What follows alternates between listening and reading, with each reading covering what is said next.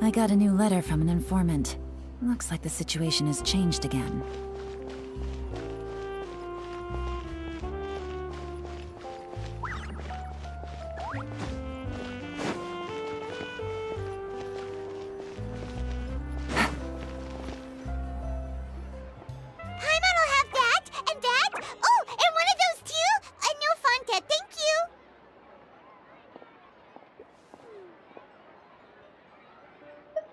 That cake was pretty good.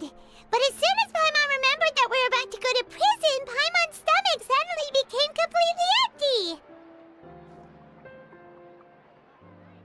Now that Paimon thinks about it, we've always been super careful ever since we arrived in Fontaine. Just to avoid breaking any strange laws here. But here we are, about to willingly send ourselves off to the Fortress of Meropide. Maybe this is what they call fate. Let's just try our best to investigate everything quickly once we get there. Paimon doesn't want to stay in prison too long.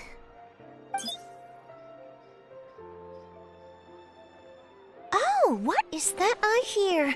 Is it the taste of a breaking story? Hey! You can't hear a taste! And what are you doing here, Charlotte? Oh, don't remind me. I invited an eyewitness to a case to eat here, and I was planning to get some great material out of him. But he didn't even show up. Calm down, calm down. This is nothing new. As a journalist, you should be used to this by now. As long as you can score some juicy tidbits from the traveler, you might still be able to recover the cost of the meal. You know we can still hear you, Charlotte. Never mind. It's nothing. I just heard you mention the Fortress of Meropide. You didn't commit a crime, did you? Please tell me all about it. No way! We would never! We're just going there to...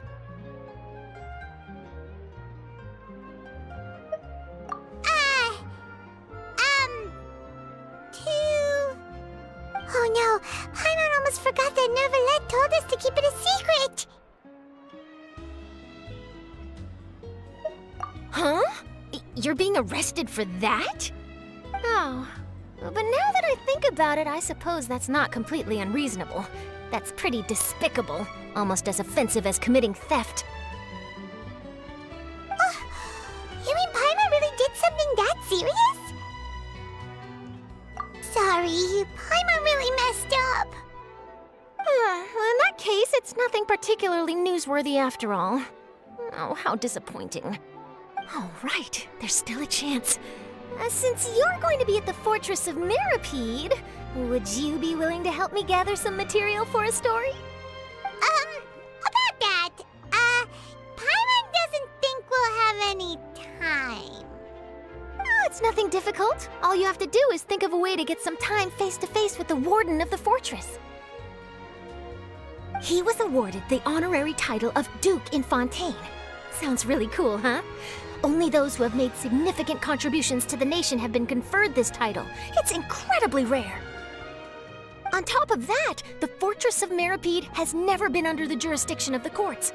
Practically nobody, including journalists like me, knows anything about the person in charge there. Oh, if I could write an exclusive article about him, I bet it would sell a boatload of papers. You make it sound easy, but it really depends. Of course, I wouldn't ask you to do it for free, so this meal is on me. All right, you got a deal. We'll do anything you want. Then it's settled. The food should be here any second, right? Huh? Wait, just how much did you order?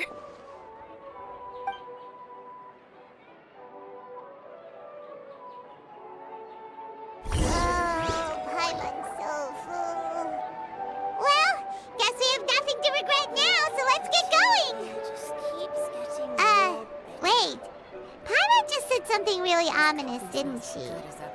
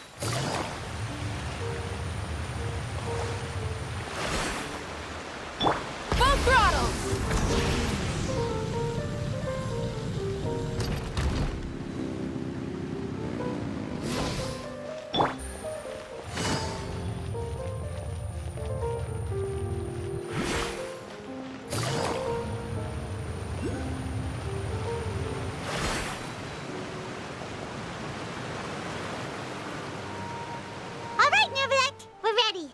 Is this where the entrance is? You have come, just as promised. Yes, this is the one and only entrance to the fortress of Meripede from Irenaeus. Careful.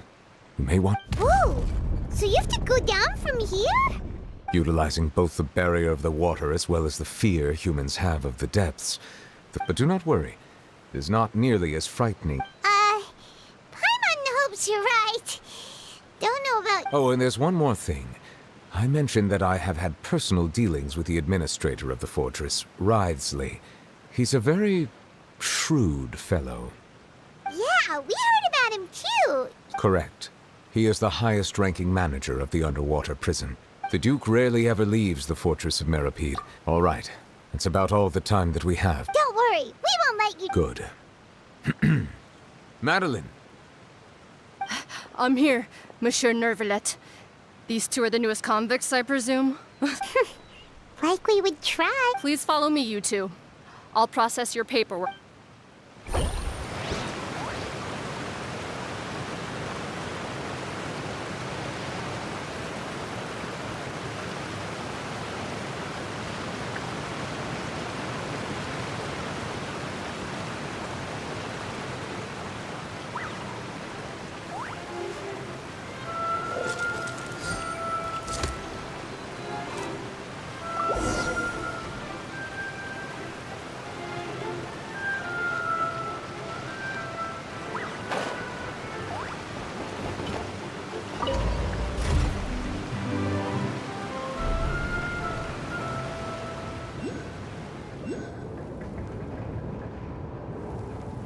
Are we already underwater now? Huh. So this is what it feels like to be a criminal in Fontaine. You two seem to be taking this pretty well. It's rare to see convicts in such a good mood.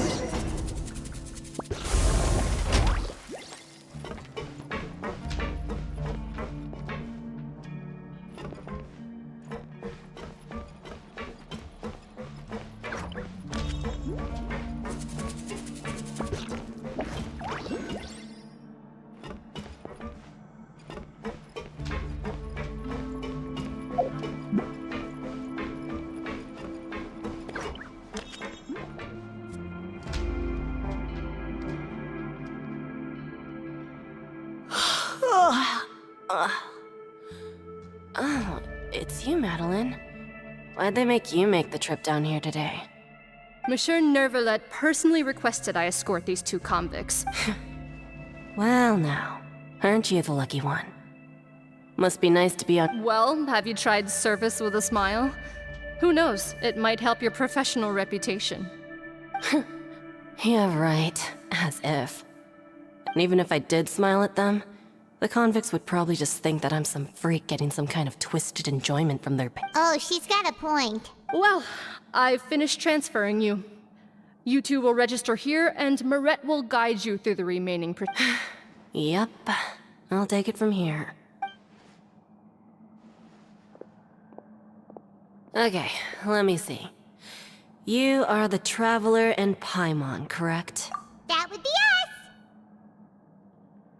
Let me confirm your charges and sentence. Let's see. You two are charged with eating a cake specially prepared for the Archon by a Snezhnayan envoy without the Archon's permission, thereby incapacitating the political center of Fontaine for a brief period. Sentence: 45 days? Wait. Just looking at the charges, it seems you two are capable of causing some... And considering how fond Lady Furina is of sweets, this crime is tantamount to trying to assassinate the Hydro Archon herself. Now I've seen everything. Please stand in front of the board over there. Oh, all right. But be sure to catch Paimon's good side.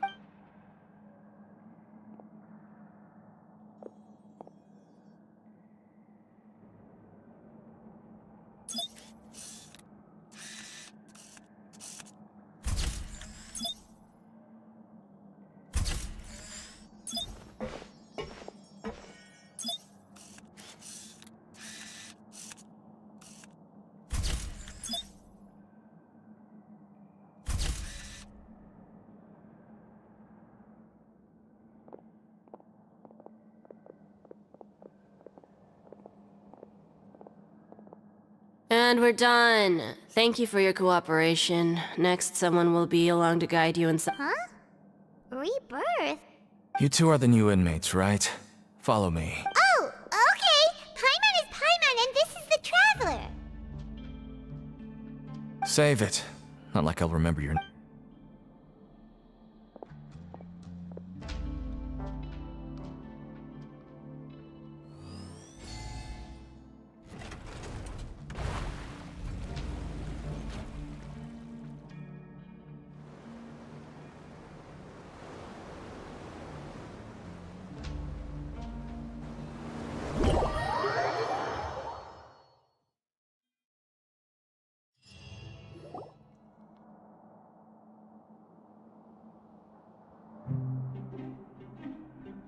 So, are you one of the guards here?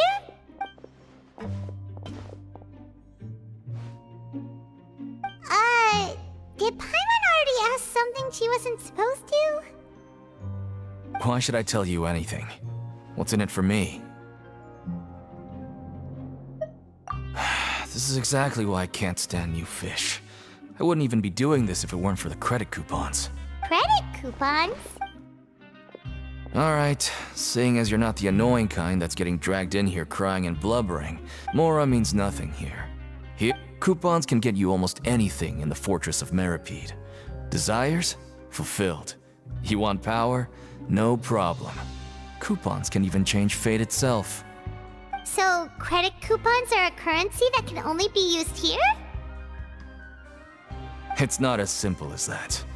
Like Moret said, everyone gets a chance at rebirth. No matter how much money or power you had before, it means nothing once you set foot inside the Fortress of Meripede. You have to start over and earn your coupons. Everyone starts from the same place, and you have a chance at a new, less terrible life. I guess that's the real purpose of the coupons. They symbolize true fairness and true justice. And this is also exactly why so many criminals choose not to return to the outside world. Oh, so that's what the Fortress of Meripede is like. Huh. Paimon was under the impression that it'd be more like a prison. It certainly ain't all sunshine and roses here, but it's also not the worst place to be. You'd better take a good look at the scenery now. It'll be the last chance you get for a while. After being away from the sunlight for so long, even the terrifying depths of the sea start to feel like, oh, I'm actually an inmate like you two. Welcoming newcomers is a job I've picked up to earn some extra coupons.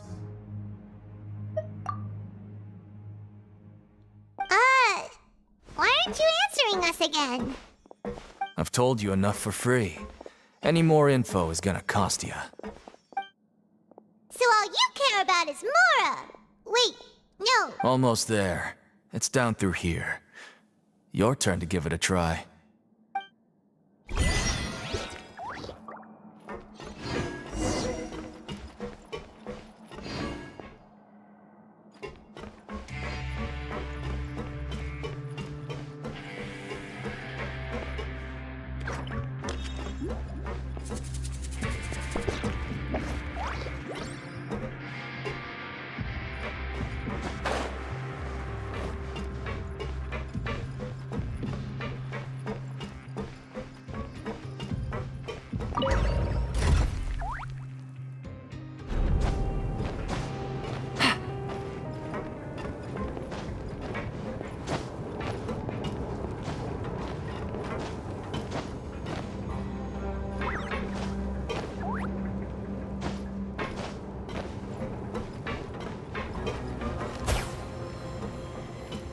So, we're going even deeper now?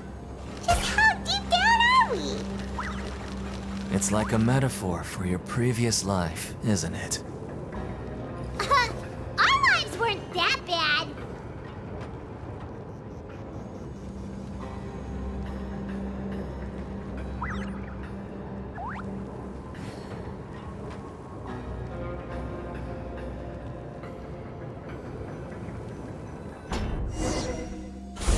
Navigating the world is a whole lot easier with a few different identities to choose from. Need me to come up with some for you?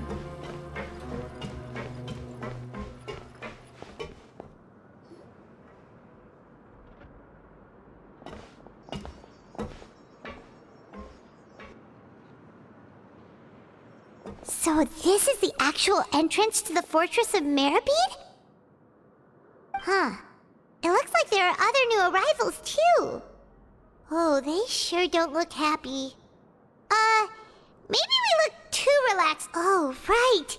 We're on some... If we're discovered, even Neuvillette might not be able to rescue us. Hey! Don't scare Paimon! Oh, Paimon's not ready for all this. Look, I don't really know you, and I have no idea what kind of crime you committed, but... You wouldn't... Someone important? Now's not the time to worry about that. Anyway, it's over there, so... You just go on over there. What was that all about? Wait a second. Are there usually so many garter mechs around here? They're already onto us? Prisoners numbers 7459 and 7560. Welcome. Oh, no need to be anxious. These Gardamex aren't here to attack you. In fact, they're here as your honor guard. When I heard that you were friends of Monsieur Neuvillette, I had the guard. Wait! You know about our The seafloor isn't as cut off from the world as you might imagine. However, I'm afraid that I know nothing more than that you are and as you can see, committing a crime means being sentenced here, even if you're friends with the Chief Justice. Quite fair. The Duke! Greetings, Your Grace! Lovely weather today, isn't it? Oh, greetings, my good fellow. Well, I'm willing to imagine that the weather is as good outside the sea as you say it is. My profuse apologies. So this is the Duke. He sure looks a lot younger than Paimon imagined. The Traveler and Paimon, correct? Mr. Deacon here was outstanding. Well, Deacon, I recall we discussed fate during our last work meeting, When you return to your bunk, you'll find the guards have... Oh, thank you. Thank you, Your Grace. Oh, and you too. I can't believe you gave me such praise. If you need anything in the future... Well, I believe that concludes the introductions. We've already taken enough. Yes, Your Grace. I'll take my leave now.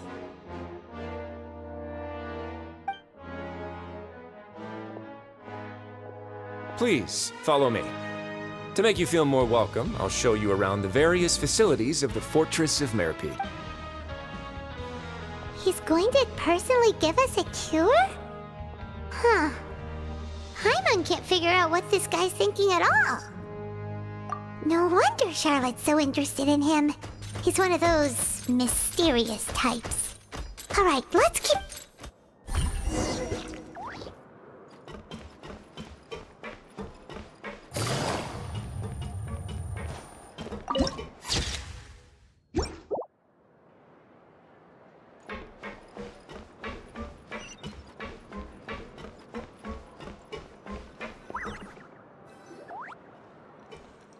There's no need to be so reserved. The label of criminal is nothing but one of many identities. And being criminally... is it really okay for the warden to think like that? We're real criminals, you know. Well, then maybe you'll be able to carve out a name and a place for yourselves in this underwater world, But before you go in swinging, please remember that in the Fortress of Meribed, it's better to not cause trouble. Now, we've arrived at a very important place. The Coupon Cafeteria. You can come here and claim one Welfare mule? You mean... That's right. Criminals are essential to Fortress operations, so we must guarantee that they at least have the basic means to survive. But that's not how it was. Back in the day, it cost you credit coupons just to get it for fish like you who just arrived with nothing. You'd have to go to work hungry until you earned enough coupons. It was only after His Grace became the administrator that we got the free meal rule. Now everyone gets a square meal every day, even no good slackers who've never picked up... In the Fortress of Meribed, credit coupons are the only currency, and everything must be purchased. In some sense, you could say but trade is always conducted by people. So if we want if nobody could even afford a meal, then the whole fortress would be up in arms. So, rather than saying that we're giving everyone a free meal here, You should say that everyone's hard work has improved the living conditions in the Fortress of Meripede. Your Grace's reasoning is correct, but what I said is also true. Whatever the case, hard work is rewarded here. You'd be hard-pressed to find anywhere else as fair and reasonable. Right! Paimon sees your point, but... Oh, wait, no. We shouldn't drop our guard so quickly. But... Let's continue this way.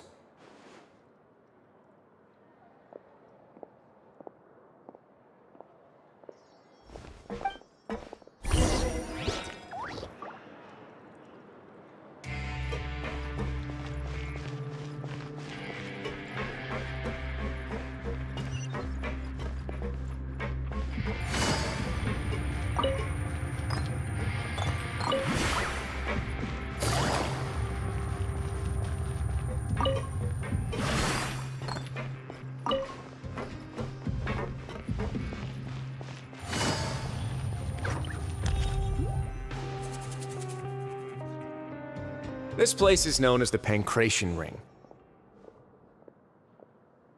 Sometimes we have criminals who have more energy than they know what to do with. Their daily work alone isn't enough of an outlet for them. So, instead of leaving them to their own devices, we've provided them with this dedicated venue. This way, nobody will get involved unless they want to be. Pancration matches? And you can earn extra coupons? Oh, what do you think, Traveler? Interested? But I must warn you that your sentence will be extended if you fail to restrain yourself and end up seriously injuring or killing your opponent. So, did you set this place up too? No, actually. I just granted approval for the organizer to use this area to build the ring, and I collect a portion of the proceeds in return. Of course, the fees are also quite useful. Oh. Sure. Ensuring personal safety, maintaining the arena, and resolving any conflicts that arise. Oh, no. Paimon was just wondering if... A reasonable guess. I see you have a... Oh, you hear that? Paimon has a talent! So we can start a business here? That is something you can discuss between yourselves later. Let's move on for now.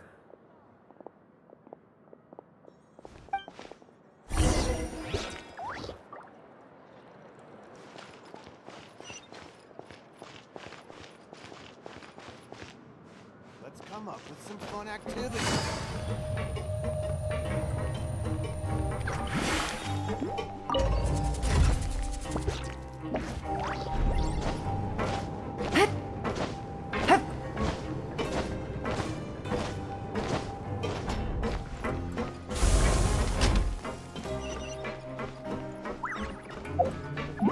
Take it easy.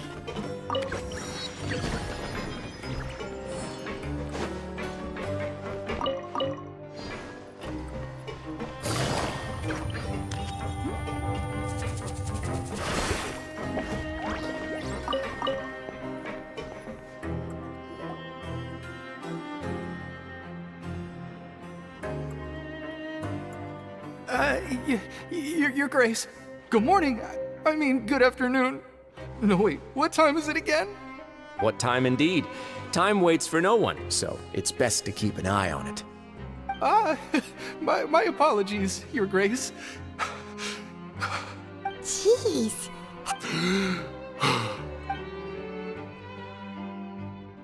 These are the dormitories, which is where inmates sleep. In the Fortress of Meripede, criminals usually spend most of their... The production zone? What does it produce? Is that where we'll be working? Not necessarily. Though working in the production zone is the most reliable way to earn credit coupons. If you have other skills, you can skip your shifts to earn them in other ways. Wow. Wait, you're... The fact that the Fortress of Meripede has continued operating completely autonomously is proof enough that most people are willing to work. As for what we produce, many of the clockwork machines seen all over Fontaine. Therefore, the Fortress of Meripede is not only a place where criminals serve their sentences, but also a giant machine factory. There's no need for me to get into specifics about the production process now. You'll experience... Let's move on. The tour continues over this way.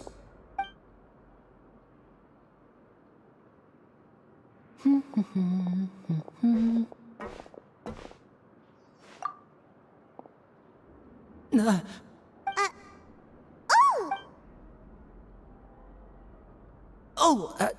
You really scared me there. I didn't expect to see you here, Your Grace. I thought maybe I was so tired from work that I was starting to see things. The only thing you should be seeing is the work in front of you. Stay focused and keep up the pace. Oh?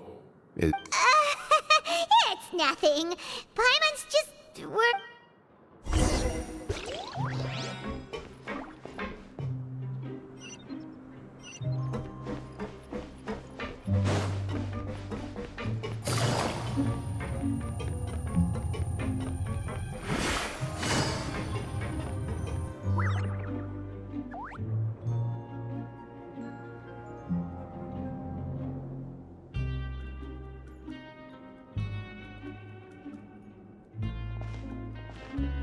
Your Grace?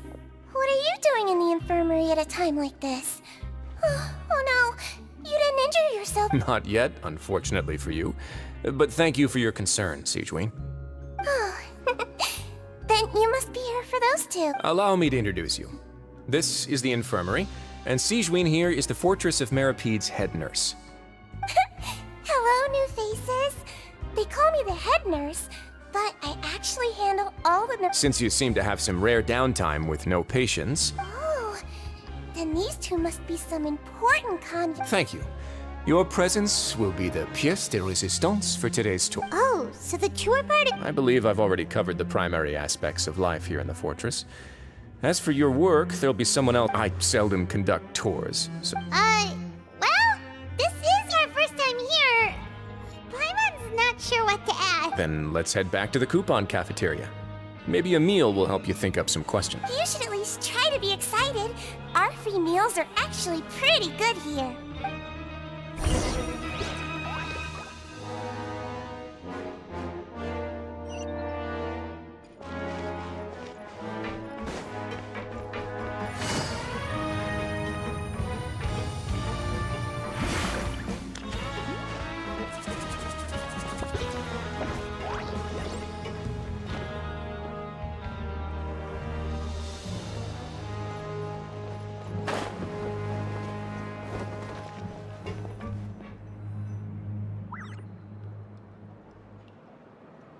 What do you think of the food?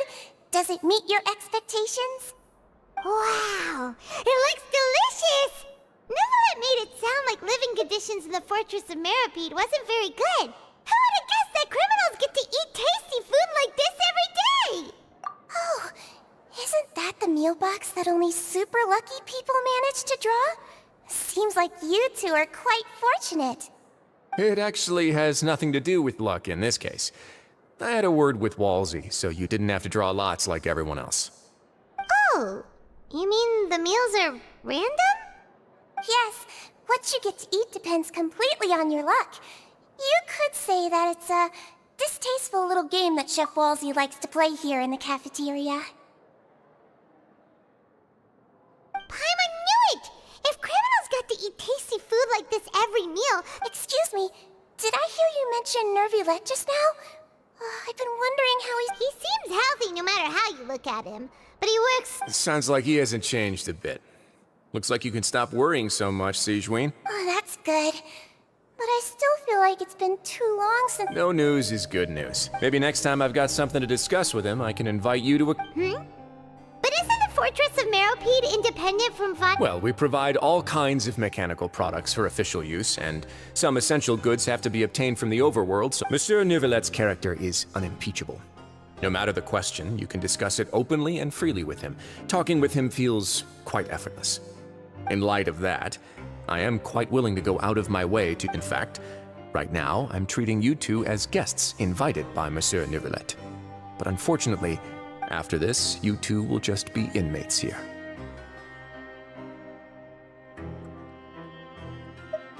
You're very welcome. Well, your new life awaits.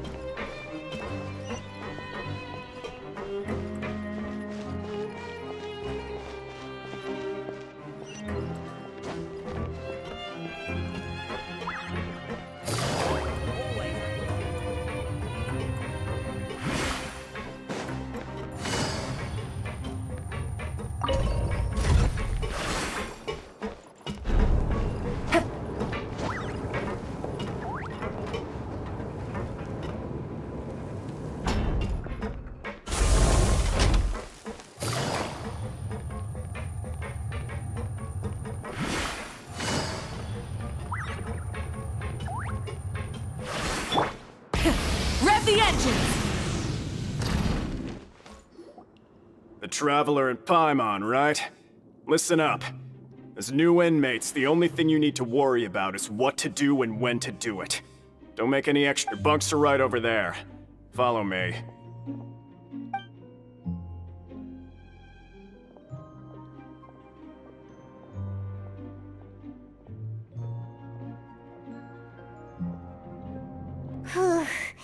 So this is where we'll be sleeping from now on. Oh, Paimon can't believe this! The days of staying home and reading detective stories are like a dream now. By the way, Traveler, we saw a lot of things worth investigating just now.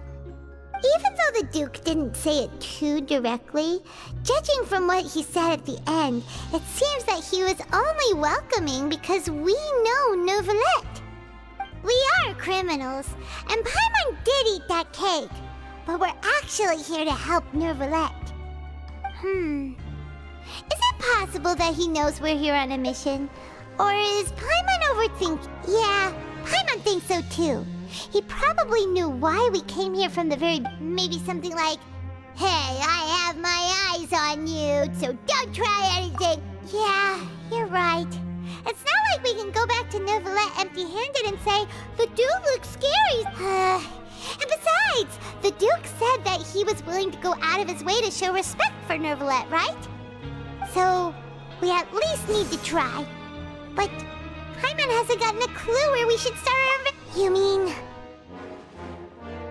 Yeah, that's what Paimon was thinking too! Paimon almost spilled the beans when we were... Fortunately, based on his act, we worked so hard to help clear Linny and Lynette's names, and yet we turned around and bam! Oh, right! Linny and Lynette are from the House of the Hearth. They work for the Knave, so they could be here to investigate too! Huh? Oh, it's a card! Paimon didn't notice it earlier. It looks like a magician's prop. Lenny must... It was nice to bump into you again. Let's catch up in the production zone tomorrow. What in the world? It's written like he's greeting a buddy on the street. Paimon thought he'd write something... If you say so. We can ask him what's going on tomorrow.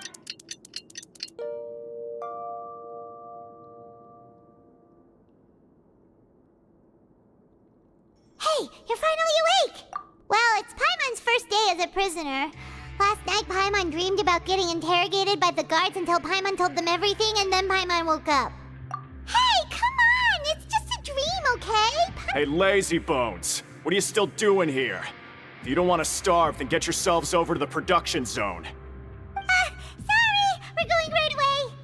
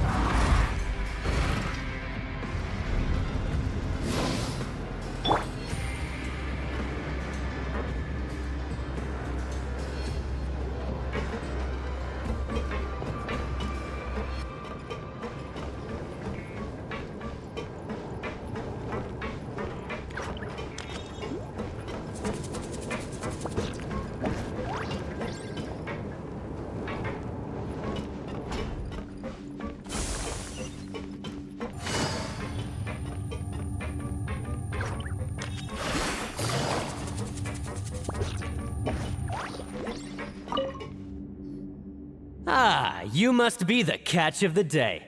Looks like you've got some luck getting us. Yep, we just arrived yesterday. Don't interrupt me when I'm speaking. Yes, sir.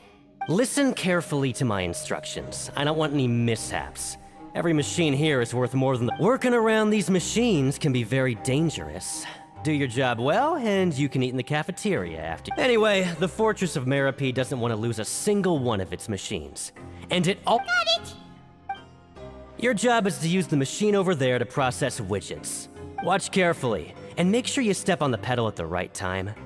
If the machine gets jammed, then give it a little Here, take this. Bring me the processed widgets, and I'll give you some credit coupons in exchange.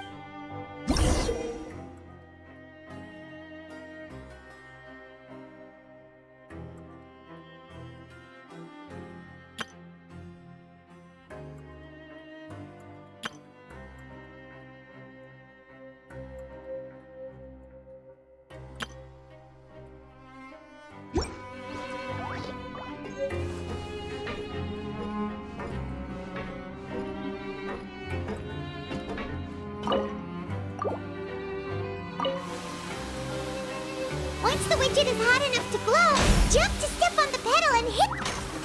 So if the machine gets jammed, you just need to attack it to fix the problem.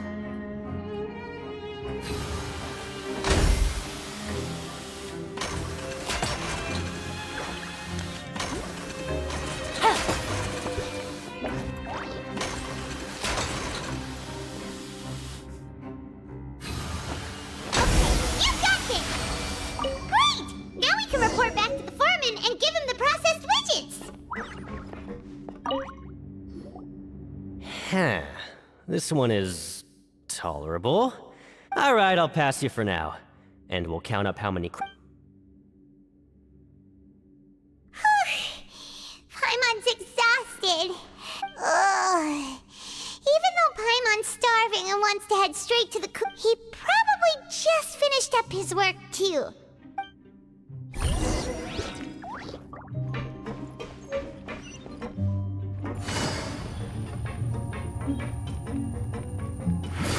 Winnie? Mr. Magician? Where are you? Oh, this had better not be some disappearing act. He doesn't seem to be around here. Let's try looking somewhere else.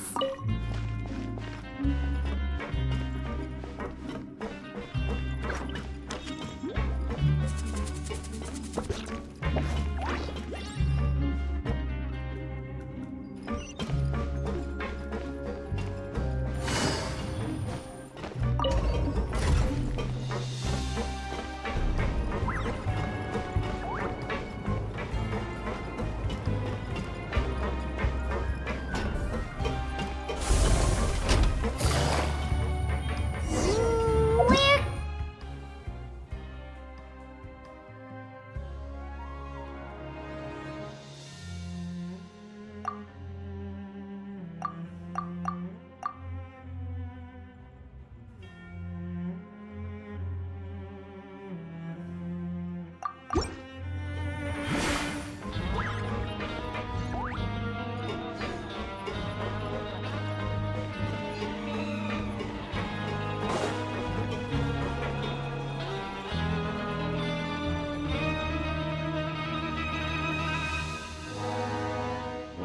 Hey, over here. Oh, you scared Paimon! How did you appear out of nowhere like that? Oh, you scare so easily now? Is there something worrying you these days? Oh, you little... The only...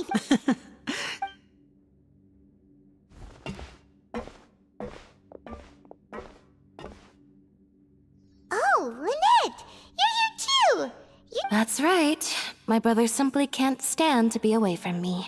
It's not just Lynette. Fremine is also here. Oh, you mean that diver from the House of the Heart? Now hurry up and tell us. How did you end up as criminals this time? We fought so hard at court to prove you were innocent, but now it looks like our incredible court battle was for nothing! Sadly, even the teeniest of things can land you in prison these days. I put together a street performance and used the popularity we gained from the Opera House incident to attract a big crowd. And then? Next, I invited several audience members to participate in the show. And then, with the entire audience watching, their wallet suddenly disappeared. My brother was charged with theft, and I was charged as his accomplice, having assisted him in his crime. It really isn't that bad. The missing wallets are all in the leftmost drawer of the Maison Gardiennage's big filing cabinet. We just need to see how long it takes to discover them. Yep, we should be released then. In terms of the magic trick itself, Leave it to Lenny to magic himself into prison.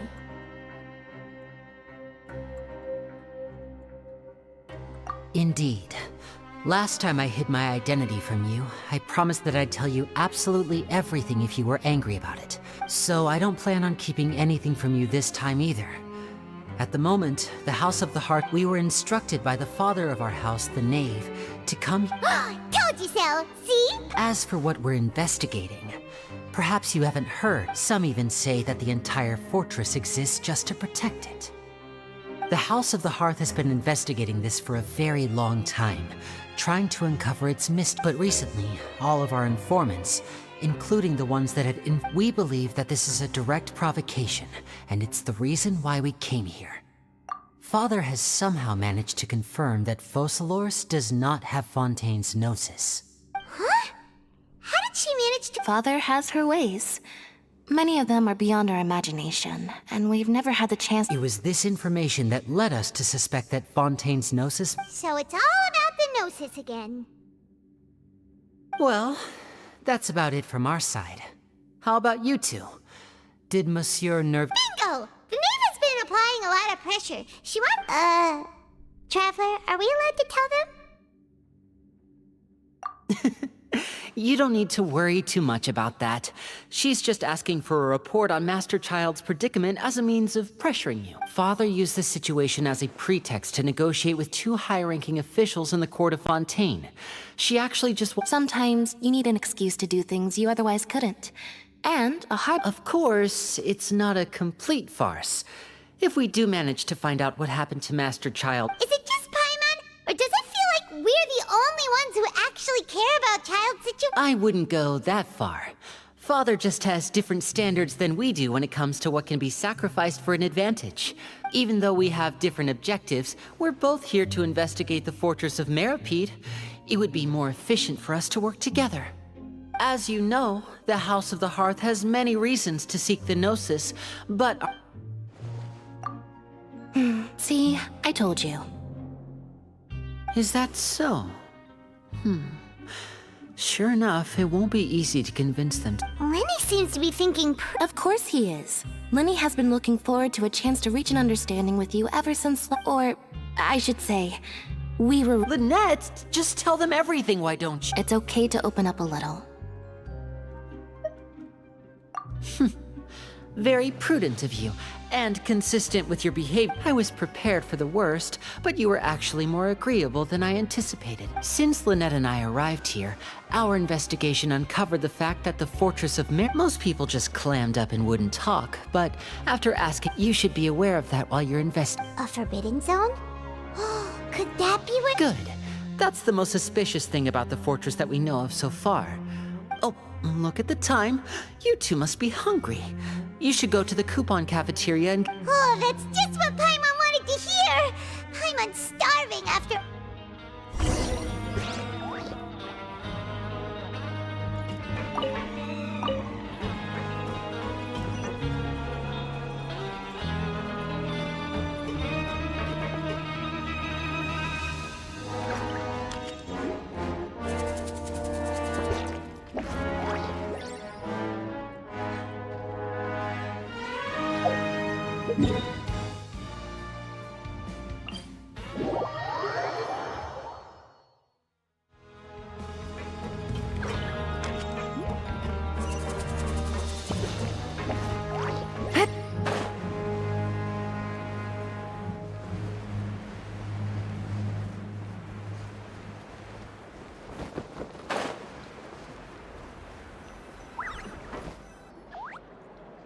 Oh, he wasn't kidding. Today's meal is nowhere— forget about it then. We'll just deal— But life here doesn't seem all— You think so, mate? If I had a coop, seems you fishies still haven't learned your lessons from your life up on the surface. If you take things at face value, then by the time you reach a dead end, you won't even know how you ended up on that road in the first place.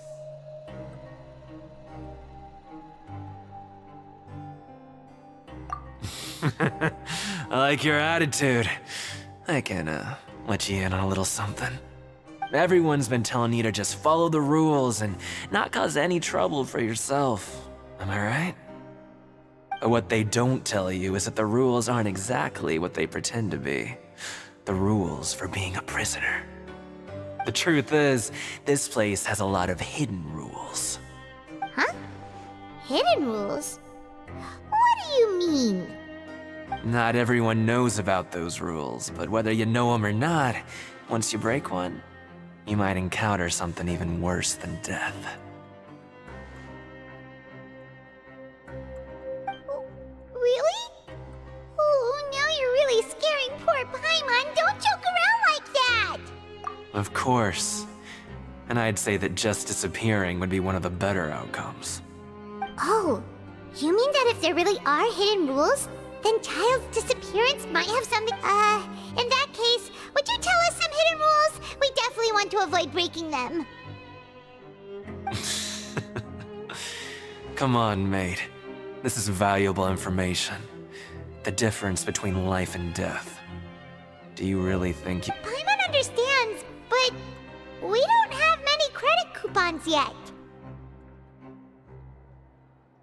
Yeah, I know. Not like I'm going anywhere. Moreover, you're new fish, freshly caught, and completely out of your element. What'd be the point in even telling you anything before you've gotten a handle on your new lives? Come and find me once you've been here longer. I'm usually around the rag and bone shop. Just call me V-Doc. Bye-bye now.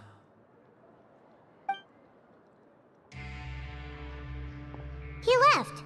Just like that. Huh. Do you think he's just trying to scare us into buying fake information from him? Yeah. It might be a good place to start in our investigation. Hidden rules, huh? But, like he said, we don't have any coupons and we're still not familiar with this place. Oh, there's nothing we can do about it now. We were so busy talking, we almost forgot to eat! Even if it's not the best, it's probably better while it's warm. Come on, dig in before it gets cold!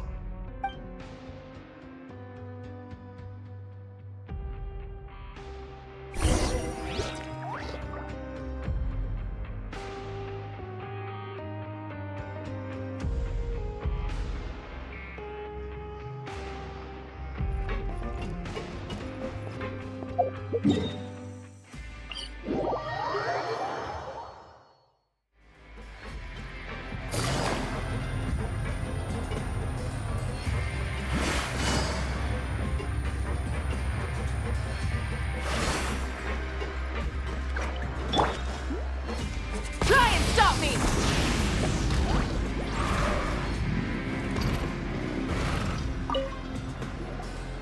So Paimon just confirmed with the guards that our shift is set for every morning, and we're free to do whatever we want all afternoon. But it seems like most of the other inmates choose. Oh, and they also said that you can use coupons to skip work in the morning and free. They weren't kidding. Credit coupons. Paimon's so tired. Nighty night.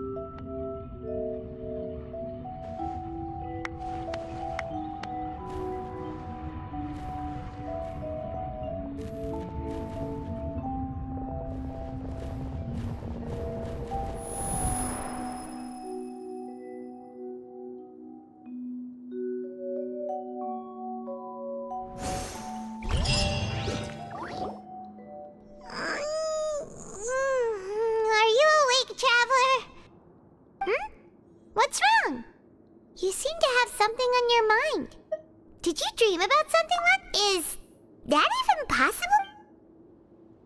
Oh, Child's vision! So you had... Maybe the vision connected Child's consciousness to yours. And our investigation has its first major breakthrough! So what did you see in the dream? Do you know where Child went? Huh. Okay. Well, hopefully it'll be a bit more helpful in the future. What's more important now is that it's the start of another new day as prisoners! What's the plan for today?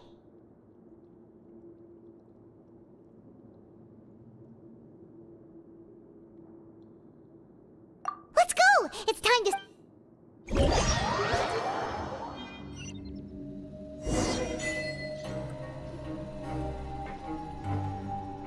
Look who decided to show up. Get your butts in gear and get to work. Time's a-wasting. Good, here you go.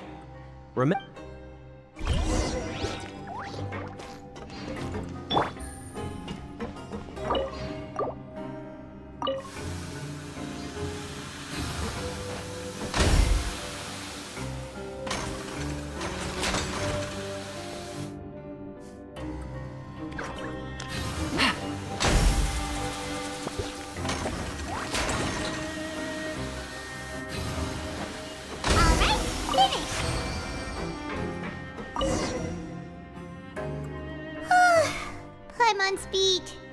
But after so many shifts, it seems we're really... Hey there, fellow shiftmates. I saw you finished your work. Oh, hey there! We've seen you before. That's right. The name's Rowan.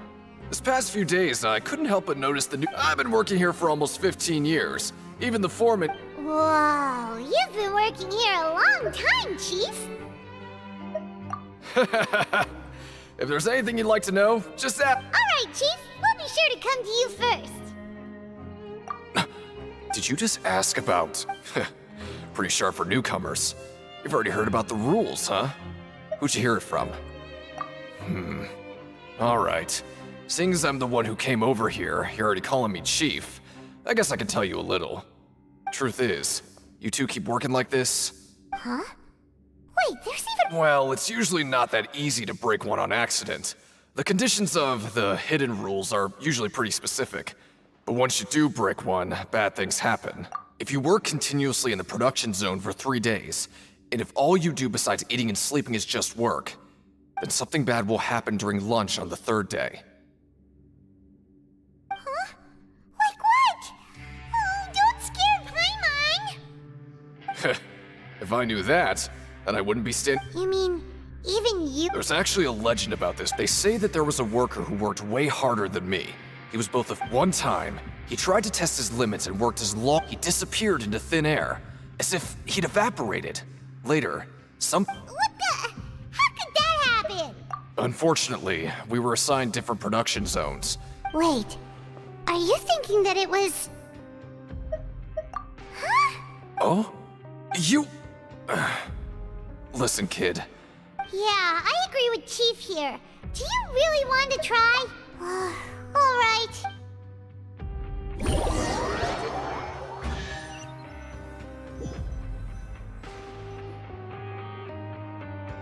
Oh, just a regular meal set. Guess Paimon shouldn't get her hopes up. What would you like to do this afternoon?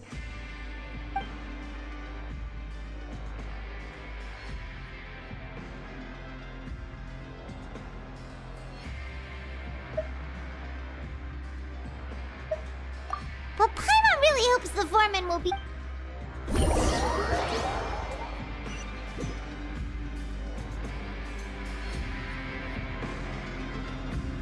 Look who decided to show up.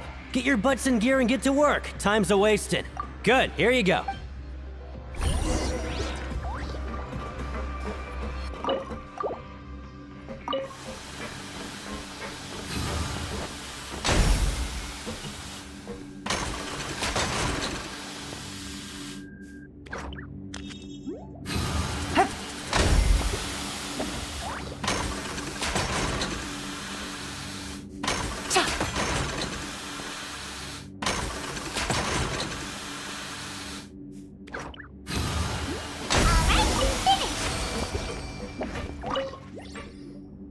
Let me have a look.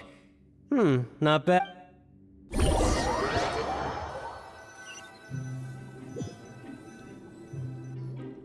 Aw, looks like we won't get a chance to sleep in as long as we're...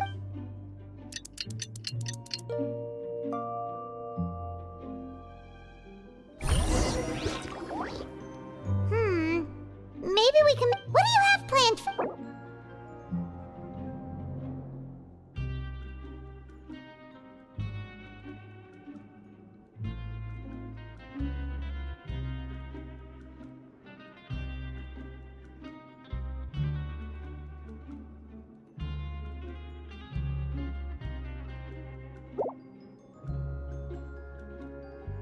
Well, Paimon really hopes the form...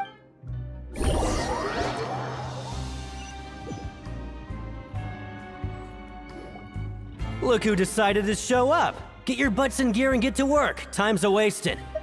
Oh? What's with so... Sure. Let's...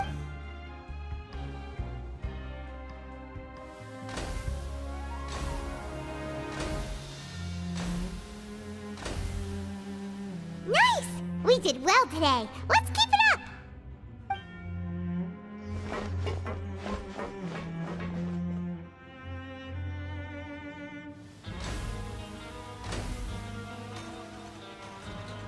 Whew, Paimon's had it. Who knew that processing these widgets would be so tiring?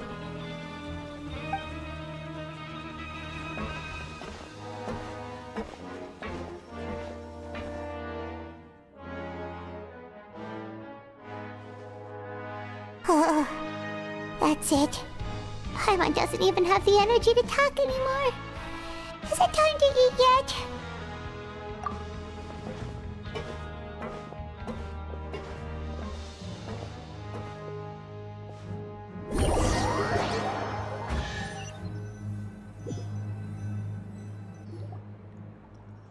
Oh, Paimon's exhausted.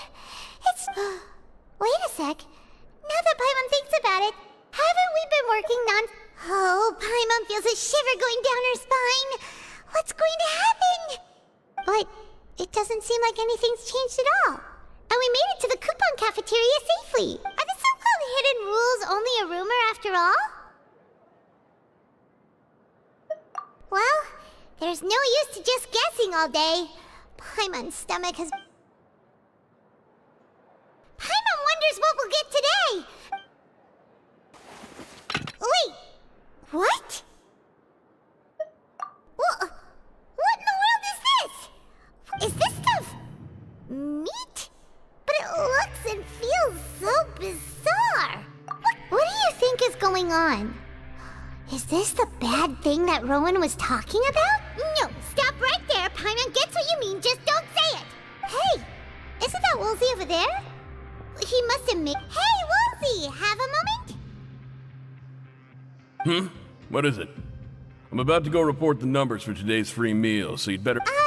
It's about the meat in our meals. The meat? Oh, that. Looks perfectly fine to me. Totally normal. You'd better hurry up and check... How could this be fun? Hey, don't leave! You barely even looked at it! Hey! Ugh, what should we do now? Woolsey wouldn't even give us the time of day. Yeah, looks like we have no other choice. Paimon was positively famished a minute ago, but now she's lost her appetite.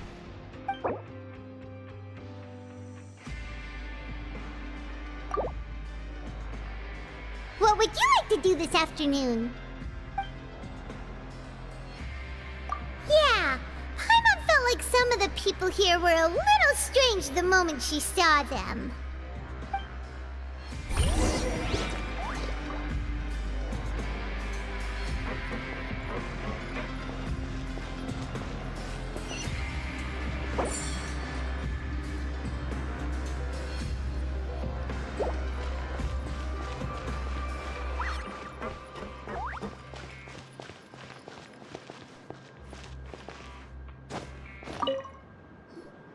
Oh, hello. You two are the ones who were with His Grace. No need to be so nervous. sorry. I couldn't help but think of His Grace once I saw you, and, well, it's hard to say.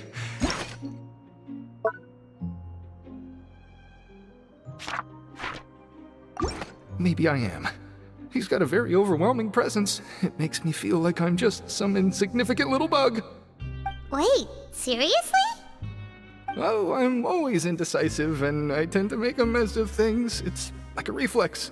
I just instantly start to tense up the moment I see a smart and capable person like his— What? Please, don't say anything like that out loud.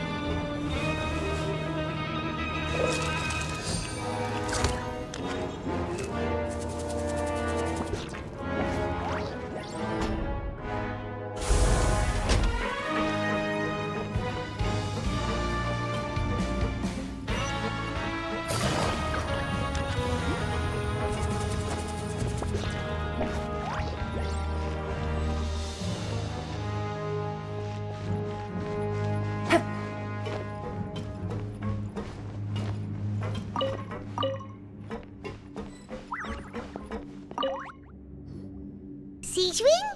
Aren't you supposed to be in the infirmary? What are you doing in the production zone? Hello, Traveler. Paimon? Everyone's usually busy around now, and we don't have any patients to look after in the infirmary. I enjoy? It's really worth watching. I often stand here and observe everyone. Humans are just so interesting and adorable. Are you talking about pets or people? Oh, I can see why you think that, but you shouldn't jump to conclusions. See, we Melazines are a different species, and we see the world very differently from humans. It's very easy for me to observe everyone's condition. All it takes is one look. Wait, Melazines can see that? Huh. That does sound useful for being a nurse. Yes. Running around tending to everyone's health is very fulfilling. But I'd much prefer it if you're all happy and free from exhaustion and pain in the first place. Take care of your body and make sure you eat well.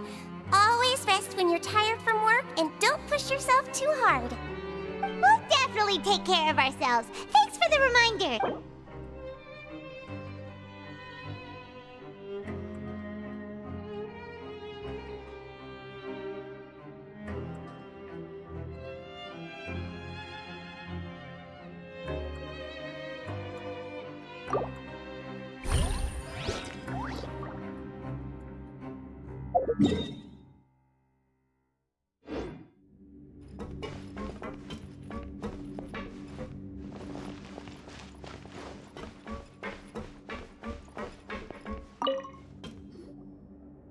Hey! It's the Traveler and Paimon! No need to tease me, okay? I won't trip on the same step twice. Listen, I feel ashamed about last time. Thank you for praising me in front of His Grace. Huh? No, we couldn't take them. They're your reward after— But when I was welcoming you, I didn't do anything but give you— Come on, I insist. These coupons are nothing compared to getting the attention of His Grace. I won't take—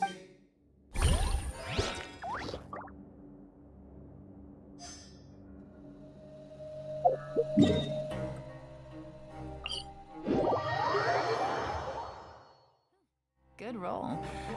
Alright, maybe I'll take one more day off and knock out the rest of the work once I'm feeling up to it.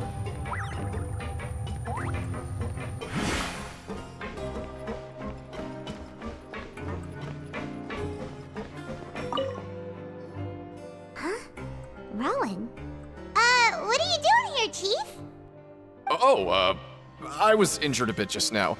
Nothing major, I think I just pulled something. Little mishaps like this are unavoidable at work, you know? Huh. Paimon wouldn't have thought someone as experienced as the Chief would still Shh. I just knew you would say that. This is pretty embarrassing. Where's... Oh, you mean she wasn't in the infirmary? Yeah. The rumors say that there's never anybody in the infirmary in the half hour before lunch, and nobody knows where Siegewing gets off.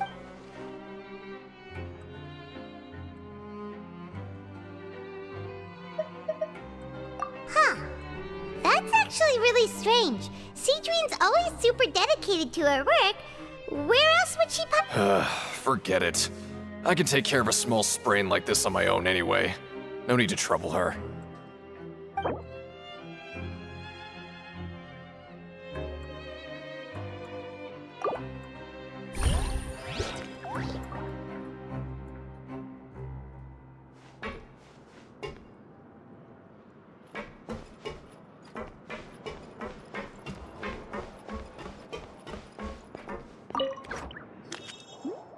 Oh, wonderful. I was worried that you'd be busy trying to earn credit coupons all the time, but it seems like you haven't neglected your investigation work after all. Paimon likes having more coupons, but no one wants to work off. Have you also been investigating the area? No, I was just slacking off, and you happened to catch me. My brother is still obsessed with anything remotely related to the Forbidden Zone. But oh, before I forget, this is for you. Huh? Credit coupons? I've been here longer than you, so credit coupons aren't a resource in particularly short supply. What is in short supply are interesting people to talk with. Aw, that's so nice of you, Lynette. We'll be sure to make good use of these coupons then. Thanks a bunch!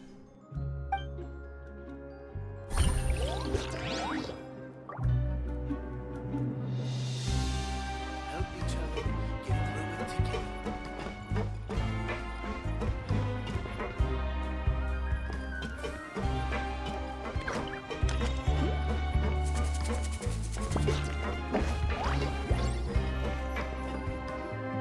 Hey, look! There's something here! Looks like a research notebook. That suspicious guy peeking into the infirmary just now. Is he a fan of Siegewing? He must have dropped this. Let Paimon read it real quick! The Melusine perceive the world very differently from humans. There are significant deviations. As a result, their sense of aesthetics and beauty is also very different from that of humans. This must be taken into consideration when giving gifts. Ooh, this all sounds pretty serious. He sure did his homework.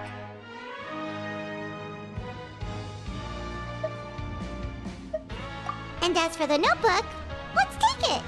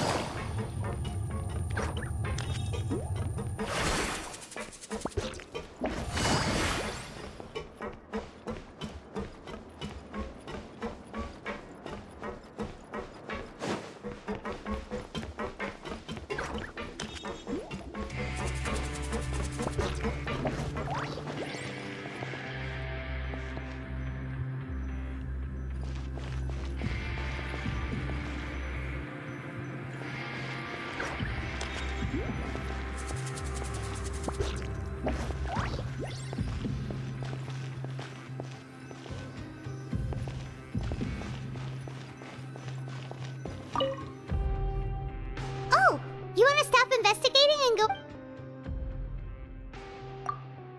Okay, you should rest up. So after working a few days straight, we got some strange meat in our lunch. What was that all about? Has our investigation turned up anything useful recently?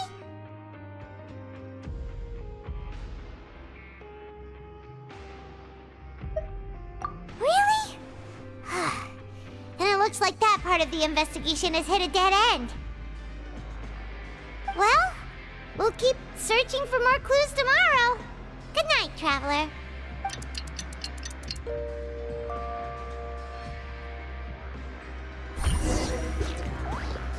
Oh, Paimon doesn't want to get up. Paimon still feels completely exhausted from yesterday. What do you have planned for us?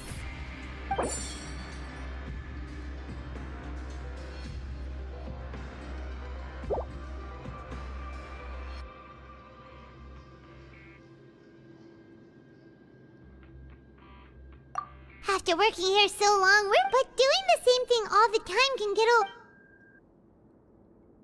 Yeah, it's good to kick.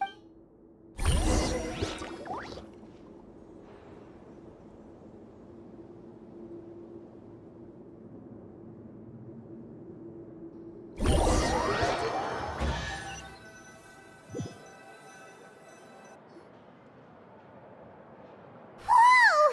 Isn't this the super lucky meal? Looks like hard work really does get rewarded. Paimon's gonna take her time and savor every bite. What would you like to do this afternoon? Sure! If we're not going to work, then let's kill some time at the Pancration Ring.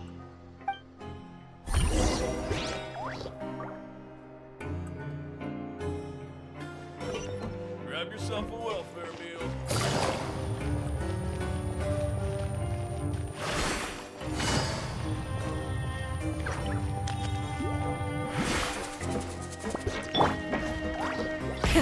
Rev the engines!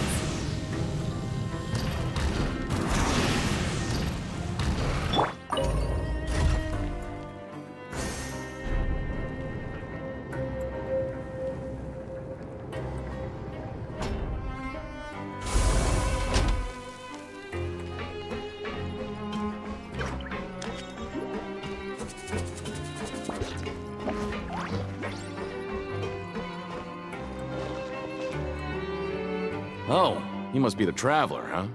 Sorry, mate, but competitors as strong as you are prohibited from participating. I don't make the rules, mind you, but I was given very specific instructions. Even convicts value their lives, don't they? I hope you can understand. But we have a game here that'll let you show off your strength, and you'll even earn some credit coupons in the process. What do you think? Interested? And if we lose the game, will it cost us credit coupons? Of course. That's the cruel reality facing every competitor in a place like the Pancration Ring.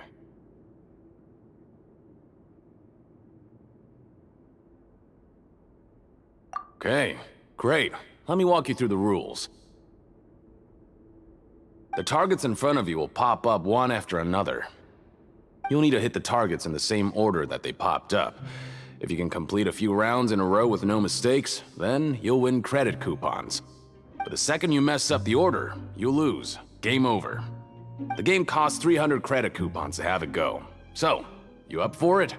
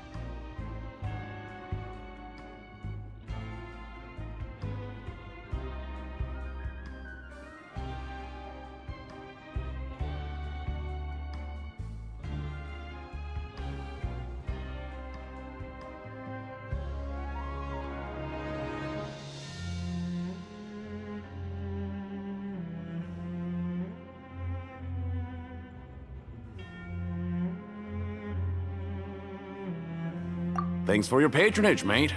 Now, let the game begin.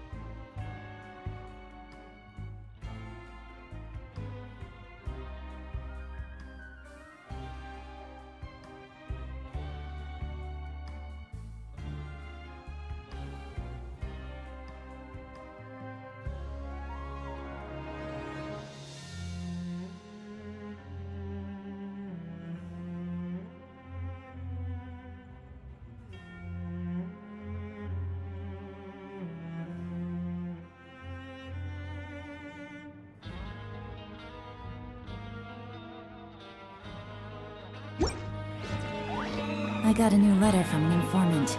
Looks like the situation has changed again.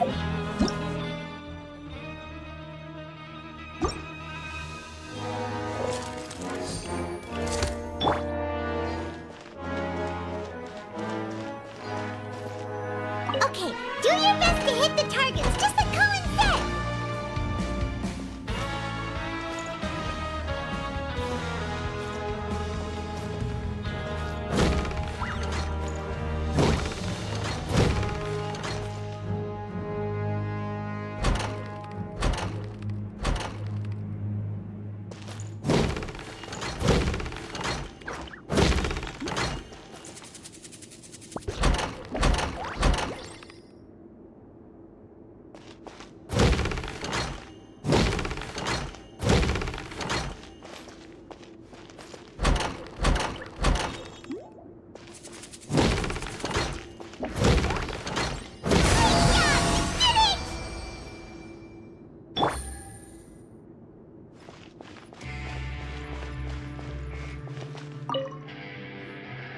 Your strength really shouldn't be underestimated.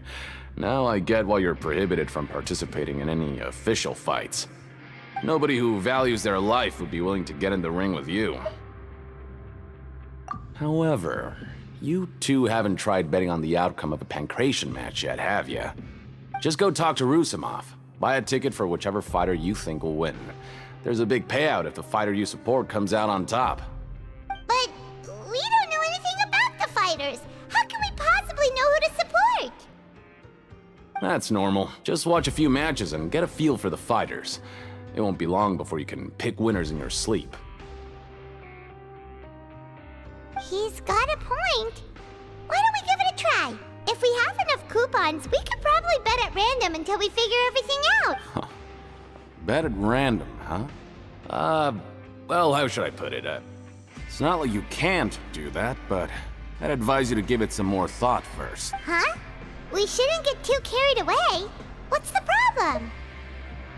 What? I never even picked a boxer before, and you already know about the rules? You're not just strong fighters. Seems you're pretty perceptive, too. Might as well tell you about it, since you already know that much.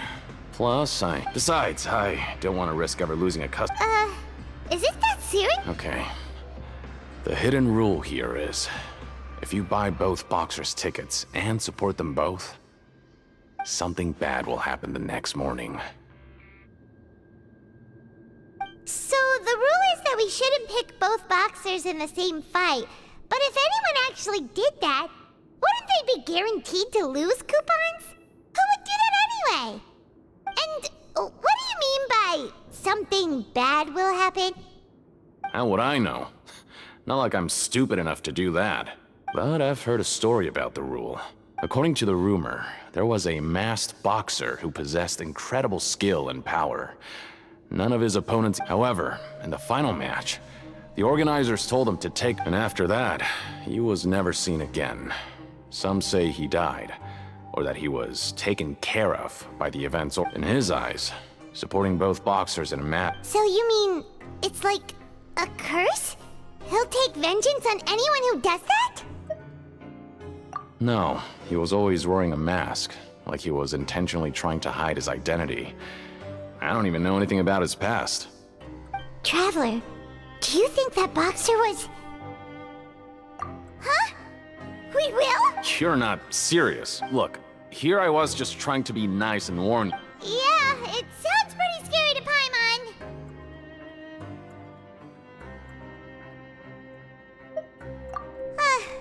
Seems you've made up your mind. Betting on both fighters will set you back about 3,000 credit coupons. If you have enough, then...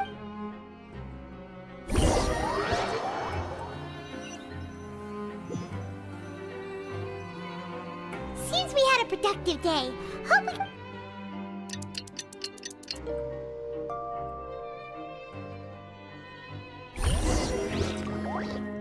Oh, Paimon doesn't want to get up. What do you have planned?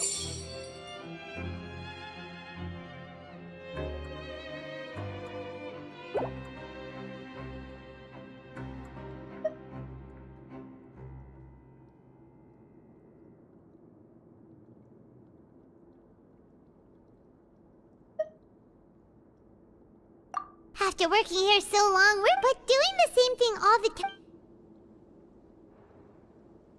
Yeah, it's good.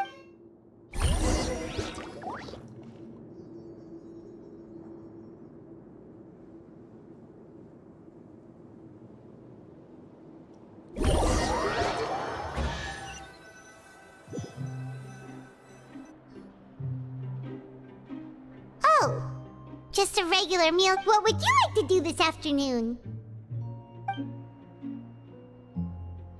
Knowing child, he must have...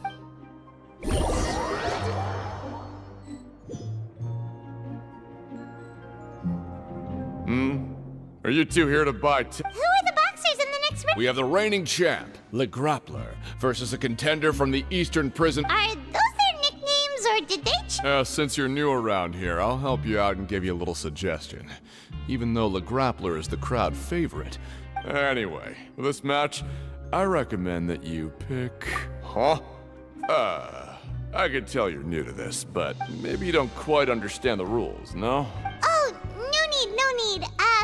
We're aware. All right then, if you're absolutely sure. Yeah, we got it. Just shut up and take our coupons.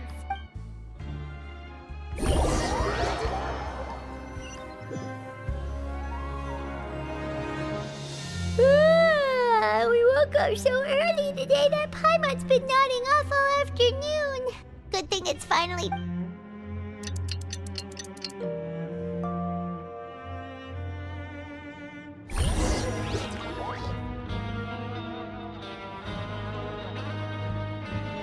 Hey, Traveler. Paimon. Package here for you. The next time you buy something, go pick it up yourself. I'm not a Huh? A package? For us? Did you buy something, Traveler? Paimon's not quite awake yet, so why don't you go take a look? Right! Yesterday we broke the hidden rule and bought tickets for both boxers. Oh, maybe this package is the bad thing that Colin said would happen. Paimon suddenly feels wide awake. Wait, maybe let Paimon go hide somewhere first. Just call Paimon after you opened it. Hey, wait! Paimon's still here! Don't open it!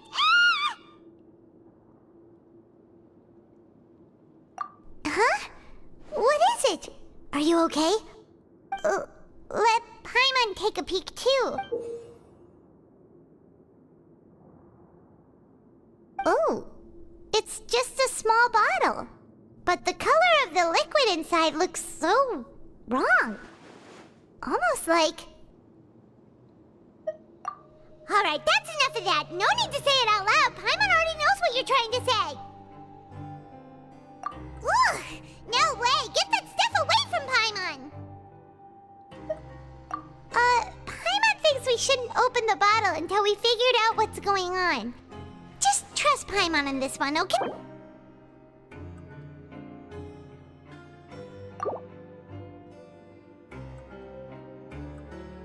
What do you have planned for us?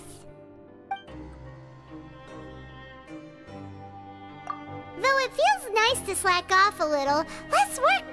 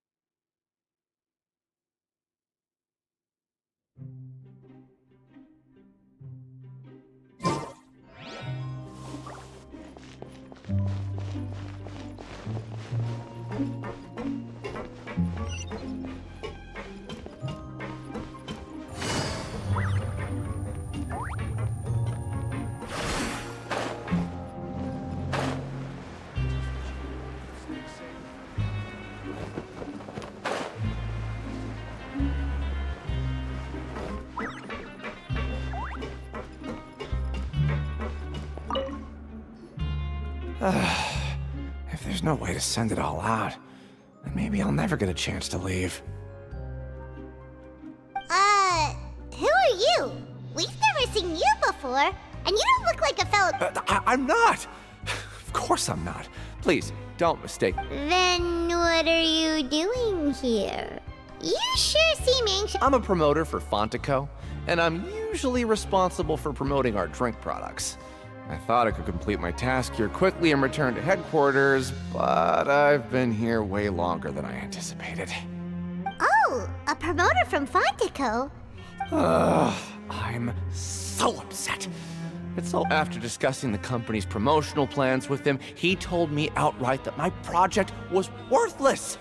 However, in light of our long history of successful collaboration, I still tried to patiently explain the details. However, to my surprise, he just cut me off while I was speaking. Let me take a moment and recall his exact words. I'm just gonna stop you there and say no. If anything, I'm saving you time. It seems you don't fully understand the value of credit coupons here, nor do you understand the value of your own products.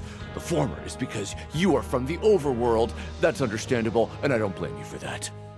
But as for the latter, only someone monumentally stupid, so breathtakingly stupid that they were completely ignorant of the value of credit coupons, despite living in the underworld, would ever possibly consider buying your drink. Let's just forget it. Anyway, that's how he rejected my proposal and asked me to come up with another solution with the condition. Well, he is the head honcho here. Not much you can do about that. We met him too and could tell that he's the kind of guy that's hard to pin down. Fine. I know I should just let it go. I'm on his turf after all. His house, his rules.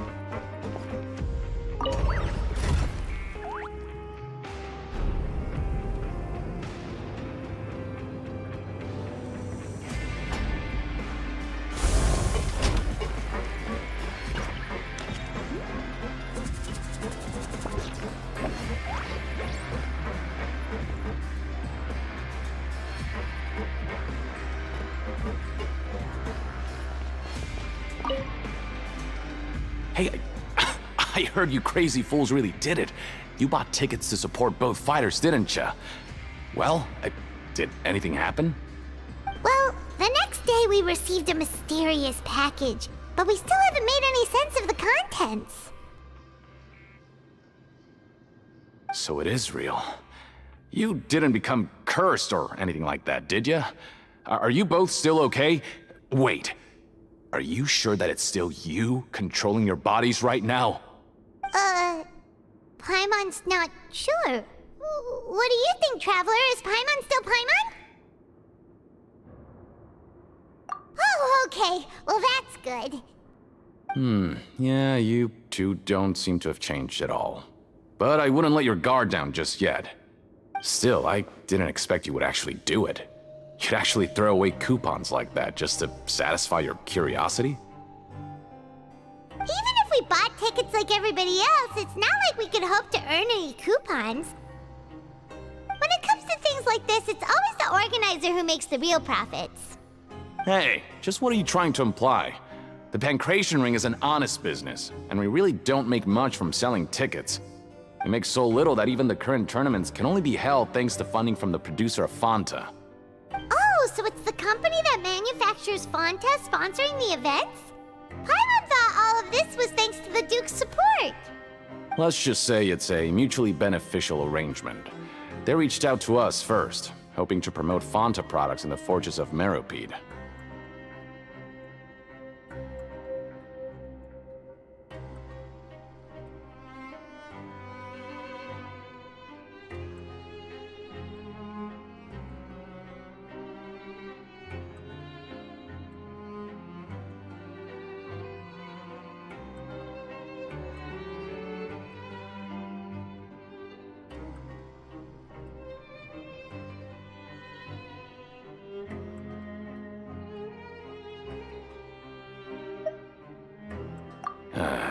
Anyway, you try and take extra good care of yourselves these next few days, you hear?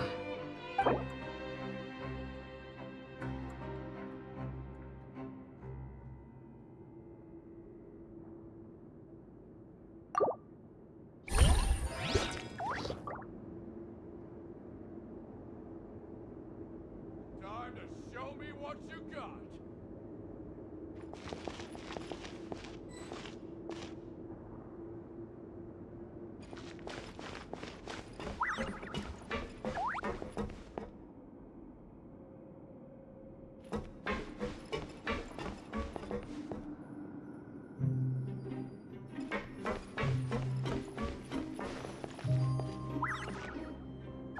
Hey, what are these papers scattered all over the ground? Are they registration forms or something? Maybe not. Every page has the Fontaco symbol on it. Maybe it's some flyers from the company.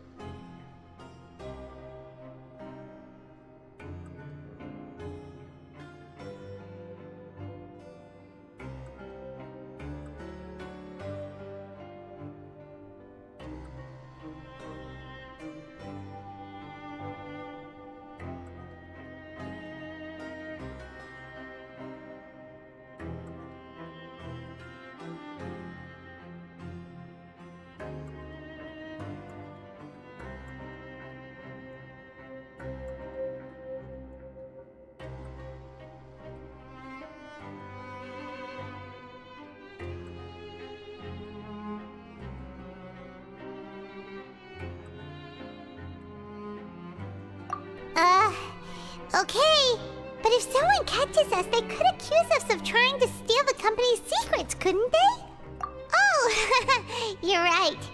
Guess there's nothing to worry about then. Let Paimon have a look here. Without assistance from the Fontaine Research Institute, development of the new product has been slow, and some researchers on the project have voiced concerns. We have no choice but to let the new product undergo the first phase of promotional trials without a designated name or packaging. We will adjust the direction of future development according to feedback. We have decided to only conduct closed, small-scale trials for the time being. Sure doesn't seem like anything unusual. The company is just trying to develop some new products besides Fanta. But it sounds like things aren't going well at all. Let's put these papers back where we found them and make it look like nobody went through them. Okay, good.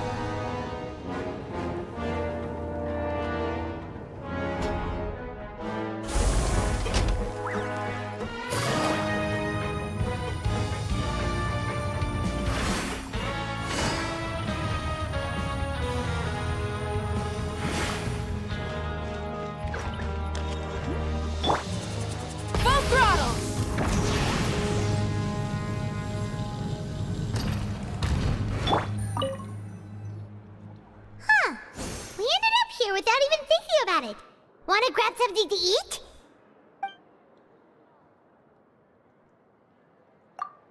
Alright, but remember that we bought this time with coupons, so let's make better use of it next time.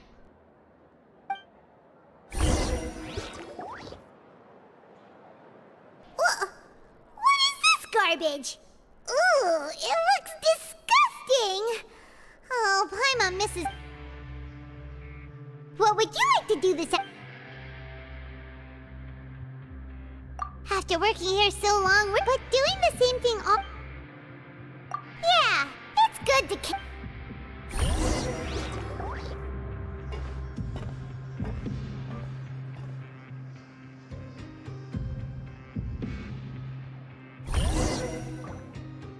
A mysterious box? A bottle of crimson liquid?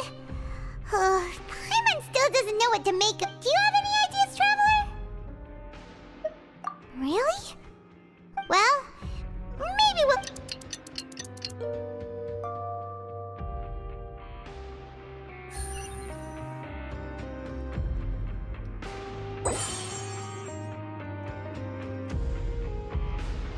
Okay, so we've investigated 2 of the hidden rules. Paimon didn't think this prison would have so... We'd better pick up the pace with our investigation, otherwise we'll never get anywhere. Yeah, let's get...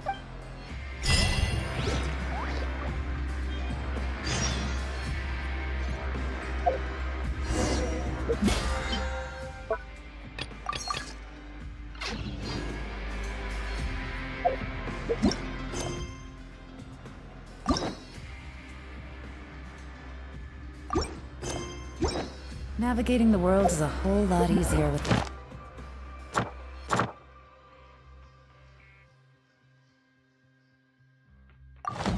few different identities to choose from. Need me to come up with some for you?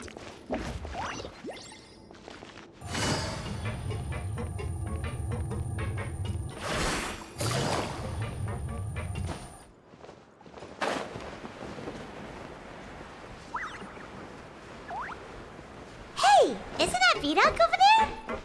Huh. Is it just Paimon, or are there fewer people than usual here today?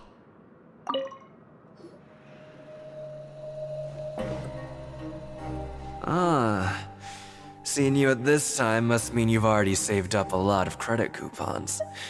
Or at least enough. Impressive. Very impressive. So, now can you tell us about the hidden rules you know? If that's what you want to know, I guess you couldn't have come at a better time. Huh? What do you mean it's a good time? Leonid and those other pesky broke urchins have all gone to work in the production zone. I wouldn't want them listening in without paying up. We get it! Just tell us already! So, you know those pipes that make strange sounds? Don't ever, ever go near them at night. Even if you manage to avoid the guards, you might find something even more terrible there. Something even more terrible? Like what? A group of cannibals. Cannibals? In the Fortress of Meripede? Every month, they meet a few times in the dead of night. Rumor has it they might be connected to the people that have disappeared here. But what's even scarier is that they have a special proclivity. Since they have no way to dispose of the leftover remains, they have ways to transform them into other forms and keep them in the fortress forever. Paimon might already know what you mean by other forms. You two look pretty skeptical. No matter, learning the truth behind dark secrets isn't necessarily a good thing. I've got things to do too. I suggest you just act like I never told you anything. Traveler, can we just trust him on this one? Oh, Paimon doesn't want her blood and flesh entombed here for all eternity? Oh, so that's how you see the situation. Huh. You know, Paimon does feel a little better about it now. When will all the secrets...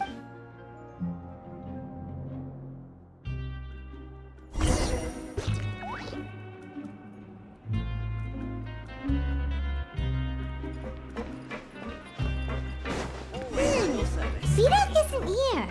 But the guys who went to work in the morning are back. Let's go ask them!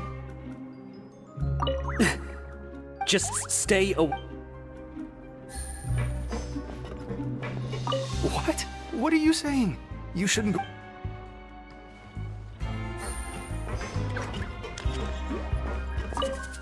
What are you talking about? Listen, you should keep your nose out of other people's business.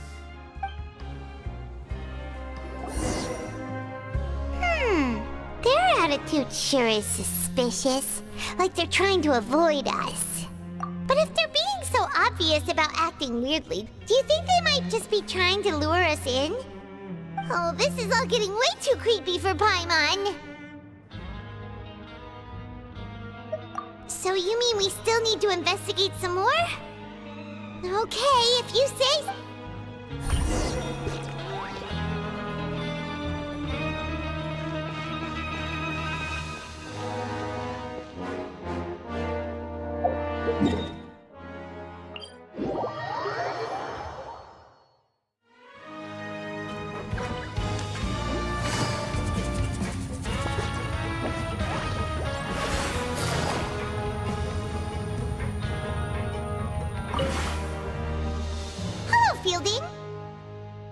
What do you want?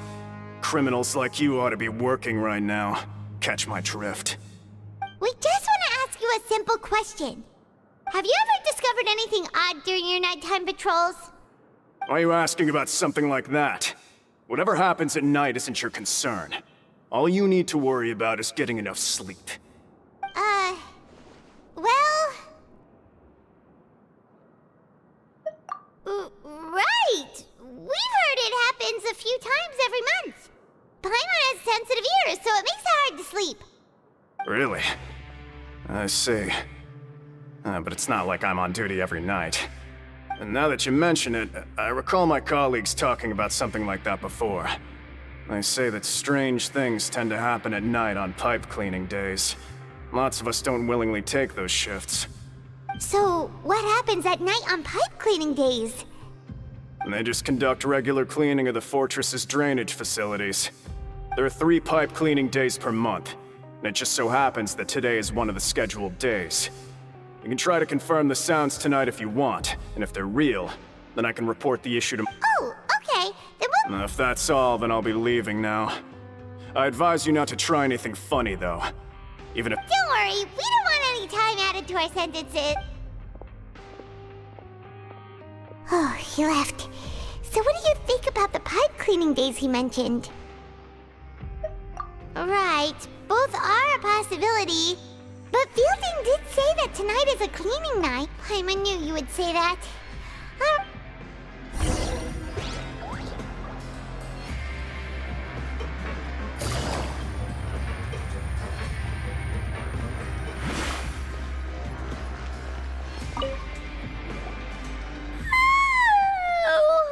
I'm so tired. But we can't sleep yet. They'll be cleaning the pipes tonight, so it's the perfect chance for us to investigate. Whatever. Just be sure to wake Paimon if she dozes off. Paimon's worried something might happen if you go alone, huh? Traveler? Did you fall asleep already?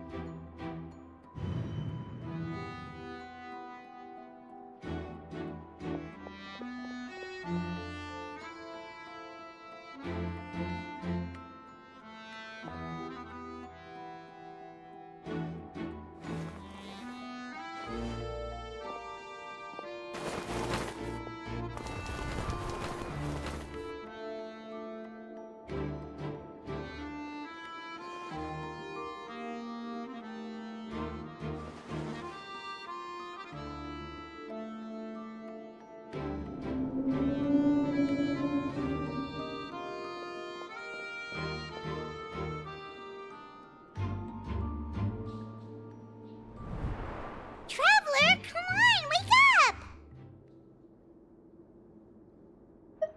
Oh, it looked like you were just peacefully sleeping to Paimon. Well, what did you see this time? Really? So we're finally starting to figure out what actually happened! Okay, well it's about time for us to get moving. Just be careful to avoid the patrolling guards.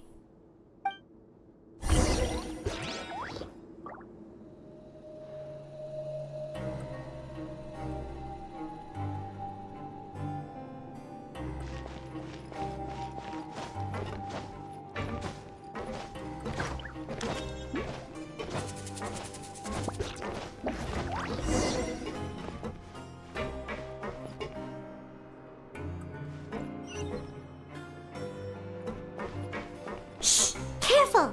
We'll get in trouble if the guards catch us!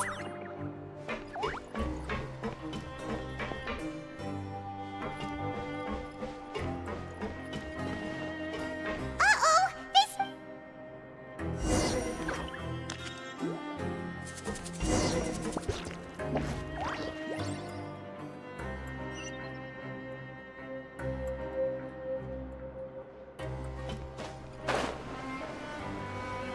Hey, not this way. We need to get to that pipe, remember? Shh! Careful! We'll get in trouble if the guards catch us.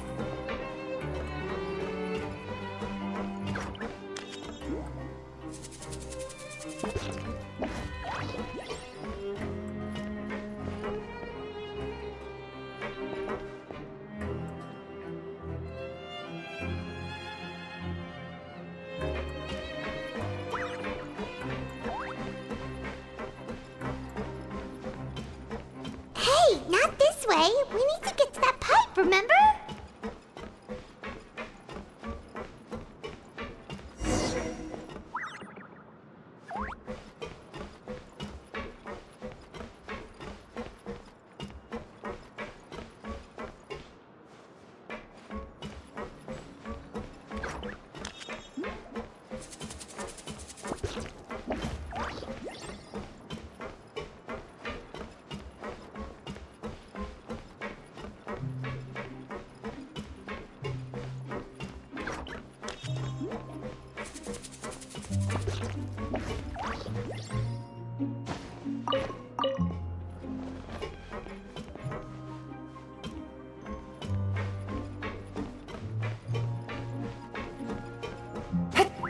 Yeah.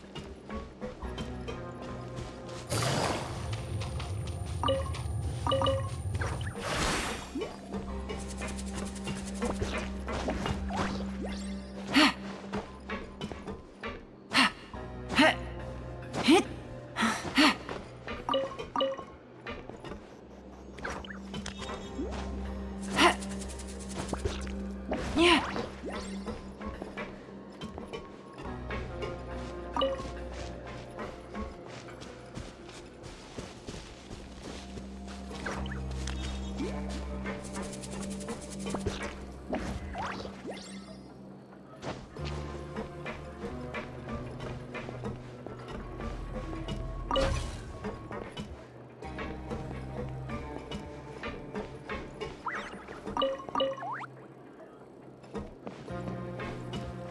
sure hope everything goes smoothly. I can't be dealing with any funny business.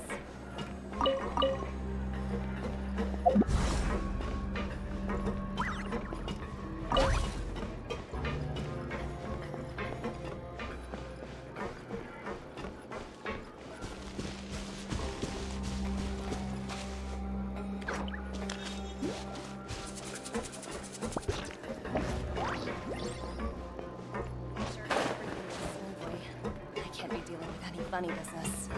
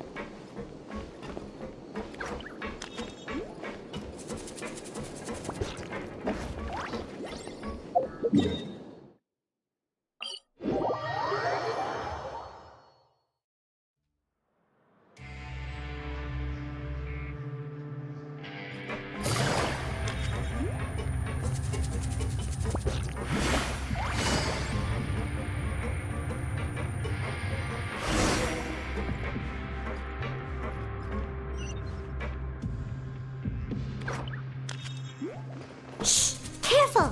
We'll get in trouble if the guards catch us!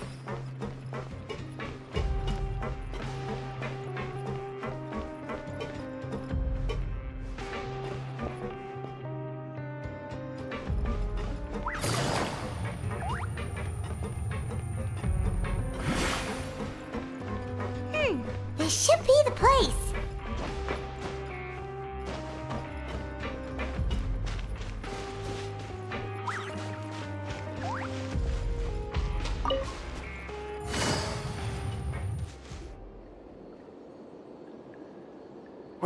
I know you. You were the ones we saw. Huh. You've got guts showing up here. You know who we are, right? You'd better leave now. Ain't nobody coming here to save you. What'd you say? Yeah, so what if they were? If you push us, we can make those rumors a reality at any time. Hey, what's the point of all those rumors anyway? What exactly are you trying to do? I don't have to tell you anything. If you turn around, go back to the dormitories and act like you never saw anything, then I'll pretend that you never showed up here. Yeah, scram. Nothing worth seeing here. Huh?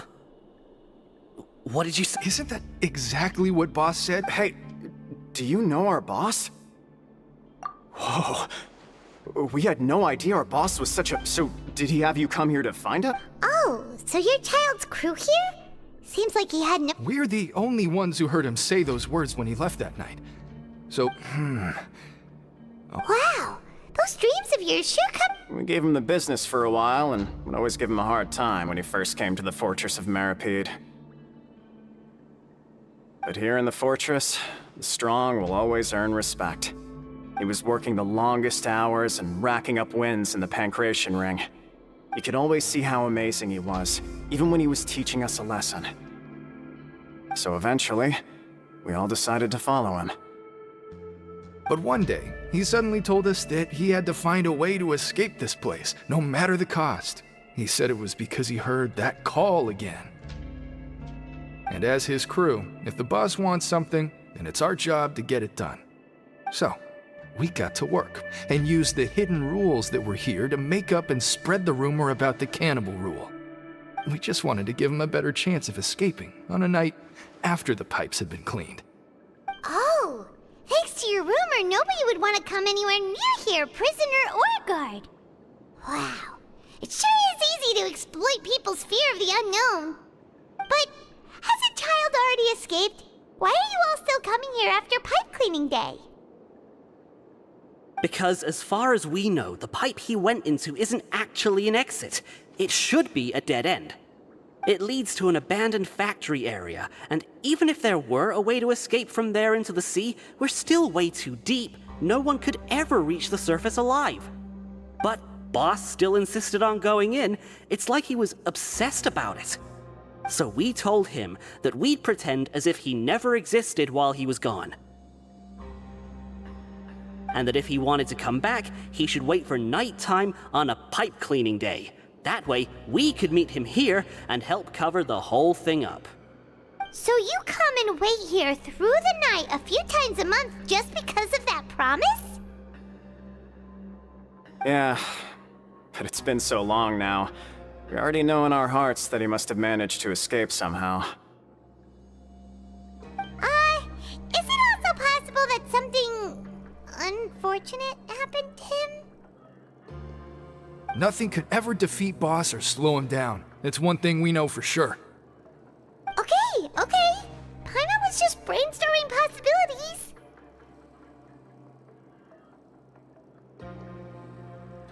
All right. Keep quiet and follow us.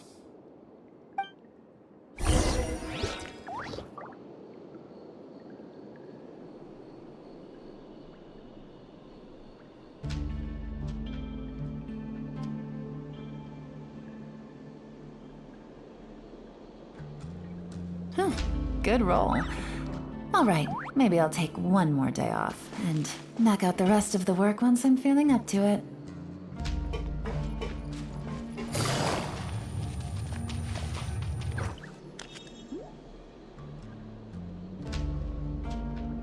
The way up from here has been sealed off. Boss left by going down from here. Later we came back hoping to have a look. That it's impossible to navigate unless you're an Do you think Child got trapped by— Not likely. We all know that Boss was an incredible swimmer. Really? Then have him come investigate. Pronto. It's getting late. We should leave before the guards come this way. Yeah, we learned a lot about what happened to Child here. Let's get—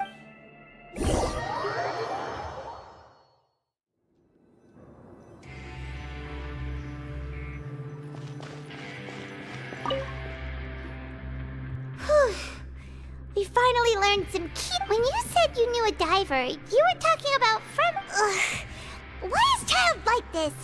What was he doing fortunately, though? It's now that we can finally—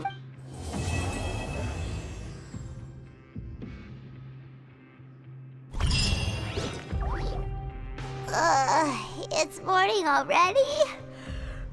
Oh, Paimon still needs more sleep. Huh? Wait, look over there! Isn't that— It's one of Linny's cards! Let Paimon see what's written. Maybe you haven't heard, but today is the monthly free day. Everyone has the day off today, which makes it the perfect time to do some investigating. It's been a while since we last talked. Have you been making any progress lately? Let's meet at our usual spot in the factory area before lunchtime. I have new information. Ooh, today's our lucky day. We have the day off. From the sound of it, Lenny's been making progress with his investigation. Wonder what he's discovered. We still have some time before we meet up.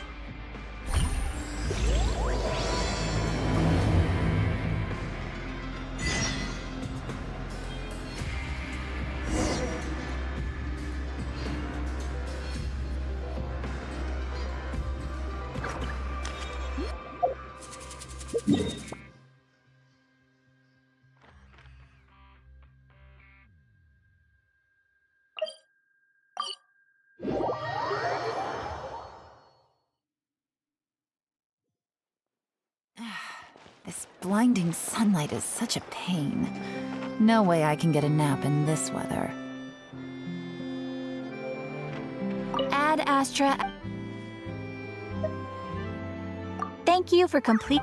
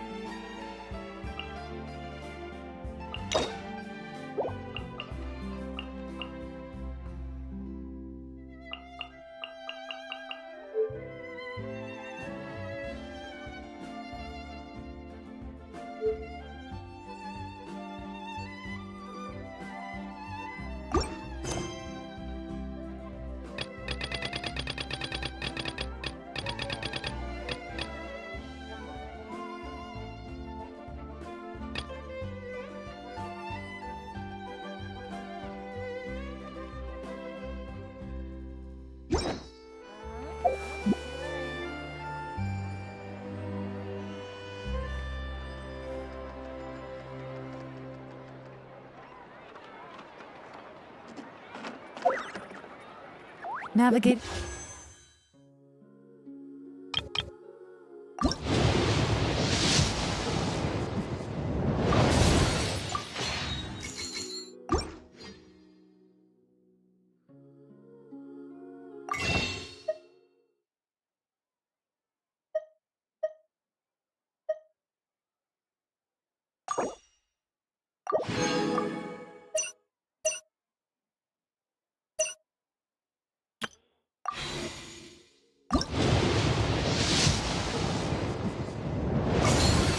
The world is a whole lot easier with a few different identities to choose from.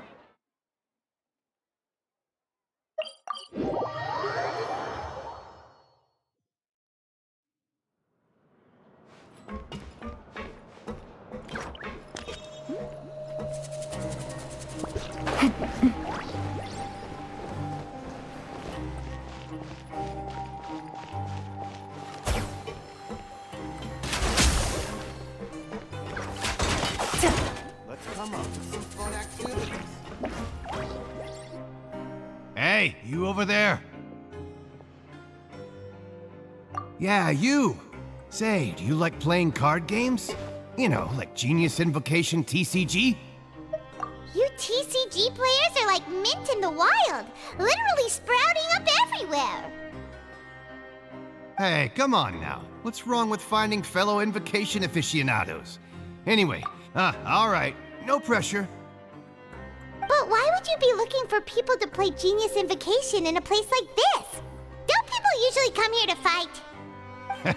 Whether you're throwing down cards or throwing punches, it's all a competition, isn't it? It's all the same in my eyes. There are lots of card players here in the fortress. When I saw you, I immediately thought, hey, even outsiders from other nations play cards. So I came over to say hi. Sure. Great! Since you've been here longer than us, you need to flex your seniority. I thought you would have already heard everything by now. Why don't you pick? We'll let you know if we... All right. Have you heard any strange rumors? And then, did you know that there are some people who are all... There are two guys who are always skulking around in the corners of corridors gossiping. The bigger guy is Quisto, and the skinny one is Lavaroon. People call them the Bombshell Bros. I never really found their gossip very mind-blowing, and it's pretty much just the same stuff that I hear about when I'm at work every day. If you're interested, you can go talk with them. They tend to talk a lot of nonsense, but they aren't exactly bad. Good to know. Do you have anything else? Let me think. Sounds like you want to hear something a little more tantalizing. Oh, did you know that the Duke was also a convict in the fortress of Meripede before? Huh? Wait, are you serious? That's right. The Duke was an inmate just like you and me, Seems he was exiled here for committing some crime. Who knows how he ended up rising up to become the warden, though? To go from an ordinary inmate to becoming the manager of the whole place? I'm not gonna lie, I kinda respect that. A forbidden zone? Sounds like something that someone just made up. I've never heard of that. Where did you hear about it? It's just a rumor we've been hearing, but no worries if you've never heard of it. Do you have anything else you can tell us? Anything else? Not that I can think of, but I'll be sure to tell you anything interesting I hear next time. You'll have to play a game of Genius Invocation with me first, though.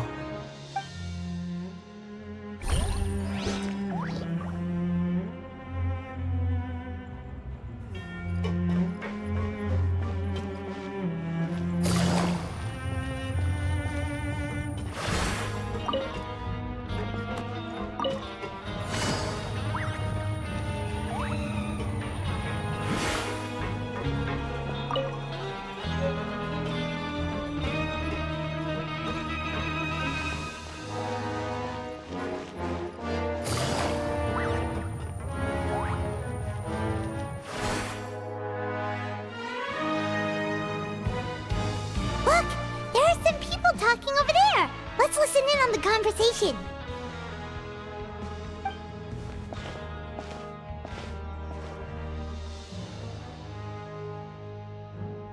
If you ask me, those pompous parasites on the surface act like they're all a bunch of aristocrats. Do any of them give half a hoot about a bunch of dogs like us? Hey, speak for yourself, mate. I'm no dog. Oh, you think you're special or something? If you're here, then you're just a convict like the rest of us. I've heard that even if you're released after serving your sentence, going back to life on the surface ain't any better. Once a criminal, always a criminal. We're marked for life. I don't buy that. Hey, how cool would it be if the whole world was destroyed by a giant flood and everyone had to start over from nothing? What kind of filthy bilgewater are you spewing? I have family up there. You best shut your sewer hole and talk like that. Listen, things ain't so great on the surface, but who says that you have to leave? I've heard that you can still stay here and work even after you've served your sentence. Not bad if you ask me. Who wants to live in the ruddy overworld anyway? And what makes you think they'd want to hire someone like you? That's one of the great mysteries of the universe, how someone as useless as you is so confident. Whoa. Sounds like they're really unhappy about the overworld. Speaking of which, Paimon never heard anyone use the words overworld or underworld when we were living up there. Is it only something the inmates down here say? That's true.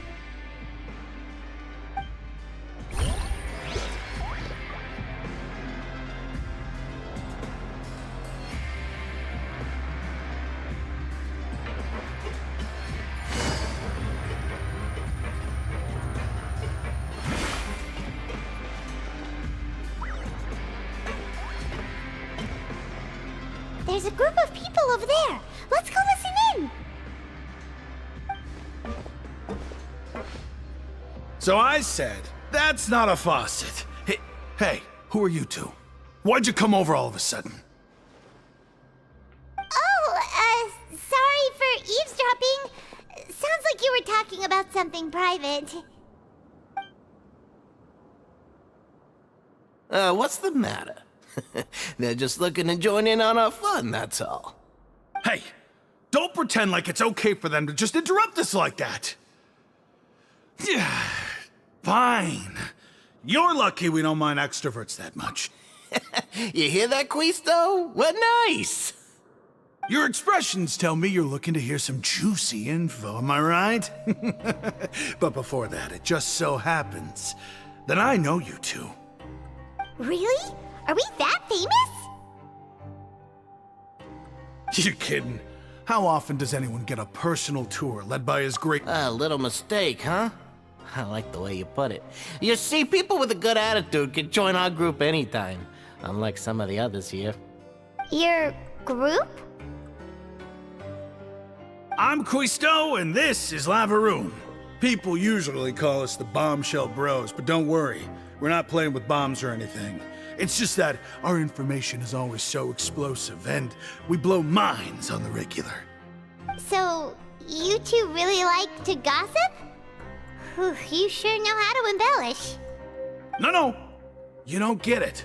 Knowing intelligence will make things better for you here. For example, knowing who's working with whom, who has the latest rumors, who's not getting along. Wouldn't you like to know all that? Whoa, all this info's worth something, you know? You should prove you're worthy of it. I don't mind him. Quisto's always this way. Just play nice and say something to massage his ego. The welfare meals. Talk about the welfare meals. Right. That meal we had yesterday was super delicious. Paimon can still taste it whenever she closes her eyes. Is that so? To tell you the truth, I've been helping out with making those welfare meals. I've been working as a kitchen assistant for about a month and a half now.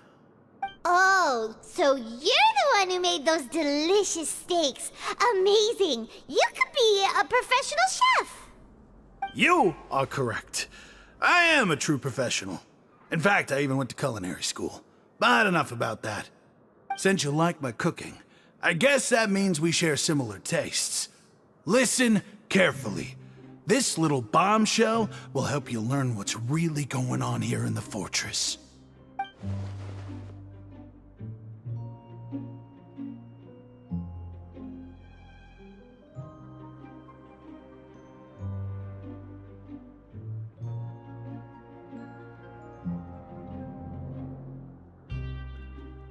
Listen, kids. The power structure within the fortress is quite complicated.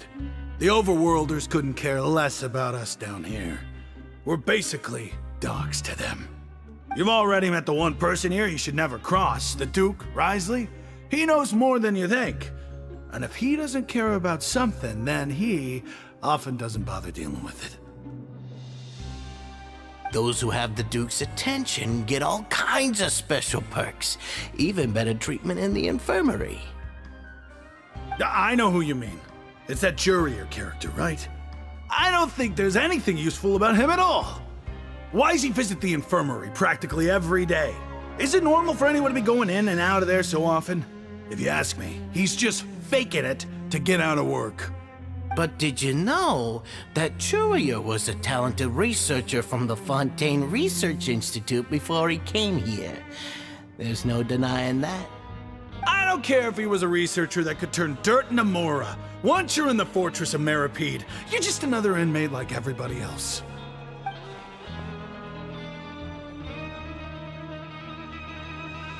Speaking of which, the last time I saw him, he was passing by in the corridor with Lorvine.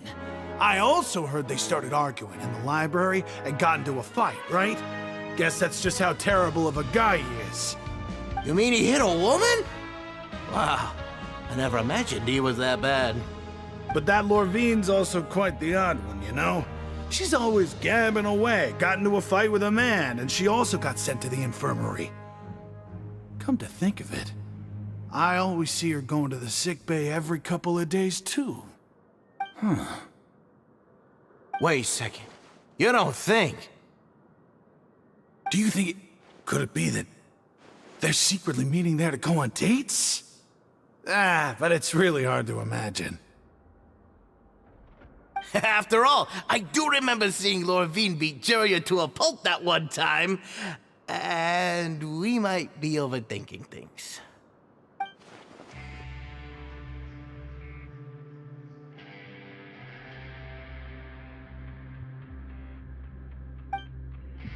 Okay, we've talked to just about everyone, and it's about time for us to go meet Linny. According to the card he left us, we should go meet him in the production zone.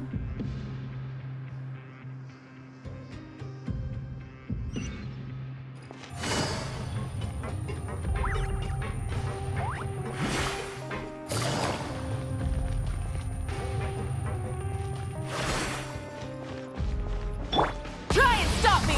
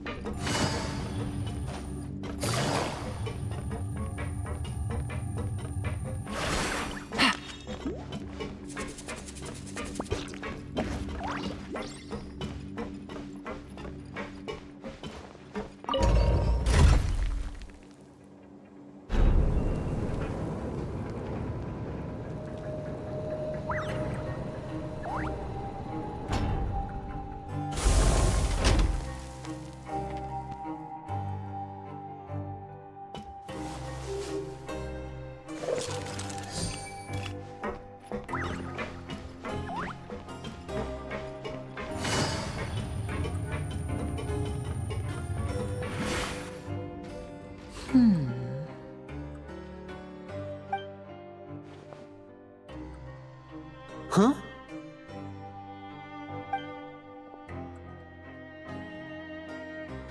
That look in your eyes. You found something? Hey, this is no time to be modest. Just tell him we found a boatload of information. Oh, as expected. Huh. I'd have never guessed that myself. The rumors swirling about this place are He is a harbinger, after all. I suppose. Unfortunately, this isn't enough for our final report to Father. We need to find out. Father told me that even though Master Child said he was just coming to Fontaine for a vacation, he actually had some personal reasons. His escape route is already flooded, so we'll have to task someone with professional diving skills to chase after him. Well, when you put it that way, it's obvious that only Fremine would be up to the task. Bingo! Is he around? He's working today. Coming here as a group would have attracted too much attention. I'll talk to him about it later. It's the least I can do. We're all in this together, so it's only fair for us to fulfill our end of the bargain. Honestly, I'm far more impressed by you guys managing to collect all this information right under Risley's watchful eyes. Collecting information has always been our strong point. Now, let me think. To find out more information, Fremine will have to retrace Master Child's original route. And if he's to do that, he'll have to set out on the next pipe cleaning day at the earliest. That's 6 days from now. And after that, he'll probably You can even estimate how long it'll take for him to get back? We've been working together for a long time. We know each other's capabilities like the backs of our hands. Traveler, what say you to meeting here 9 days? Oh, and there's just one. Though we can just sit back and wait for Fremine's report on Master Child's whereabouts, we still need to make more progress on the investigation. Fremine's no master of disguise. Lynette's still working on getting intel from the other areas, and I'll need to spend some time helping Fremine prepare for his diving mission. What do you want us to do? Well, I won't call it easy per se. Listen carefully. You'll need to find an excuse to get into the infirmary and investigate the room You've mentioned several sketchy-looking people always meeting at the infirmary earlier. So it probably investigate the internal structure of the infirmary and any active dealings within, and pass those on to me alongside anything. But also, there's no need to take risks. Don't forget, safety always comes first. No, when it comes to intelligence gathering, I'd never consider you to be an amateur. Didn't you? I'll believe anything as long as it comes from you. So, please prove your prowess to me once again. All right, then we'll head out as soon. Let's go our separate ways for now then. Don't forget, we...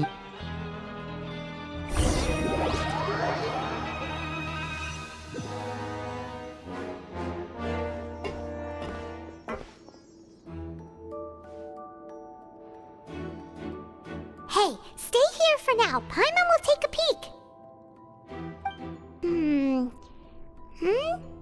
There seem to be several people inside.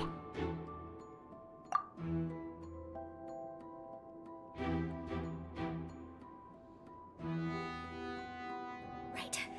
I feel like it's not impossible. Oh.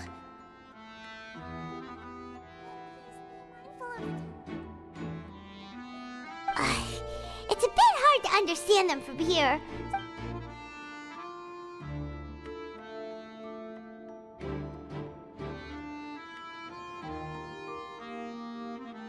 Oh.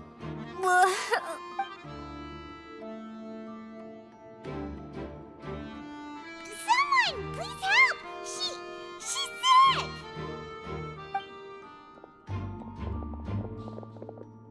Whoa, are you okay? Oh my! What's wrong, little one? There's no need to panic. Take a deep breath before... The traveler started complaining of a stomachache, and then nausea, and then collapsed onto the ground. Paimon doesn't know what to do! Freezing limbs, twitching fingers, and pale Let me take a look. Please, lie down over here. Don't worry, I'll get you to the bed safely. Here, hold on to my shoulder and walk slowly.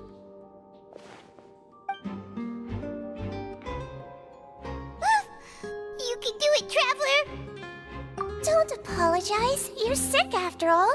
Now, please relax. I'm just going to do a preliminary checkup on you.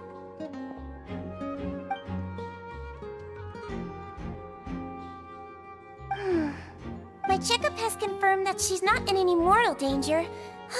Eh? Oh, that's good. I'll continue my diagnosis of the patient now.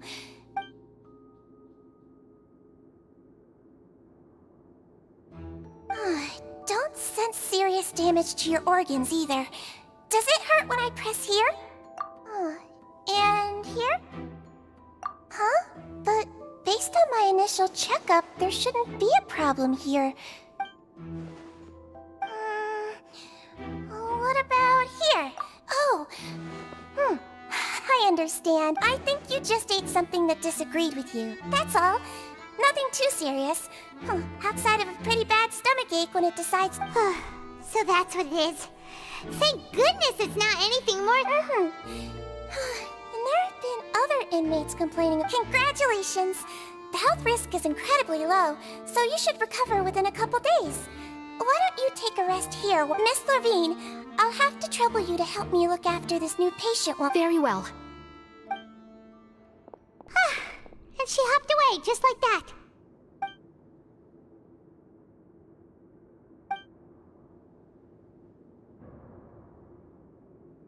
Hello. So how are you feeling now?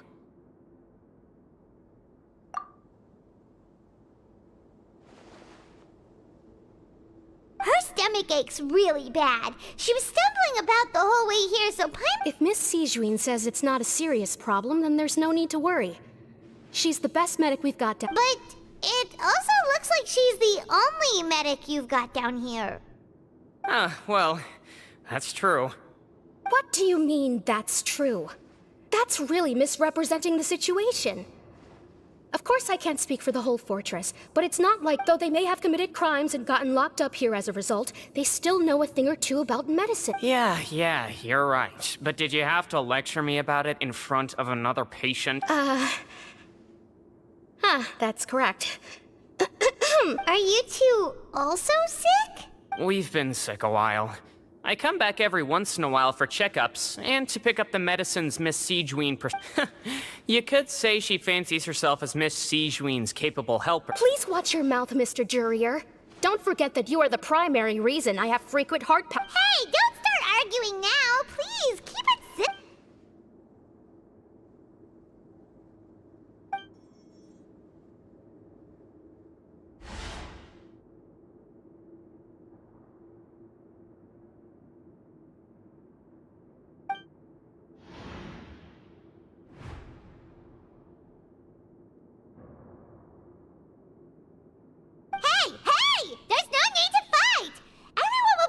Someday, so there's no need to argue over silly things like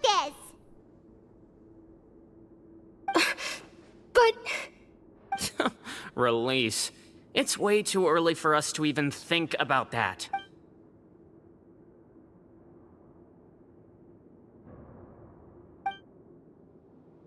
Please allow me to end this boring and useless conversation.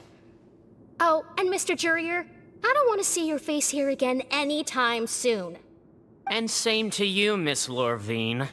Anyway, that was more than enough rest for me, so I'm going to get out of this excessively noisy place. See you later, everyone. He just slowly walked off? Like that? That's just what he's like. I'm sorry you had to see all of that. I'm Lorvine, and that's... Well, his name is Jurier, but I hope you'll never have cause to remember his name. You really can't stand him, huh? I mean, can you blame me? Who would like someone who's as arrogant and obsessed with weird research topics as he is? I'll accompany you two for a while. Miss Sijuin should be back soon, and I'm sure you'll feel better at no. I'm back! Did you rest like you promised? Thank you for getting our medicine, Miss Sijuin. Did you all cooperate with your bed rest? I trust that nobody got up to walk around. Good. Here, this should be 2 days' worth of medicine for you. Take one pill now, and then continue your bed...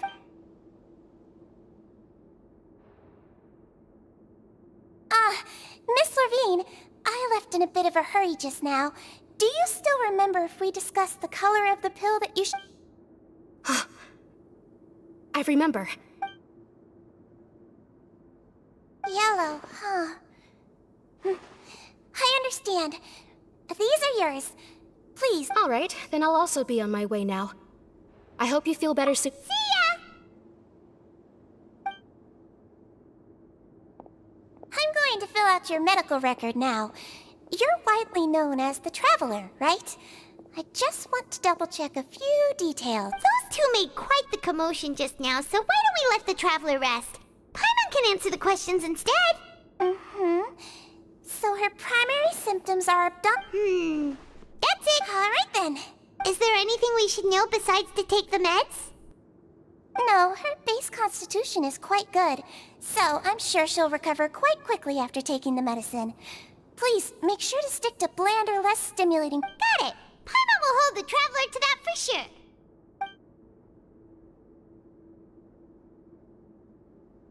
Oh, you're going to take a nap already?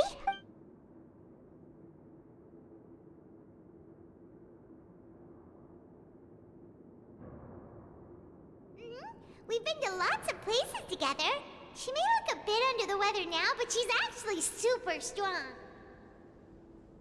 Oh, so you're the best of companions. Ah, you're awake. How do you feel? You slept for a really long time, but we never left. Well, now you can go back without a worry in the world. Remember to take the meds regularly. Thank you, Miss Sijuin!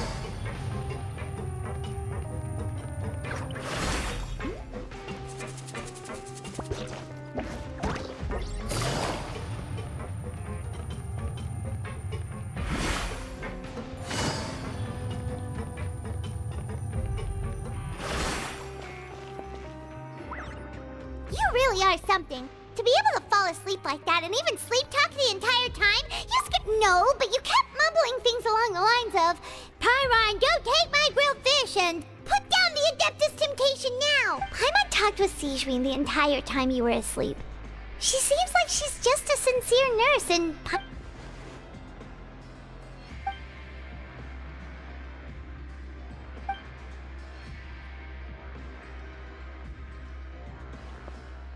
whoa! You really are super thorough! All those tiny...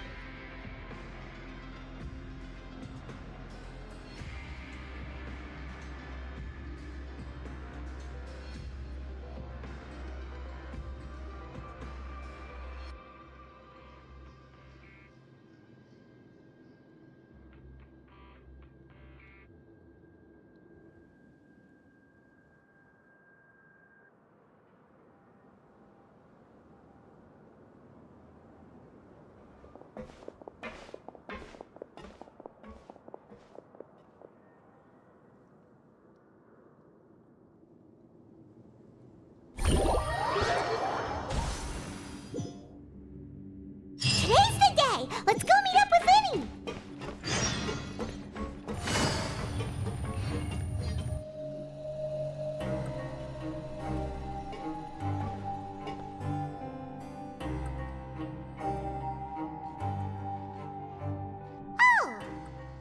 Hmm?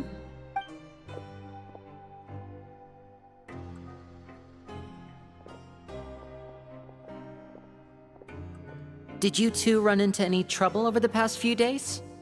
No, we just worked our shifts according to the schedule. That's good. We've taken a look at the slip you've sent. Fremine successfully left the grounds via the pipes 2 days ago, and as of last night, Lynette has also infiltrated the infirmary after faking an illness. Wait, why is she getting him? You already went above and beyond when you scoped out the infirmary. To put it more bluntly, even if we were to view that as something, infiltrating a guarded stronghold is a different kind of job from a one-off invest. Lynette also felt like you have already taken the first step for us, so she should be the one to finish the job. So that's what Lynette thinks. Oh, Paimon hopes everything's going well for her. Perhaps that's true. You are both very good people, and we've come to appreciate that. You've mentioned before that you've had some run-ins with the Fatui. Well, everyone could use some more friends. We'll be Since I see you is glad to hear it. Then, let's go check on Lynette before Fremine returns. Is now really a good time? According to my observations, Sigewinne always spends around half an hour away from the infirmary right before lunch. Lynette knows this as well, so also, I'm her brother, remember? It's all— Okay, then let's head over.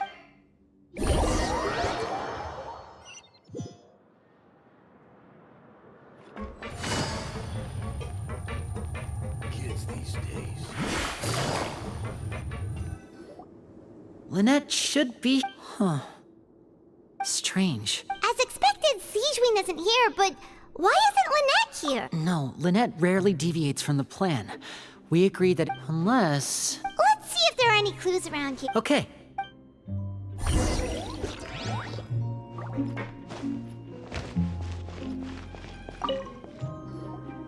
There are some books here and a advanced nursing, how to raise the These sure are some interesting books. She even has books on understanding people. Seems quite normal to me.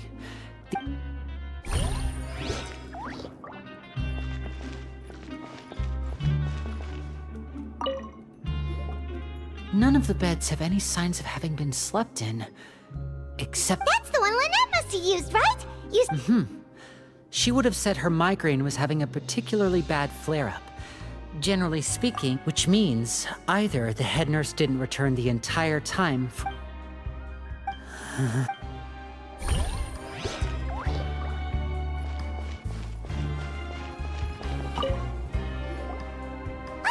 is it! Wait, this thing? It doesn't look like it's been The space behind it is empty.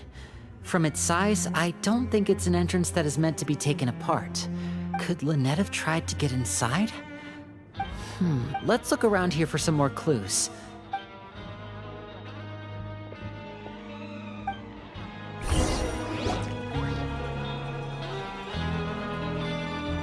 Hey, you guys, there's a slip of paper! A slip of paper? It's right over here! And there's a bunch written on it, too.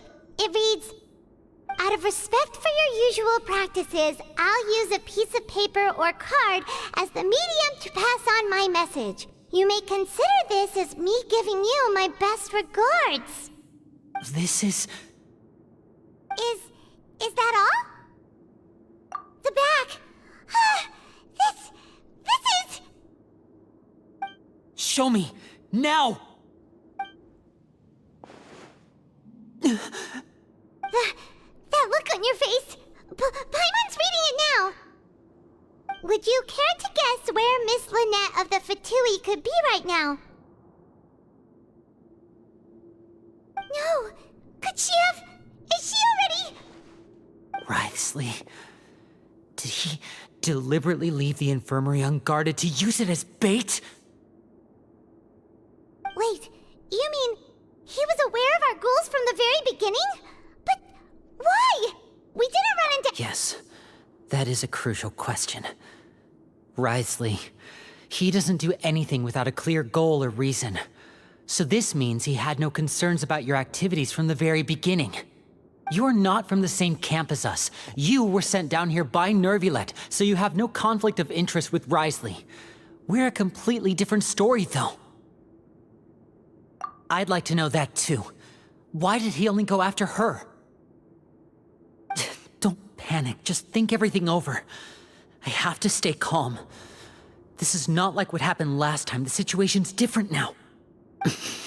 Wait, you're right. The fact that Fremine was able to leave the grounds could... But what does he gain by letting Fremine leave like that? So he's challenging me and trying to provoke... We never should have sent out Fremine. We had to go through all that trouble to find an opening to sneak him around the guards and into the pipe, and we even— If Risley let him leave on purpose, then he's probably in a terrible spot now as well. Lenny's getting more and more panicked. We have to calm him down. Don't be like this, Lenny. Fremine wouldn't have left if we hadn't told you about Child. That was— No. I'm the leader of this operation, and I'm the one responsible for this team. I'll go talk to Risley. Hey, don't be reckless! Traveler, please, talk— I simply cannot allow Lynette to be— I have to go. I'll find a way to get them back! He's rushed out the door! After him!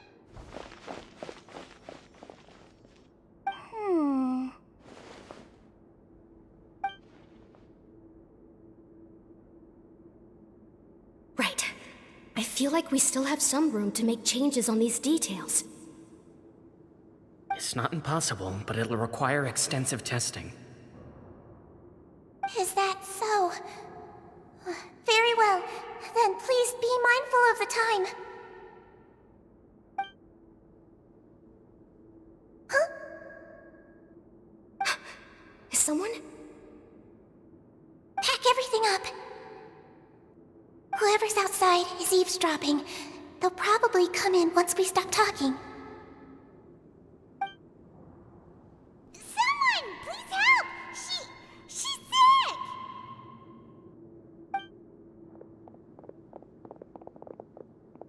Whoa, are you okay? These two.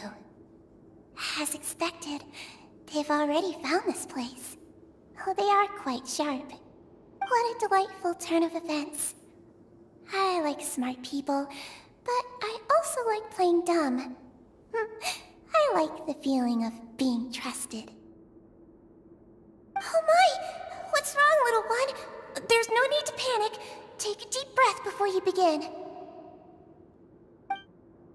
Being able to read human expressions is quite the useful skill. Wait! Wait! It's no use, we have to catch up to him! He's already out of sight! How is he so fast? Let's go head him off at Risley's office!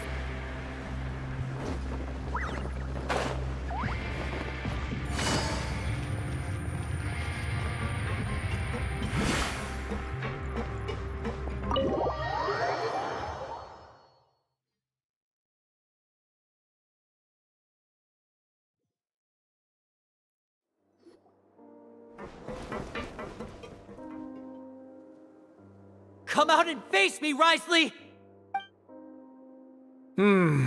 Aren't we at an administrative office space? Why don't you at least try to follow even a couple rules from the fortress's indoor management regulations? What did you do to my sister? I ran into the young miss at the infirmary. I'd heard that she was suffering from quite the migraine, so I decided to invite her over for a cup of tea. Stop joking around! Where did you take my siblings? I have also heard that your performances are quite the spectacle.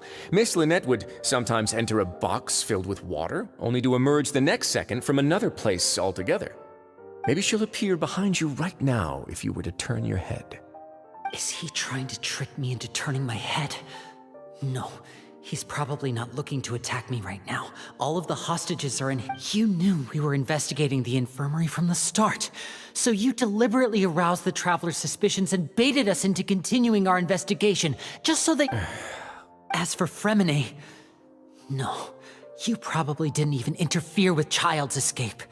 You let him go, so you could purge the Fatui members that we had planted into your ranks. There was no need to do so. The fortress of Meripede is a pretty pleasant place. Most people enjoy their lives here.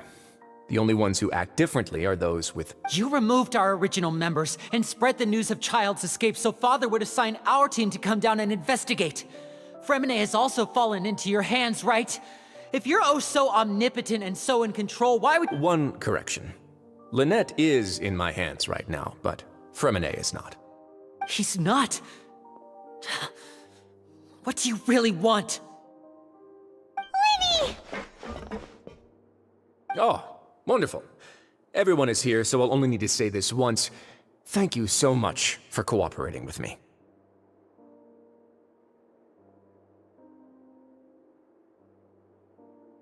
Eager and to the point, I see. Alas, only Miss Lynette is currently having a cup of the fortress's finest tea. Although, as per your original plan, Mr. Fremine should also have returned to the fortress by now. But he has neither shown up within my gates, nor has he been taken into any kind of custody. So where do you think he may be right now? Wait, you can't mean you locked him outside in the sea? I closed the fortress's gate to the outside world. Fremine's a star No, we're still here, so he definitely tried to find a way to come back for us. But why would I do this, you may be asking? To have an audience with you, of course. My intel tells me that Mr. Linney is a great magician, so it's only natural for me to want to have some cards of my own when it comes to negotiating. Besides, I do recall you mentioning to Miss Lynette that you've always wanted to have a face-to-face meeting with the Lord of the Fortress of Meripede, regardless of whether it was in a personal or a professional. So, you've been keeping tabs on us before we even set foot in the fortress. Some of my folks just happened to hear a thing or two, that's all. In any case, I will be straight with you. I was willing to play dumb and turn a blind eye, so we had a pleasant few days playing games together here. But once you started focusing on the Forbidden Zone, all of that changed. Mr. Linney, the cards are stacked against you right now. Miss Lynette is in my hands, and Mr. Fremine is still slowly... You need do but one thing to guarantee their safety. I would like you to contact your superior, and... You want to see Father? But... Well... If she cares for the well-being of her dearest children, she should have plenty of motive. I've heard that the bonds between the members of the House of the Hearth are like the bonds of family. Why did you think Father sent us to handle the Fortress of Meripede? This place is basically a no-man's land. It wouldn't be fitting for... Oh, I see. So it's because she doesn't care for my place here. That's such a shame. After all, I've amassed quite the tea collection. I was looking forward to sharing it with her. Both Monsieur Neuvillette and Lady Farina have already received many samples as gifts. Was this the extent of your master plan to get to Father? No matter how much pressure you may put on me, I won't allow you to use us to blackmail her. You people really are difficult to get along with.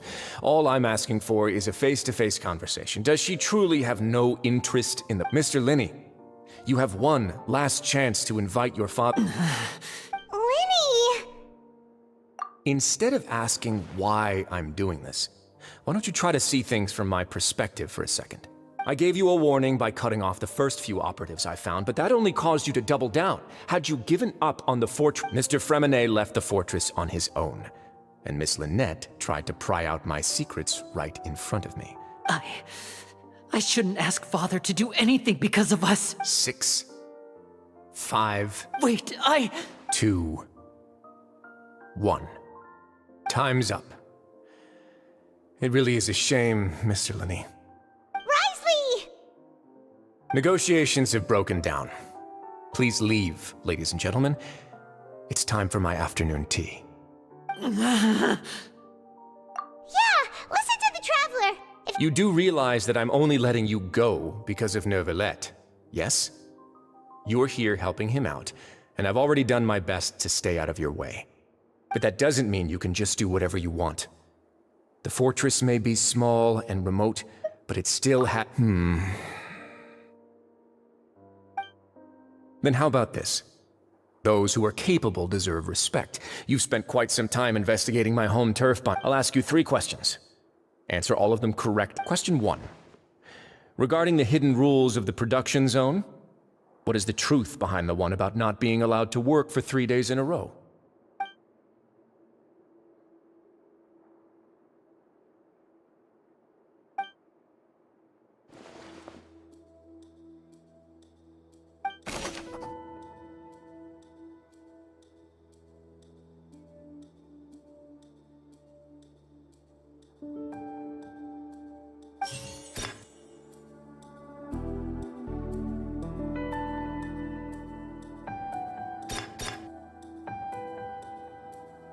I've been told that the infirmary is always empty for the The Fonta promoter has been struggling. The research note said that the Melusine race perceives the world According to Collins, the Pancration tournament only took place because the Fonta company sponsored it. We often see Miss Sijuin observing the prisoners at work near the production zone. It seems...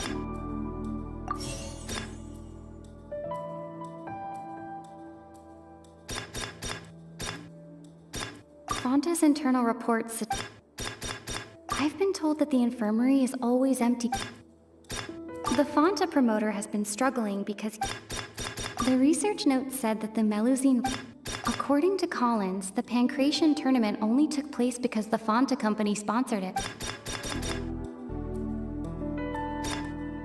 I've been told that the infirmary is always empty for the half hour just before...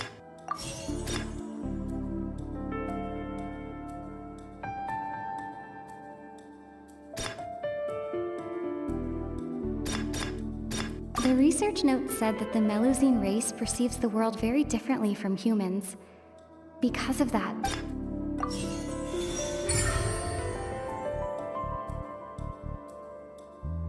Ah, so that's what's going on. Paimon understands it now. Who would have guessed?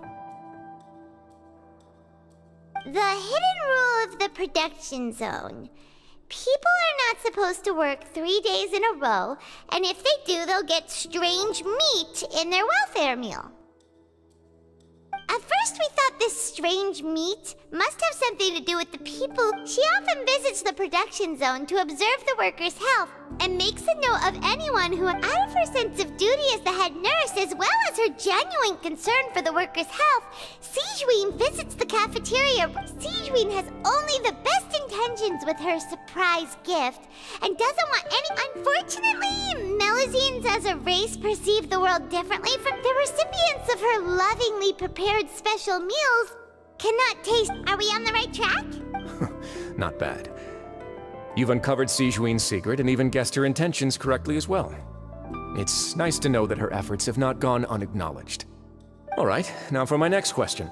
There are also some hidden rules in the Pancration ring, including the one that you're not allowed to support both sides of a fight.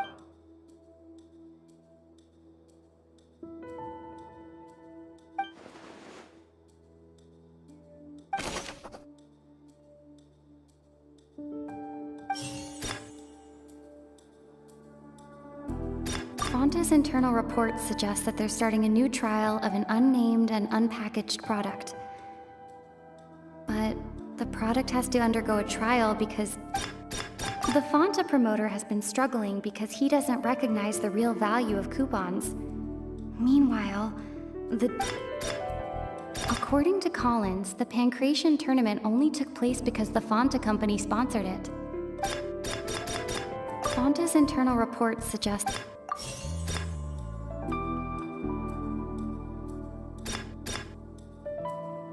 According to Collins, the Fonta promoter has been struggling because he doesn't recognize the real value. According to Collins, the Pancration tournament only took place because the Fonta company sponsored it. The company must want to return... The Fonta promoter has been struggling because he doesn't recognize...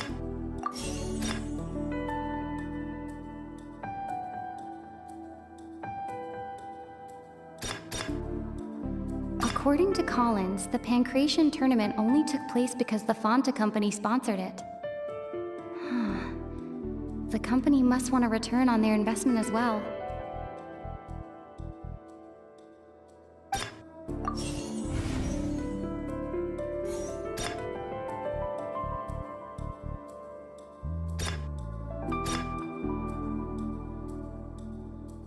The Fonta promoter has been struggling.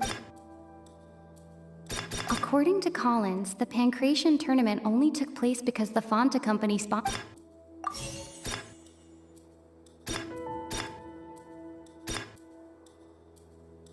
The research note said that the Melusine...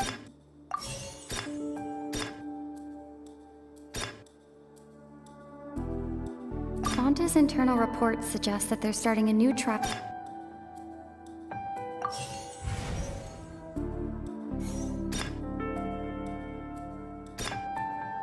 We often see Miss Sijuin observing the prisoners at work near the production zone.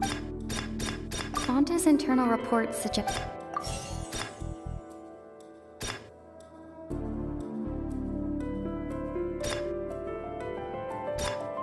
The Fonta promoter has been struggling because he does...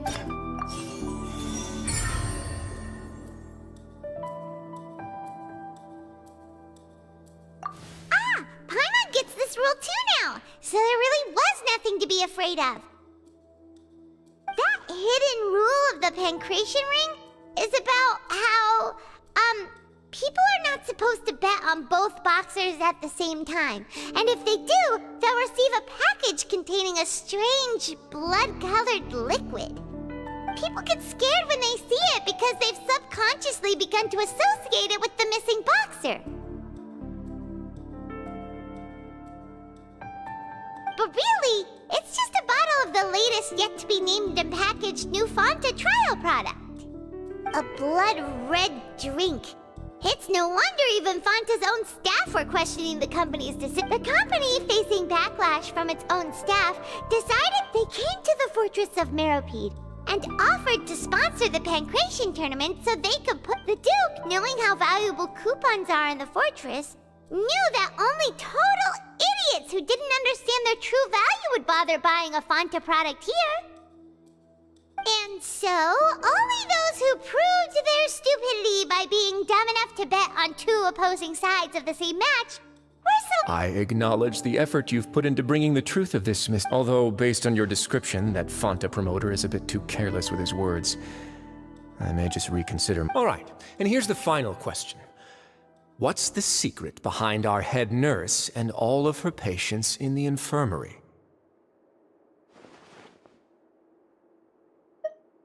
Stop your cruel and pointless games, Risley! You know that we haven't finished our investigation, so there's no way we can answer the last question. The thought of sparing Lynette and Fremine never even crossed your... You'll pay for this! Ah! Lenny, are you alright? Oh, close one. I owe you, Sigewinne. That was a fantastic shot. It was nothing, Your Grace. Sigewinne? Though this gun may look like a toy, it's actually fully functional, as I just demonstrated. Sigewinne... You... Not at all. I am merely a resident of the fortress, and thus protecting it is my duty. When Monsieur Nervulet asked me to come here, he told me that my job would be to take care of the well-being of everyone here. I am merely discharging my duties. But if you mean what you just said, then isn't Linny someone you should be looking after as well? Isn't he a resident here just like the rest of us?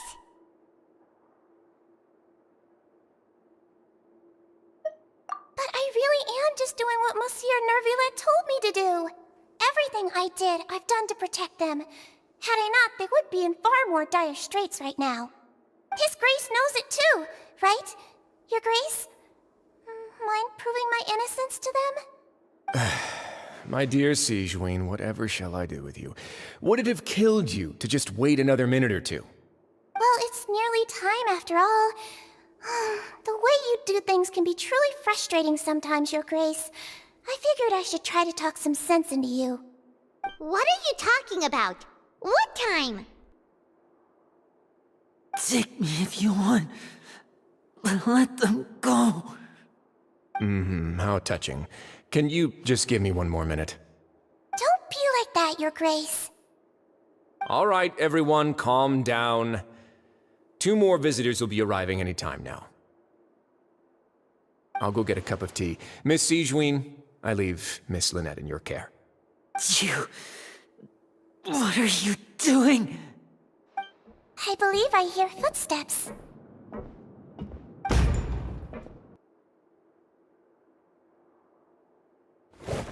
Some space, please.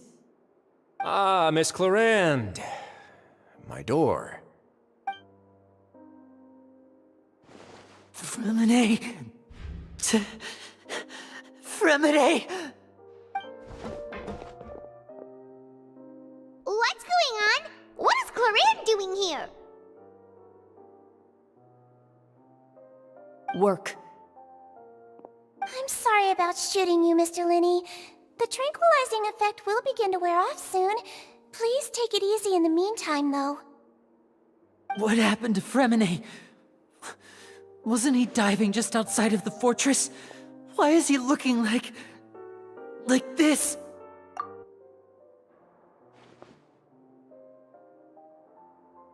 A flushed face, an accelerated pulse.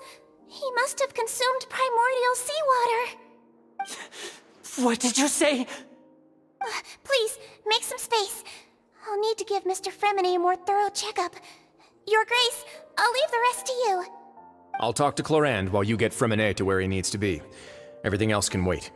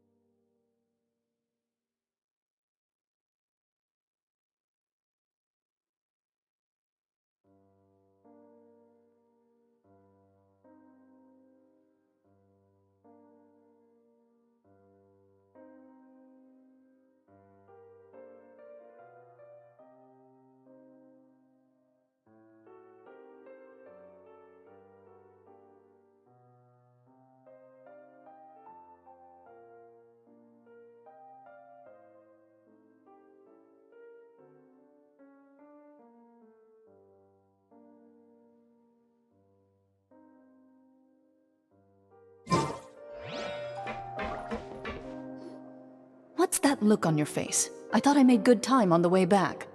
Oh, I'm just admiring your punctuality. Had you arrived just a few minutes later, Sigewinne may have been forced to shoot Mr. Linney again. How's the situation out there? The water has changed. It's pretty much as expected. The concentration... I was only out there a short time, so it wasn't too bad. But if one were to stay for any significant amount of time... Where was he when you found him? The abandoned zone at the end of the pipes. Closer than I thought. He must have recognized it early on and tried desperately to swim back. Locking the door was necessary. I don't think we could have saved two. Well, I did try to convince him that I had my reasons. It would probably work on Neuvillette. He has a knack for picking out who had good intentions. It's a bad sign if you're having to plead your case to Neuvillette. Want some tea? Not particularly. If you want to drink some that badly, just say so. Fine, I'd like to get some tea. Want me to get you a cup too, since I've already made it? Might as well then, I suppose. Actually, do you have a towel? I would like to drop...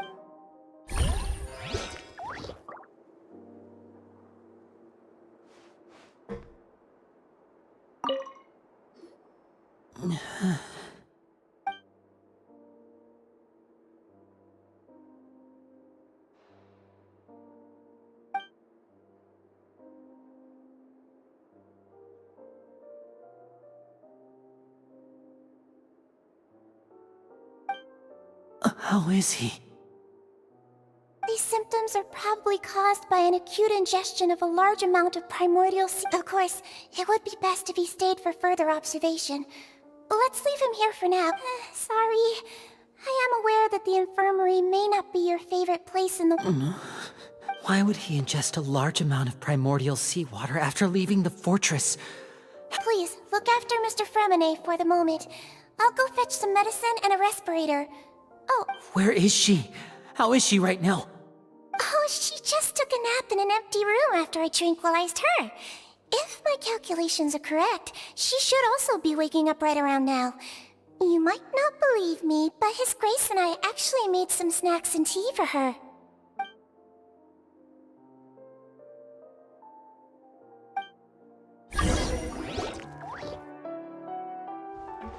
Linny, are you okay? I'll be fine. They're all here now. Don't worry about me. Are you sure? You don't look alright. My hands and feet are still a bit weak, but that's probably just the residual effects of the tranquilizer shot. I'm back, everyone. Lenny! Oh, Traveler, Paimon, you're here too. Fremine? Is he... He'll be fine. But for now, please help me look...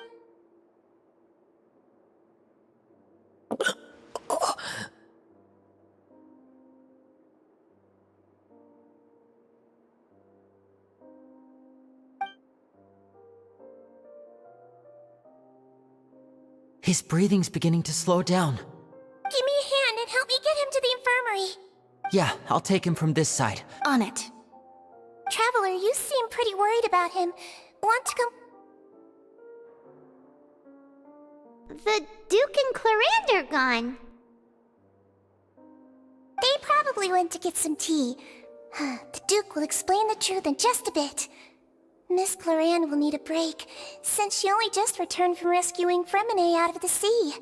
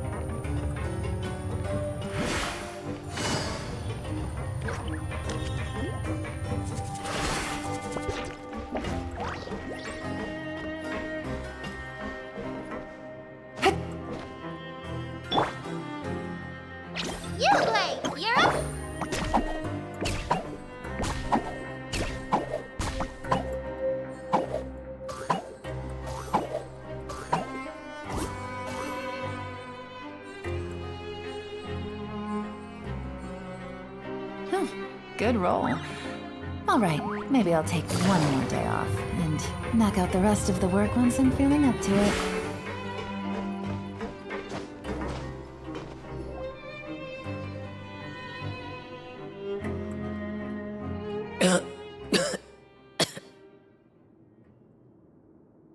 He's awake! Fremine, how do you feel? Lynette. We're all here. The infirmary at the Fortress of Meripede, Miss. How do you feel? Don't push yourself if you're not. Traveler. The sea. There's something wrong with the seawater. Shh, it's okay. We can talk about it after you've recovered. No, listen to me. This is really serious. There's primordial seawater mixed into the regular seawater. I don't know why it's there, but no one should touch pipes. Right, the pipes. It's all coming back to me now.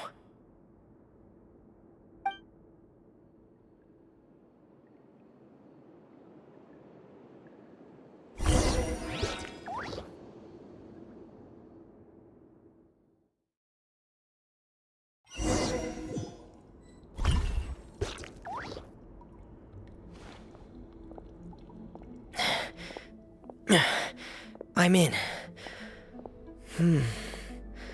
Seems like this pipe hasn't been used in a long time. It looks abandoned.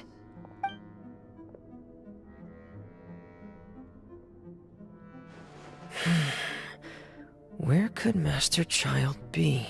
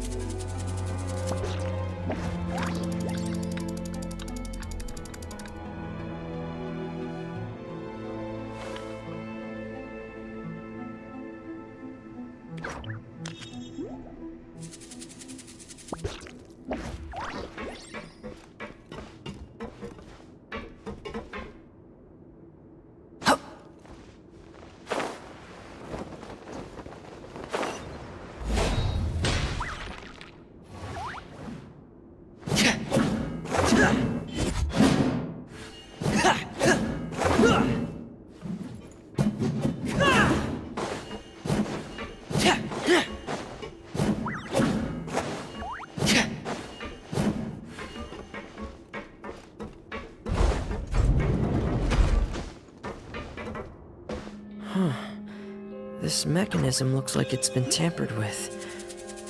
Could he have done it?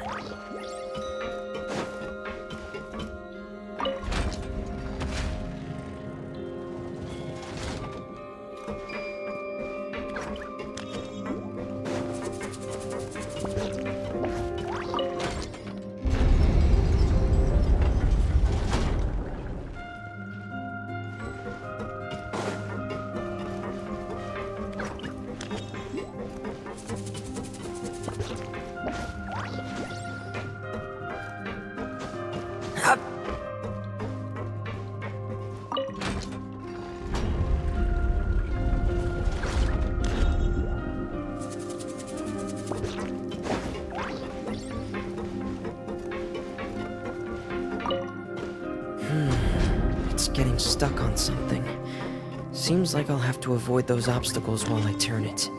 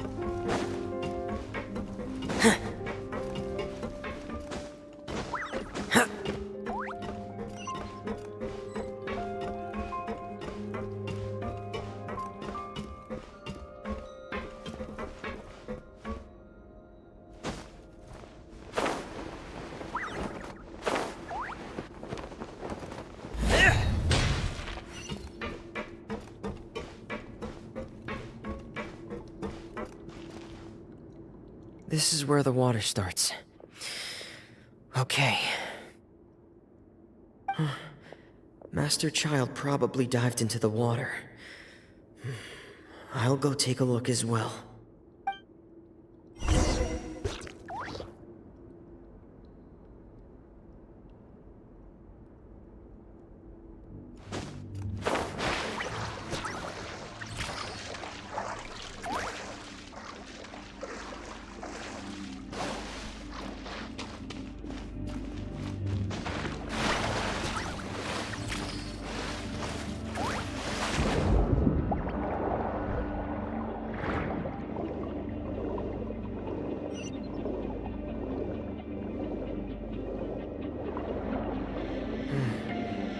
The vegetation here is a bit more sparse.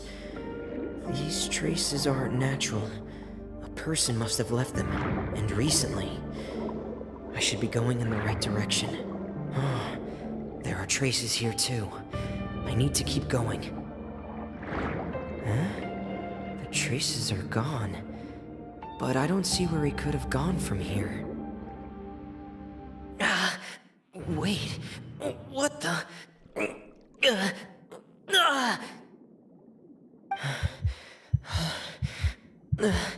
My heart is racing, and it's getting harder and harder to breathe.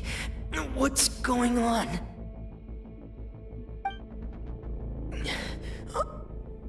No good. I have to get back. They still don't know anything about what's going on. If I turn back right now, I should still be able to make it.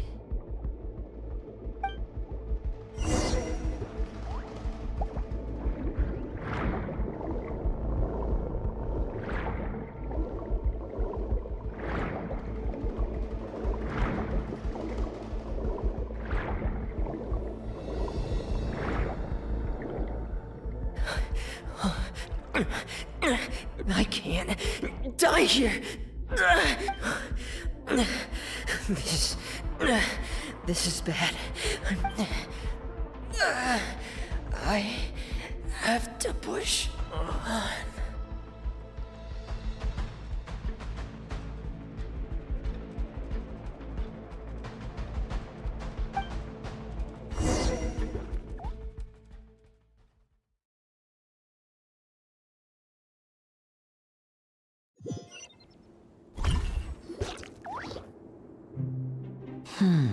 So, in other words, the trail you were following vanished, and you had no idea where Master Child could have... That's right. I tried my best to swim back, but I had already put some Miss Clarande brought you back, but we also don't know why she just suddenly appeared at the fort. Miss Clarande, you say? You're still too weak, Freminet. Miss Lynette is right. I believe Miss Clarande will A guest? Then I can assume Rise... You should ask His Grace about that. Yeah, it's about time he actually told us what's going on. Wanna come with us? No, please go on without me. Lenny. The logical part of my brain is aware that we're safe right now, but I still can't bring myself to leave. Understood. Then let's just sit together for a while. In that case, I'll leave the infirmary to you. The Traveler and I are going to head out for now. As long as you stay in here, I don't think you'll be disturbed. Thank you.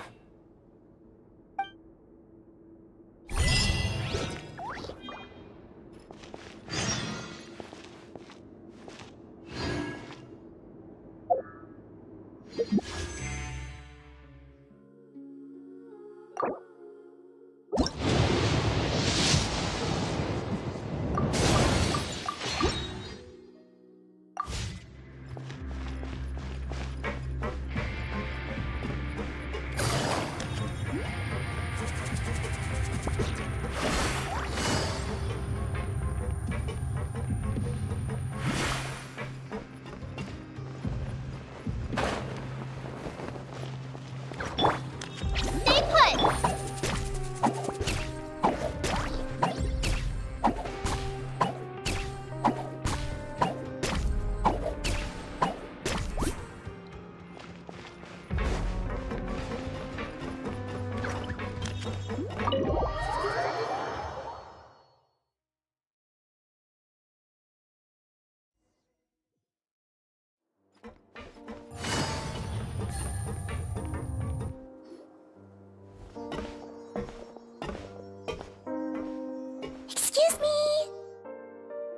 I take it Mr. Fremenay's condition... Of course! I wouldn't have left the I've been expecting those two, but might I inquire as to the purpose of your... I wanted to check up on Miss Clarine. Mostly fine, I think. If you don't mind, I'd like to perform another quick... All right. Thank you for looking out for me. I'll take my leave for now, then. Well, want to explain yourself, Risley? Of course, but I'm not partial to the word where should I begin? How about you start by asking me any questions you have? You can start with whichever one you'd like to get answered the most. Then Paimon will begin. Did you know about Lenny's goals from the very beginning? No. I just knew they were Fatui operatives sent to the fortress by the Knave. As for their specific goals, I only figured those out as you made progress on your investigation. You managed to monitor and stay ahead of them even though you didn't know what they were trying to do? They came here with ulterior motives.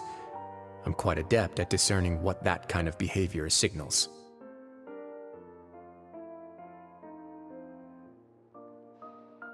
Initially, I thought their goal was just to investigate Child's disappearance. Linny suggested that I had deliberately let him escape, but in truth, I didn't really do anything special to help or hinder him while he was here. Everything he did, from finding helpers to leaving this place, he did on his own. Of course, it's inevitable that the Knave would make a big deal out of her fellow Harbinger's unexplained disappearance. I'm also quite curious about where that Harbinger went, so I figured I might as well let the Fatui do their own investigative work. All I care about is the answer.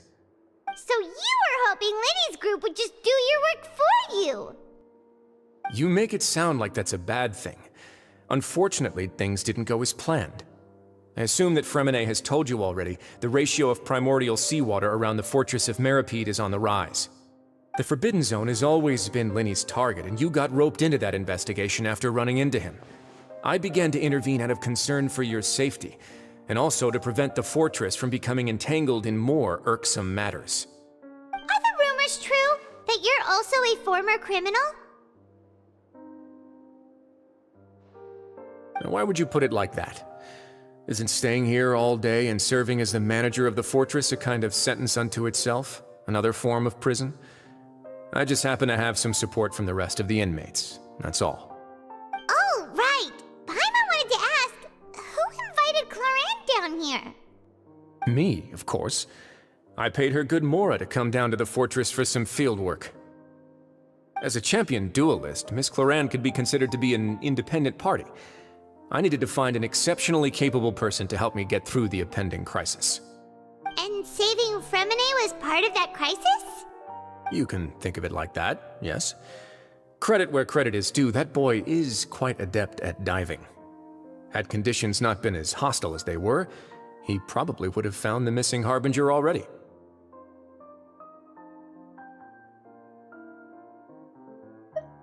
That's not something you should be asking after. Neuvillette only asked you to investigate Child's whereabouts. All I need to prove to you is that the Forbidden Zone had nothing to do with the Harbinger's disappearance. That should be clear now that you've spoken to Fremenay. But we've already uncovered that there's something wrong with the infirmary, and we've answered a bunch of questions that you threw at us. Isn't it about time that you answer our last question in return? You make a compelling case. Do you really want to know the answer that badly? Yeah, Paimon really wants to know! Even if the truth may not be pleasant?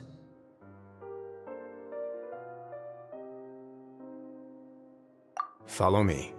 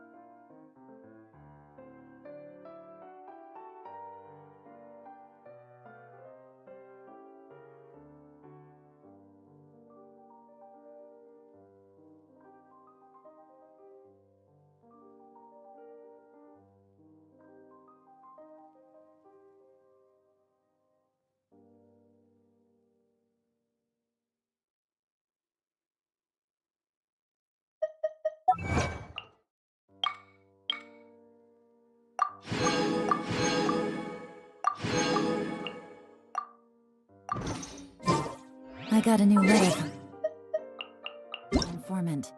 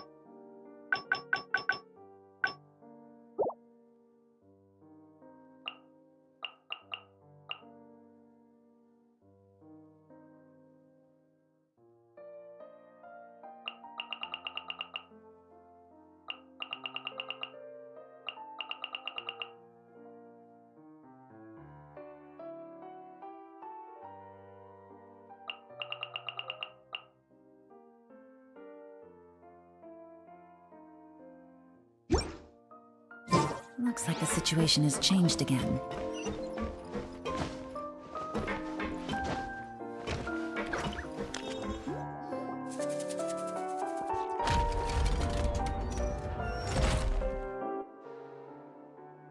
There's a hidden door here? And a whole basement behind it? Huh. You're pretty good at hiding stuff, Risley. It seems you've forgotten just what kind of place the Fortress of Meripede is.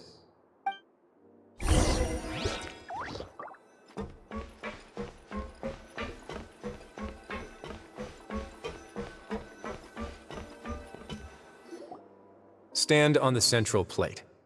Wait, is there a secret mechanism or... Whoa!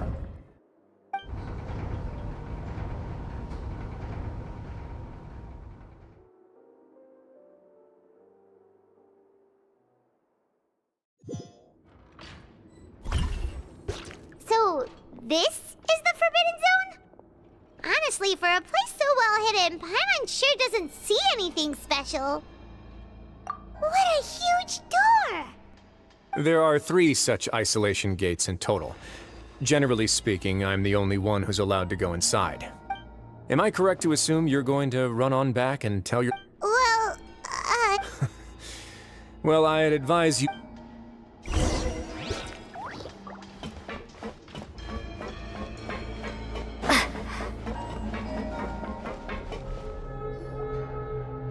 Huh. So there's a switch on the... Stand back.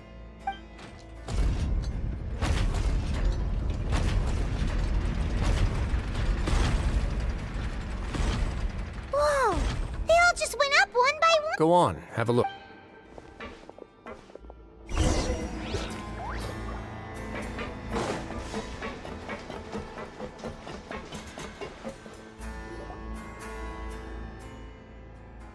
I've been interested in what lies beyond that gate ever since I assumed leadership of the Fortress of Meripede.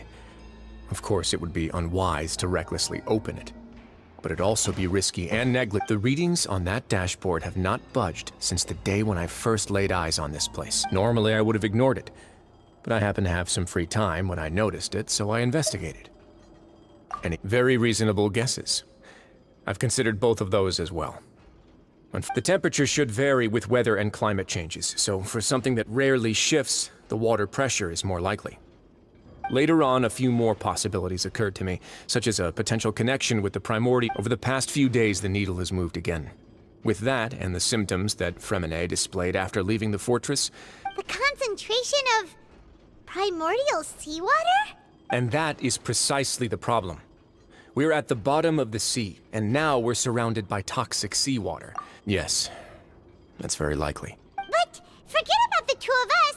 Not even Neuvillette knows where the primordial sea could be, much less where we could find and plug a... Oh. Oh! Seems like you've figured it out. I believe the primordial sea lies directly beneath this sluice gate. For some reason, the primordial seawater level, the indicators are now red. Although the gate still stands, some primordial seawater has already leaked out and mixed into the sea around. If this continues... Yeah, you know what the legends say. If this place falls... But that's just too weird! Why would the Your expression tells me you think this might be part of a vast, complicated conspiracy. It's just that the secret of the Forbidden Zone had been long forgotten by the nation before There's no single founder of the Fortress of Meripede in any traditional sense. What we know about its history has been left to us when the previous Hydro Archon, Egeria, ruled the land. All convicted criminals from Fontaine were exiled. The criminals received no sympathy of any kind from the people. They were exiled. Some of them began to repent and prayed to the Hydro Archon, asking if there was still anything they could do. And so, leaning on the power of the Hydro Archon, they gathered underneath the sea and began to build a fortress. They became a community down there in the deeps. And over the years, as the number of exiles increased, more and more people joined the community. The Hydro Archon continued to lend her support, allowing the fortress and what it stood for. And with that, the people here stopped referring to the fortress as a prison. But as time went on, people also realized that the fortress was a lonely place. Once they had gotten used to life here, they could no longer feel comfortable living in the overworld. Once they had finished serving their sentences, some people left and some others chose to stay. They'd find some idle position and let their withered souls fade away with the ancient secrets of the past. After many, many centuries, few people still remember the reason for the fortress's founding. Now they just see it as an integral pillar of Fontainian society, as the place where criminals deserve to be sent. Now and again, researchers manage to break one law or another and live out their days in the fortress. I learned all this from an elderly historian. Everyone else just thought he'd made it all up. But now you know every part of that history is true. Indeed. It's just as the prophecy says. If this gate fails, then everyone will be dissolved into the sea. To be frank, not really. Prophecies are troublesome things. Just hearing one will create the first wave of panic. Seeing signs of it, let's go somewhere else. I want to show you something.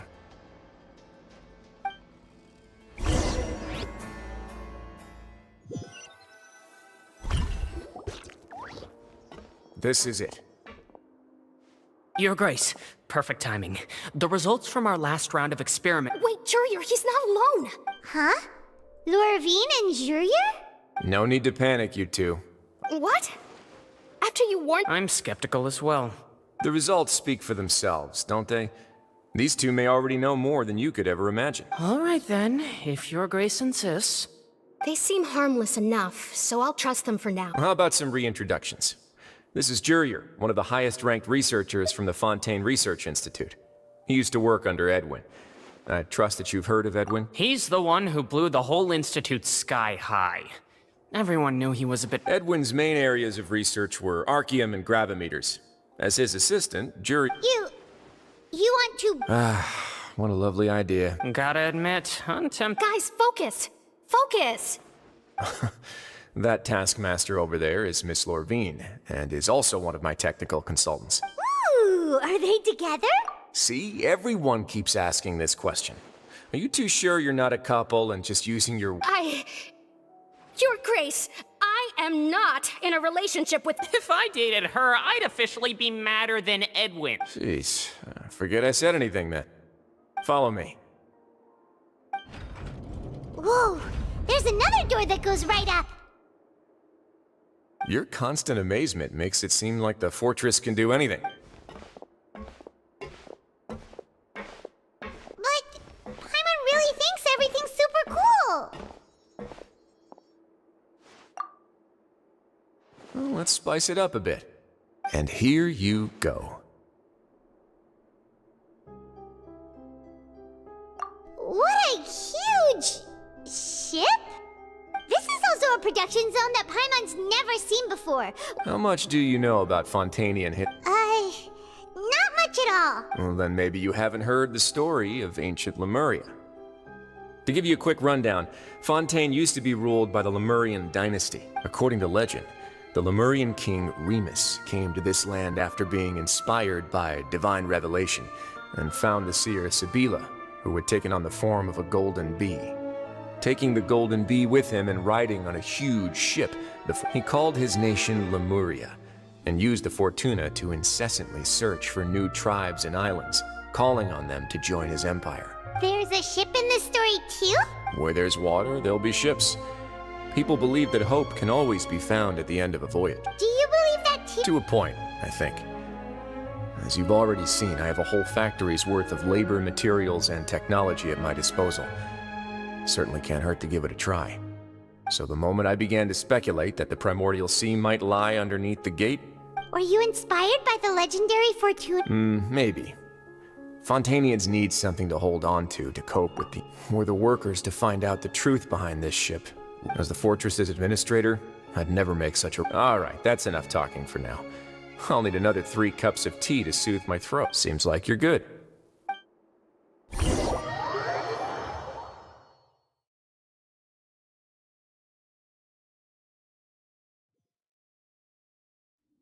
I'll leave you here for now. Oh, No worries. But don't forget, it's up to you whether or not you want to share what you just saw.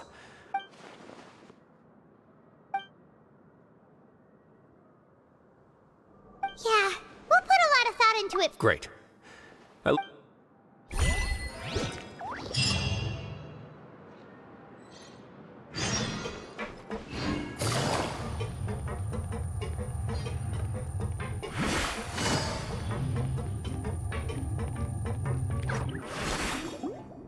We're back! Welcome back. Do you want a cup of tea? How can you be so much like Rise, Leo? Huh. Actually, now that you mentioned while I was sedated, I could still barely hear 2 people talking next to me. They were discussing... Must have been Risley and Sijwin. Yeah, I heard 1 male voice and 1 female, so... I really can't make sense. So, Traveler, Paimon, were you able to learn anything from Yeah, he explained everything. Very well. Then, would you mind checking your answers against my speculations? Yeah, I took the time to rest, so I'm feeling a lot more relaxed now. Nobody else is around, and Miss Sijwin is also busy with something or other. So let's just talk here. All right, then I'll posit my theories. I asked myself 3 questions. Firstly, why was Fremine affected by the primordial seawater? It was because he dove into the sea. My theory is, the long-lost primordial sea is probably very close to the fortress of Meripede. Ooh, he's good. He got that right on the first try. That's our Lenny.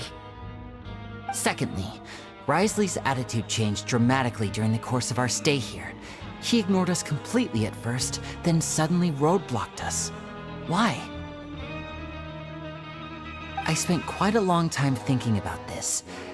If he has been monitoring the Fatui since the very beginning, he probably ignored us at first because he was hoping we could find Master Child for him. What's more, the Fortress of Meripede is not part of Fontaine's court system, nor does it report to Udex Nervulet. Risley is basically the king of a no-man's land.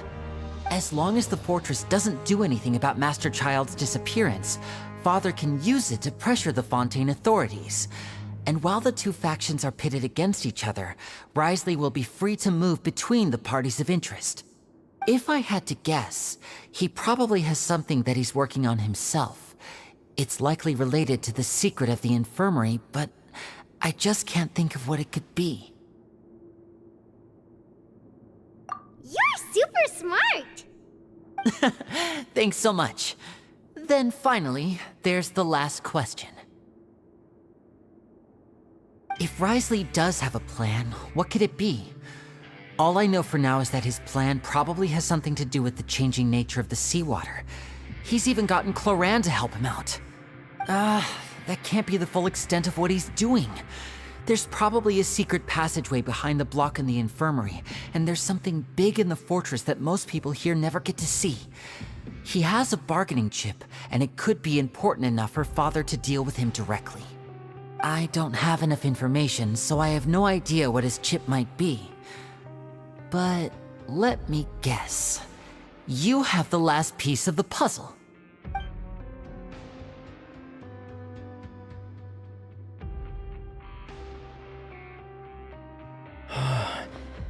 I can't believe it. The sea will engulf everyone. just like the prophecy said. Could Risley have wanted to meet Father to figure out a way to deal with this crisis? If you remember, I once mentioned that Father sees the House of the Hearth as her base of operations, and she truly wants to resolve the crisis. But how could Risley have known that? Or perhaps he didn't know, and just wanted to bring Father over to his side? Which could be why he said he just wanted to negotiate. Yeah, that makes sense to me. I understand your concerns as well, Traveler. I'll figure out a way to pass this on to our father. No matter what, we're on your side. The two of you have already aided us far too much. We probably wouldn't be standing here right now if not for you. If you ever need anything else going forward, please come to the House of the Hearth at any time. Though you may not share the sentiment, after all that we've gone through together, the three of us basically see you as family now. You have my gratitude.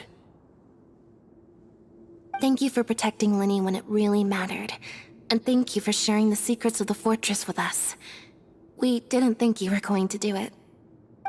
Why are you being so formal all of a sudden? Given your strength, you might not need our help at all.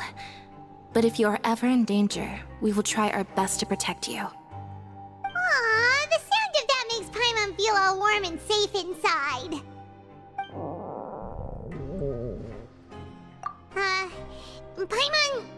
Paimon's hungry. Oh, you've done so much already. Go get some food. Alright, then we'll catch you guys another time.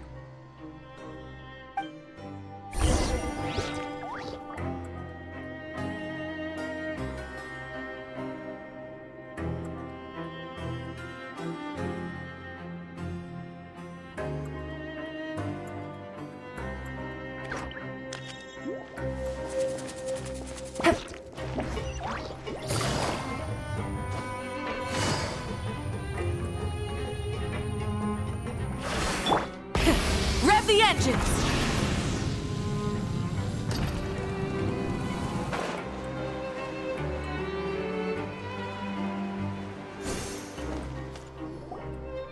It's time for dinner. Welfare meals now being served in the coupon cafeteria. Come on, let's go pick up ours as well. Traveler and Paimon, over here. Are you here for dinner too, Miss Sijwin? Mm-hmm. And I'm taking the opportunity to prepare Miss Cloran's dinner as well. Huh. You're right. What would you like to eat? Yep, you can. I've already talked to our chef, Mr. Wolsey. It's all on me today, so you can get whatever you'd like. Me too! Don't forget... No problem.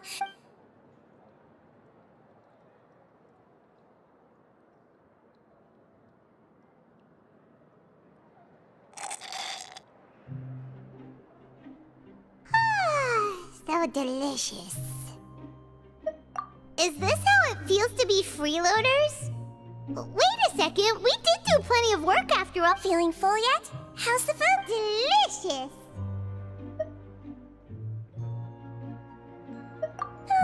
I'm so glad to see you all so happy. Oh, see, the expression on your face just now? The muscle here just moved, which suggests that you're feeling quite relaxed. Sijwin, do you do this? A bit of both, I suppose. I'm a Melazine, which means I'm very different from human beings. I must know what you're thinking of. You're really good at taking care of people. Even though you're so short, you still talk and act like an older sister. Really? You're reminded of an older sister? Oh, and what did you mean back in Risley's office? Oh, that. I just asked His Grace to look out for those children. Thankfully, Glorand is very strong and managed to save him in the nick of time. His Grace also sealed the... Although the path was blocked, we still stationed some guards there to stop anyone from approaching.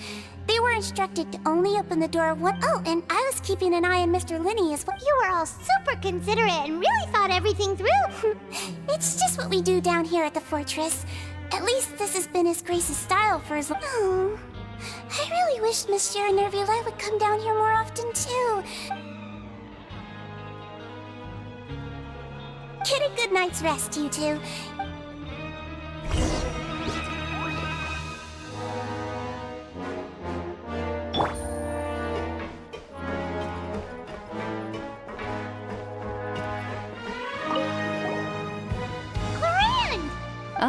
It's you two.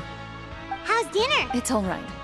Miss Sijwin really put in a lot of effort. So we heard that Risley invited you to come down to help, and you saved Fremine too. You sure work super fast. Oh, it was child's play. Still, Paimon didn't know even champion duelists could take on side jobs. Oh, and why aren't you eating with Sijwin and the Duke? Won't you get bored eating by yourself? Miss Sijwin was with you, and the Duke has business of his own. Actually, didn't Navia say that you went out for dinner with her as well? Yeah. First time. First time in a long time. So you mean you've gone out to dinner with her? In the past. You seem to be enjoying yourselves here. Things will be getting messy at the fortress soon. Don't run around unnecessarily.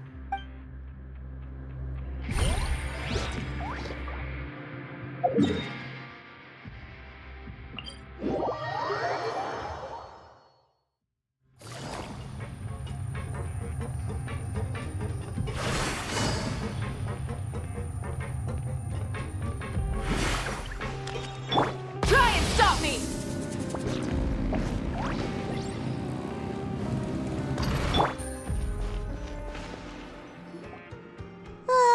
So much has happened. Paimon just feels absolutely exhausted now that she's finally relaxed. Paimon's super sleepy. Are you sleepy too?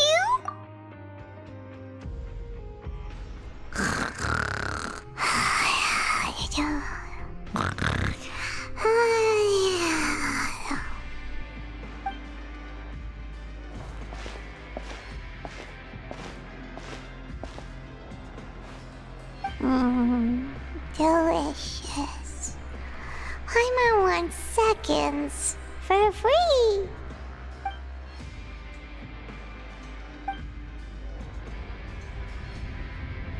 Out of my way! Get out of my way! What happened? Why is no idea, but something must have happened. Stop asking!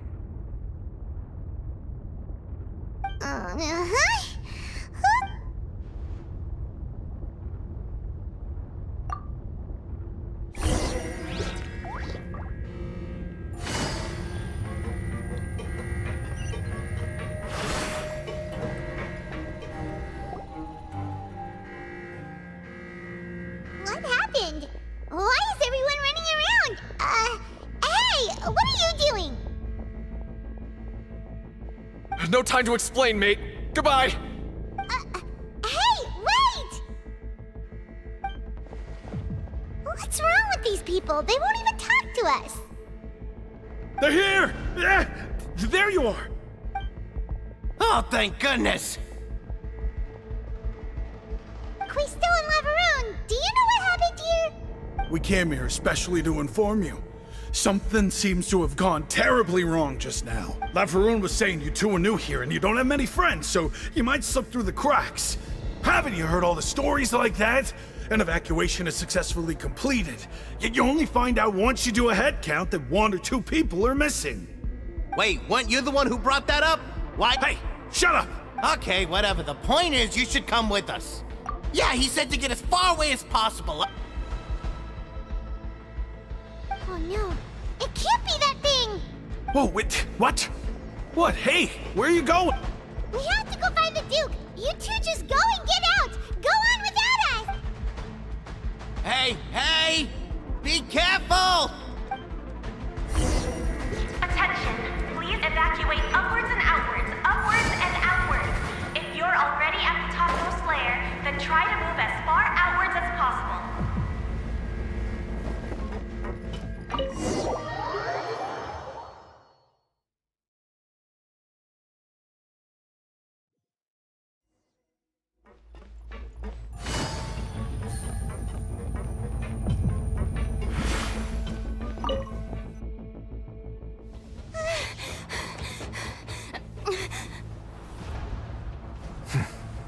They're here. Just like I said. What happened? Huh.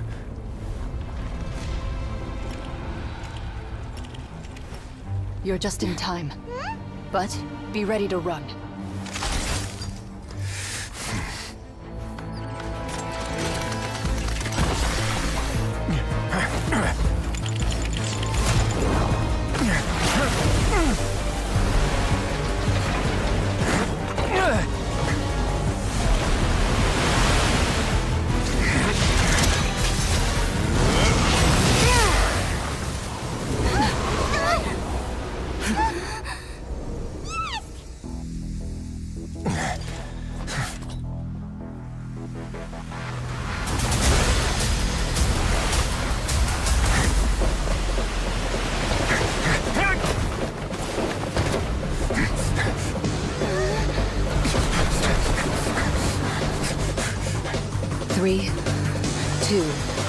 Run!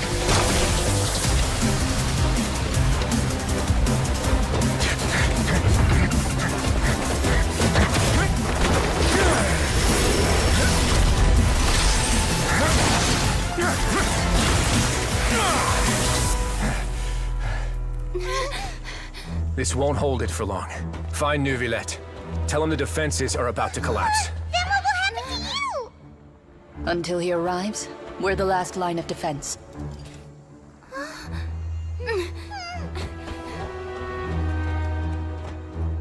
The gate. How long do you think it'll hold? That depends on us.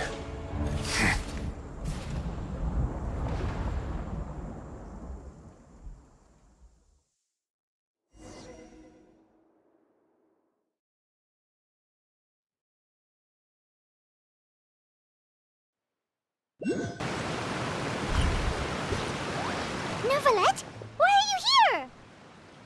Traveler, I need you to head to the Opera House. Farina will soon be meeting with the knave there.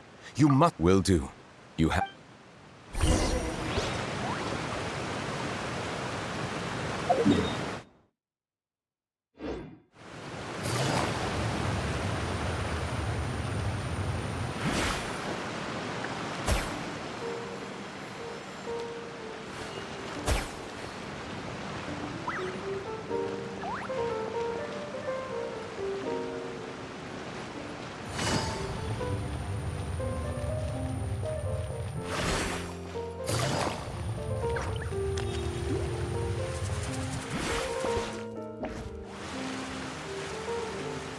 Look!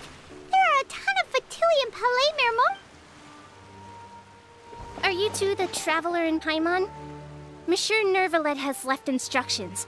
Please, though I'm sure he's already explained, this should be a mostly cordial conversation, unlikely to give rise to violence.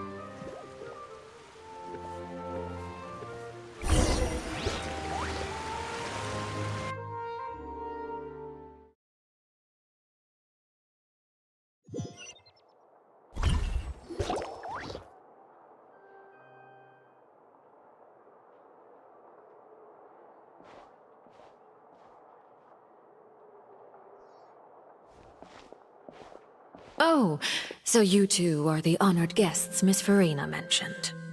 Of course, of course! How could they not attend a meeting such as this? I must always have 2 or more guests at my dessert table. Otherwise, the occasion would be too lonely and unbecoming of my station. It is my pleasure to make your acquaintance, traveler. I have heard much of your accomplishments.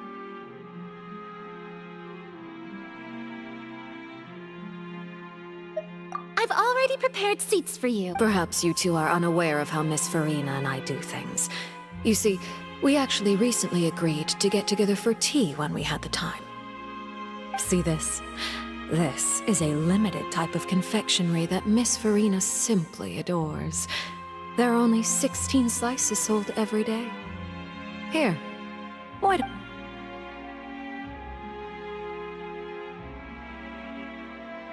Traveler, what do you think of this cake? That's good to hear. So what Child said was on the mark after all. You do share a taste. I wonder how he's doing nowadays. You must have heard, right? He's suddenly gone missing. Since we're talking about him, I feel like I should add something. His martial prowess. Oh, so you're also familiar with his aptitude for fighting, Miss Farina. Oh, right. I almost forgot. Child was subdued by Udex Neuvillette right in front of you. Against ordinary people, my colleague would never be on the back foot. But alas, he just never imagined he'd run into such a person. Coming from you, that's not surprising at all. But I thought you would be happier to hear the news. Of course, but it's still a bit of a shame. You see, I would have been far happier had I received this news somewhat earlier. Well, in any case, there's no need to worry. We know for sure that Child is... Oh, and... Because we found... And where did he go after leaving the Well... The fortress of Meripede lies deep beneath the waves, unless he pranced right out of the main. Ah, that is good news at least. His sister Tonya sent a letter to Fontaine not too long ago. Do you have any idea how he usually writes back to his family? Dear Tonya, your letter made me feel like we were still enjoying our time in Snezhnaya.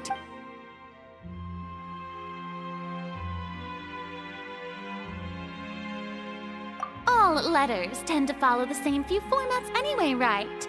As long as the contents are Hold on.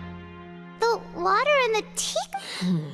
I suppose this is also a sign. Huh? I don't quite understand what you're trying to... Have we entered into the next stage of the prophecy?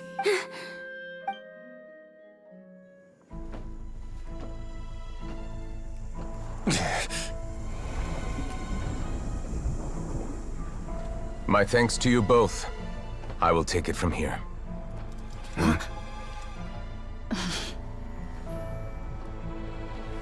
Sure you don't need a hand? Quite sure. Wow. So, what's your secret, huh? Let me guess. Nah, who knows?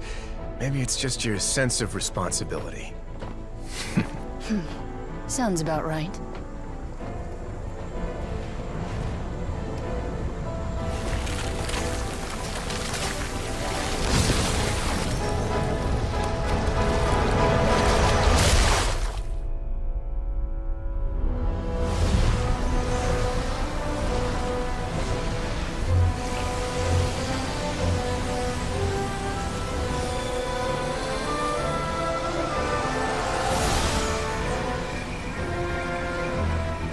Day may come when the prophecy is fulfilled, and the waters burst forth.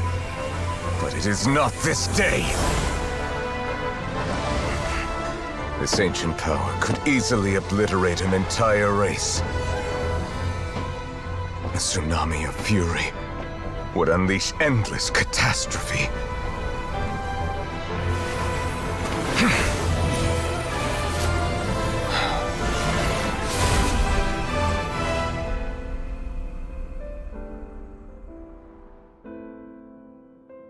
This sentence is too severe.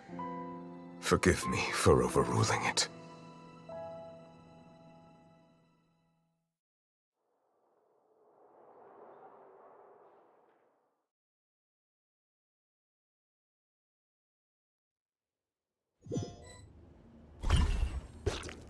All right.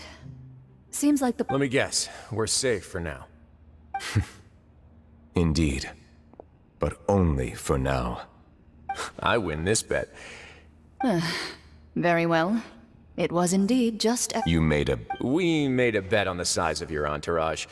Cloran thought you wouldn't come down by yourself. I figured you would have at least brought a few people along for appearance's sake. It appears I underestimated just how confidential the mission... Shouldn't you have gotten used to confidential missions by now? So what gift must the loser give? Tea? He already has tons of tea in his office. That wouldn't happen to be a dig at my lack of legal awareness. Well, I'm sure His Grace doesn't consider the fortress to be outside the law. I was under the impression the residents of a place like this would be uninterested in the legal code. That was obviously a joke. Anyway, you've still got some unfinished business to attend to. No need to stay here if you have a pressing matter. We all know you can't leave Palais Mermonia for long. Thank you. I hope everything went smoothly with the Fatui home.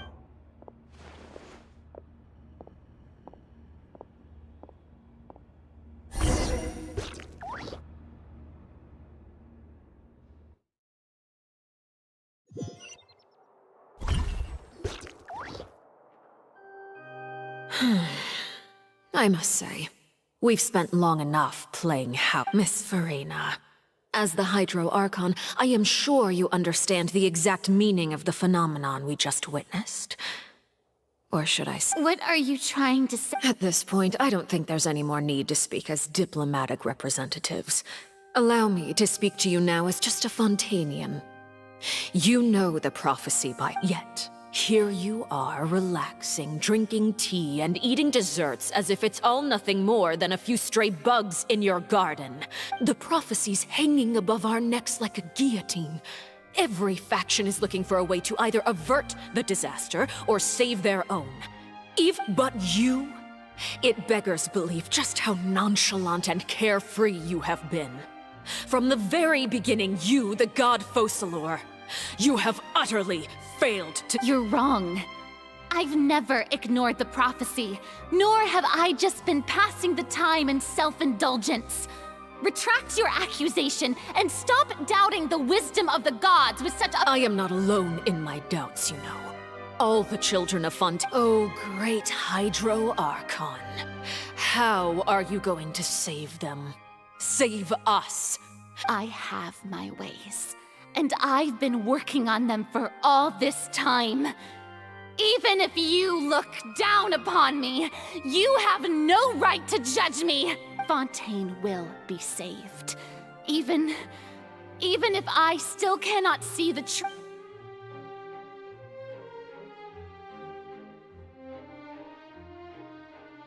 Then I ask you, Miss Farina, just what have you been working on? Where can we see it, and what is it doing to help?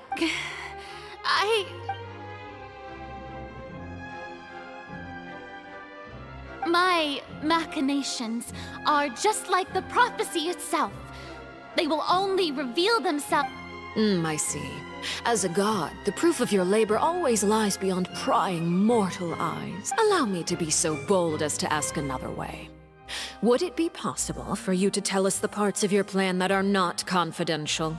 An emergency. Oh, that look in your eyes. The emergency response plan. Then allow me to jog your memory. Miss Farina, what is the purpose of your Oratrice Mécanique d'Analyse Cardinal? And what do you plan to do with the massive amounts of indemnitium that has accumulated over the years? The Oratrice? It's just like it appears to be. So you also have no idea. I first caught wind of this when Linny tried to investigate the Oratrice in the Opera House.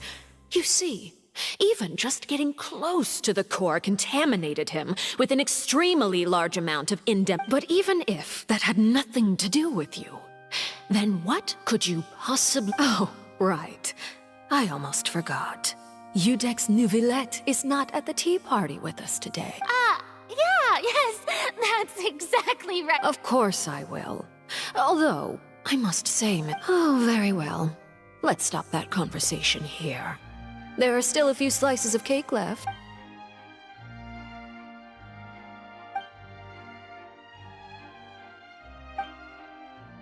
Traveler, I heard that you were recently commissioned to handle a few matters on behalf of the Udex. Why don't you— You too. Thank you. Paimon will take you up on that offer.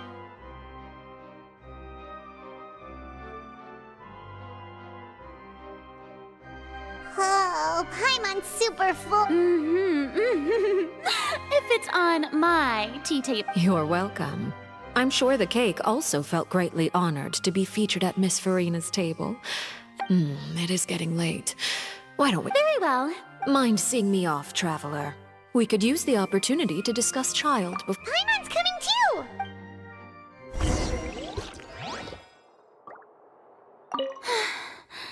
The tea party. Why are you looking at me like that?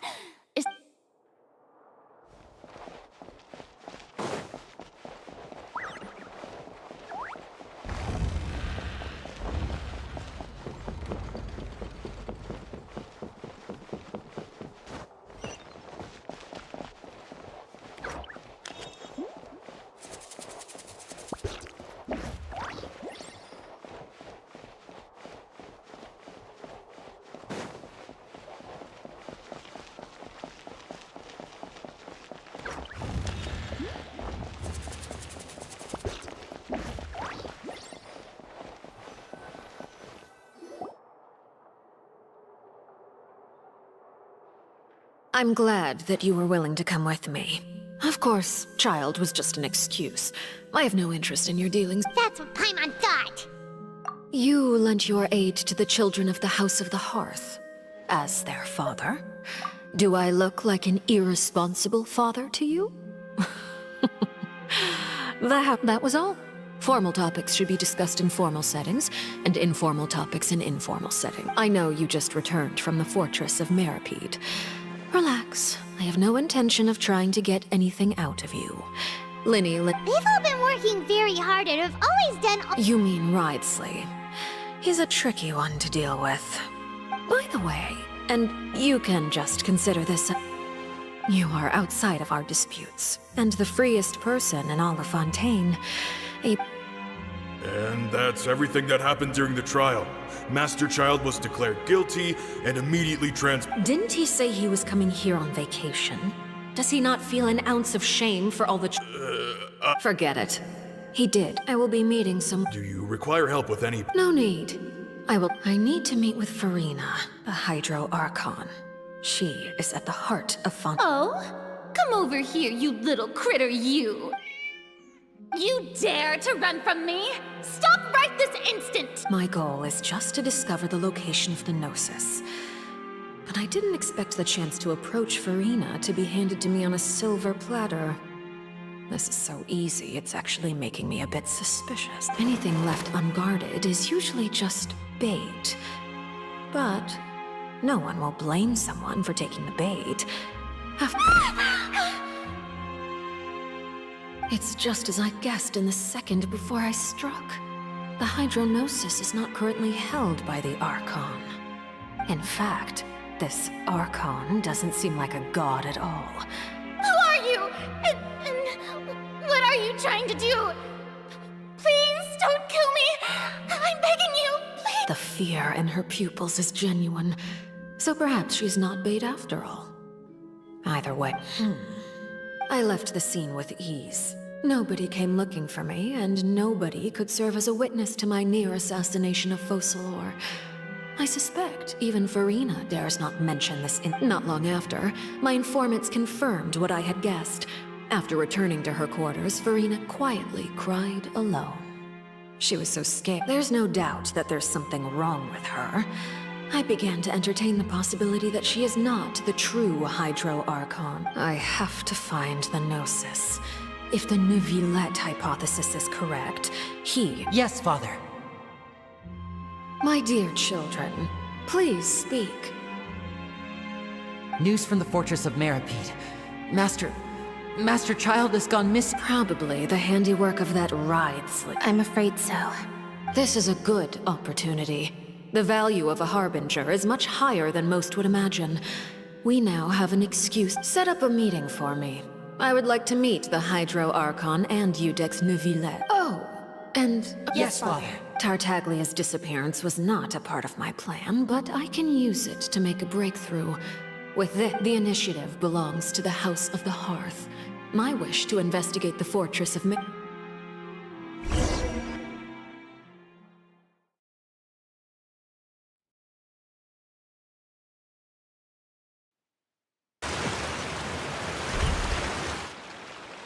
You should know the rest. Lenny's group is quite close to you, so they wouldn't have hidden anything from you. You attacked the Hydro Archon? It wouldn't mean anything, even if you shouted it from the rooftops. After all, even Farina... I've now had 2 chances to enjoy tea with Farina. I have to say, the leadership of Fontaine is even more inscrutable than I had imagined. I once surmised that Iudex Neuvillette... I am a servant of Her Majesty the Tsaritsa. Over my years of service, I've learned how a real Archon conducts and carries themselves. Of course, that is all just how I feel. Gut feel. It is, however, quite amusing to me that after all my years working in intelligence gathering, don't you think Fontaine is quite intriguing? A catastrophe looms. Ultimately, though, one must survive in order to do anything else. Should the need arise, you don't need to commit to anything right now, of course. I have a feeling that the situation will continue to evolve, and as your name is often connected with noble deeds, I'm sure we will work together someday. He certainly returned quickly. You must want to catch up with each other, so I'll leave you.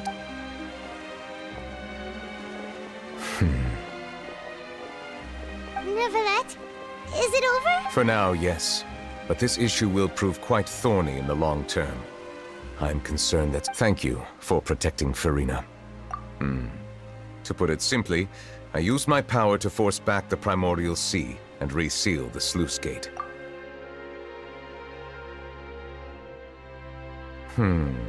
So as expected, the Knave has turned up the pressure. Permission granted. Whoa. It can't be that you're the real Hydro Archon, right? You can't tell us? Then that's okay. We can talk about something else. We won't try. If by the phrase, you guys, you are referring to Furina and I, then although I'm not sure just what you are trying to imply, I must clarify that I do not... I believe so. The fortress has a long and complex history, and now, another catastrophe will soon be upon us. I mourn this turn of events. Huh? Why is it raining all of a...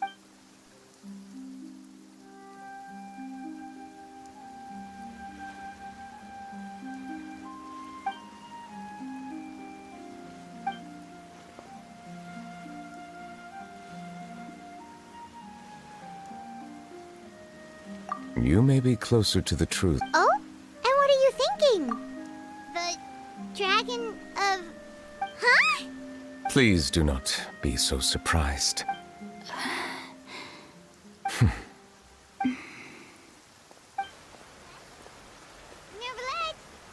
Neuvillette, are you listening? My apologies. We were just guessing randomly. We didn't guess right, did we? You're not actually the dragon... You guessed correctly. I sincerely hope you'll be able to keep... Right, of course. There's still some... Please, go ahead. Well, if you are the dragon sovereign of water, then since Fontaine's prophecy is all about sea... None of the currently living dragon sovereigns in the world, myself included, they say that when the first usurper arrived on Tivat, they seized a part of the dragon's power. Today, that stolen power is the basis of the Archon's authorities. There are 7 elemental archons and 7 matching dragon sovereigns. The dragon sovereign of water who lived through that era perished a long time ago. As their successor, I know far less of that part of our ancient history. In any case, I believe I will not be able to do much unless the Archon disappears and returns their elemental authority. Given the status quo, however, I would recommend finding another way to deal with the prophecy. Oh, so even you... I still have some urgent matters to attend to at my office. If you have any more questions... Please go right ahead. There's a place that Paimon wants to go too. Traveler, why don't we pay another visit to the... We'll see you another time. Take care.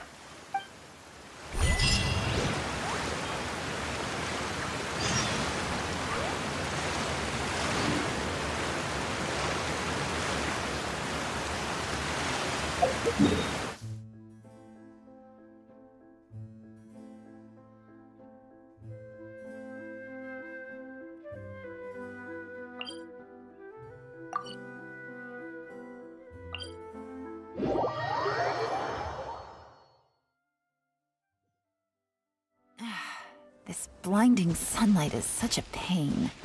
No way I can get a nap in this weather.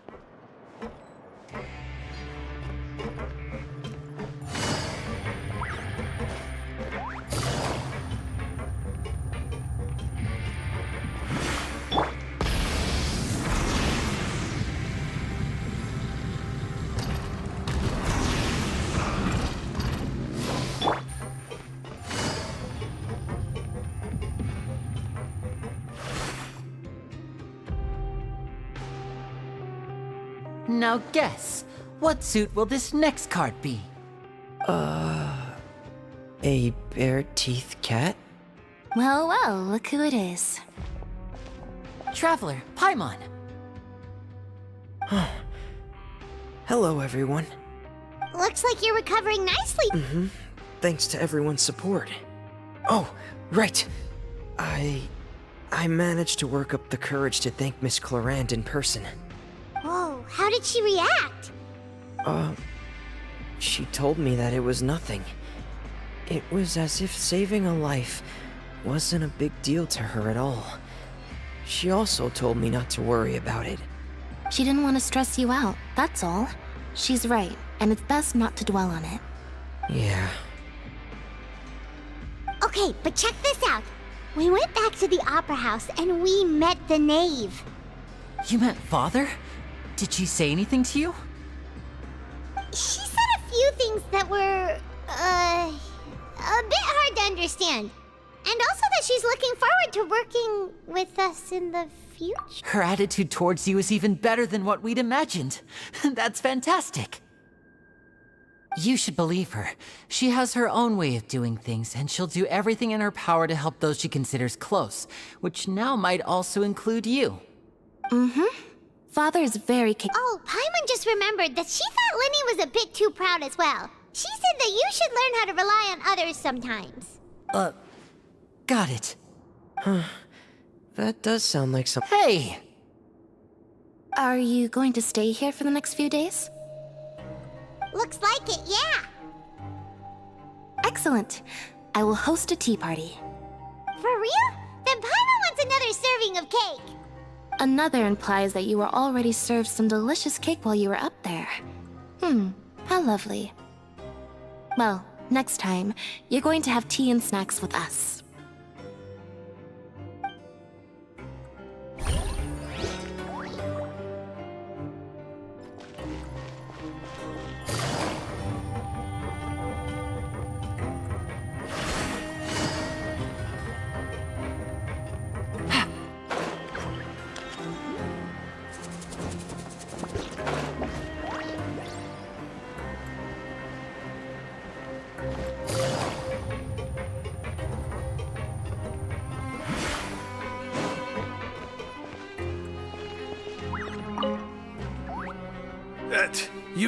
You guys are back?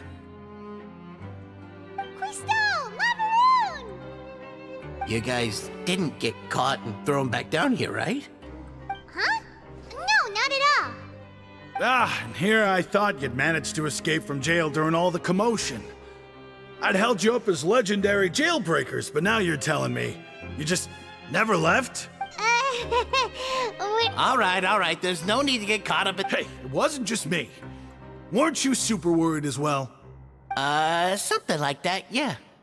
I was also transferred to work in the kitchen a few days ago. I can still hear Quisto mumbling to the carrots. Are those two all right? Do you think they made it out alive? Whenever he'd say that, I'd tell him I'm sure they're fine. Wherever they are, they're kicking back with drinks in hand, enjoying the lovely scenery. Hey, there's nothing wrong with worrying about your prison pals. Is there? I mean, considering how they always love listening to all my gossip. These two. They sure are a lot warmer and friendlier than when Paimon first met. Oh, well, if you say so. I'll be...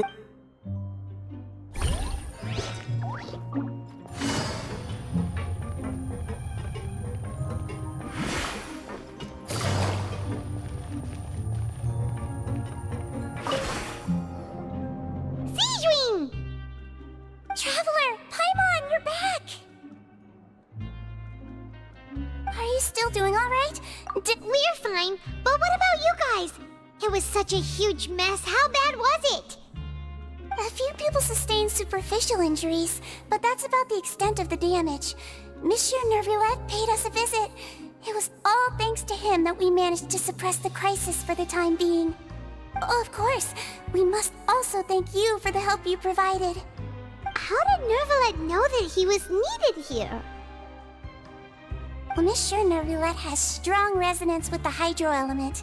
When the water level rises, he can feel the waves produced. I ran into the bombshell bros while bandaging the injuries of the wounded. They were mumbling the whole time about how you just ran down without a word. I'm so relieved to see that you're both alright. If you're not too pressed for time, please stay with us a few more. Just let me know if you get a craving for any particular dish, so I can have Mr. Walsey get your meals prepared. Oh, and please feel free to visit the infirmary for a break at any time.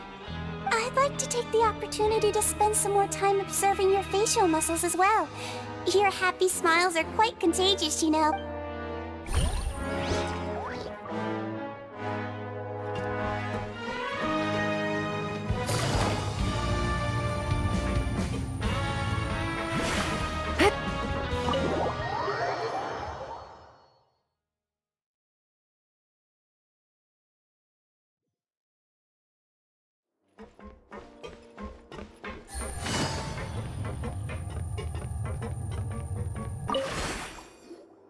Courier, Miss Sijween told me you still haven't eaten. Yeah, I was... That's no excuse for... Huh? It's you? Courier, Lurvine, we're back! Hello there. It's been quite the mess here recently. And you? Are you still taking the secret passageway from the infirmary? Yep. That is still... It can be a bit annoying when there are lots of people in the infirmary, but I mean, the infirmary does make it easier. Oh, yeah? You two really are just using your jobs as a cover for your relationship, but not at all!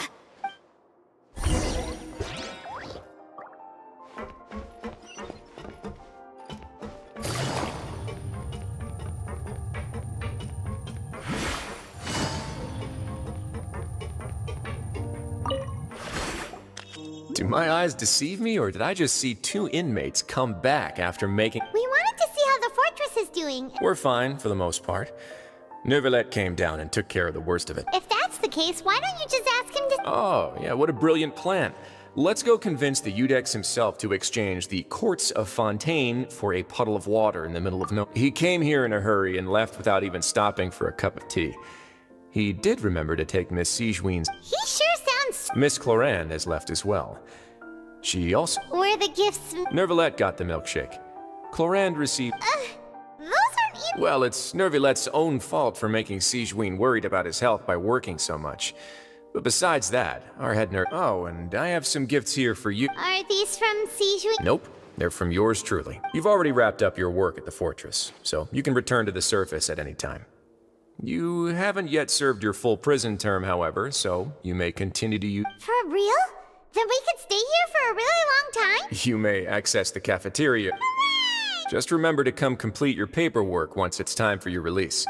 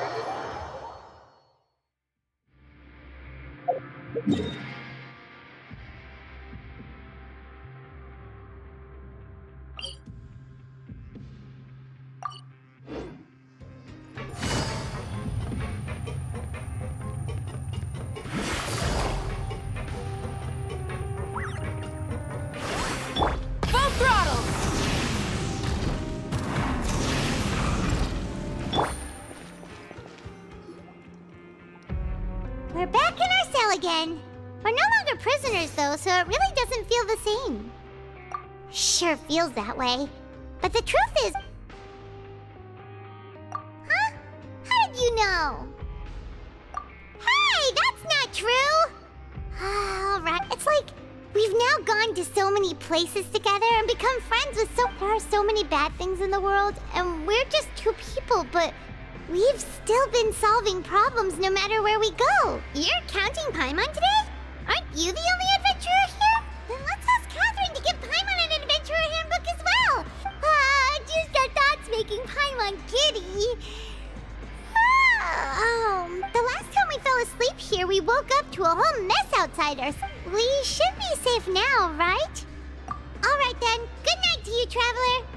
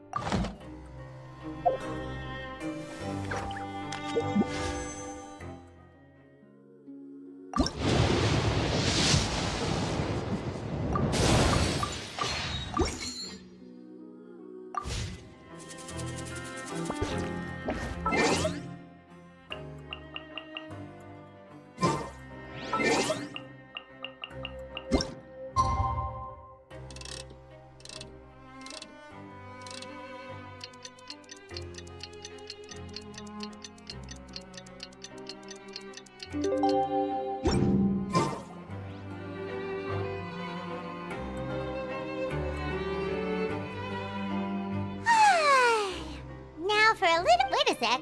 Isn't something important? Oh, today's our big day! We're supposed to leave.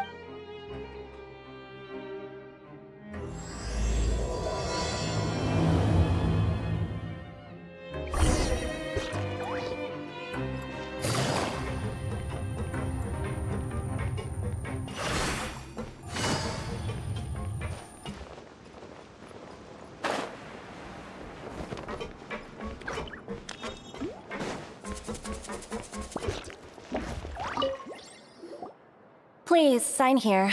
This document will be effective immediately upon sign. It's been so long since we've been to the surface. Let's hurry. Huh? What's happening?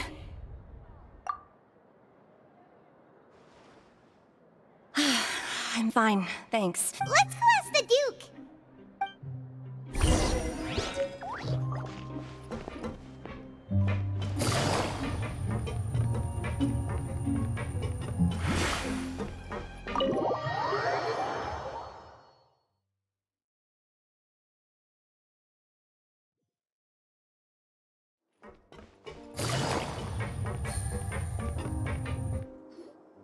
Your Grace? Ah, good to see you two. Is there something you wish to see me about? Yeah, what was with that earthquake just now? Ah, that. The tremor didn't originate from the seafloor.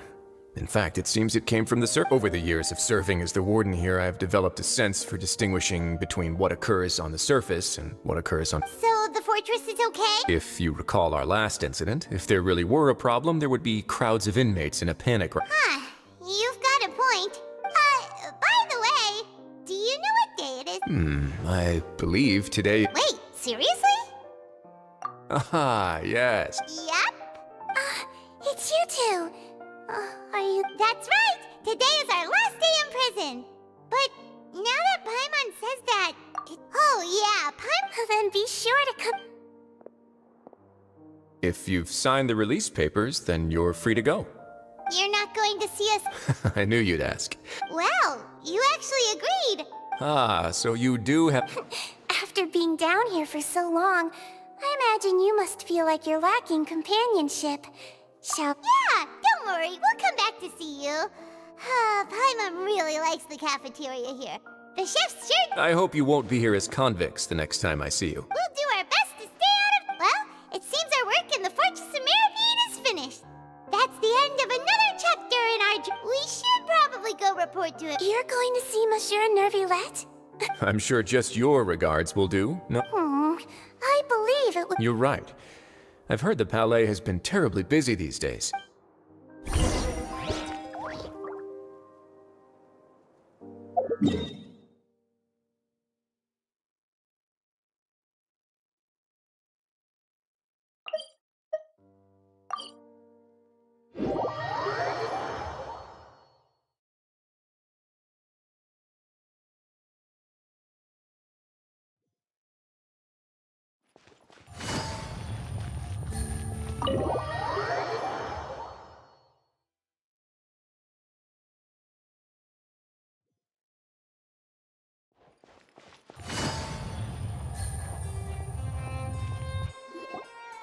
The Palais Mermonia sure is buzzing with activity today.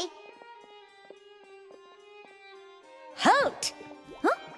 Oh, it's you two. Apologies. Monsieur Nervilette did say you'd be welcome at any time.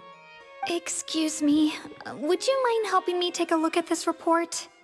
I'll be right there. Sorry, I've got my hands full here. You can see yourselves in. Everyone Everyone's so busy. Seems a lot has been happening.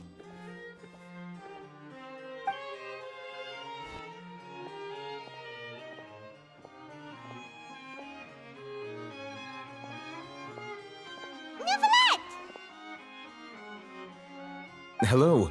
You've come at the right time, but you'll have to wait for just a moment, as there are some urgent matters I must tend to first. In the meantime, please, have a seat. If you'd like to have something to drink, let the Melusine outside know. That's all right. We just ate. Very well, then. Let's take a break over there while we wait for him to finish his work.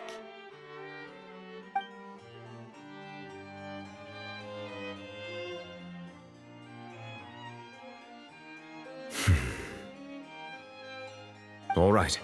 That should wrap things up for now. Are you done with your work? Yes, sorry to keep you waiting. Today should be the day you were released from the Fortress of Meripede, and it appears that you have managed to complete all the release paperwork. That's right, and we came here to see you right away!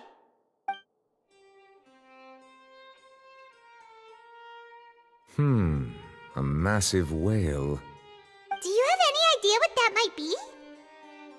Judging from your description, that cannot have occurred in any ordinary waters, but rather something like the primordial sea. A whale of that size and shape cannot usually be found in the waters of Tevat. Therefore, we can only assume that Child is presently immersed in primordial seawater. Immersed in primordial seawater? But how? And is he okay? Most people wouldn't be capable of entering in the first place. I'm not completely sure how he could have gotten there myself.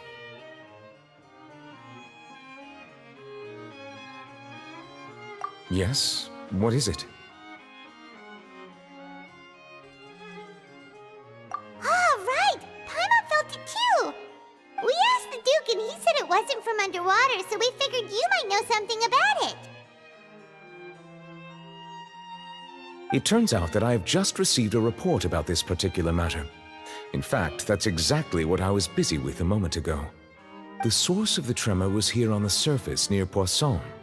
After the shaking stopped, the water levels in the Poisson area rose at an alarming rate. The water levels rose? Oh no! What about all the people there? Fortunately, the water levels only rose for a short period of time and have already returned to normal now.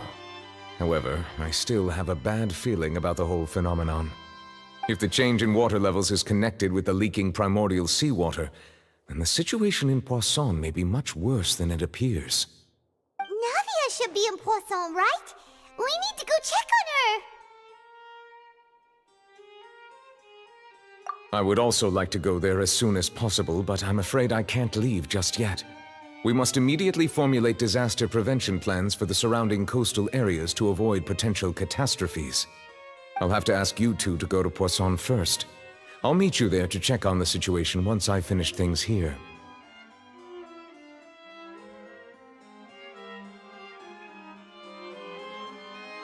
There's no time to lose! Let's get going! Please be careful.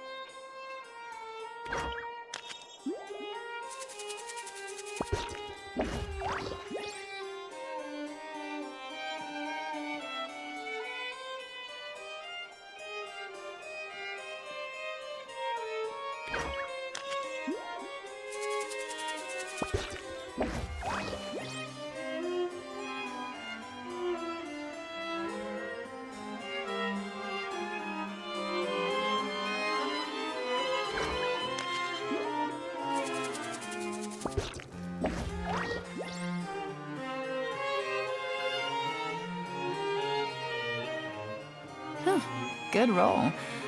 Alright, maybe I'll take one more day off, and knock out the rest of the work once I'm feeling up to it.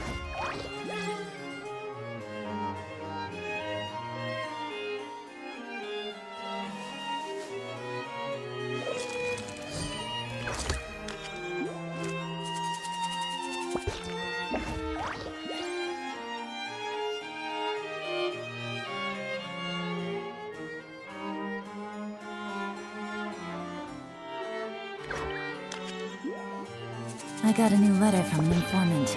Looks like the situation has changed again.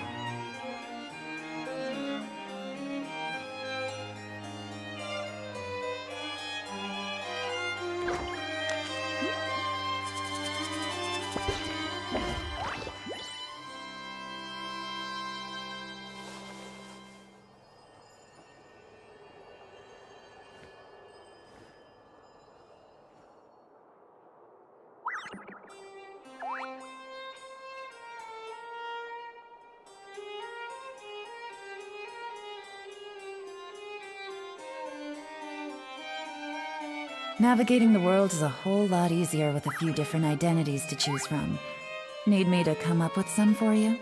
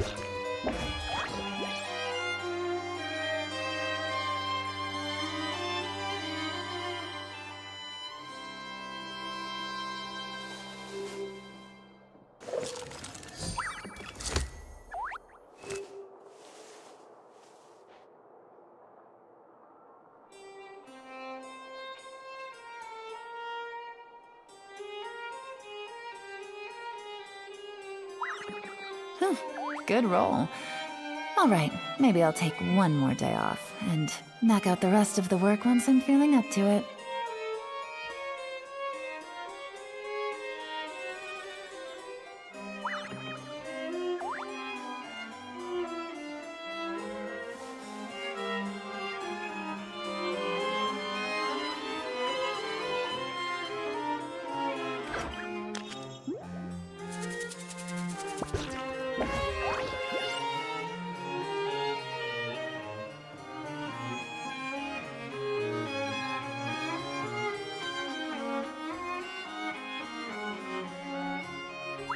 I got a new letter from an informant.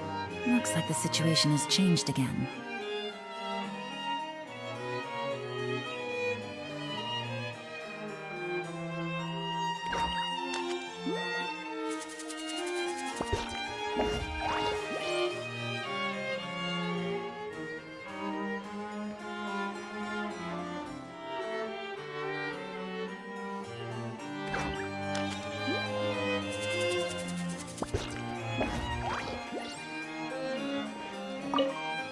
The two of you have my thanks.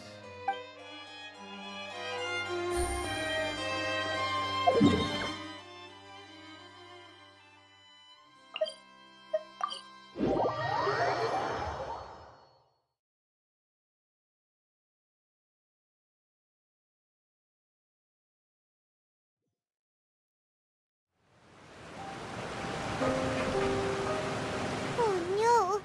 What happened here?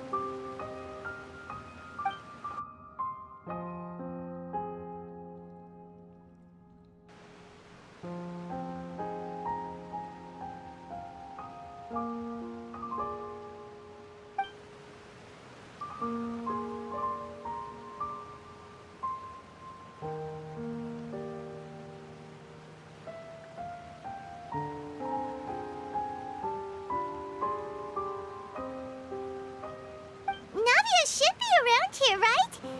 We need to make sure she's still... Paimon means we need...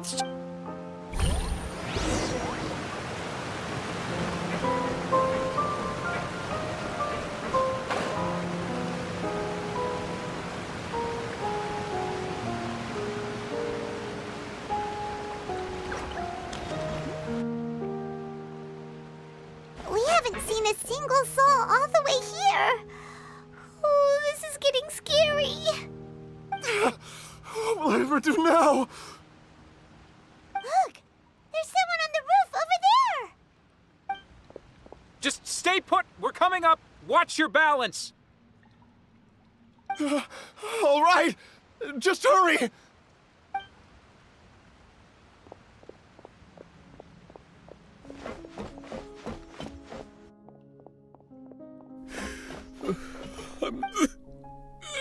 Oh, he looks pretty sad.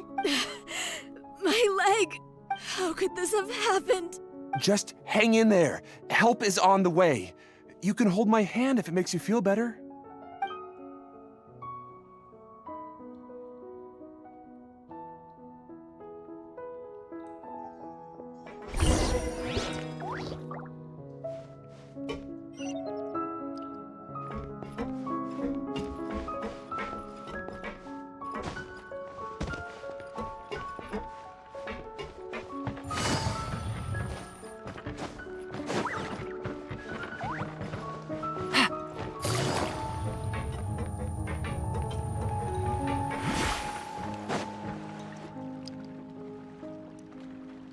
Oh, it's Navia. She's over there. Hey, Navia, are you okay?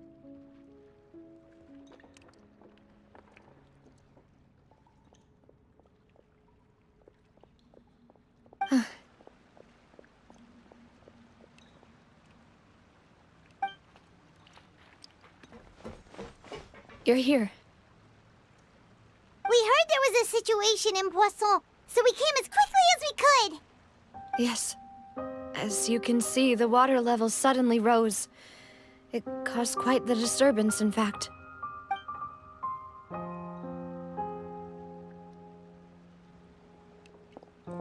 Demoiselle! There was a wounded resident next to a building southeast of here. We've already transported him to safety, but we've run out of... He's wounded?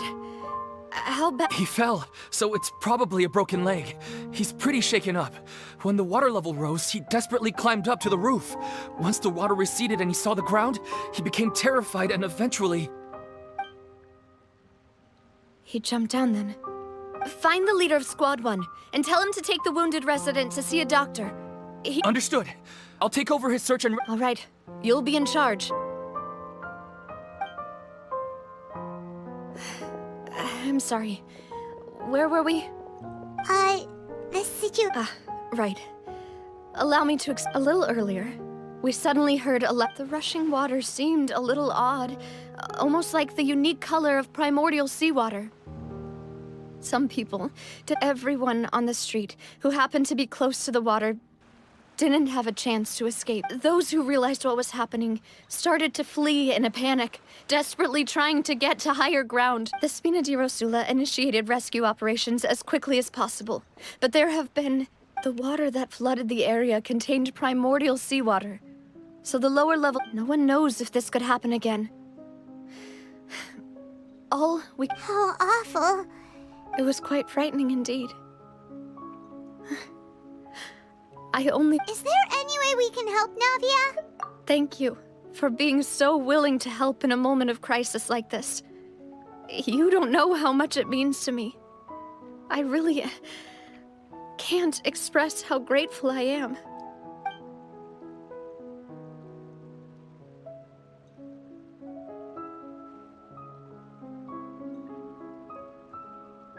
Don't say that, Navia.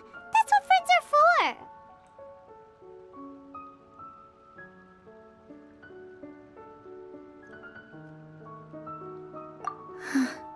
Demoiselle!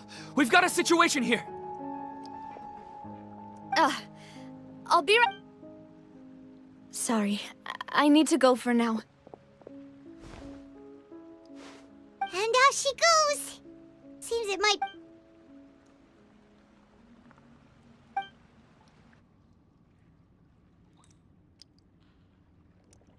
Okay, the wounded are being tended to, and we finished a preliminary head count. More support has just arrived, so I suppose I finally have a moment to focus on my... Of course, we should remain ready for anything, and continue doing our best to rescue others. I'll be... Traveler, Paimon, would you two accompany me to my father's grave for a moment? Huh? Right now? Thank you.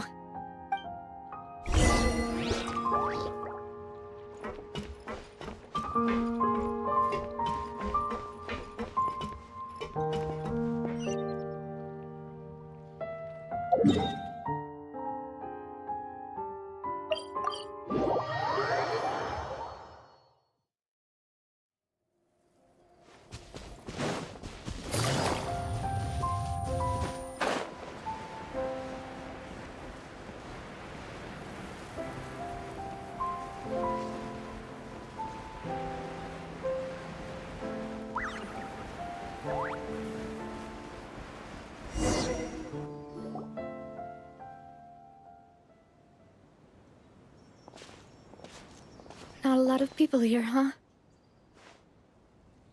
Well, given the time of day and the whole situation in Poisson, Paimon doesn't think there'd be a ton of people here visiting graves.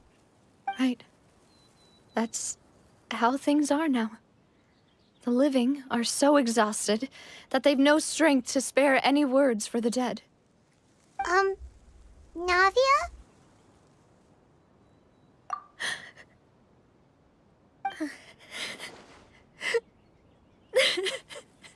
Navia, what's wrong? Sorry. I just... Malus and Silver. They won't ever come back here again. What should I do, Papa? Huh? What happened to them?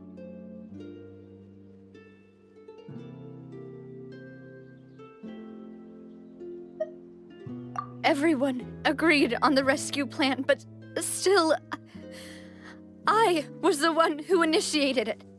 They were helping evacuate the residents, but they couldn't leave in time. And they were caught in the seawater.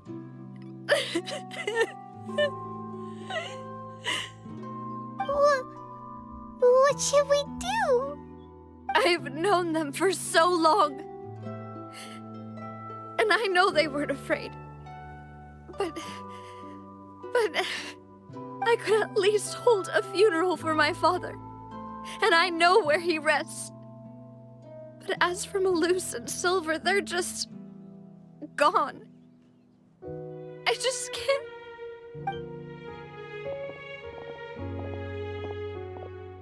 Everything looks so clean after it rains. Even the gravestones. I didn't expect that you'd enjoy a glass of red wine in front of Master Callus's grave. I can understand. Besides, the scenery here isn't half bad. See, it's not just me. I always want to bring something when I visit Papa. Perhaps we might even have a picnic. He wouldn't be angry, would he? How could Master ever be upset with you, Demoiselle? Yet the cemetery is the home of those who have passed, is it not? Everyone ends up here sooner or later, no matter who you are. Buying yourself a plot in advance, are you? No need yet. But when I do, I hope you'll let me be buried beside Master Callus, Demoiselle. Hey, stop joking around.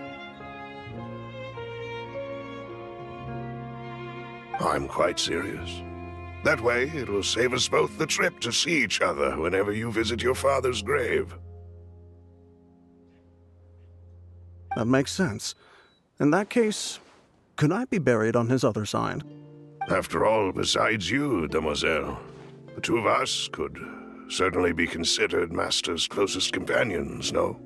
Personally, I believe we fill those shoes just fine. Why are you bringing this up all of a sudden? Seriously. All right. I'll remember your requests. But I'd really prefer not to talk about this stuff. And what do you mean by saving me a trip? I'd make the journey even if I had to visit you two somewhere else. I'd promised to let them rest in peace here. But here I am breaking that promise. I'm sorry for letting you see me in a mess like this. I don't usually cry, really. Paimon doesn't know how to help you feel better. But, well, she understands how you feel. I had always thought I could make my wishes come true. But now that I think about it, that never solely relied on me. Many things can only be accomplished with someone else's help. Malus and Silver have helped me so much. But by contrast, I could do nothing for them. I'm so sorry. You can spend as much time as you need here, Navia. We'll stay with you.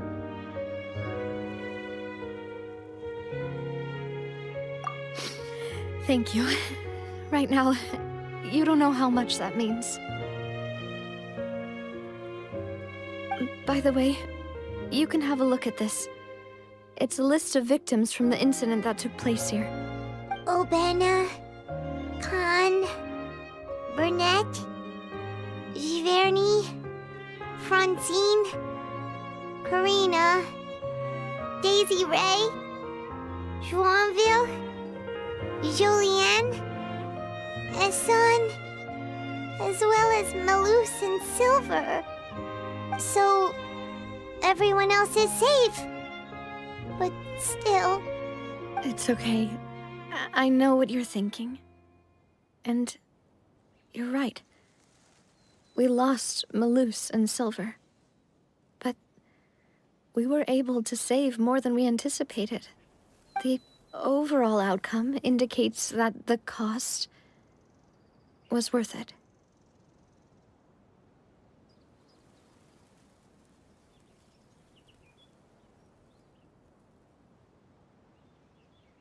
Right! Don't think that way, Navia. One person might be saved at the expense of another, sure, but that isn't something we should ever consider a trade. Malus and Silver were not the price for saving anyone. They're heroes. You're right. Thank you, Paimon. What you said just now was pretty amazing, actually. I'll remember your words. Oh, really? Seems you've become more eloquent in the time since we last met. The knave? What are you doing here? Is everything going well on your— Yes, my people are carrying out the mission according to your request. All the residents of Poisson have been evacuated, and we're preparing to relocate them to higher ground. As for these supplies, we have everything taken care of. There is no need to worry. Thank you very much. Wait, do you two know each other? We just met recently. Right, Miss Navia? Usually, I would call this a coincidental encounter. But that doesn't quite fit this time. Besides, it never even crossed my mind that a Fatui Harbinger would come looking for me. Thanks to the Knave, Spina di Rosula received generous support from the Fatui, which allowed us to complete the rescue and evacuation work so quickly. Mutual aid is essential to fostering positive developments. We were already in the area, in any case, so it was nothing. That said, I must say that you're a lot sharper than you let on. I'm sure you understand what I mean. I apologize for all the ways in which I tested you previously. We've never worked with a Fatui before, and it's extremely important for us to know who we're working with. My subordinates have reported that Fatui soldiers have been observing water levels and taking head counts in various locations. I hear that they've also— This is nothing to brag about, nor do I intend to. It is simply, as I've told this traveler before, I know of the— Lending your organization a hand was a natural first step in accomplishing that. As such, do not be troubled. Without your help, there would have been many more Furthermore, I sincerely regret what happened to Malus and Silver. Don't say that. As Paimon said, Malus and Silver didn't choose to sacrifice themselves for any specific person. I've never liked hearing people put it that way. It's like trying to relieve pain by saying some noble-sounding words. You're right. Water is life to Fontaine's people, and it also spells disaster. It's no one. So, you're one? Of course. That is why I'm going to Hotel Bouffe de Thé. I still have some things to take care of. By the way, Traveler, Paimon, one more thing. Alright, then we'll just... That is a clever and useful conversation technique, which I do like to use when necessary. But there's no need, Traveler. I'm sure you remember that I said we could work together when we had the chance. You and I both know that there may be issues with the Primordial Sea. Previously, it was the Fortress of Meripede's sluice gate, and this time it was the water levels in Poisson. Indeed. Allow me to share the latest intel I've received from the House of the Hearth's intel. During some recent investigations, a child claimed to have discovered some ruins near Poisson. Judging by the dating of the ruins, they may be related to the prophecy and the coming. My people initially came to prepare for ruin exploration. So that's why I wanted to take the children along, but unfortunately, Linny, Lynette, and Fremine have all been dispatched to higher ground to assist affected residents. Linny told me that outside of the house, the person they trust most is you. Which is why I want to give you this task.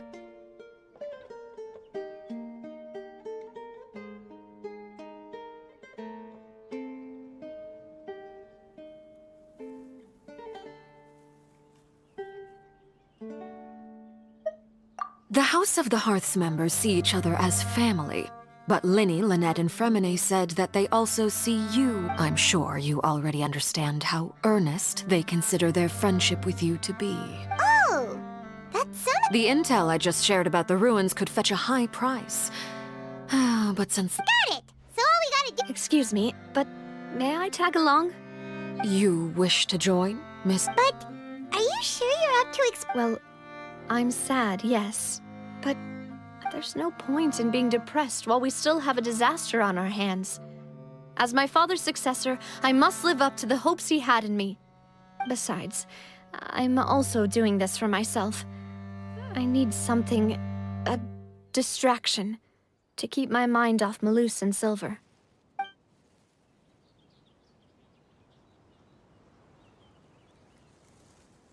Since you put it that way, I have no objections.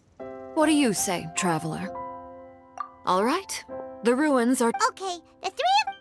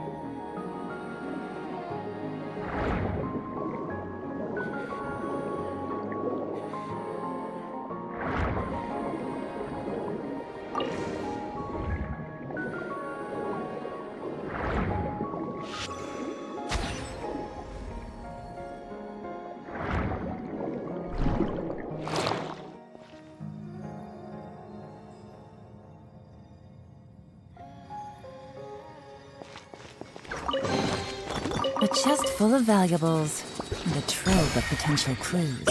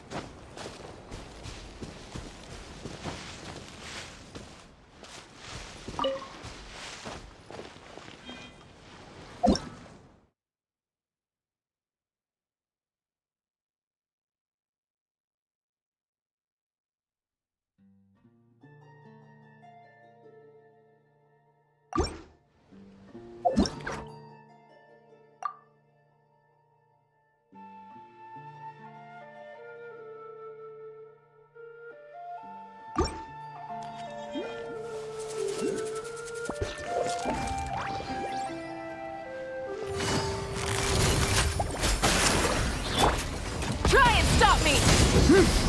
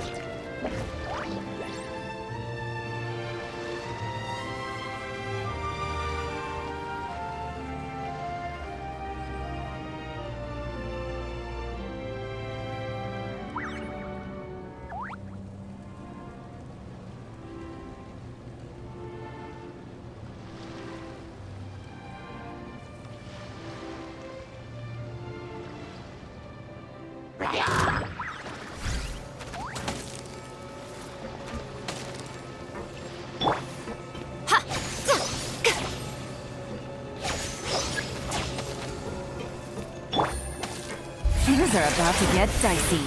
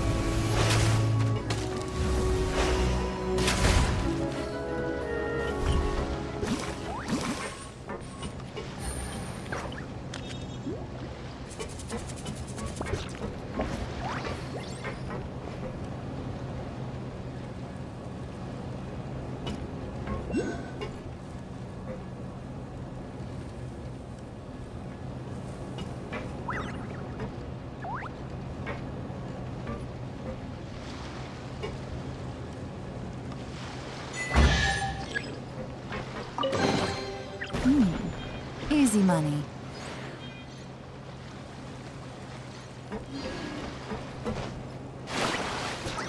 Yeah. Quietly now. Try and stop me!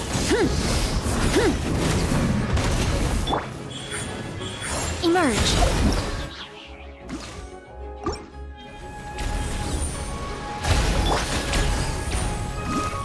Gotcha.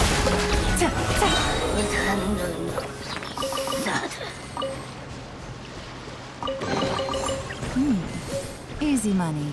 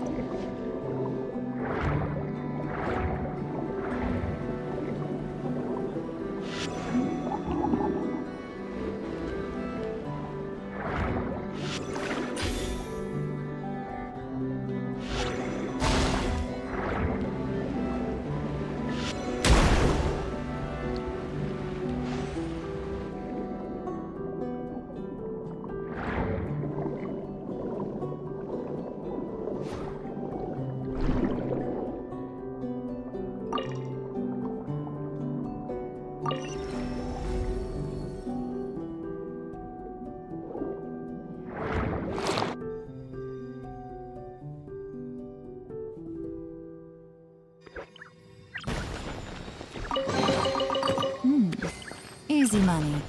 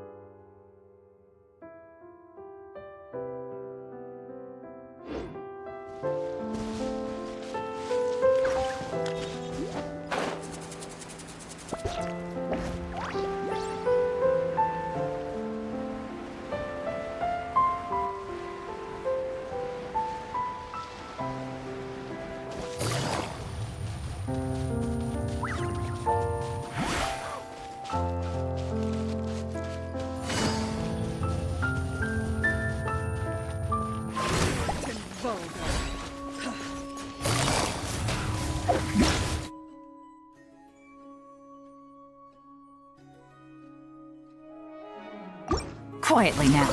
Game's up. Fun's over. Full throttle! Light of the blazing sun! Right now. Emerge. Right here.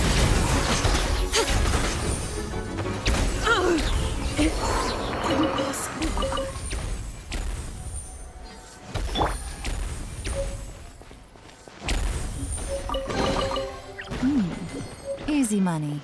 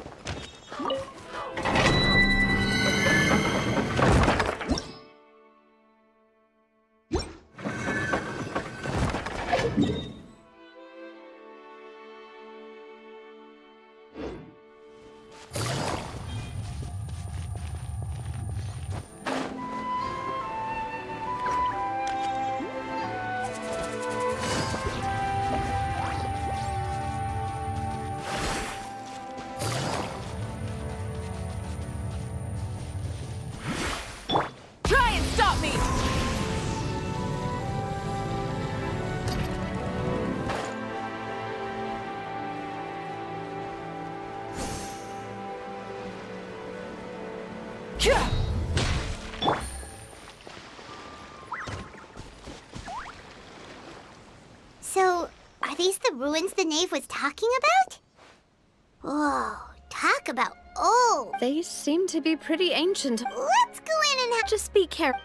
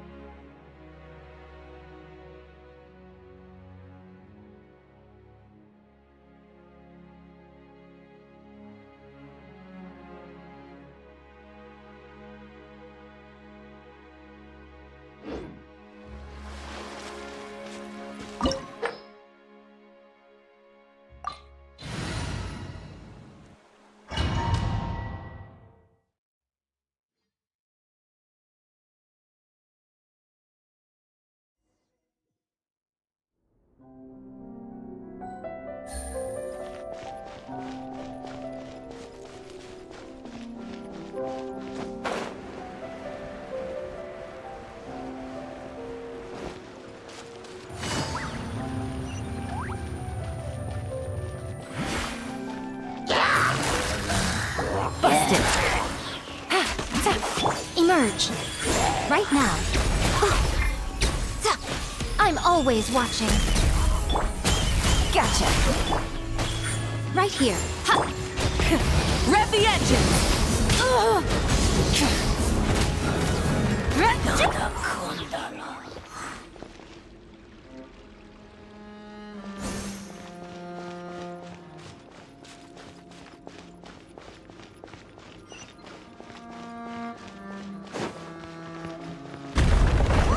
The floor here isn't safe.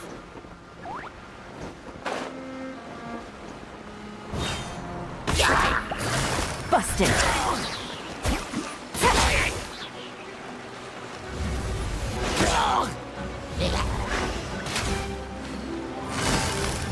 Quietly now.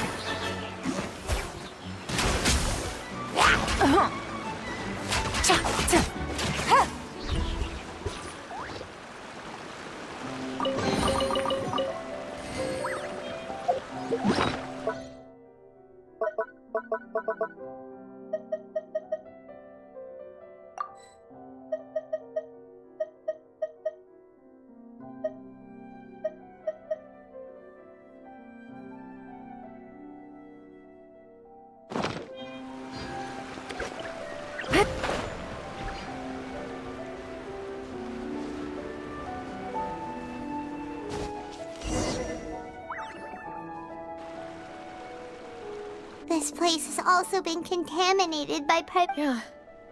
And a lot of it, too. A Fontanian would most likely dissolve the moment that... Right! You can't go down if there's primordial seawater. It's too dangerous and it won't be any help for you. Don't get by my wrong. We're not... No, you're right. I can't do...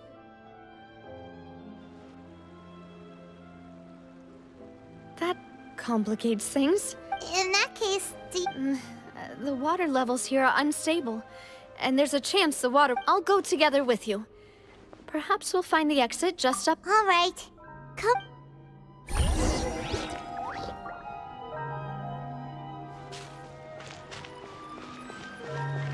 Oh no, it's a dead end! Let's try climbing over from the side.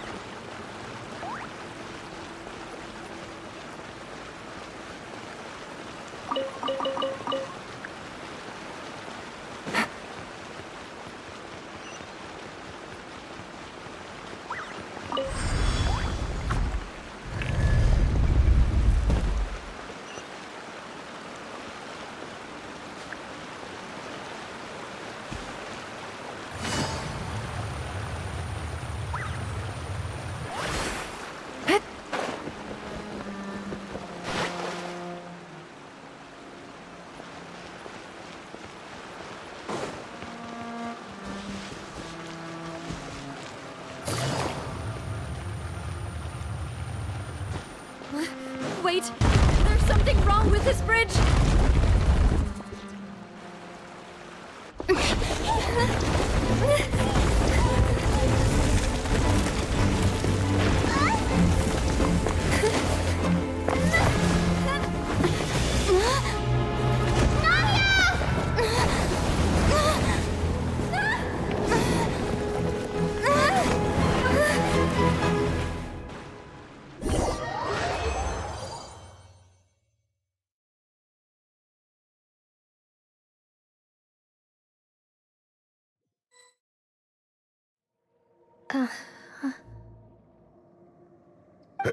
Demoiselle?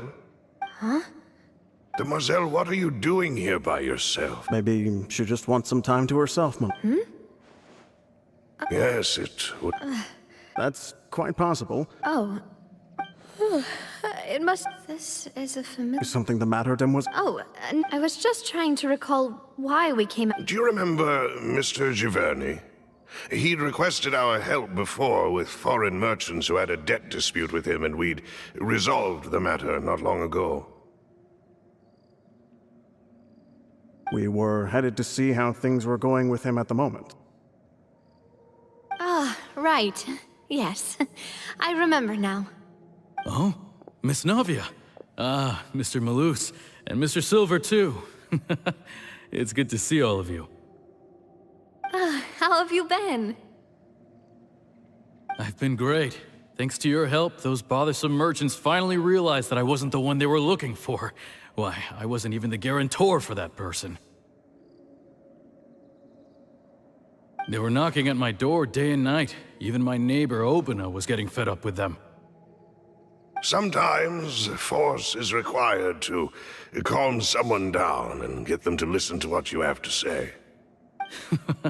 That's right. Oh, by the way, Burnett, what was it that you wanted to give to Miss Navia again? Oh, yes. One moment, I have it right here.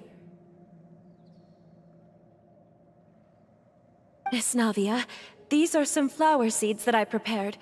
Please take them. They're a very good variety, and they'll become very big and beautiful once they bloom. I don't know what we would have done without your help, so this is a little token of our appreciation. I hope you won't refuse. Ah, did you cultivate them yourself? Thank you so much. I'll certainly take them. Malus, we do still have some empty flower pots at home, right? Why, we can have as many pots as you'd like, demoiselle. Perfect. In that case, we'll swap out some of the decorative plants for some of Mrs. Burnett's flowers. Very well. Wait. Something seems to be off here. Excuse me, madam. If I'm not mistaken, your name is Burnett, correct? That's right. Is something wrong? No, it's nothing. This is the first time we've ever met, but your name seemed familiar to me. I must have heard it when I was discussing things with your husband previously. I've heard this name before. Sometime recently, I'm sure of it. And why are there so few people around here? Where did everyone go? We must mind the time, demoiselle. We still have important things to attend to today. Huh? We do? Like what? Well, now... Miss Navia, here you are. I've been looking for you. Please, come to the Opera House. Your trial is about to begin. My trial? Wait, why... Yes, she's right, demoiselle. It's just about time now, so we should get going. Oh? All right then.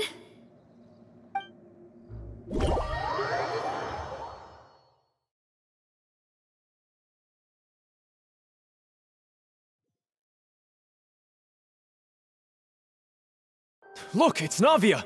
She's here! And her two attendants are with her. Goodness, everyone's finally here. There sure are a lot of people here to see the trial. And they all seem to be oddly... excited about something. I even know some of these people. Karina, Desiree, Joyville, Jolien, Essen. Why are so many people here? And why do I have no recollection of this case? And as for the judge... huh? Where's Monsieur Neuvillette? Please sit in the defendant's seat. Don't worry, Silver and I shall accompany you. All right. But are you sure you can stand behind me? Typically, it wouldn't be allowed, but today is an exception.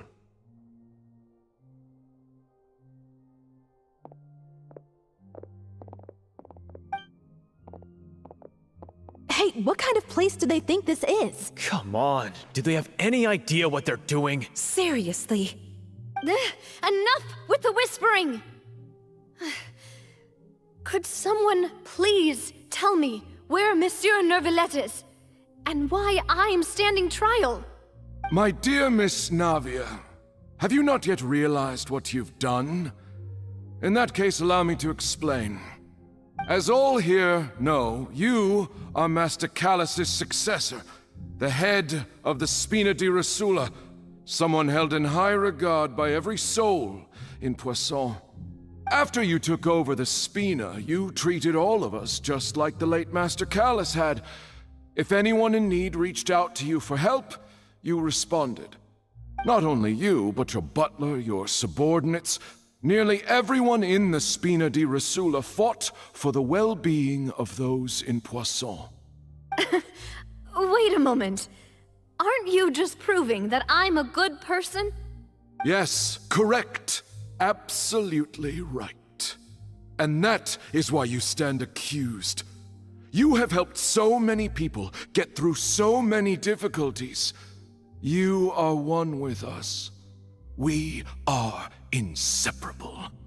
We are one big family, all of us who are from Poisson, inextricably linked.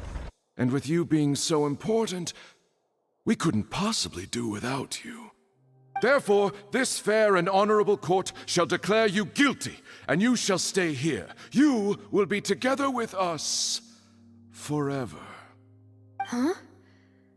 What are you saying? Everything you have said is correct. I have indeed done a lot for my hometown, and I would be willing to be with you all, but what is the purpose of having me stand here like this? What is there to discuss?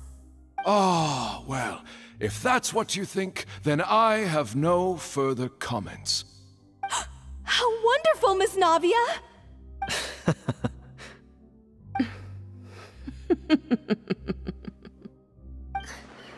I know all these people. Why are they laughing?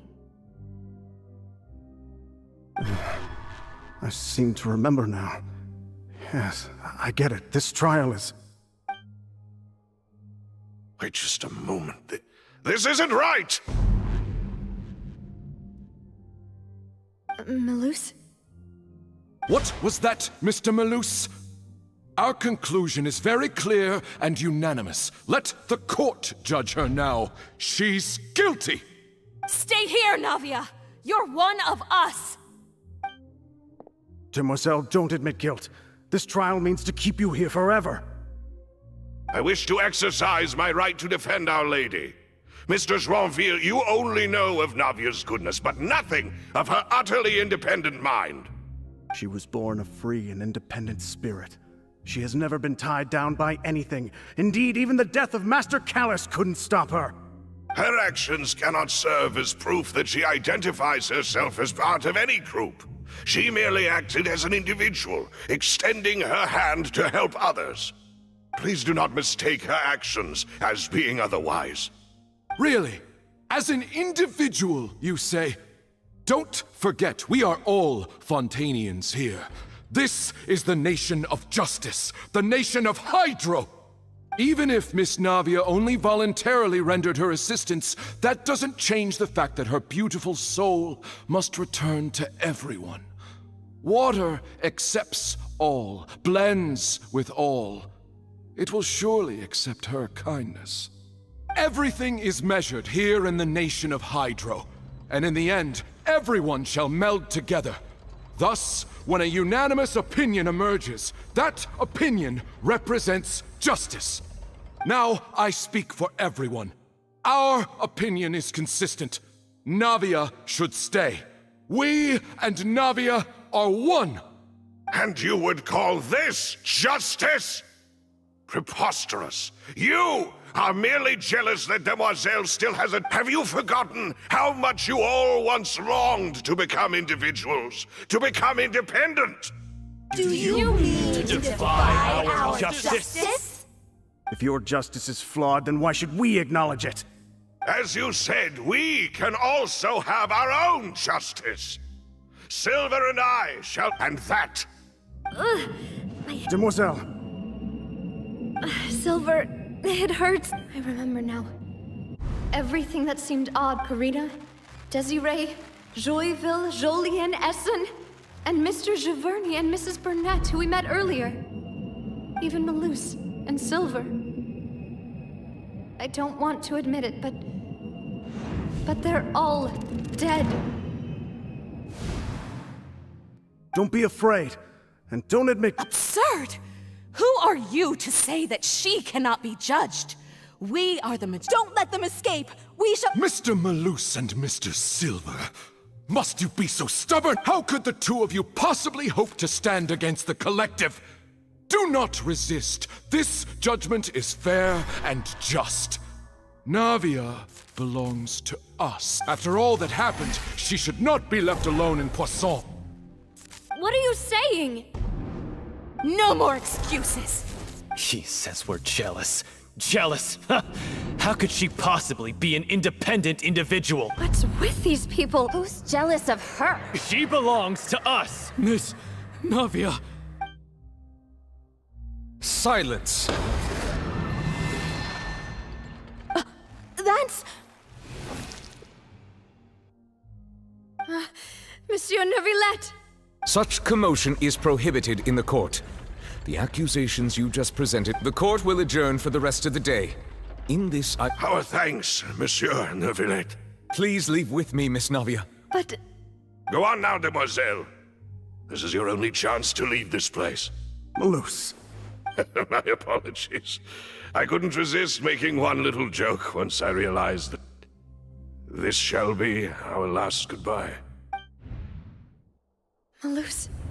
Silver... Quickly, you must come now. Goodbye, Demoiselle. Farewell.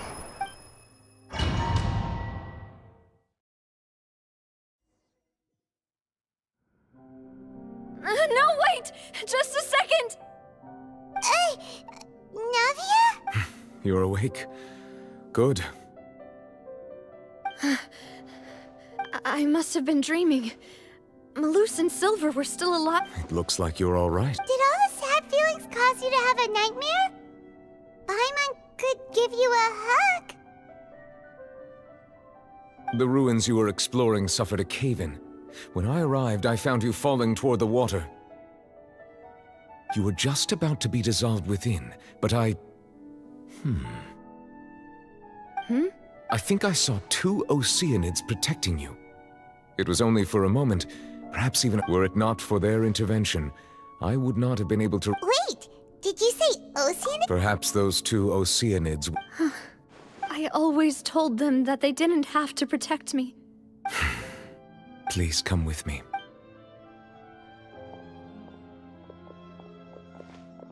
Neuvillette, are you okay? Oh, I am quite all right.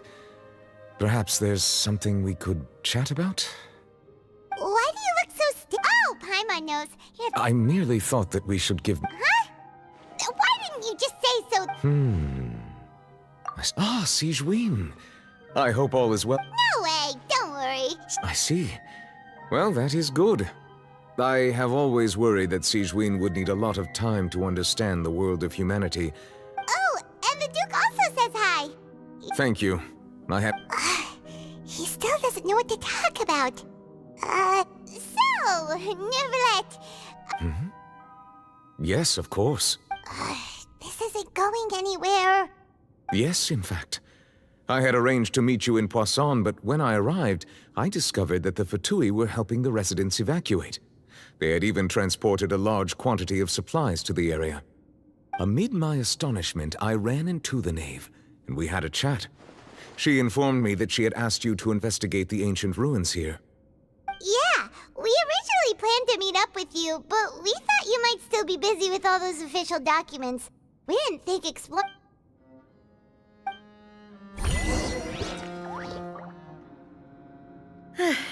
I'm sorry to have kept you all waiting like that.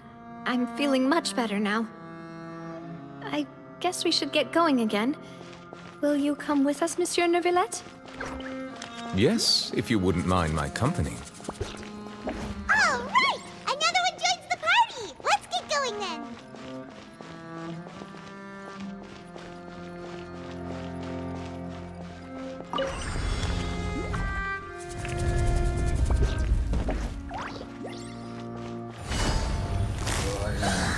Yeah, things are about to get dicey. What a noose! Right now, emerge. Full throttle! Nada Kundala.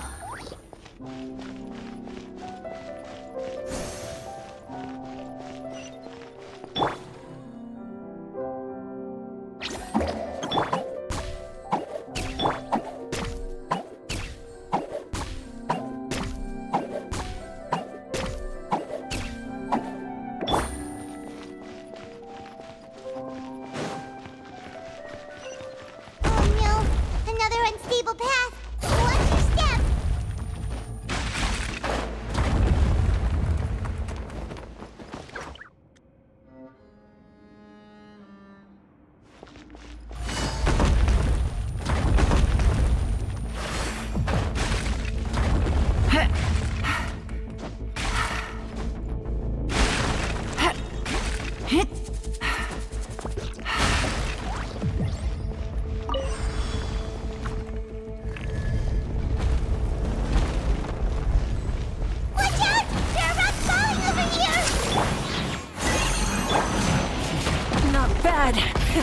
Rev the engines!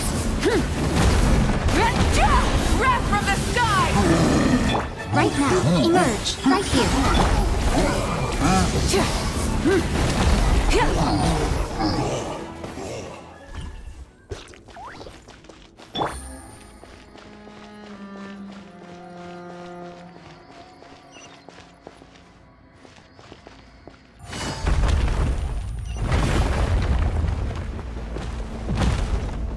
What are the odds?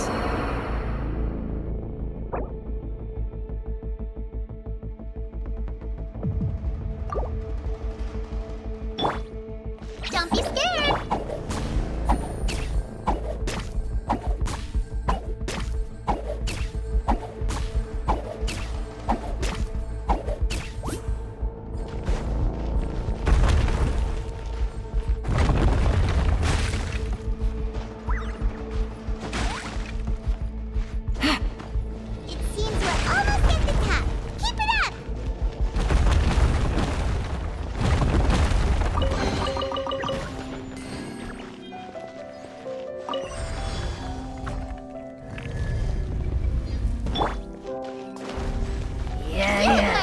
Right now, emerge. Right here. Quietly now.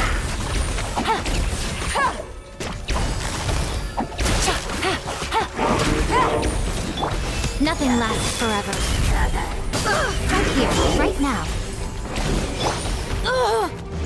Full throttle! Pyroclastic surge!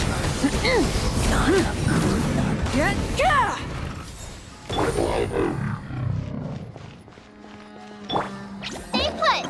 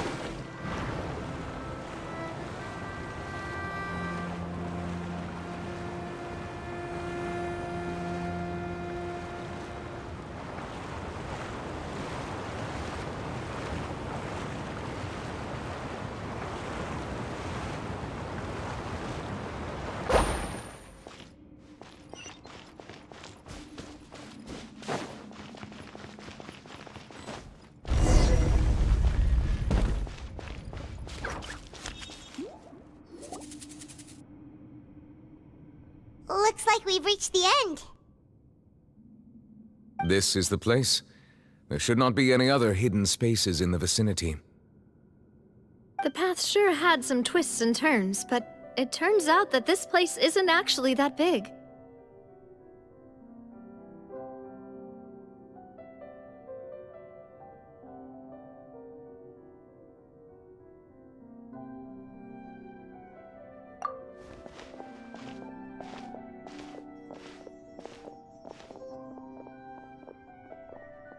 Stone slates? It seems like they were put here as an offering. Could we take them down and have a look? Perhaps we should just leave them be for now. There are 4 locations in total, but only 3 stone slates. The surrounding walls also... There's something written below. Let Paimon see. It feels like someone left these slates and these words here for a purpose. That would fit the circumstances dictate... There's a person kneeling here. She seems so dedicated. And there's a whole bunch of other people behind her doing the same. She's facing this... what is... And is that Lady Farina in the 3rd image? Did the... And is that a ring of people... The 4th image.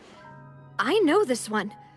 This exactly matches the The people will all be dissolved into the waters, and only the Hydro Archon will remain, weeping on her throne.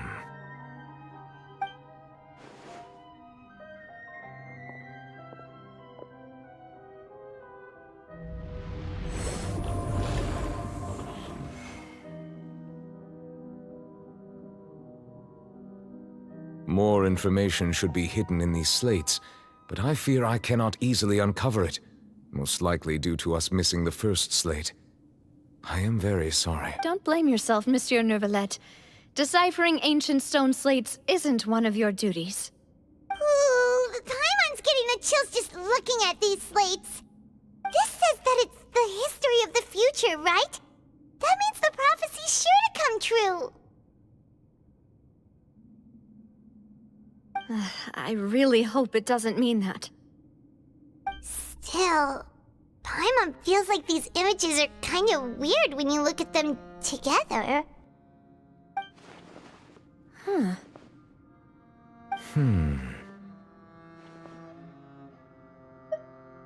That's right! If the images are in chronological order, shouldn't the 4th, the waters drowning Fontaine, come before the 3rd? Where the Hydro Archon herself falls into the water? And yet the order is reversed here.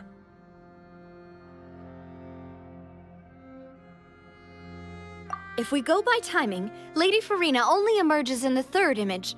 That means that the person in the 2nd image might be the previous Hydro Archon. Egeria, then.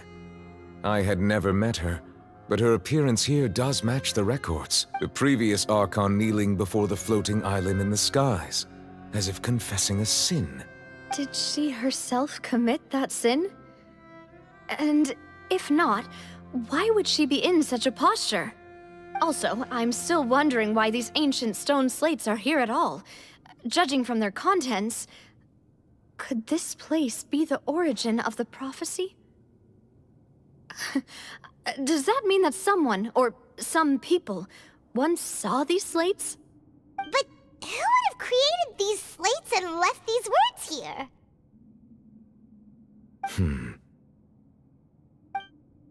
It seems that any further clues will have to come from Farina. In that case, there's no time to lose. There's nothing else to be gained here, so let's head back first. Yeah, we better get somewhere safe for now.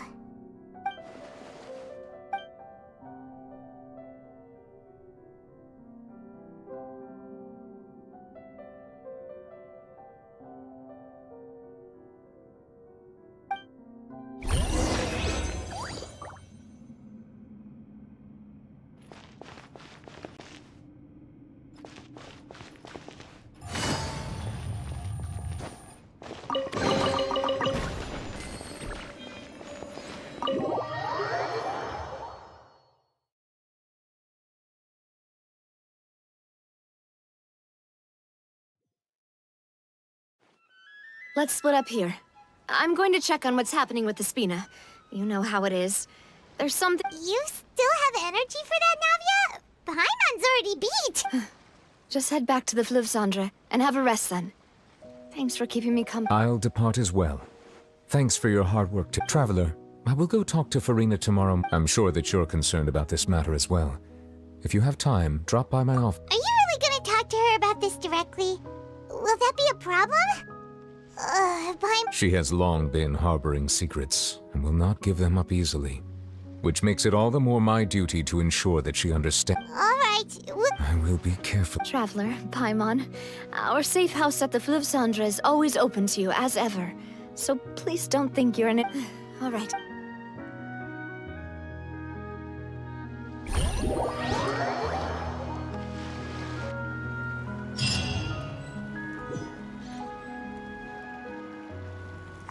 We're finally back! Welcome back. We've got a special menu prepared for you two tonight. Yay! And there's good food too! Navi, no, the boss is the best.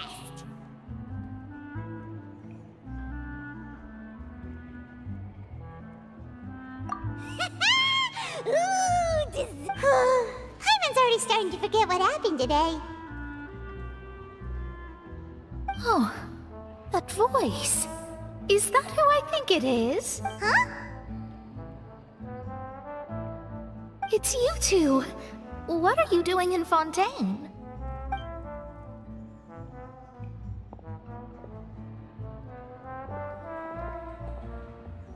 Mona? Seriously, nobody just uses a scry glass whenever they've got time to just see who they'll meet on the road. Still, we didn't expect to see you here. Well, I have some business to attend to here, so I booked a hotel in the city. I was just out for a stroll. Why did you think I was from Fontaine, though? Is that because Magistus doesn't sound much like a Mondstadter surname? Yeah. Well, I used to have my own surname, which was, well, some other thing. Either way, the old hag told me when she took me as her disciple that the first step to being a great astrologist, there was nothing for it, really. She really is amazing at astrology, so I changed my name to what it is now according to her wishes. Nope. Although it is used by us in place of surnames, it generally... Wow! Imagine including a boast in your name. Wait, are you... I reckon so. In any case, I'd give my disciple a name like this as well, if I were to take one. Astromancer Barbeloth Trismegistus. Whoa, that's a long one. My name means Mona the Great Astrologist. As for the old hag, hers is, in plain speech, the thrice as great Scholar of the Stars. Just take it as a title specific to astrology. Thrice as great? I know, right? That's just how she is. She used to call herself Magistus, actually, but once she took me in, she changed her name to Trismegistus. Talk about it. Magistus is thus the calling card of our school, so to speak, which makes it about the same as a surname. It's all right if you don't get it. You can look at... That sounds terrible!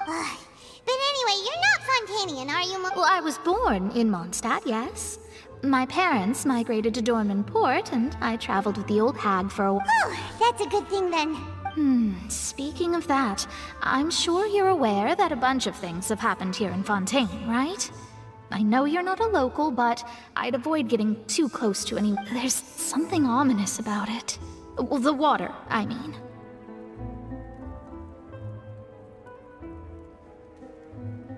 That was the main reason, yes.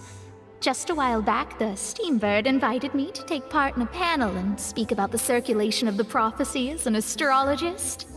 The invitation was sent quite early on. I don't think anyone expected Fontaine to be in this much trouble. What do you make of that prophecy, Mona? Just tell us what you think as an astrologist. Your word would go a long way to make things more certain and less... scary. What I can tell you is that I'm an astrologist, and that this prophecy concerns the fate of Fontaine, even that of Altivat. Ascertaining this is akin to reading the fortune of the whole world. I'm afraid that this is not something that just anyone can do. If I could do it, you would no longer call me an astrologist, but a visionary. But on the flip side, the prophecy is so huge and powerful that it must surely come from a powerful visionary. Its contents involve the fate of the world. Disregarding it would be a mistake. A visionary? Sounds really powerful. Of course. The old hag could do it. And I'd bet there are others amongst those Hexenzirkel colleagues of hers who could do something similar. Huh? Are you sure? All right, I'll help you. It isn't often that I see you with such a serious look on your face. Thanks, Mona. You're amazing as always. Oh, well, this is something only I can do after all. So yes, your praises are quite welcome. That's the greatest of astrologists for you! Of all the people we know, you know the star's the best! Indeed, indeed. That's the spirit. Oh, sorry. I came to see what all the commotion was about. If there's anything you need, do not hesitate to inform the Spina di Rosula. Oh, whoops. Guess we were getting a little too carried away there. Well, I'll go tend to my own business now. If I receive any news, I'll be sure to come find you two again. And there she goes, quick as rushing water. And here we are with the Spina guy giving us suspicious looks. If Paimon hadn't spoken for you, it'd be you getting all the weird looks. The things... that's more like it.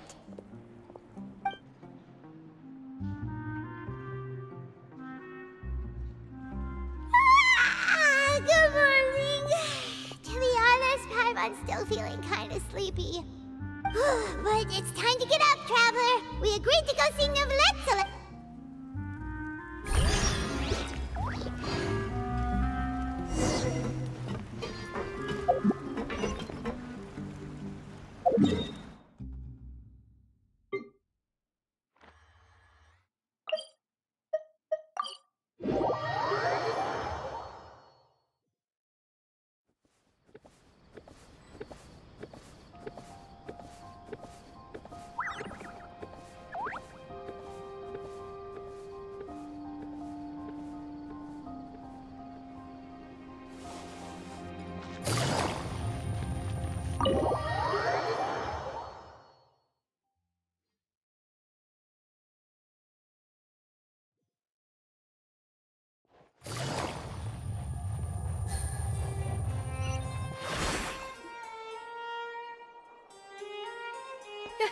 You're here! Finally! Is Monsieur Neuvillette and Lady Farina, they seem to have gotten into a...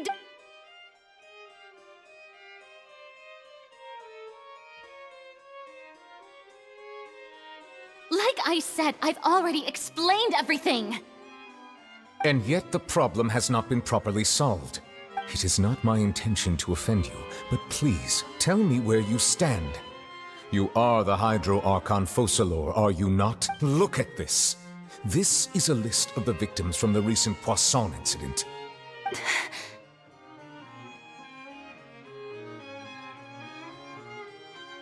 You mean... We did not arrive in time to avert this disaster, and I will not have it happen again. I will say this once more. You must tell me everything you know. Yesterday, I found 3 stone slates and some ink. Seriously? You're questioning me like this is a court case now. I don't know, but you found them in some ancient... That's correct, which is why I came to ask you some questions. There should have been 4 slates, but one of them was missing. The other 3 feature different... The second of these slates depicts the previous Hydro Archon Egeria kneeling before a floating island in the sky, as if confessing something. I don't. I've never seen such slates. I'll ask you again. Do you really have no information My deciphering of the slates indicates that the Hydro Archon Egeria once had to confess to, or apologize for, a certain sin. If anyone would know about it, it should be you. All gods don't have the same secrets, you know. She was herself and I'm me. Is it really so strange that I know nothing? I understand your concerns, but I'm sorry. I just don't have anything to tell you. Forgive me for saying this now, Lady Farina, But I have long known of your various secret investigations into certain matters. There are several indications that you have been investigating the prophecy on the sly. This is not strange in itself, considering that you are the Hydro Archon. But it is strange that you should also claim to not know any of Egeria's secrets, as well as do nothing following your You have never been as superficial as you have presented yourself to be, nor are you a fool. And yet, your behavior is very inconsistent. So you've been watching me all this time, have you? I didn't think you were that tough. Well, since you know about my secret investigations, then you should know there's no point questioning or suspecting me. You're the Eudix, but you're still my subordinate. Just trust in me. You're Archon, and do as I... That's all I have to say.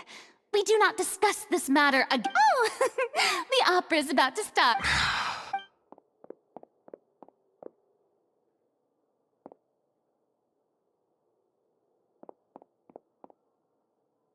Did Farina not notice us standing by the door? Wonder what's up with her. She was smiling. I assume you've been outside for a while now? Oh! You noticed! Seems Farina didn't even realize we were here. She was in a great panic, though I cannot discern the reason. Our discussion reached impasses time and again.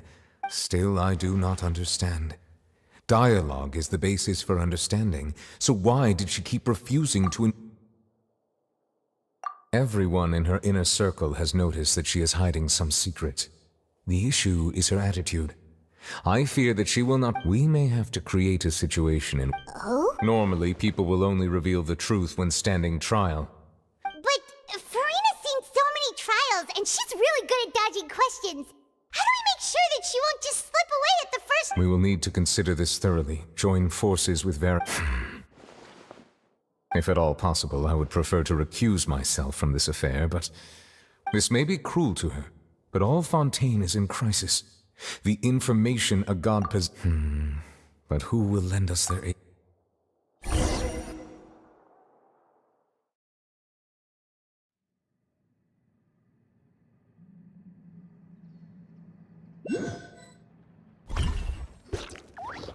Well, that's everyone, huh? Speaking of which, it was pretty smart of you to think of hiding here.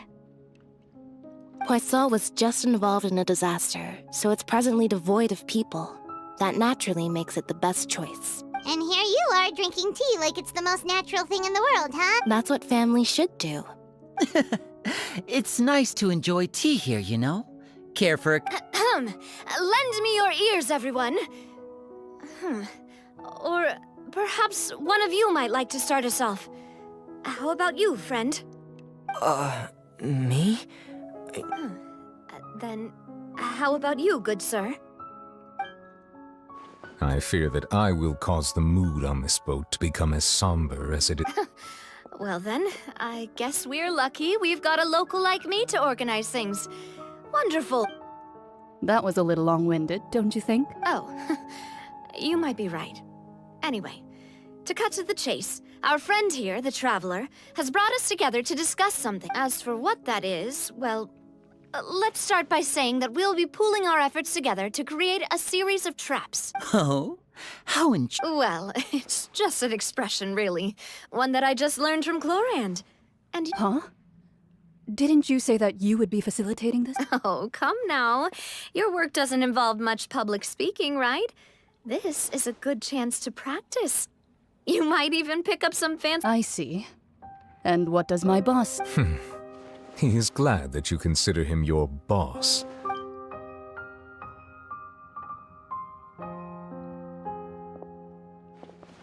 In that case, do any of you have experience hunting? Not that I recall. Fremine and I once used a wooden stick in a basket to catch wild rabbits when we were younger. As for Lynette... I've also gone diving to catch some fish. I'm afraid not. You may or may not have heard, but Fontaine once played host to a group known as the Marechaussee Hunters. Though that was their name, they did not hunt animals, but rather various monsters left behind. Today, Fontaine's monster population has already thinned greatly, so the hunters have blended back into society, taking up arms in other lines of work. A trap comprises of the following components: bait, a trigger, and a containment device. Sometimes a lethal implement will also be. So, if we were to build a trap together, right now, what would you choose to— For me, I would prefer something basket-shaped. Pigeons and rabbits will see the bait and naturally enter the snare. Our line of work requires a deft hand, and we're some of the best in the industry. You used some of those techniques while moving the people of Poisson, didn't you? My subordinates mentioned that you even Yes, and I even managed to gather some intelligence in the meantime. I'm afraid I can't claim that as my strong suit. I prefer more stable methods, like placing bait in the water and... Calm and steady. Exactly the kind of person who would catch loads of fish. And I can be their assistant. With discretion, I'm sure. I'd probably use some sort of mechanical animal. Papa once bought me some small clockwork squirrels, mice, and such. When placed in the forest, they can attract others of their kind. I remember that you liked those too, didn't you? I did. And that would be a good way to go about it. If they're realistic enough. What about you, Monsieur Neuvillette? I fear I do not have... That makes sense. You usually solve problems directly, without the use of any such trick. But I do have one more question for you, Miss. If we were to create a trap now... I would like for it to be effective, but bring no harm to the... Kind, as always. However, our intention doesn't necessarily change the containment device and the type of implement we need. If we wanted to kill the prey in one strike, we would need a powerful implement. However, that also goes for prey that must... Wait, why... Only a hunter who's a true expert at subduing their prey can snare it without harming it. The line that divides... So, are we going hunting together? We hadn't thought of seeing... If our means of capturing and dealing with our prey is to put them on trial, then the hunting metaphor is actually quite accurate. But we shall require much more courage than any hunter to judge a god, a being whose seat is an exalted throne. Oh, so that's what's going on.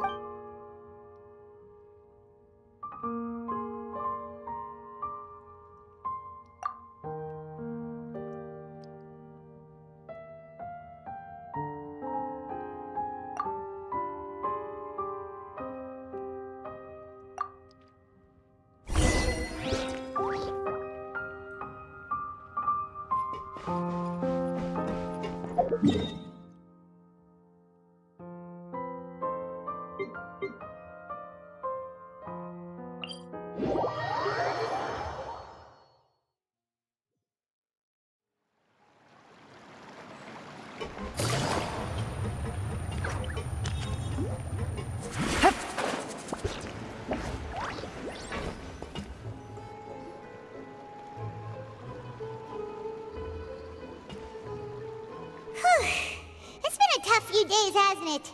So much has been happening. Paimon didn't think the meetings would go on for... Paimon thought they'd be at least a little frightened. Well, Fremine was, now that Paimon thinks about it, but everyone else just looked a little surprised. It's hard to say. Paimon doesn't have any experience with this sort of thing. But with you around, Paimon, shoot! After all, you're the most reliable person in the world, aren't you? Did you just pour some tea? Paimon didn't notice you doing that at all. Then what's that? Paimon's never seen that cup before. Don't be frightened. I'm just joining you two for tea. Who's that voice? What a strange conclusion. And yet even you feel confused. As such, I couldn't resist but come by for some tea. Consider me a passerby. Just accepting a commission from my friend's disciple on a whim. Precisely. Call me N, a mage who wanders the world. At least, that's how my friends have suggested that I introduce the prophecy. Yes, what has been prophesized will be fulfilled. You may view such things as the history of the future. What? Then is... People call such things fate, and it is written in the stars. Ah, so you've caught on. Just as prophecies are usually only the future as seen from the perspectives of the gods, could things be happening in hidden corners? Are the things that you shall see different from the fate? What is she talking about? It all sounds really impressive and important and stuff, but it also sounds kind of scary. I believe that you understand, right? Some things are ultimately. Fate shall serve as your only guide, no matter what will happen in Tevat's future. This was good tea, by the way. Thank the voice. What?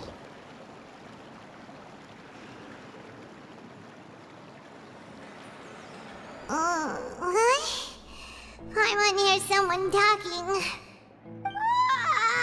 Alright, coming! Hey, it's you who's getting lazy, okay? Well, I see I've walked in on some lively banter. Luna!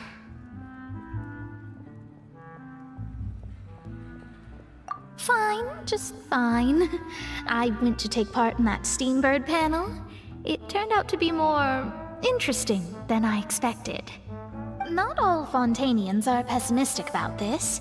One journalist mentioned that sitting around and waiting for the end to come would be wrong, and that they should make their own rescue preparations. I agreed, so we... did she have... Why, yes, it was Charlotte. I assume you've heard I'm in full support of her view. Prophecies are very important, but... That's right! Paimon's glad to hear something. Yes. About what we had discussed before. I did try, but I'm afraid I couldn't reach the old... Huh?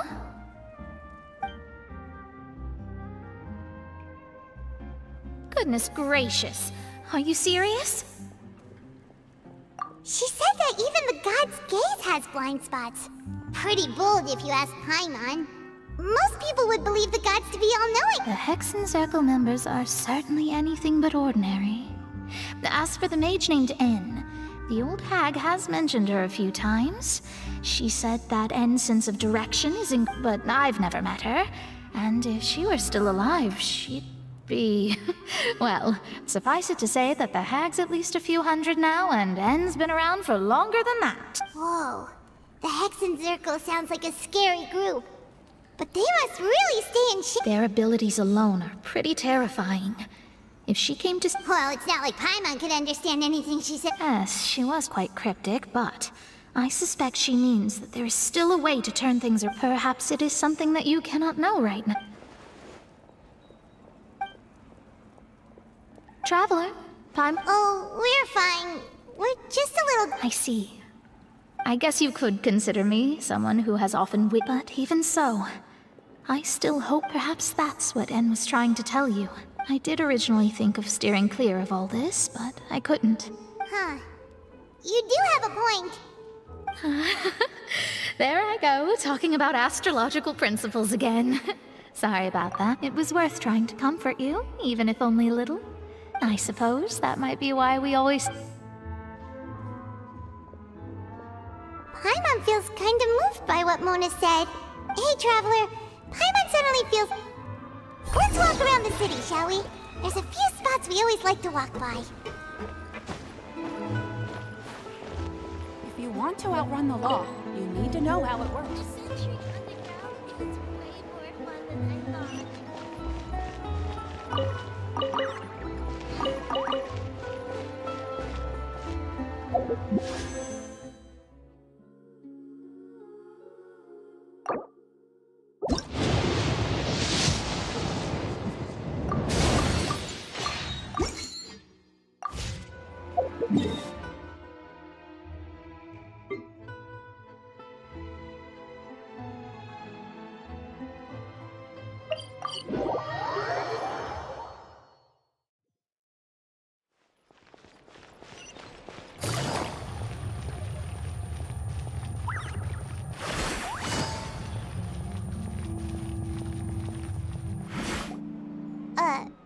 Huh? Our names are... Let Paimon see! The underwater stronghold, the Fortress of Meripede, has continued my recent attempts to enter the fortress bore little fruit. Huh. Guess Charlotte still. Thus, did an Outlander friend become the focus of this report? A blonde adventurer with their white fairy legends trailing in their wake. It is said that this so while the fortress's interior remains a mystery behind journalist Charlotte's biggest scoop yet, the Traveler's Trail, World Walker. Huh. Charlotte took so many awesome... She hasn't been able to get a hold of anything at the fortress, so since we're easier to find, she's... Ugh, seriously? Well, fine. Those headlines and photos...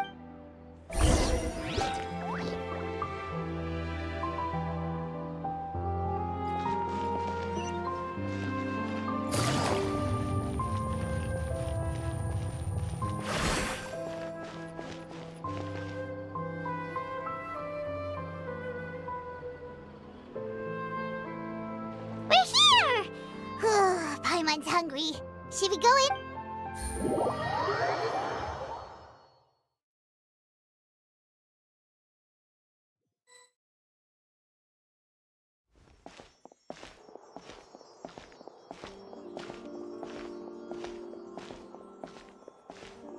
Hey, quick! Look! That's the limited edition, only 16 slices a day cake! It was so delicious the last time we tried it, despite the tense situation we were in. Let's give it another go. 1 slice of cake, please. Someone showed up after. Oh, wait, you're the one from the Palais Mermonia. Oh, are you here to buy cake too? It seems Monsieur Nervalet was right. You really... Wait, did he really... That's right. Even he has his own preferences when it comes to food. Do you come here often? Usually every day. Every day? It's part of my daily schedule, apart from work. I shall have my cake and coffee. Then what if someone told you one day that this place would be closing soon? But why would it close? Well, Paimon doesn't know either, but maybe the waters will rise tomorrow. You know, like in the prophecy. Oh, the prophecy. To be honest, I haven't paid much attention to that. No. Still, even if there'd be no more cake tomorrow, that wouldn't... No. It's the same for eating in general. You might not be able to eat tomorrow, but if you can do so today, then you should carry on. Huh. Don't be sad. Excuse me, could I have 2 more slices of cake to go? These 2 slices are for you. Sijuin said that this kind of expression you're making is what humans call being sad. Oh, you know Sijuin? I sure do. She was born before me, and she sometimes comes to the surface to teach us things about humans. She said that humans are creatures that are saddened easily. Yes, and you can only lift their spirits by feeding them delicious... I've got something else to do, so I'll be going now. You 2 try to stay in a good mood after eating, all right?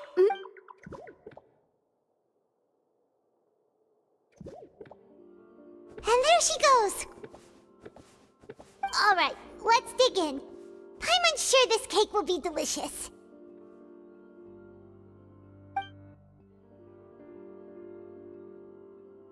It's more delicious than last time! And the flavor gets even better with a sip of tea. Sure would be nice if we could always eat delicious...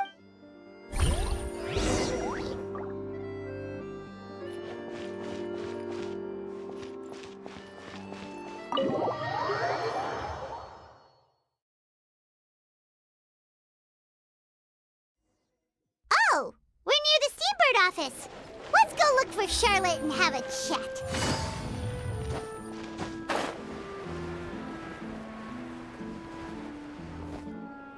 Wow!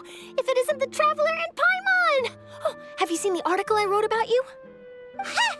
You've got some nerve! You just used us to make some quick mora!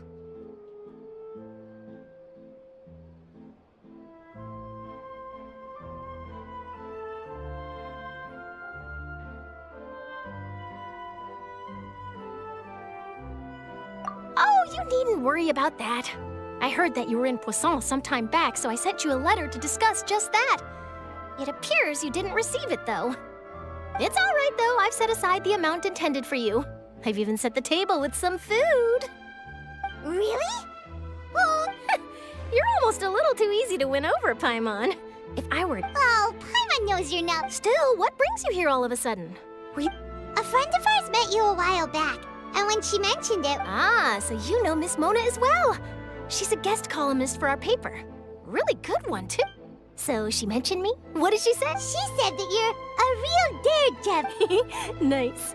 In which case, can this daredevil journalist dare to request... Huh? So you're... Oh, of course it doesn't. That was more like live photography. What I'd like to do is dive deeper and ask you to talk about the things... Yeah, are we even... Why not? If I say you're worth an interview, then you're worth it. But not right now, of course. I'll need a few days to prepare. Oh, in that case, we'll just chat when you have... Oh, so that's a yes? Ooh, splendid! I'll tell the editor-in-chief and me... Ooh, so much to get done. Wait, Charlotte, Paimon's still got a question for you. And what's that? If, just for example, Fontaine were to be flooded tomorrow, what would you do today?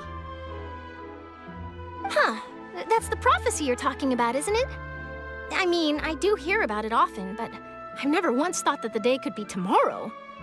If you're seriously asking, then I might try and think of a way to leave Fontaine. Oh, but I'm still a journalist first and foremost. That means I have a duty to be reporting from the scene. And secondly, I wouldn't forsake my homeland that easily.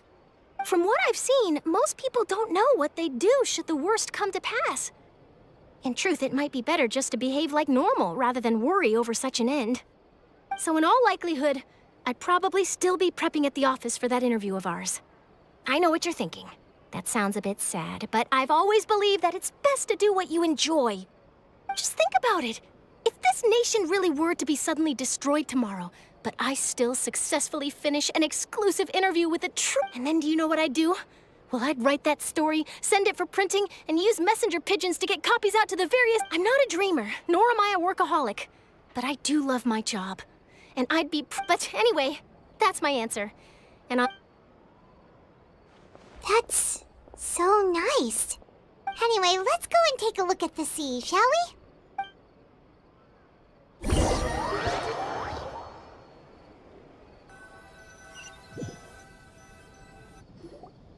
The sea breeze and scenery can be a pretty soothing combo, huh?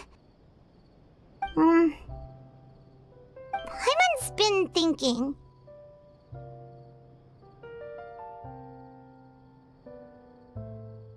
If it wasn't Fontaine, but all of Tevat that would be destroyed tomorrow, where would we go and what would we do? No, Paimon should ask, if you could choose, what would you like to do?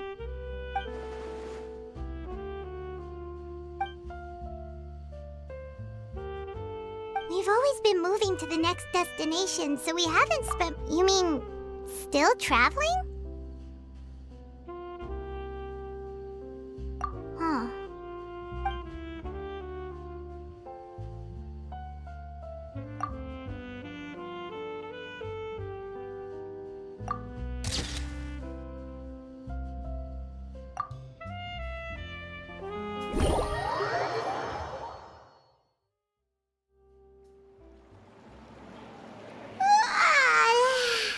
Feels like you'll grow mold if you stay here long enough. But it's still better than the Fortress of Mirapede, that's for sure. It's not only damp there, but salty too. Ah, so the two of you are still here. Oh, you're from the Palais Mermont? Yes, I'm Isadora. Monsieur Nervillac sent me to look for you two before. I heard that afterward you went to the Fortress of... Not at all. I'm well aware that you're friends of his. Actually, I'm here to pass along... Yes, inside the Opera House. The Maréchaussée Phantom has declared the... A riot? Well, that said, I don't Lady Farina was watching a performance at the Opera House. And while she was resting during an intermission, some other audience members suddenly started loudly accusing her of doing... And before she could respond, others started to join in. The crowd continued to grow and protests... So people have started to put the blame on Farina. Guess they finally found an outlet for the pressure they've been under due to the prophecy. I agree. People will naturally rely on gods, as is customary. So what happened after that? Seeing that the situation was spiraling out of control and that further argument was pointless. She claimed that she'd gotten... The Marechaussee Phantom had their hands full maintaining order and did not catch where Lady Farina had gone. Only when things had stabilized did we realize that she had gone missing. So, you mean... That's right. The Marechaussee has dispatched many people to search for her, but we don't have any leads yet. That said, I don't think there's much to worry about. She is a god, after all. Even if she were to fall into the hands of good. Monsieur Nervillet sent me to... Don't worry. This is more than enough to go on. Thanks for keeping us informed. Ah, is that so?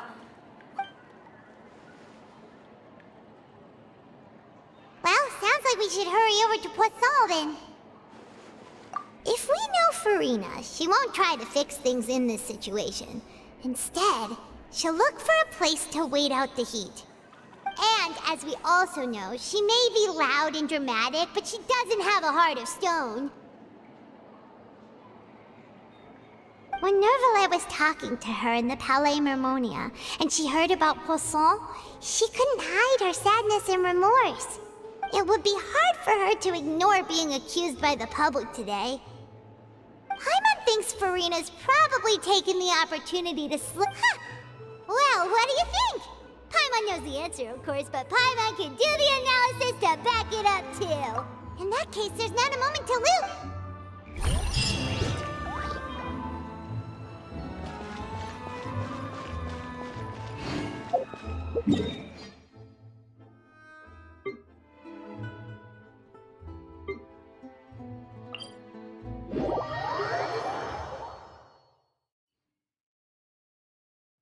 This place looks deserted. Guess all the survivors must have evacuated already. All that's left here are signs of devastation. Could Farina really be here? Let's try to find her as soon as possible.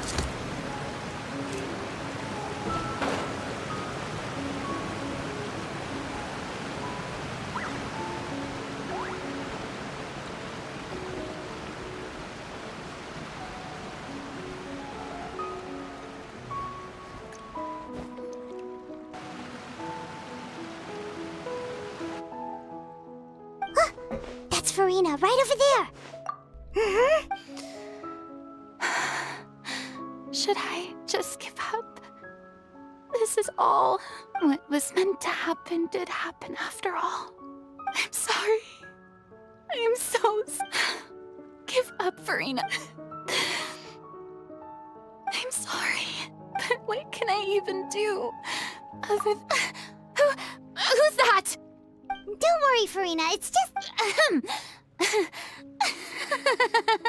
So it is you, blonde traveler from another land. Why, I almost thought you were someone from that mob of my ignorant subjects. Farina, you were crying just now, weren't you? The tear stains on your face are obvious. What do you mean, tear stains? Who did that uncivilized rabble think they were? They even dare to tout their Archon! I must teach them a lesson. Oh, and I'm sure Neuvillette and those people from the Marechaussee Phantom are freaking out right next... Of course not! Hey, there she is! The Hydro Archon's over there! Quick, after her! Farina, those people seem to be after you. They are? They're just some rabbit that's against the rules. Farina just ran off! Quick, we have to catch up with her!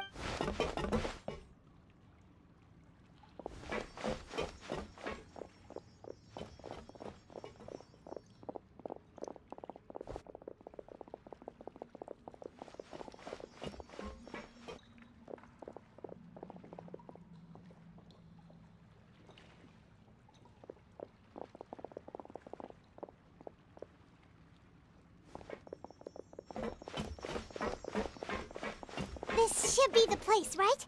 Hey, Farina! There's a good hiding spot over here. Quick, come to Paimon before the rest of them catch up. What? Hurry, they're almost here! Fine, fine. I suppose haste is warranted.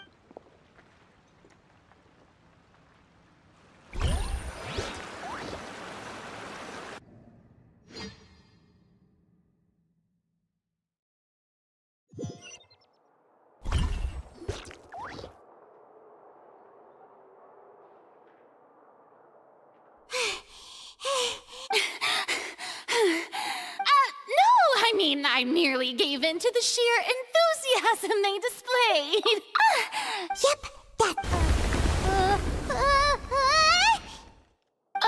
What's happening? The ground Yeah. A quake of this kind preceded the flooding in Poisson, didn't it? It can't be. Well, there's no need to worry too much about that. Neverlette's made some Yeah, but the people of Poisson...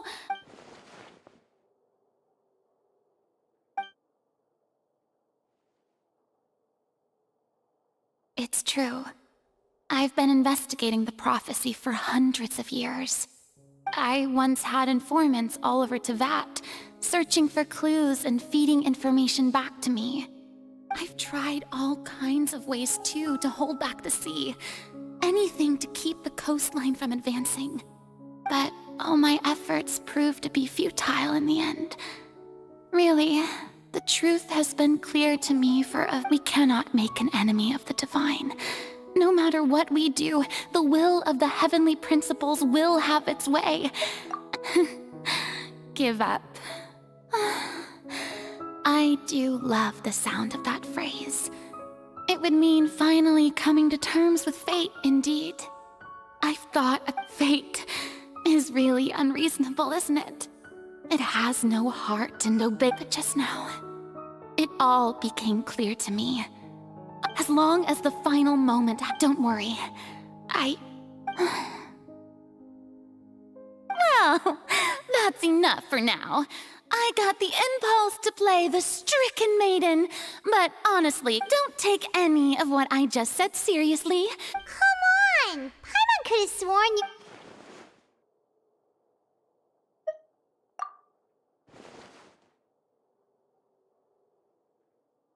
Share my burden. That's impossible. It was fated right from the start that this would be my duty alone.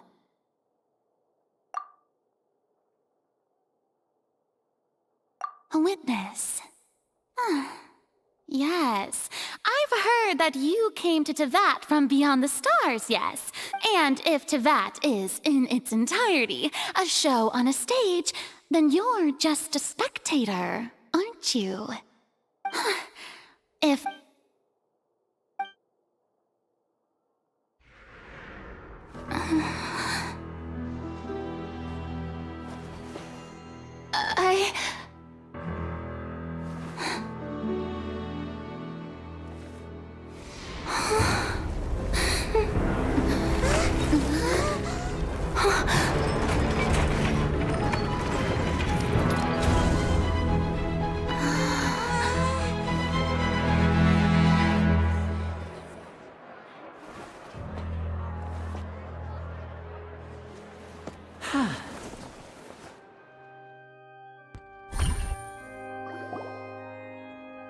Ladies and gentlemen, this concludes my opening performance. Now, without further ado... So this is what it is. Yes, you deserve Do not forget, however, that I am Focalor, the god of justice. May I interpret these words as your refusal to stand trial? In that case, you will have the opportunity to defend your honor through a duel. You would draw your blade against a god?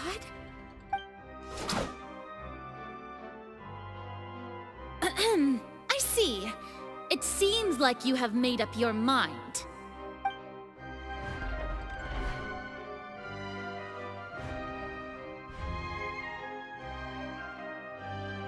Paimon can't believe it. She... What the heck is going on? Did I just see an Archon? Wow, how utterly Lady Farina, what is the meaning? Shh! It would seem that there has been a misunderstanding. To be looking for excuses again. I raised my hands just now to indicate my acceptance of the trial. No duel shall be. I will admit that I'm sorry, everyone. I was unable to protect the people of Poisson. It is my duty to... You are not the only ones to be disappointed in me. But now, it is time for the Hydro Archon to show... Farina, will use this trial to show the world the true... This time, applaud and rejoice. One of the most Mark my words. This shall be one of the most exhilarating and brilliant shows ever to grace the stage of Fontaine. The trial of the Hydro Archon, Focalor, will now begin! Woohoo! Oh, now we're making history! Why does it feel like Farina just took over the whole thing? Like, come on! Didn't she just get forced to stand trial for her crimes? Also, even though she's still acting super dramatic, she is taking this seriously this time. All right, then. Who will be my opponent in this trial? The court asks the prosecutor to please take the stand. Is that so? Very well. Then please speak, witness of Tivat, my accuser and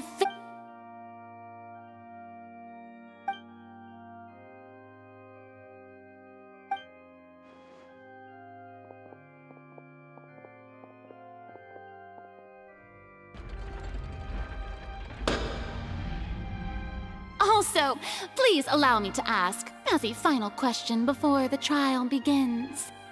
Just how much work did you do to force me onto this stage? Well, we did do a lot of prep after the meeting that day. I can go over the tasks assigned to the Spina di Rosula, since they were rather straightforward and easy. Navia, the president of— Most of the people who participated in the disturbance this morning were my subordinates. They changed into plain clothes and came to the Opera House as regular audience members, waiting for the perfect opportunity to incite insurrection against you. The people's resentment against their Archon has been building as more and more of the prophecy is fulfilled. Moreover, according to our understanding and analysis of you, when something like that occurred, you would likely flee the scene. So, we arranged for— So, you mean the ones who— And their goal was to force you to step into the giant magic box so you may personally participate— And that's right.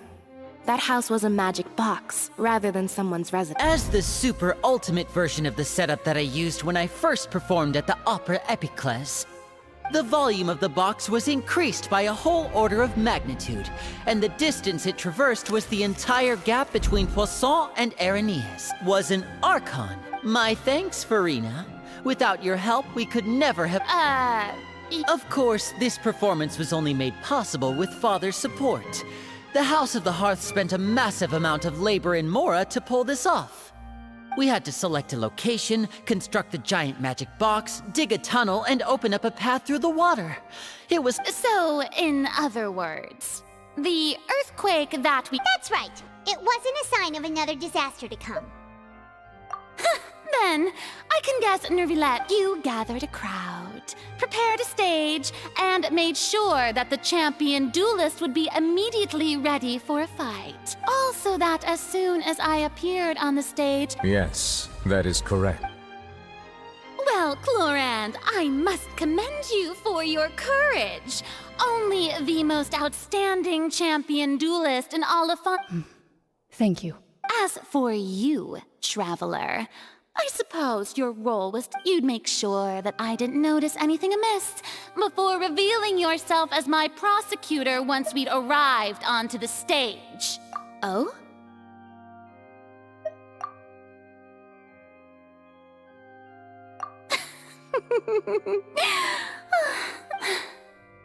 It's fine.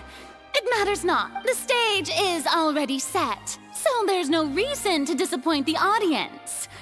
Let's see this trial through to the—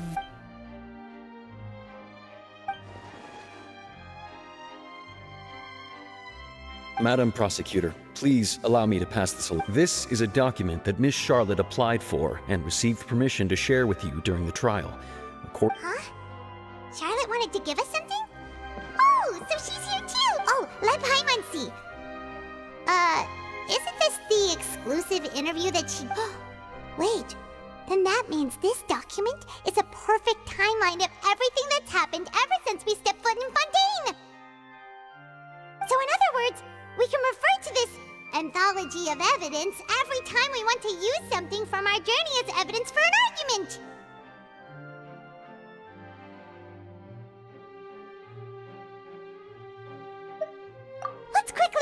information in it. Just think of it as a refresher, alright? You defeated the Hydro Archon in the very first duels you took part in at the Opera House. That's one for the history books, all right.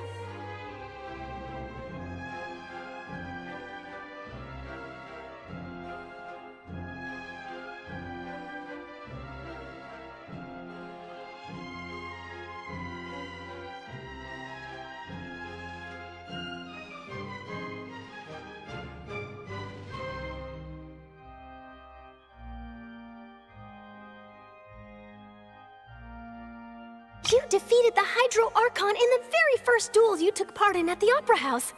That's one for the history books, all right. I didn't think that you'd wind up getting to the bottom of the case I'd been following all this time. I guess you could also see this as a happy coincidence. This is the first time Monsieur Neuvillette had a difference of opinion with the Oratrice. Even the Hydro Archon can't figure it out.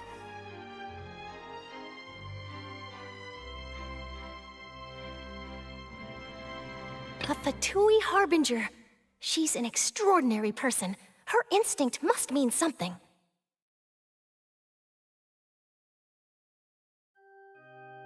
The fortress of Meripede was almost destroyed in a single day. That I didn't witness that scene personally will always be a source of professional regret, I think.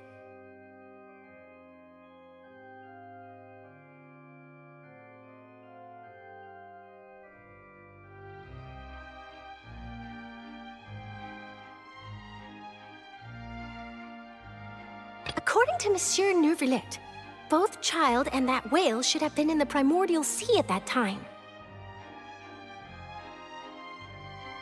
I nearly lost my awesome friend Navia. To be honest, that still gives me shivers. The words of someone as extraordinary as a witch can probably only be truly understood when something surreal happens to you.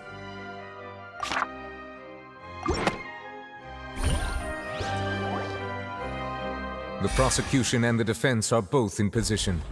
The trial shall now begin. Oh, come on, Neuvillette. Just fast forward to the part where the prosecution lays out my offenses. As the defendant and the lead actress of this performance, of course, it is only natural for... That's true, but my charge here is unrelated to your conduct as an Archon. Instead, I would like to charge you as a fraud who's never been the Archon in the first place. Wait, what was that? Lady Farina's a fraud? Hey, I came here thinking that we were going to try the Hydro Archon for forsaking her duty, but did I hear that right? She's not our Archon at all? Charge accepted. Lady Farina, do you... Lady Farina. I plead not guilty. There is no way that I, Focalor, otherwise known as Farina de Fontaine, a member of the Seven and the Regina of all waters, kindreds, peoples, and laws of Fontaine... Yeah, even though Lady Farina can be rather eccentric, isn't it going... Yeah, I've never questioned her identity either. Sure, Lady Farina can be I have cause to believe that common sense will prevail in this case. Many of the members of the audience have known me as the Hydro Archon ever since they were... See? Even the Oratrice has decided to show... If you wish to drop the case, I can promise you as the God of Justice that you will not have to face trial for making a false accusation. We will treat everything that's happened as a dramatic spectacle and move on with our lives. What do you say to that? An argument with near impossible odds, huh? You have to not only refute Farina's claims, but also overturn the long-held beliefs of the people. Well, I tried to give you the chance to surrender. If I was not the Archon...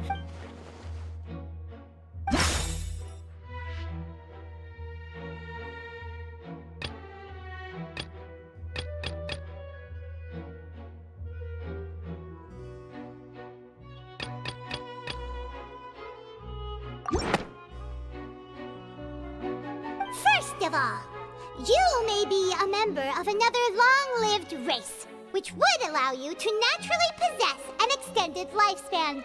And second of all, even if that wasn't the case, there could be other ways to extend your life. Who gave you that idea? Was it the knave? You'd sink so low as to use a harbinger's words against me. A curse? I once thought it possible that the aura of an Archon might naturally resemble a type of curse. But in light of this claim, perhaps what I sensed was not your Natlan sensed it too, huh? Lady Farina is actually... Well, it is true that it's extremely difficult to tell...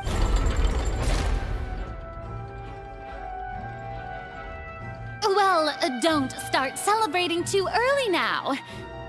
Besides, everyone knows that the main difference between a human and a god is the possession of authority. Gods, for centuries, manifestations of my authority have served. One need only to turn their eyes towards the Oratrice Mécanique d'Analyse Cardinal in this very opera house, or consider the indemnitium that is used in every aspect of life.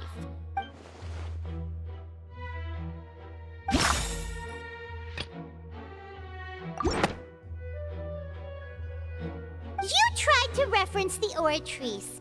But weren't you as confused as all the rest of us when the Oratrice declared Child to be guilty without any proof? Otherwise, you... Didn't I make myself clear at the time? The decisions of the god... Lady Farina, I believe while the court is in session, the principles of justice in the law must come before all else. While you will prove yourself unable to defend against the prosecution's charges if you continue to withhold vital information against the I never thought you'd use that kind of rhetoric against... That was no trick of rhetoric, Lady Farina. I've merely reiterated... So, you neither knew why Child was declared guilty, nor did you understand the structure and operations of the Oratrice. Instead of having been created by you, the manifestations of authority you mentioned have been made by the real Hydro Archon, haven't they? The real Hydro Archon? Well, now you're really losing me. It is true that I did not know why the Oratrice gave out a guilty verdict that day. But the Oratrice handed out that verdict unilaterally, and it has been operating independent. You can't argue that just because a divine creation is flawed, that the god... She's still throwing out all kinds of excuses. Seems like she's confident that we won't be able to produce proof that she has no power over the Oratrice.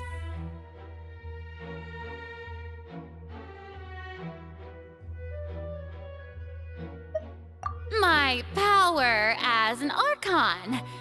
There are many ordinary citizens in the audience. If that poses a concern, I'm prepared to extend my... You don't need to go that far.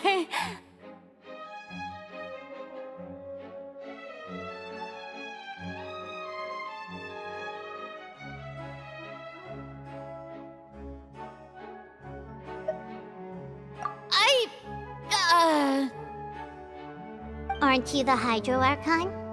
Or is it that you can't even wield the power of Hydro, much less the authority of a god? Indemnitium! Yes! It's all because of Indemnitium! All Archons derive their power from the faith of the people, and I've converted the people's faith in justice into Indemnitium! Thus did I give up all of my divine power to provide everyone with energy for their daily lives. Have you ever seen a more magnanimous... Isn't that... Yeah, no matter how generous an Archon can be, how could they give up all their power? Can a god with no power even still be... It seems like nobody's buying Farina's... Hey, come now, everyone! I'm still the same Farina you knew, right? The one, please. You've got to believe me. If what the prosecutor said is true, she really has committed a grave offense. Did she deceive all of us? And all of our parents and grandparents too? And then all of our ancestors? Enough! That's enough. Tell me then, If you have no evidence of another Hydro Archon's existence, nor can you find anyone who can back up their claim to be such, then what grounds have you to say that I'm not actually the real deal? Wow, she came up with yet another argument. How can we refute her now? Seems like she really doesn't want to give up.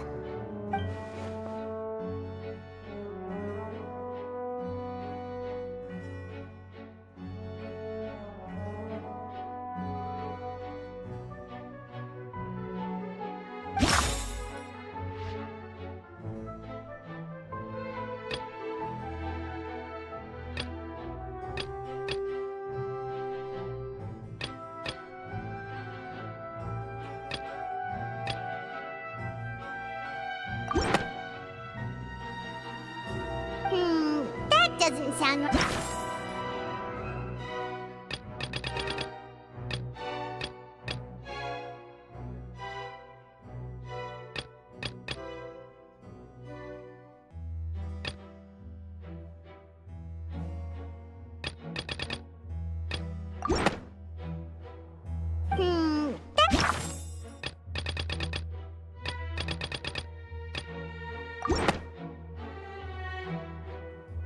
It has been established that all Fontanians can dissolve in water from the primordial sea. Since you insist on claiming to be a god and not a human, then there's a method that you can use right here and now. Miss Navia, please apply to serve as a temporary attorney for the prosecution before addressing the court.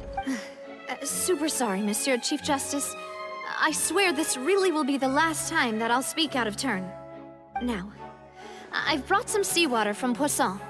As everyone knows, a massive flood struck the area not long ago, taking many lives, including those of some of my closest friends. So, Miss Farina, if we are to believe that you are indeed the real Hydro Archon, touching this seawater would have no effect. But if you don't dare to touch it, then we would have basically proved the reverse. Oh, and I must remind you that after the disaster at Poisson, I do hope you'll act prudently and choose the simple— Navia from the Spina di Rasula. The Spina has governed— If Lady Farina is indeed just a human, she's probably Fontani.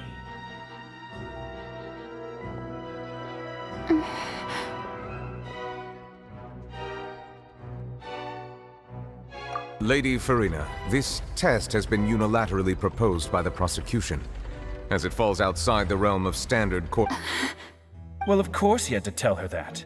But refusing to participate is basically the same as a confession of guilt. She's just staring at the water without saying— What's going on? Is she really planning to— that's not what we thought she would— Due to the inherent risk of the test. Hey!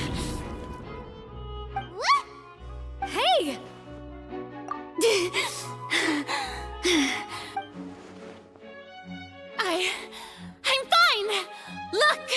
Look at me, everyone! Will you believe me now? I really am your Archon! Miss Siegewien? If you're present, Miss Siegewien, please come forward. Siege, don't be nervous. It'll just take a few— That should be enough. Please announce the results of your— As everyone doubtlessly saw, Miss Farina was displaying symptoms of She was experiencing the adverse effects of exposure to primordial seawater. The extent to which she was affected is the same as other humans when exposed to primordial seawater of a Thank you, Miss Siegewien. Lady Farina. Oh, wait. What did she just say? I didn't get dissolved! Well, considering your tendency to run from your problem, however, after extensive discussion, we exchanged it for a sample that is not concentrated enough to dissolve an actual human. After all, on the off chance that we don't want anyone else to lose their life to this— Yeah, so out of regard for Farina's life, you secured a low-concentration sample and asked the head nurse to serve as an expert witness. It's a great thing that the direct sample wasn't actually used. I can't believe—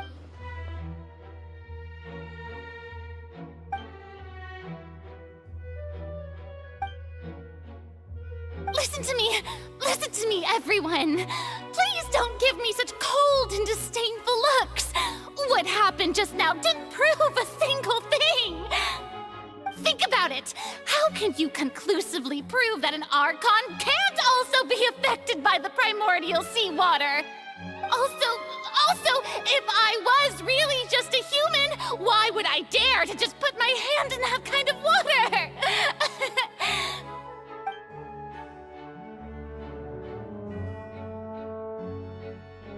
Please, anyone, just listen to me! I swear, I really am your Archon!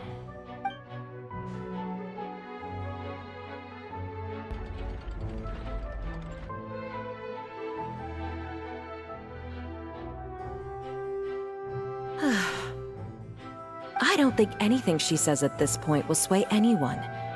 The odds— With all the things that have been said, Paimon doesn't think— I believe the time for arguments and presentation of evidence has come to an end. If there are no objections, we will move on to the final judgment.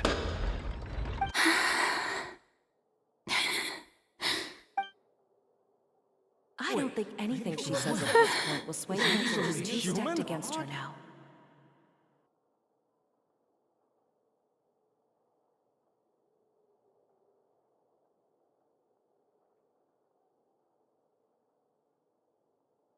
In my capacity as Chief Justice, I shall now render judgment on Furina's misrepresentation of herself as the Archon of Fontaine.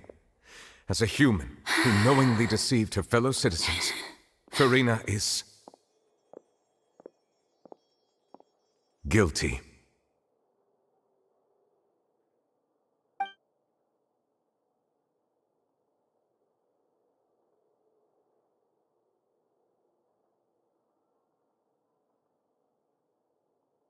We shall now turn to the Oratrice Mécanique d'Analyse Cardinale to render the final verdict on the charges.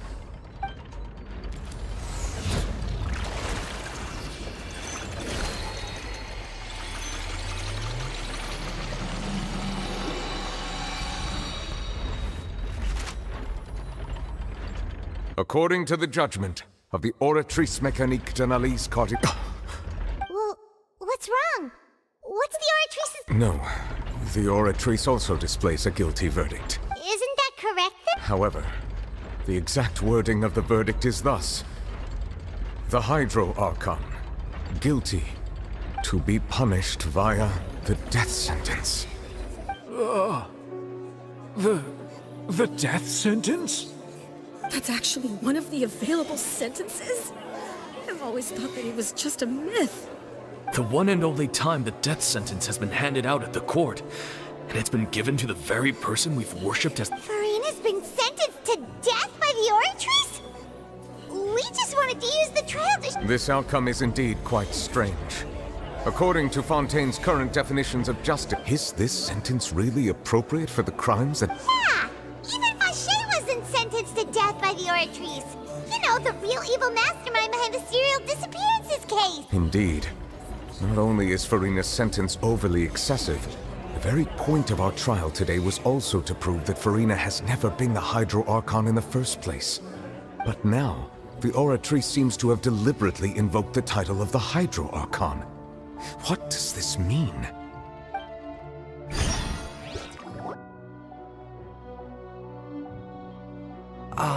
Excuse me, if I may interrupt. Is the trial still going?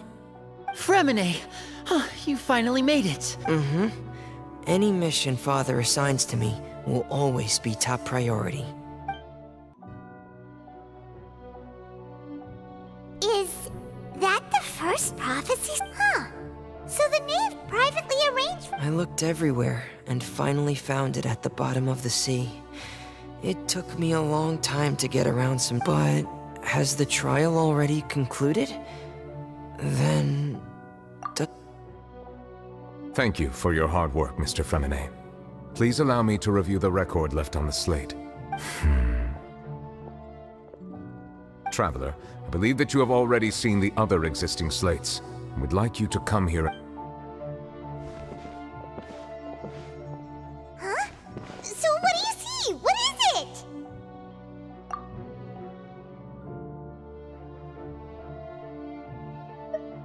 I believe I have now made sense of the Hydro Archon's crime.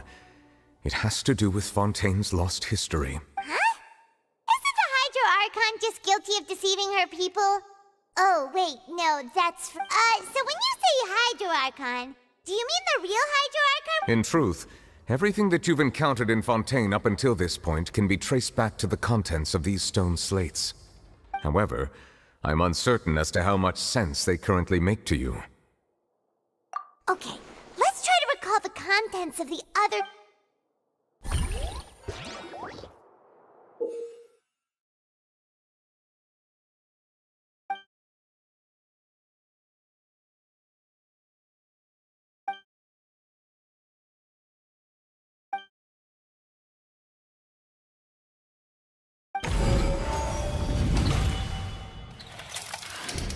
The first stone slate describes what you just said. It seems to show the previous Hydro Archon using her divine power, and then the Oceanids turn into humans. Does that mean that Fontanians are transformed Oceanids? Oh, Paimon wasn't expecting that. But if Oceanids can turn into humans, then perhaps this process can be reversed as well. The second stone slate shows Celestia floating in the sky, and the Hydro Archon and her people worshipping it together. But the heavens still brought judgment down upon them. This must be the point when the Hydro Archon and the Fontanians were branded with their original sin. Does this mean that the original sin and the Hydro Archon sin are the same thing?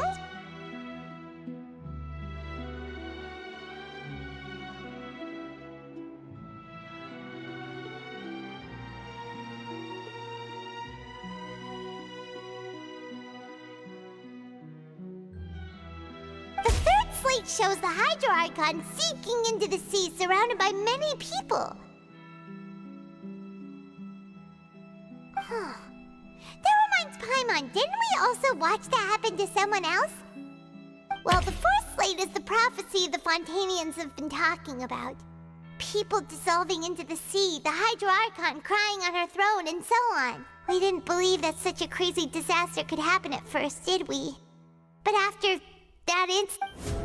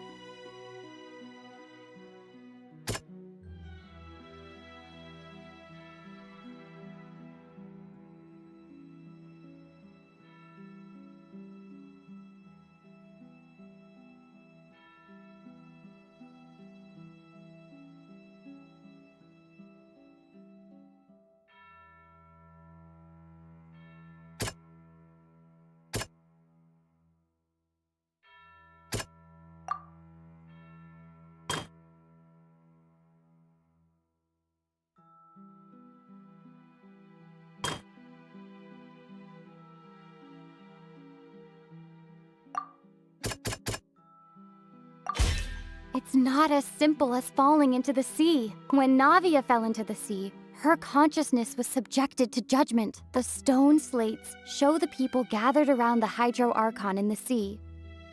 Could that be alluding to the same thing?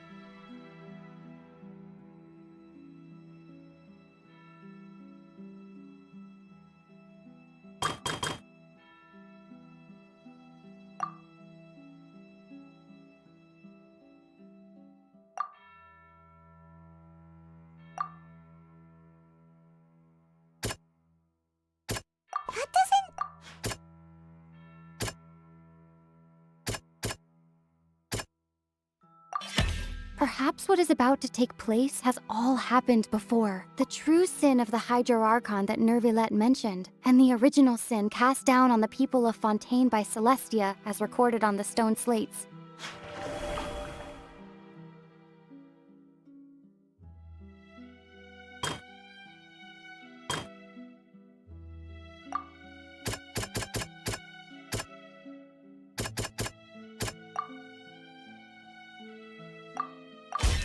We know from the case of the serial disappearances of young women that Fontainian and the first stone slate tells us that long ago the Hydro Archon used her. This might be the reason that Fontainians can dissolve.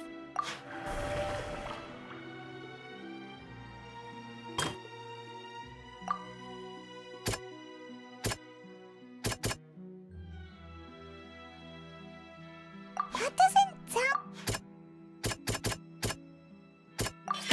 The prophecy from the stone slates found its way into society. The fortress of Meropide was nearly flooded with primordial seawater, which we know can cause Fontainians to dissolve. It seems increasingly likely that if we hadn't dealt with it in time, they'll dissolve into the primordial sea but won't cease to exist. Their essence will flow in the seawater, converge, and take the form of an Oceanid. The Hydro Archon was sentenced to death in court, shocking everyone present. Perhaps this means that her sin was actually... Navia fell into the water inside those ruins, and she nearly dissolved. She was surrounded by the people of The eruption of the primordial sea at the fortress of Meropide was the surest sign that the prophecy was about to come to pass. The stone slate's content can all be verified by recent events. If we combine what we know together, look...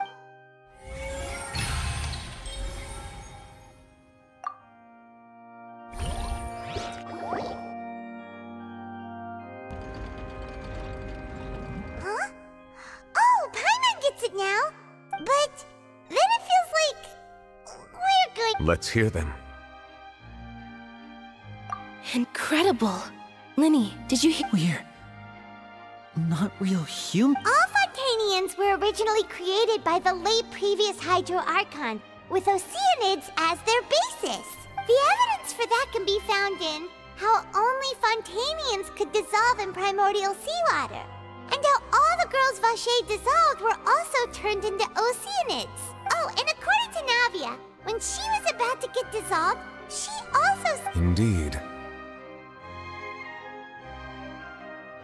Yeah, and it follows from the content of the first slate that she probably angered Celestia by creating humans without prior permission. That could also explain why the Oratrice judged the Hydro Archon to be guilty.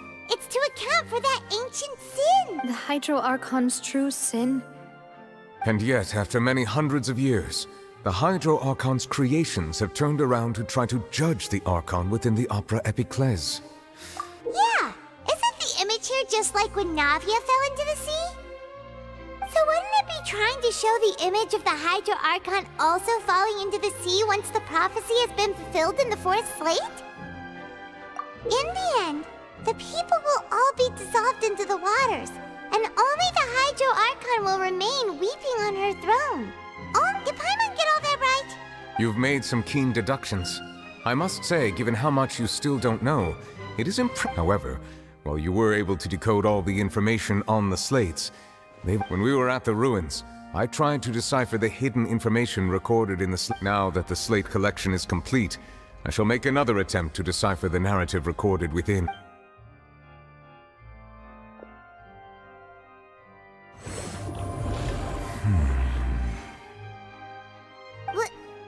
Well? I believe I should share this truth not only with you, but with all the people of your hypotheses regarding the origin of Fontainians and the sin of... In the Fontaine of old, the previous Hydro Archon sensed the yearning of her Oceanid familiars for life on land.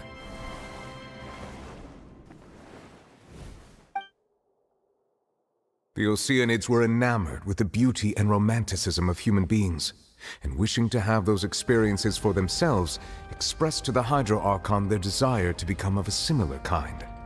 However, Even though water as an element is intricately linked with the power of life, the Hydro Archon, as one of the 7, did not possess the authority to create a new form of human life. Not one to give in, she eventually found a way to create permanent humanoid bodies for her familiars by appropriating the power of this planet's primordial sea. She poured primordial seawater into the Oceanid's blood. But if Fontanians were to ever come into direct contact with water from the primordial sea, the power within their bodies would escape these artificial restraints and return to the sea. As a result, their forms would collapse, and they... Of course, the Hydro Archon never received permission from the heavenly principles to create a new human race. And thus, the Hydro Archon and all of her creations came to shoulder the original sin of appropriating the power of the primordial sea. That is the true history of... So we were all Oceanids before we turned... That's way too much information for me. I think I'm just... Wait, but if that's the truth, we can't let the Hydro Archon be sentenced to death. After all, her only... This really might be too much information. Alas, your hypothesis regarding the 3rd and 4th stone slates was inaccurate. The slates' respective positions are, in fact, correct.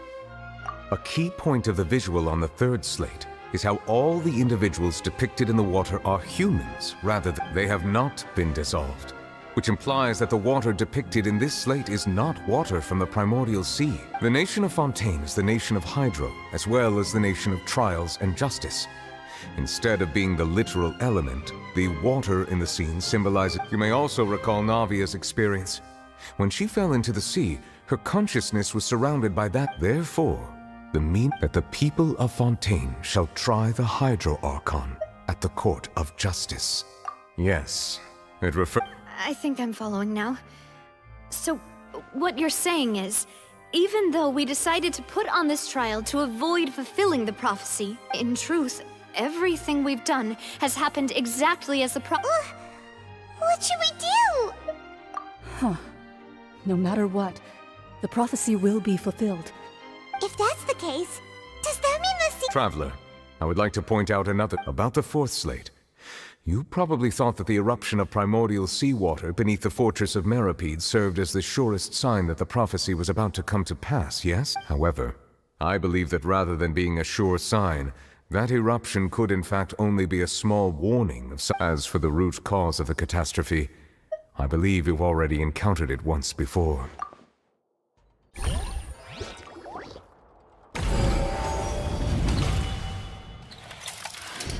This eruption was just a small warning of the things to come. We must...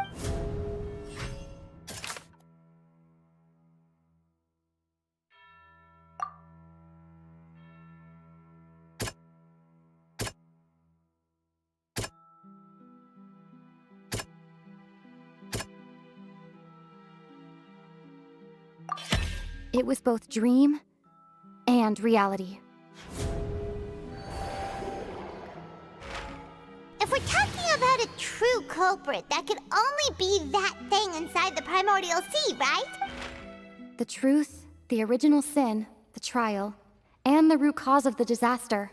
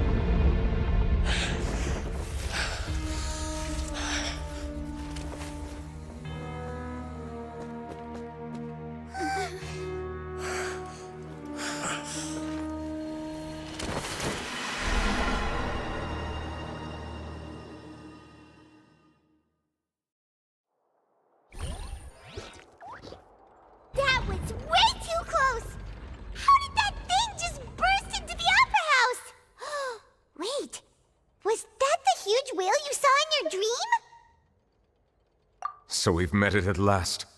I understand very well why it has chosen to make an appearance here. That whale does not belong to Tevat. It is a monster that has traversed the stars, weeping all the while. It has been greedily consuming the energy from the planet's primordial sea, using it to grow. That is the main cause for the rising sun. And once it has finished consuming all of— You said that when the Hydro Archon first created Fontanians out of Oceanids— Precisely. That whale finds the blood. Therefore, when it left the primordial sea, it decided to make its next stop a packed opera house full of food. We just barely managed to push it back, right? That is correct. Indeed, it is more accurate to say that we should thank that Harbinger for buying us some time. Without him, the whale would— From the way he looked, he must have been fighting the creature for quite a long time. That battle maniac. We've always known that he had a special connection with that whale, but we definitely didn't expect— Anyway, now that we know that this whale is the actual cause of the disaster It is too late. It had already absorbed too much of the primordial sea's energy before we could notice it. Even if the entirety of Tevat were to be destroyed, it could still survive and swim off towards some other world. That's not something I will accept. We've already done everything we can, and we even found the true culprit. We've come so far. You can't— Indeed. That's not how a grand performance should end. I'll fight it to the end. So the prophecy will be fulfilled no matter what, huh?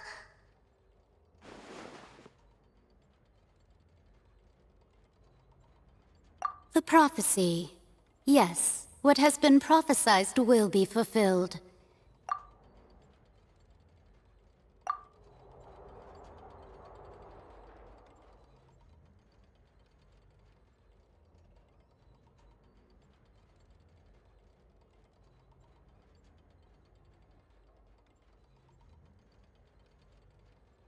Just as prophecies are usually only the future as seen from the perspectives of the gods, could things be happening in hidden corners where the gods' gaze does not fall?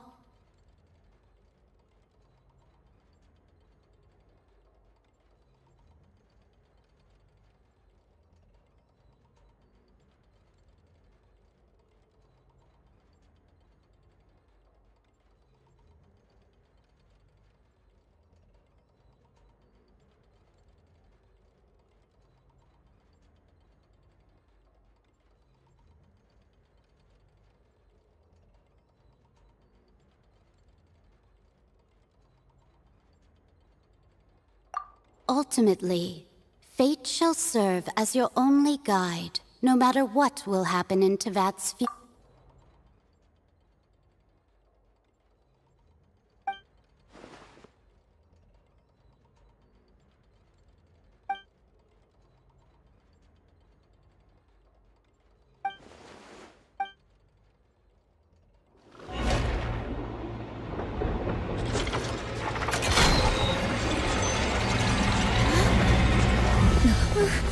What's happening with the oratories? I believe it is preparing to carry out the death sentence.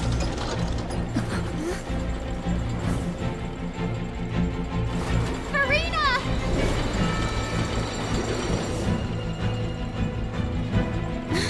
No, I still need answers!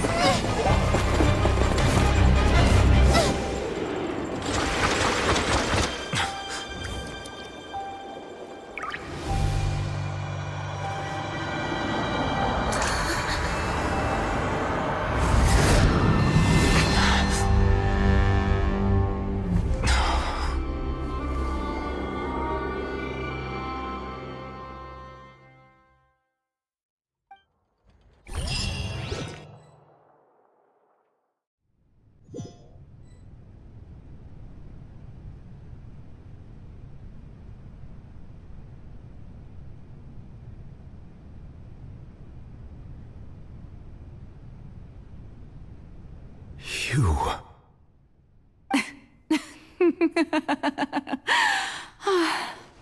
Sorry. That shocked expression on your face is just too amusing. You are not Farina. Ah, the sweet sound of bewilderment. Marvelous.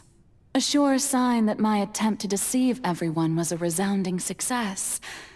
But to answer your question, I am Focalor. You know, the god. Focalor? Why? Oh, that wasn't my goal, of course. Goodness, no. But I had to fool the heavenly principles. Deceiving the heavenly prince? It's all because of that pernicious prophecy. Dreadful, wasn't it? Everyone doomed to dissolve. Fontaine condemned to be— One was not amused. In fact, one was positively bemused when that problem was thrust upon me by my dearest predecessor. That's the former Hydro Archon Egeria, for the uninitiated. It hardly gets more disastrous than a preordained national catastrophe, now does it? She knew full well that the prophecy would surely come to pass, and as one of the seven, she also knew full well that one defies the heavenly principles at one's peril. So yes, as you have no doubt surmised, it was a rather I spent a terribly long time mulling it over, alone on the ocean floor.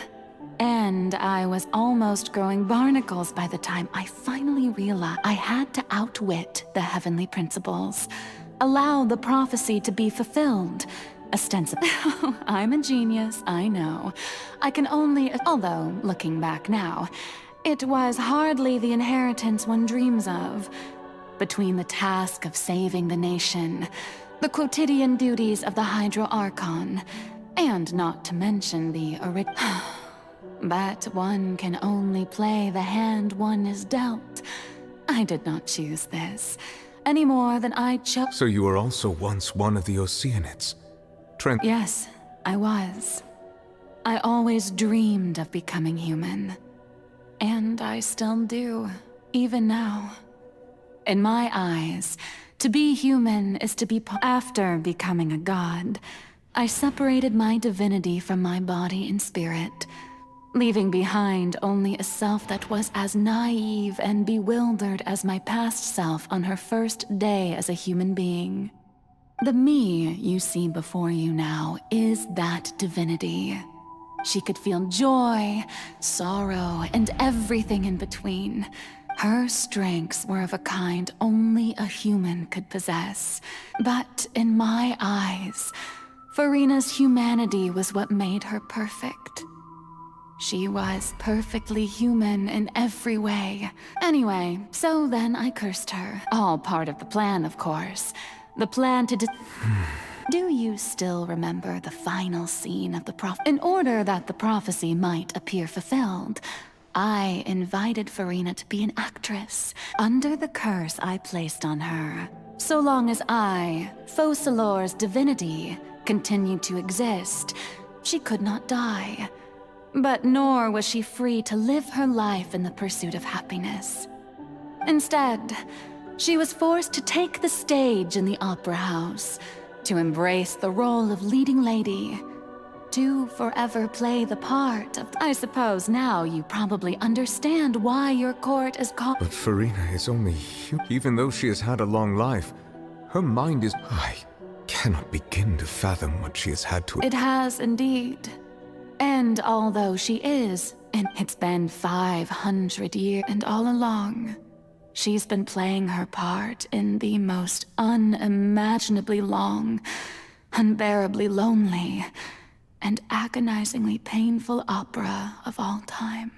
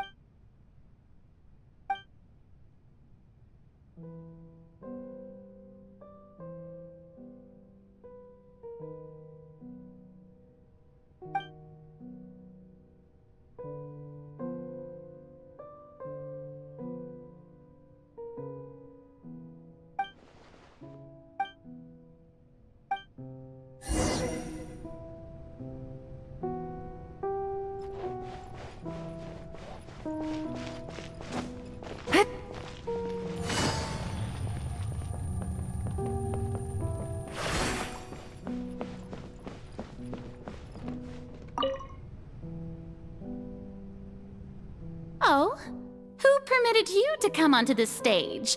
Now, I understand your admiration. All right. It is not my intent to reprimand you.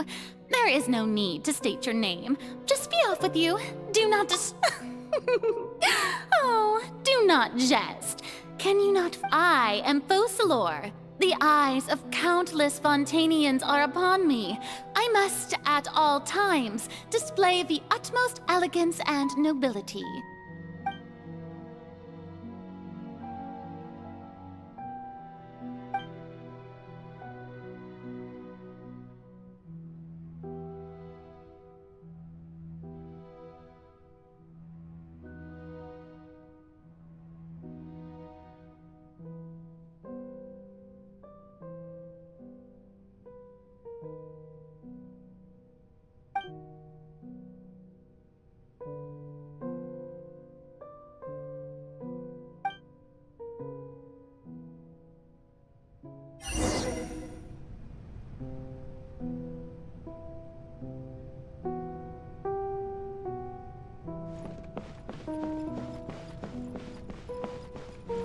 Dear audience, the performance is experiencing a technical difficulty, but worry not. The guards shall resolve it soon. Emerge, right here. Try and stop me!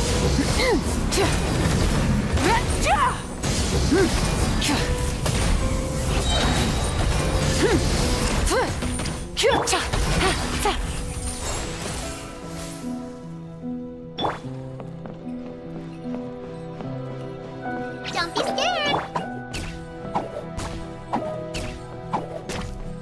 Hey, what gives? The audience is still watching me, you know. Guards? Wait, where are the guards? Guards!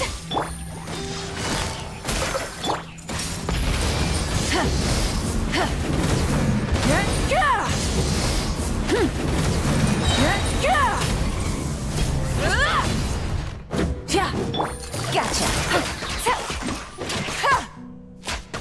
Emerge, right now.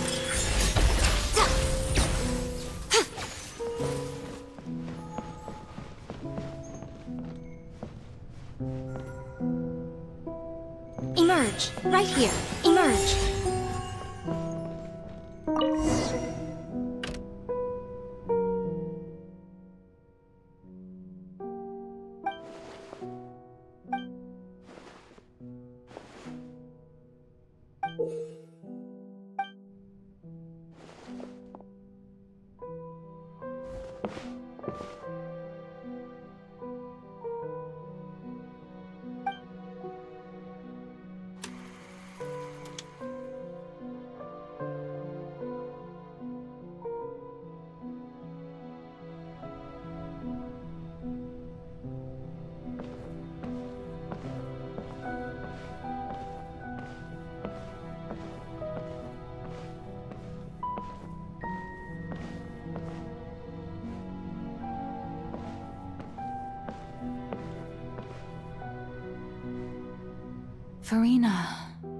Farine. Huh? Who's that? Who's calling me? Where are you? Be not nervous. Be not afraid. I am before you. Wait a moment. You're mirror me? How can this... Mirror you, huh? You know what? Mirror me. What do you wish to say? The prophecy. What prophecy? Wait. I know. I think the people will all be dissolved into the waters, and only the Oh, very good. What's going on? Yes, it will. And that is why I've come to you. Disaster will come to Fontaine sooner or later. But doesn't that mean everyone will die? I'm a Fontanian just like the... Oh, don't worry. magical meeting, I will tell you how to save everyone. But Oh, so there's still hope after all. As for the suffering, well, but if the prophecy will come true, I'll also die anyway, right? If there were scales, with all the people of Fontaine on one side, and my... You truly are the perfect human. My ideal. I suppose this would also be the justice that Huh? Don't worry, it's nothing. Listen well. Fontaine has just lost its Hydro Archon. Play as... That's right. You must begin a never-ending... If you can keep it up, then I shall have my way of defying this prophet. But how will I do this? Don't worry. What you must do is not to turn yourself into a real... Being a human yourself, remember, you're... I'm still not sure I understand, but... So, how long am I going to have to play this role?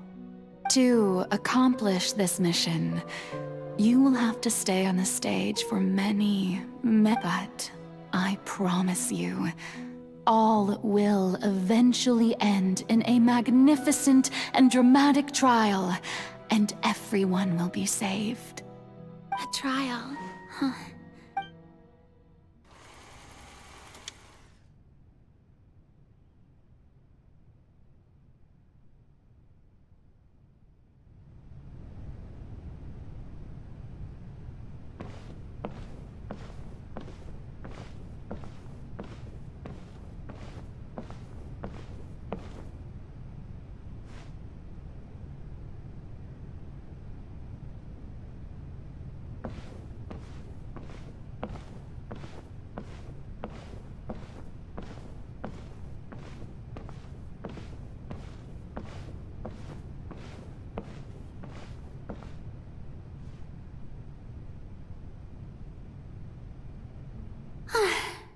The Maison Cardinalise has announced my accession. What should I say to most appear like a god? Ladies and gentlemen, good evening, and welcome to the opera. I'm sure you've all heard about how I have taken on the role of Hydro Archon. Indeed, in truth, I know little about becoming a nation. As the god Focalor, the god of justice, I shall do all within my power to lead you into an age of fairness and justice. Once again, thank you all for coming. If you should have any questions or suggestions, please send them to the Maison Cardinalise. The future of Fontaine will require us to work together. This should do it. I thought I might stammer, but thankfully... That's the new Hydro Archon. Is this some kind of joke by the Maison? I would have thought that a being that surpasses humanity... Hey, did you hear that? She even told us to send her suggestions. Shouldn't gods be all-powerful? She's being so modest. If you ask me, perhaps the succession didn't actually happen. She might... Wait, what's going on? Why is everyone suspecting me? Right. Mirmi said that I just need to play the role of a god as human. Calm down, Farina. Think. Assertive, with a strong sense of presence. One who can dispel all doubt. That is the character I'm fated to play.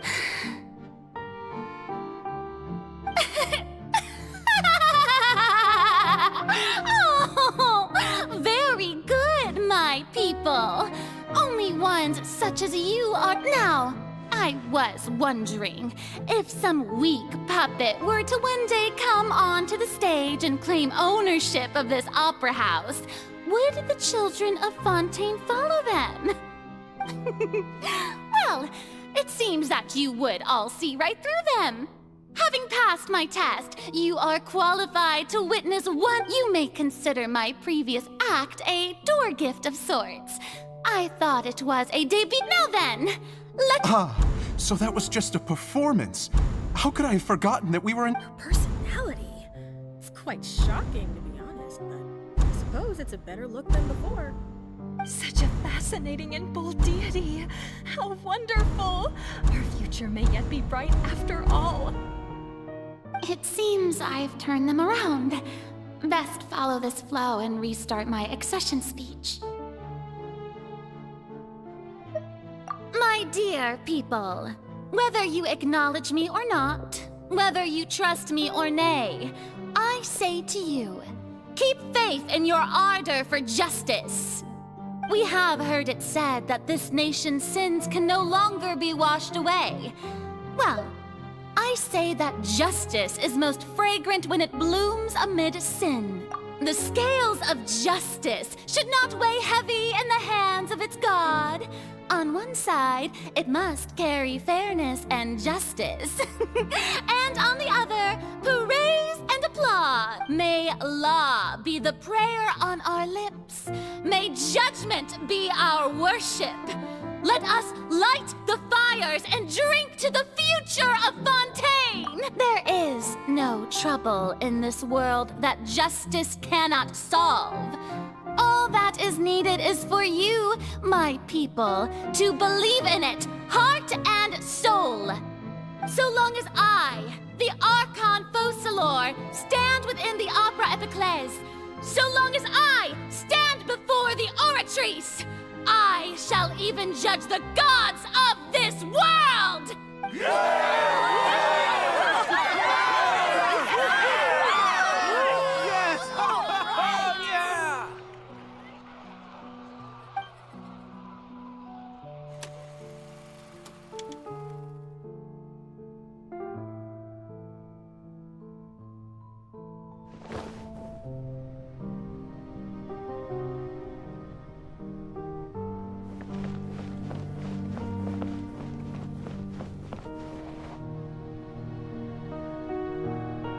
Lady Farina, here are today's case reports, as well as a summary of the follow-up for your perusal. Come now, was I not just at the Opera House in person? Leave these kinds of things to Neuvillette. Besides, none of these trials. If I may be so impertinent. A magnificent, dramatic, and wondrous trial. A trial to end all things. How? That's true, I fear I lack the ability to grasp your divine... No need for fright, and do not take what I said before too seriously. Go now, do your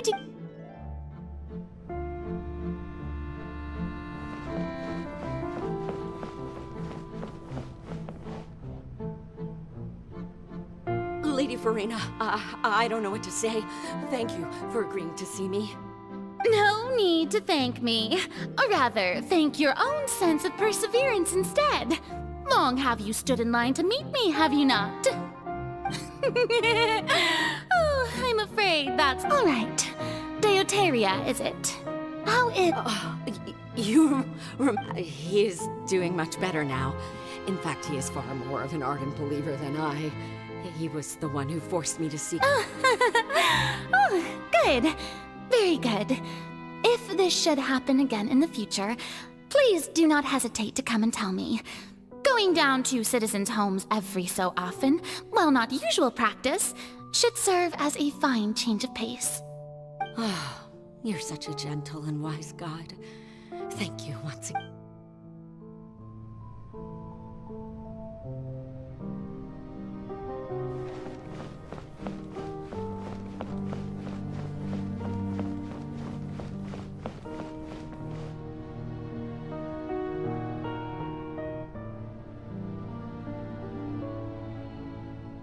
Lady Farina, here are the latest hydrological reports. As for the specific parameters you asked to take note of, I'm afraid things still don't look good. I see. It's as I thought then. As your god, I did all manner of signs indicate that the prophecy will still come to pass. Forget it. That's not something you need to worry about right now.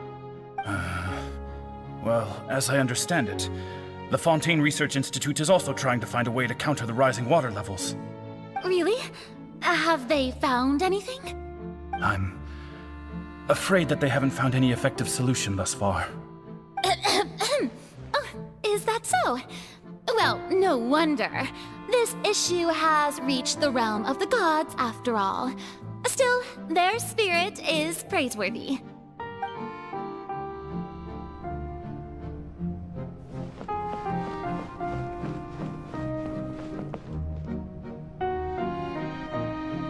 The day is finally over. I haven't had a moment to breathe this whole time. But it's good to see that everything's getting on track. There are no longer any voices of suspicion. Maybe this is fine. I just need to keep going, and everyone will be saved. Alright, Farina, don't think too hard about this. You need rest. Tomorrow's a new day.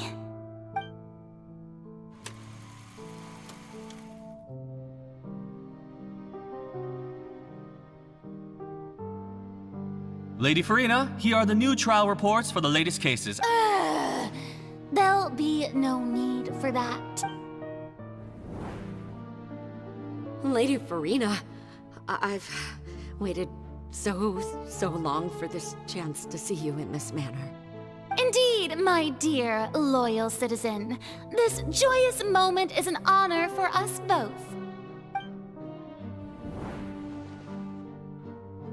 Lady Farina, we're detecting significant hydrological anomalies near Poisson. Understood. Keep monitoring. Keep me informed should anything come up at the Institute.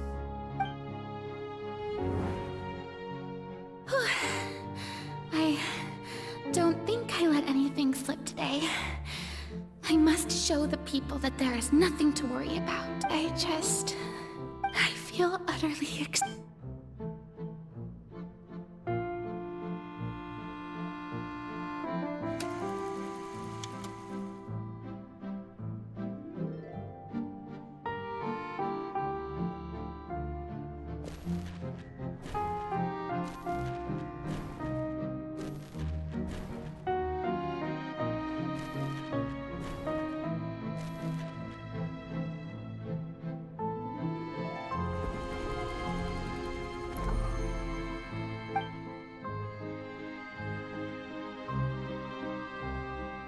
Lady Farina, it's like a dream being able to speak with you up close like this.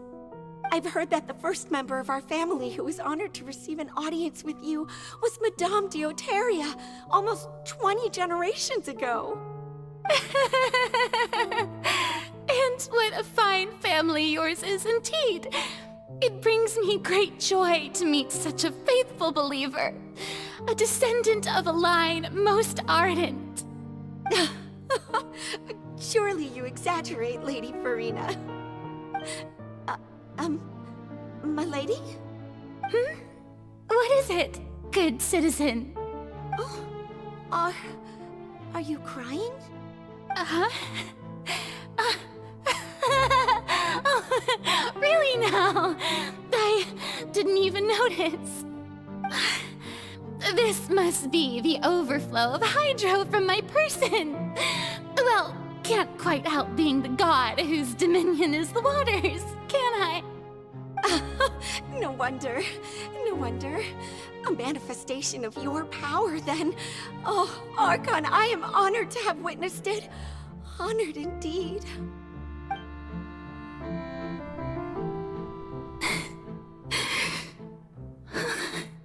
So interminable. So lonely.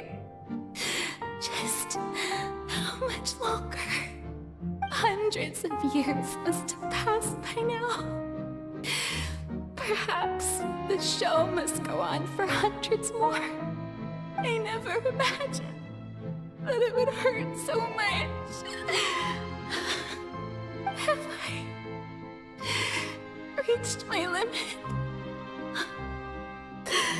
No. Perhaps I reached it long ago.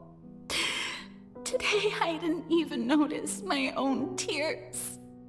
I want to tell someone, anyone, about this. But would that not destroy all I've done so far. I've conducted so many investigations across the centuries, but there's not even a sliver of hope that we might break the prophecy. All I can do is keep heart. I must maintain this act. It is the only way to save Fontaine. Please, mirror me. You have to succeed.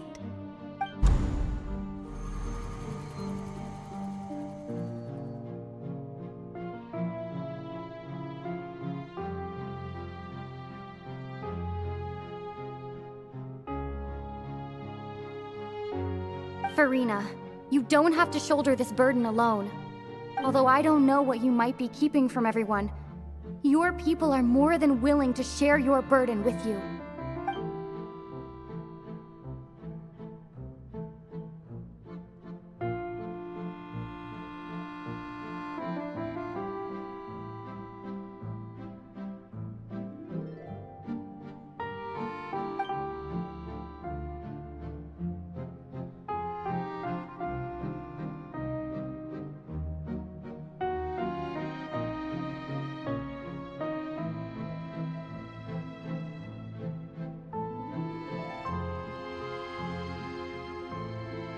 Share my burden.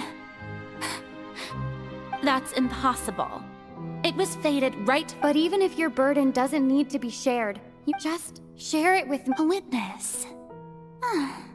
Yes, and if Tevat is, in its entirety, a show on a stage, then you're just a spectator. If that... She's right. I could confide in her, couldn't I? But if things don't play out as expected, the people of Fontaine will be the ones to pay the price. No, Farina, you shouldn't be selfish. But what if it's really all right? Farina, you've worked so hard for so long. Surely it would be okay to put yourself first for once. Just this once. Is it such an outrageous thing to do anyway? To find someone in whom you can confide your frustrations and sorrows? Surely it could not hurt. If you let this opportunity slip through your fingers, it might never come by again. Think about it long and hard.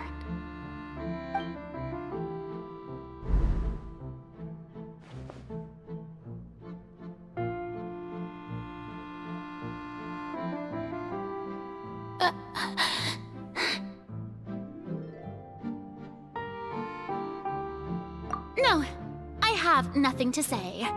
I am Farina, the Archon of Fontaine.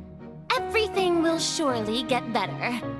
All you need to do, dear spectator, is to witness my performance until the curtains fall.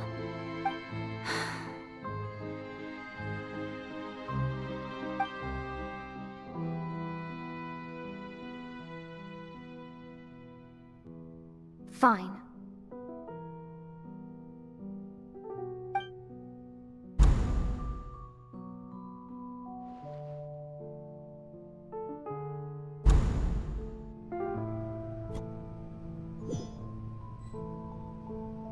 So even Farina doesn't know the truth? You've never once let her in on the full plan? Yes, it had to be done. To deceive the heavenly principles, you must first deceive yourself. She did very well. If she had let her resolve falter even once in these 5 centuries, Fontaine would have been doomed to the most tragic fate. It seems that trusting humanity was the right decision after all. I believe that I understand how your deception works, but that is only half the truth, is it not? How would you build on this foundation to save the people of Fontaine? That is the most important thing. Ah, good, good. Of course, the Iudex of Fontaine has pinpointed the crux of the issue. I'm sure you've long sensed that the Oratrice is no simple machine, yes? I've always suspected that it had its own consciousness. And Lenny did mention that he heard a human voice within the core chamber. It now seems that that person was you, hidden within the machine all along. Am I right? And then I became one with the Oratrice, taking Fontaine's gnosis with me. Yes, it would seem so, wouldn't it? Alas, your understanding of this device still lacks sufficient depth. In truth, it is no enactor of justice. It is, in fact, a device created to kill the god of justice. I beg your pardon? Oh, you have it. And to be more precise, not only will the Oratrice take down the god of justice, it will also take down the divine throne upon which she has been placed. I mean, did you think I would be the sort to enjoy peaceful repose while Farina suffered? My work over these last 500 years has been to constantly accumulate indemnitium within the Oratrice. But really, some have already discovered that only a small fraction of the energy generated by the device was ever used to provide power to Fontaine. The vast majority has been, had to be, accumulated to enact this death sentence. It was all part of your plan then? Both the trial and the sentence? Indeed. This power, accrued over 5 centuries, could have sustained Fontainians for millennia had it only been used for that purpose. Almost all of it has now been stored within the Oratrice. But only power of this magnitude could hope to destroy the Hydro Archon's divine throne, shaking the rules established by Celestia, and breaking through the institution that is the Seven. So the Oratrice's call for death was for neither Farina nor Focalor, but for the Hydro Archon. The destruction of that divine throne. If I do not misunderstand your intent, you must be... Returning what's rightfully yours to you, of course. In other words, this was all done to return the authority of the Hydro Archon to the Hydro Dragon of this planet. But...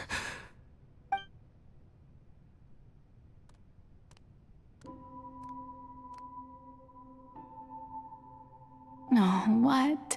Getting sad again, are we? The authority of the ancient dragons shall soon be yours once more, O Hydro Dragon Sovereign. And this is the face you make. all you've done throughout the years is just so you can sacrifice yourself at the very end. I've never quite seen it that way, you know. Even now, I'm quite pleased at how well my deception worked.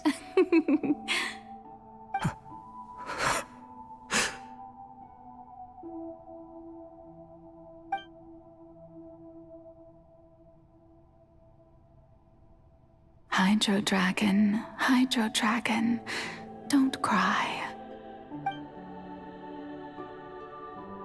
I must say, had it been within my rights, I would have loved to judge the heavenly principles themselves. Were they not guilty of essentially the same crime? Egeria stole the power of the primordial sea, and the heavenly principles stole the power you ancient dragons possessed. I, for my part, am the god of justice. And is it not just that your original powers should be returned to you?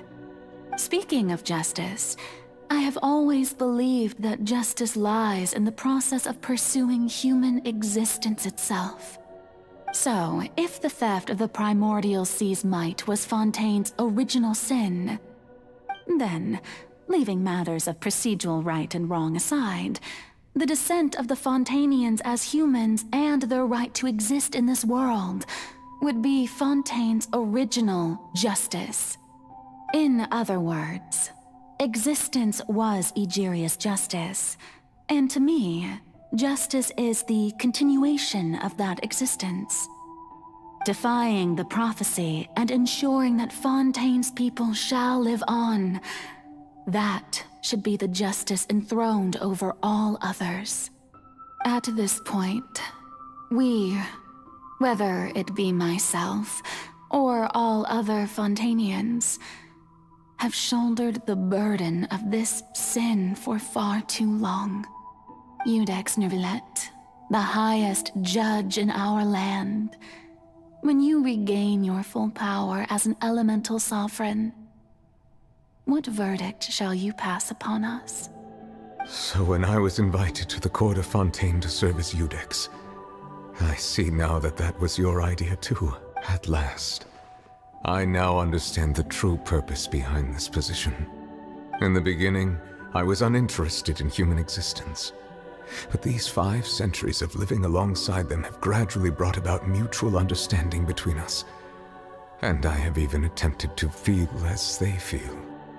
You are a devious one, Focalor. Things being as they are, surely you know that I could never declare them to be guilty.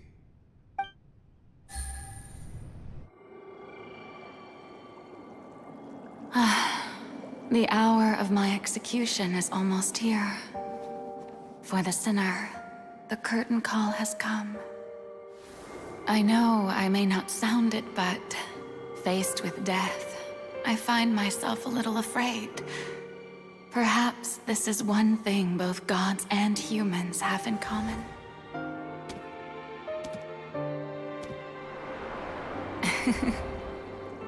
Farewell, Nervillet. I hope you've enjoyed the part you played these 500 years.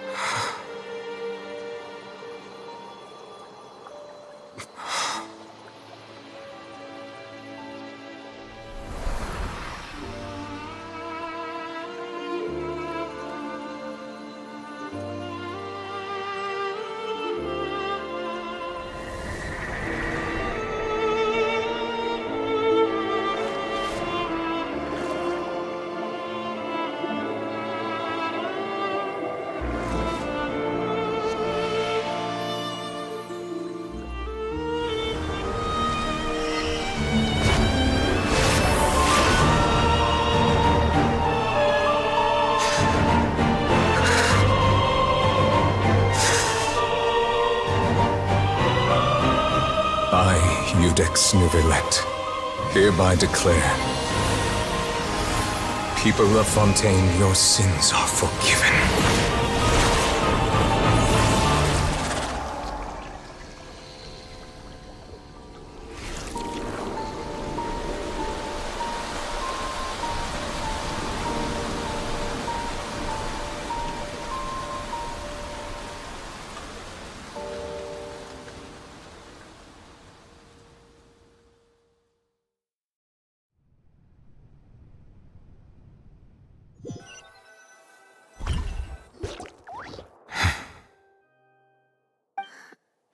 What just happened? Has the death sentence been carried out? Was that bright light some sort of misdirection? I have a feeling that... But since we're all still alive and haven't been... It's time to end this. We must mete out punishment to... Did I have gained the strength sufficient to deal with it. Through certain means, I now have the ability to separate the power of the primordials. We should seize the opportunity to pursue our quarry. Traveler, now that the oratories can no longer function, I require an executor to help me mete out justice. The root of the calamities befalling Fontaine, the beast that enacts the prophecy. Its name is the all-devouring Narwhal. Come with me, traveler.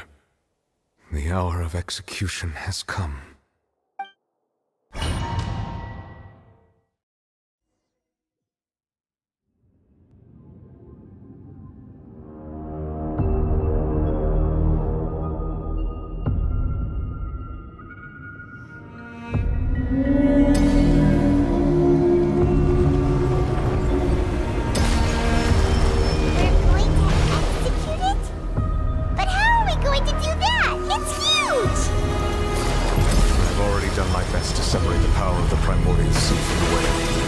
Considering the size of the beast, I cannot reach the power source.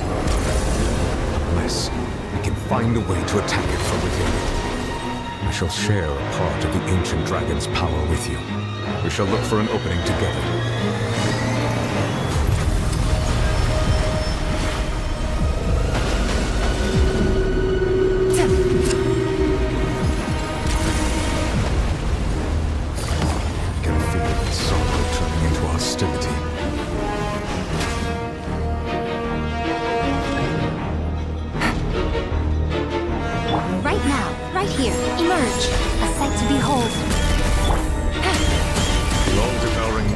Cannot resist its instinct to devour. Continue to trigger its hunger.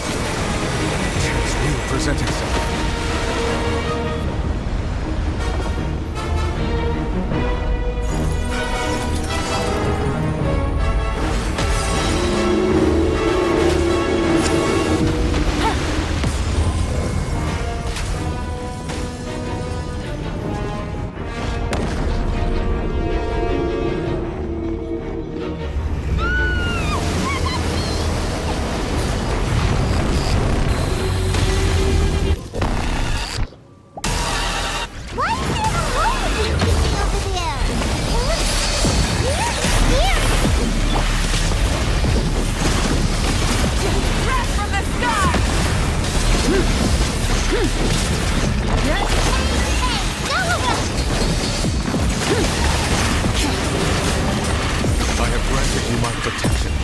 Do not fear. Seize the moment and use my power to suppress its root from within. Full throttle! Not bad. Pyroclastic surge!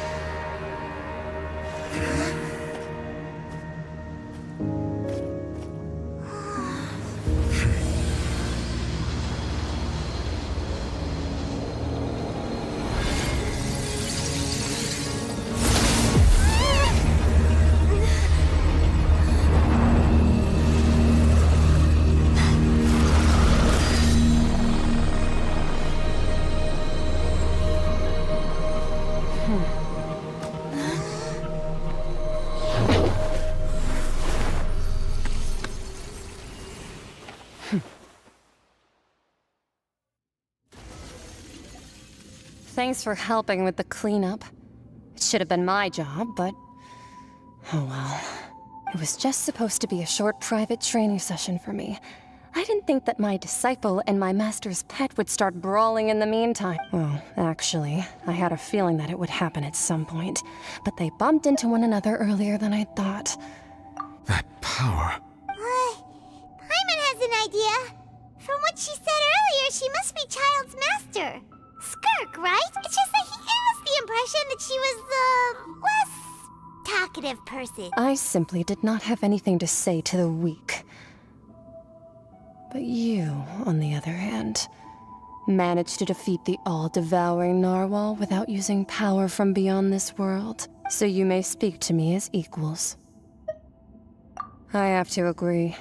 It's a strange use of a planet's primordial waters just to raise an all-devouring narwhal. That kind of power is wasted on it. It's not cooperative. It eats too much. And I have more important things to do with my time than pet sitting. The only thing that creature has going for it is its looks. All in all, it fails as a pet. Miss Skirk? I think you might have missed the point. The point being? Well, being that this pet almost destroyed an entire nation. So what sort of person is your master? Well, child's master's master. Wait, is that right? Oh, right. So you don't know him. Sorry, I assumed you did. His name is Sir Taloji. I am unfamiliar with that name. Huh. So Master isn't sufficiently famous. The Foul? Still nothing? Well, how about the Visionary? Vetterfulnir, then? Or Gold Rhindaughter? Ooh, that one we've heard! Rhindaughter's part of the Hexen Circle. She's Albedo's mom, right? Oh, so you do know that name. To be honest, I also heard all of those names and titles from my master. I don't actually know them either. But I suppose you understand now, yes? My master is likely a similar sort to Rhindaughter. They are both pursuing some form of perfection. Wait! Didn't you also mention a visionary person? Actually, never mind that. I believe it expedient to inform you that the all-devouring narwhal used up nearly all its strength fighting you. Such roiling hydro energies will prove difficult for the planet's deep seas to digest. As such, the fontaine back on the surface has most likely been thrown into chaos. In other words, the prophecy that you've been fretting over. What?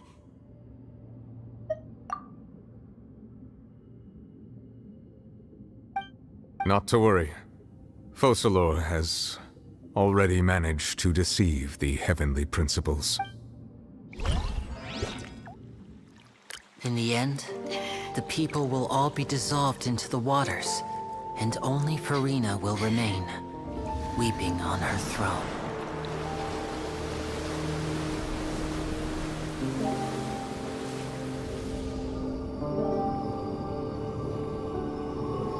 Only then will the sins of the people of Fontaine be washed away.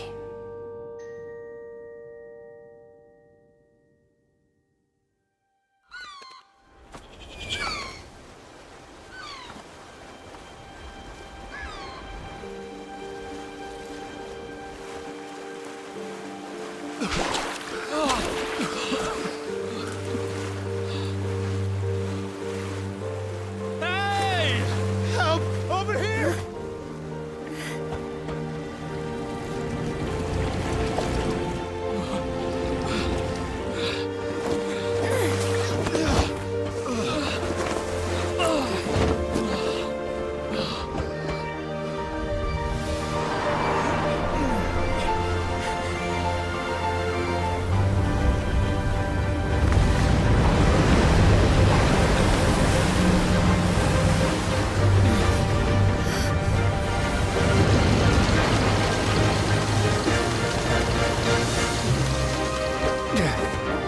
All hands, initiate emergency rescue!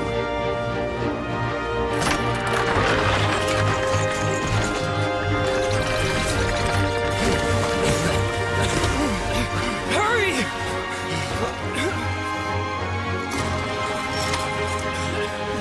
Hey, lend a hand!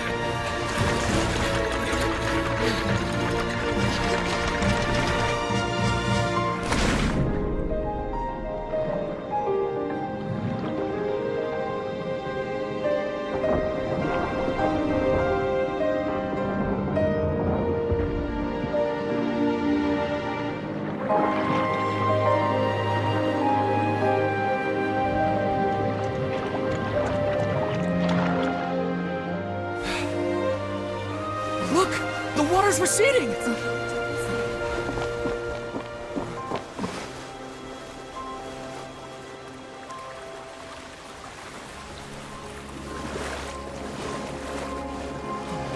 It's a miracle! Water's receding. We didn't dissolve. The prophecy was wrong. The prophecy was wrong.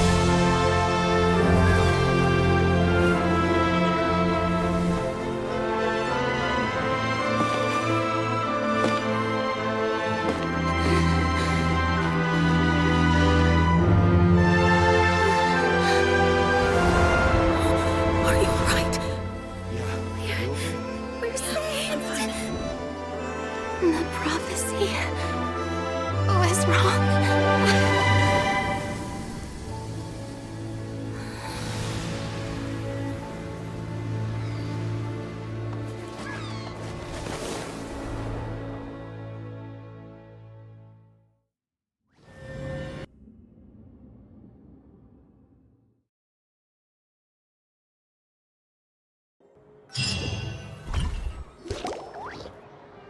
The soil renewed.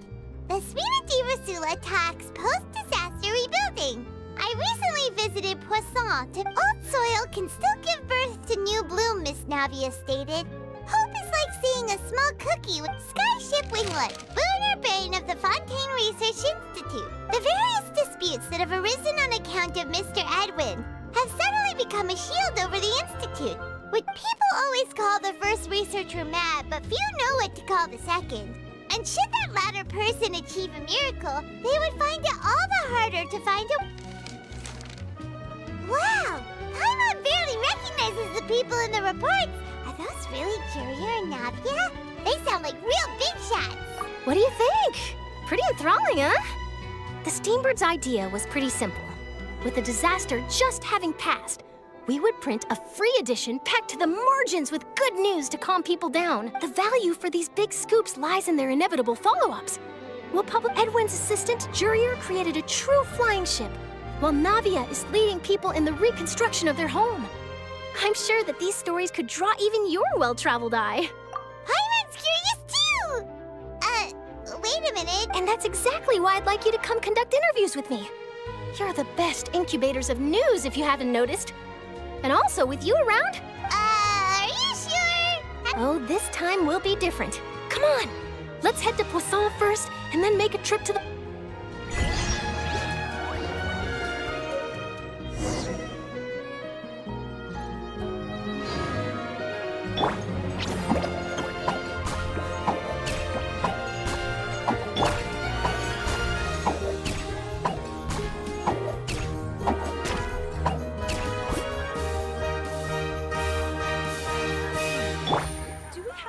Doing maintenance on this statue.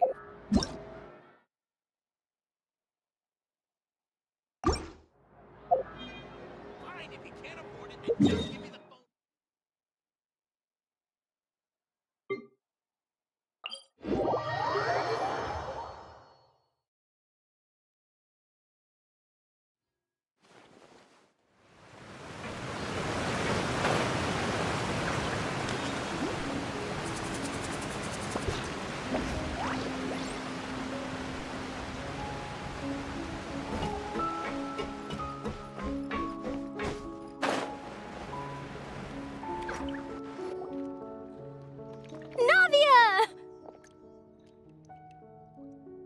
Oh, it's you. Hey, we're just having a look. I'm here to update myself on how things are going here.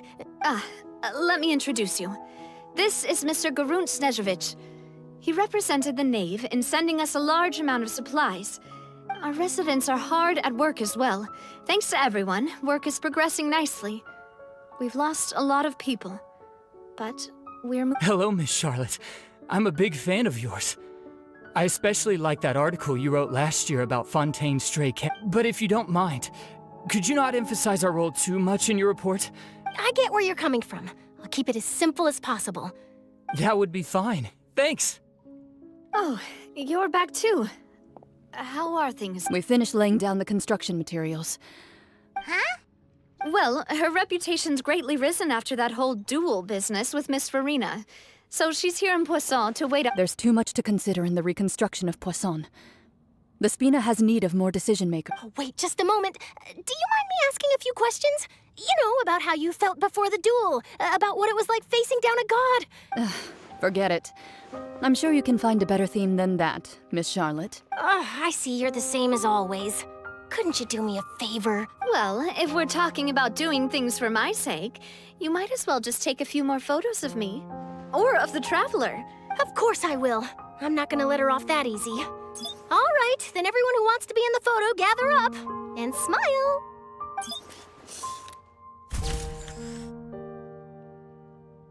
How did it go? Was it a good shot? Did Paimon look cute in it? Not bad. Your addition really helped the composition of the picture. All right, hang on a moment. Let me snap a few more shots.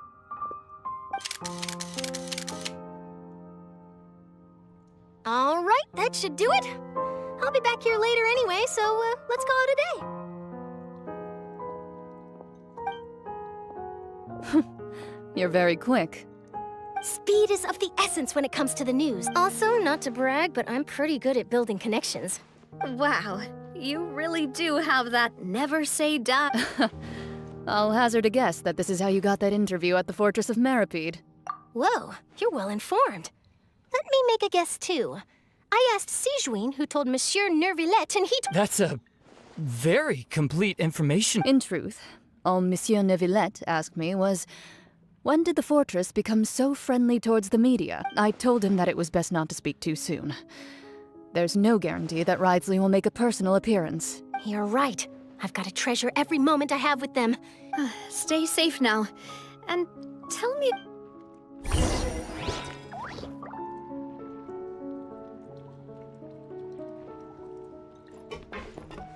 You seem curious about the Of course. That Ridesley. I still remember going down to the fortress to grill him for information on my father's case. Boy, did he take me for a ride. But he did invite you to tea, did it? 2 large pots of it, in fact. It was good tea, though. I have to agree. The tea there is very good. Speaking of that, would you like to have some today? Well, I'd be partial to some shortbread. Wow, it's like we've got a menu or something. Good. What flavor of biscuits would you like, Mr. Snezhevich? Me? I'm... All right. I'll go over the newly arrived supplies with you later, Mr. Snezhevich. That works great. Huh. Is it just me, or did you get a new lipstick? I did. It was a gift from Sijuin. Want to give it a try?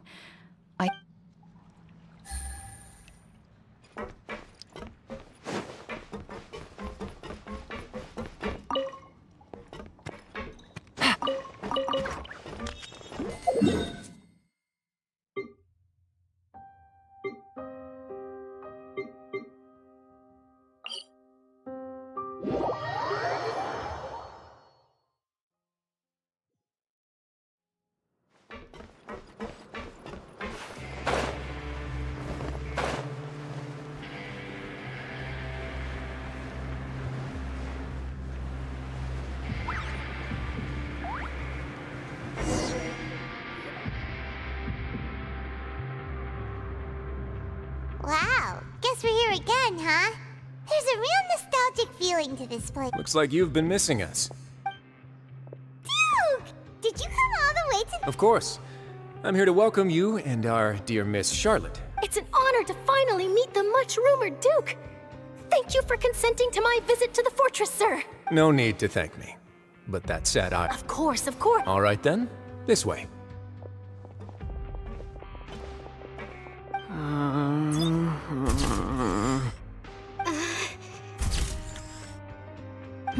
Hey, no need to be so nervous.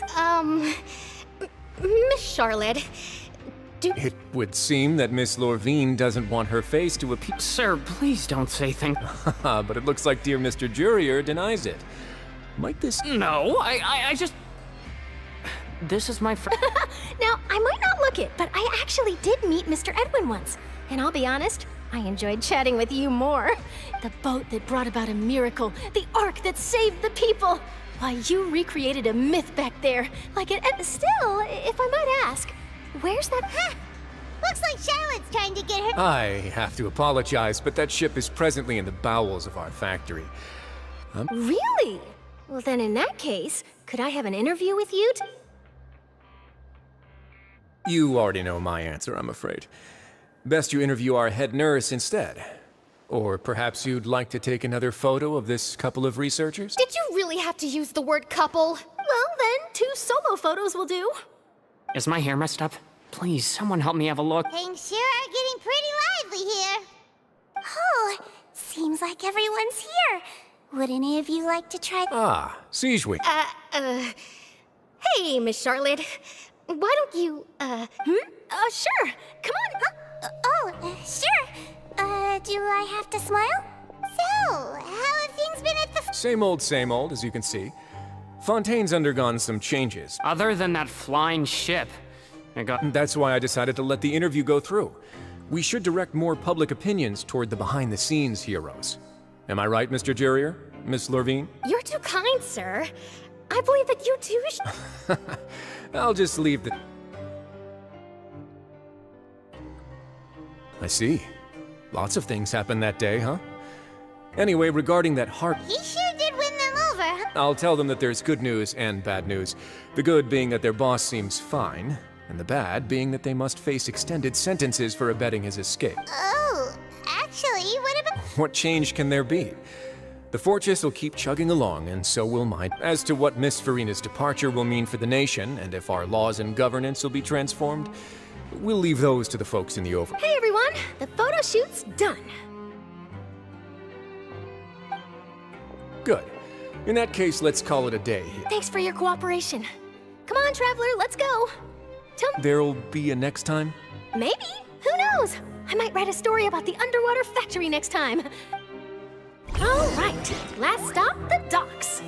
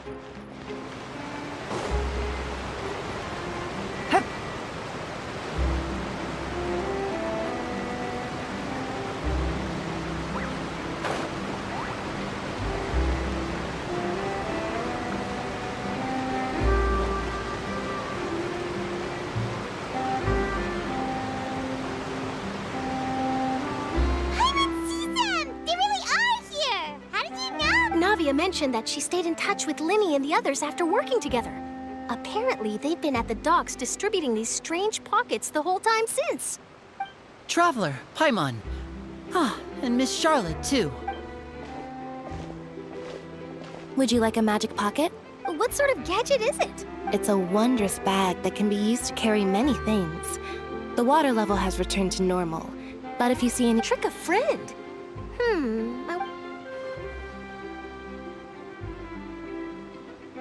You could just make a friend like Fremine here. Isn't that right, Fremine?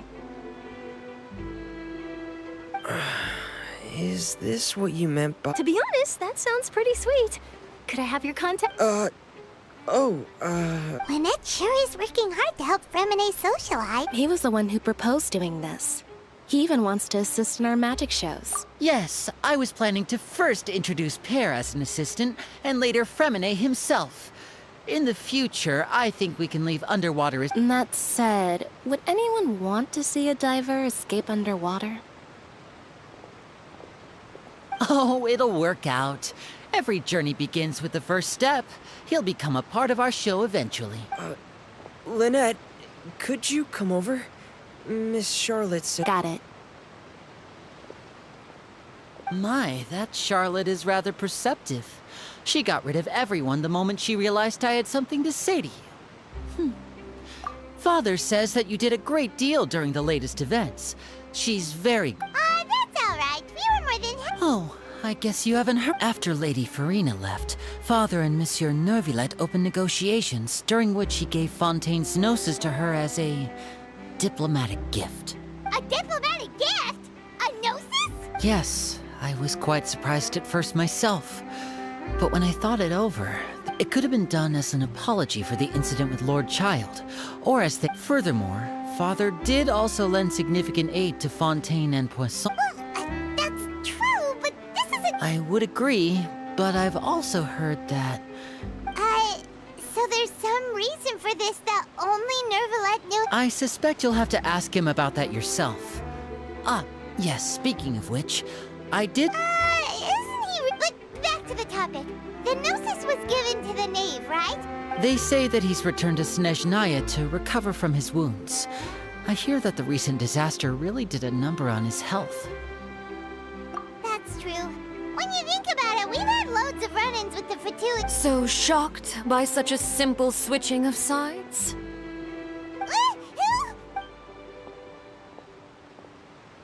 Father! Well, well, what do you know? Come to the docks to see how my children are doing and meet the Traveler by chance. Please do not pay my accomplishments in Fontaine too. Are you going to take the nose? That is our duty as harbingers, yes. Don't be too preoccupied with sides. The goal of the Fatui concerns not a single place or person, but the entire world. With such a grand switching my masks is something I've always... Well, that depends on many things. No one truly knows what the future holds. As for you, I very much look forward to our next collaboration. Good things cannot be achieved alone, and you've proved yourselves to be great partners. A vision? All right. I'll remember to return it. Thank you for keeping it safe for him this entire time. And that's a wrap for me. Huh? You're... Greetings, Miss Journalist. Hello. If I'm not mistaken, there are diplomatic channels I'll need to report to take a photo of you. That is correct. So forgive me, but I will not be able to serve as a subject in your article. However, feel free to write as much as you'd like about our dear magicians and our upcoming rookie talent. The sea breeze is quite pleasant. I shall continue my walk while the weather remains so agreeable. Farewell, Father. Oh, she has such an intimidating presence. I didn't even dare to take a picture. Thankfully, I've already wrapped up all my pre-scheduled interviews. Thank you all. This'll be more than enough for me to write about, I'm sure. Don't be too nervous. Why don't you take a magic pocket before you go? Here, Traveler, Paimon, you take one too. To move things about? That's right. Funny. I was giving out magic pockets when we first met too. And what do you know? I'm doing the exact same thing right now. So many things have happened, but the pockets are still the pocket. I guess this must be life. All right then. We'll be handing out pockets in some other district. Well, guess we sent Charlotte, huh? Shall we go see what Nivelette's doing? As long as he's not so busy that he doesn't have time to chat anyway.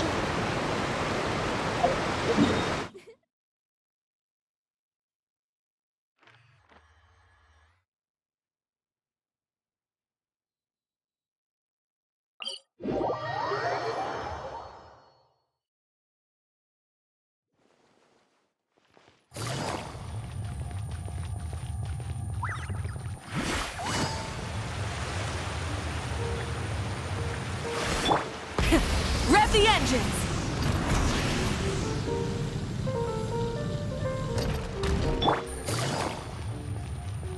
The entrance to the fortress! Ooh, he really is there!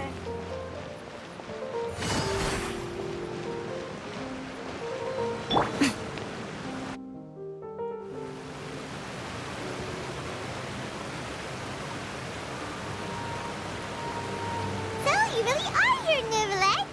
I didn't think you were going to have free time this hour of the day. Really? Oh, I suppose you must have met Mr. Linney. In any case, you came at a good time.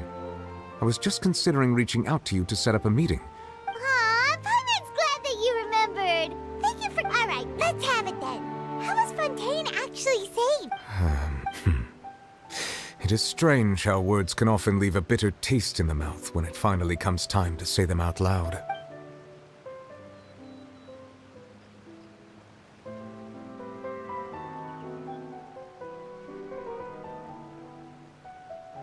Whoa. So that's what happened? Focalord destroyed the divine throne of the Hydro Archon and restored your power to you, transforming you into a fully fledged elemental dragon sovereign. But Paimon still doesn't quite get what you did. For me, The authority of the ancient dragons refers to absolute control over the hydro element. Fontanians were incomplete humans born of Egeria's use of the power of the primordial sea, with constitutions similar to that of mimics. But so long as those primordial energies remain within them, I could use the ancient dragon's authority to grant them true blood, after the fashion in which life was first brought into being on this planet. In other words, when I gave my verdict, Fontanians became true humans, and thus would naturally no longer be dissolved by water from the primordial sea. Fossilor must have counted on you to make that decision as well. Your verdict was the key to making the prophecy appear to have come true, yeah! And in a manner of speaking, Fossilor finally managed to fulfill the original Hydro Archon's wish to turn Oceanids into real people too! It seems from your expressions that you still have more things you wish to ask. Ask away. I will tell you the truth as I know it.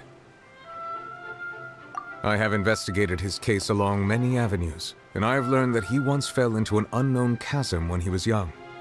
There, by chance, he awakened the all-devouring. But whether it be by sentiment or reason, that should not have been enough to consider him the root cause of the disaster.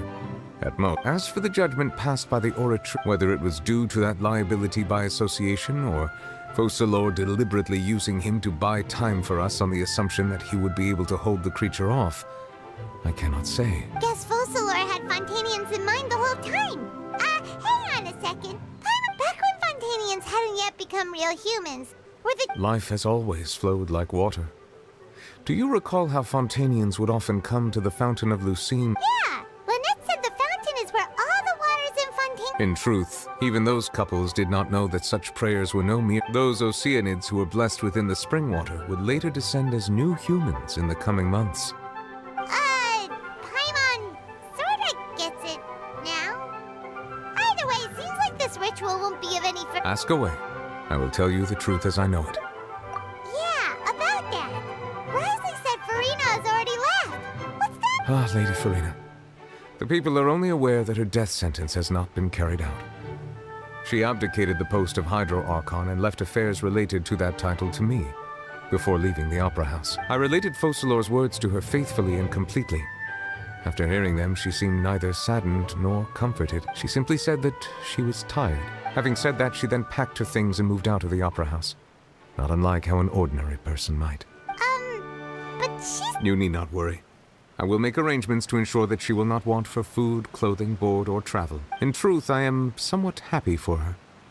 The wear and tear on her spirit will, of course, take time to heal. But now that she no longer has to play the role of Fossilor the Hydro Archon, she can finally lay down her burdens and lead a normal life. What about you then? What are your plans now that you've regained your... After Fossilor passed on, the Oratrice also ceased to function. This matter will directly affect our trials.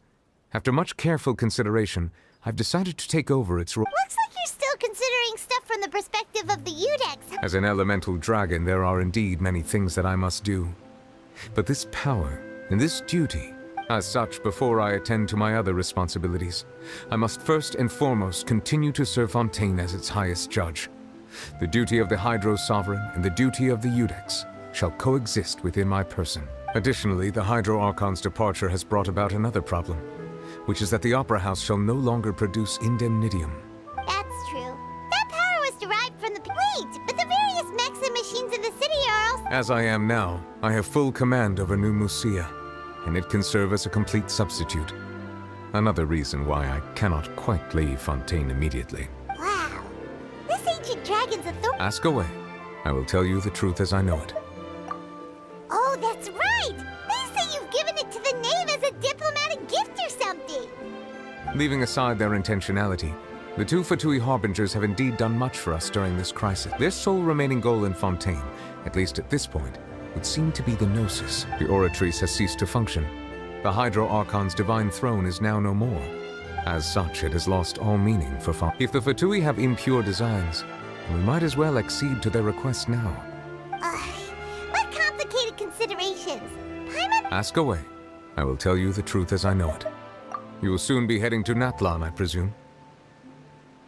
I'm afraid that I have little talent as a travel guide, so all I can do is tell you what I know about that land. As far as I'm aware, Natlan can be said to be a nation of dragons. A nation of dragons? No, I suspect that I would not find myself welcome there. Unlike ancient dragons such as myself, the dragons of Natlan have undergone long years of development and evolution. Natlan is also the nation of war. War ravages those lands like an undying flame. There is one other piece of information I got incidentally from my negotiations with the Knave that I believe may be useful to you. The Harbinger known as the Captain has... The Captain? Sounds like a real tough customer. Seriously, everywhere you look, there's a Fatui Harbinger doing their thing! I suggest that you fully prepare yourself before going to Natlan. In the meantime, Fontaine's doors will always be open. Ask away. I will tell you the truth as I know it. Hang on a sec. Paimon's still got a question. When we spoke to Linny earlier, he mentioned that your attitude... We guessed that there might be some reason for it that only... No wonder the House of the Hearth is the Fatui's in... So regarding this specific issue, I was just getting ready to share something with you. In truth, I exchanged some further words with that lady named Skirk after sending you two back to the surface. It went something like this.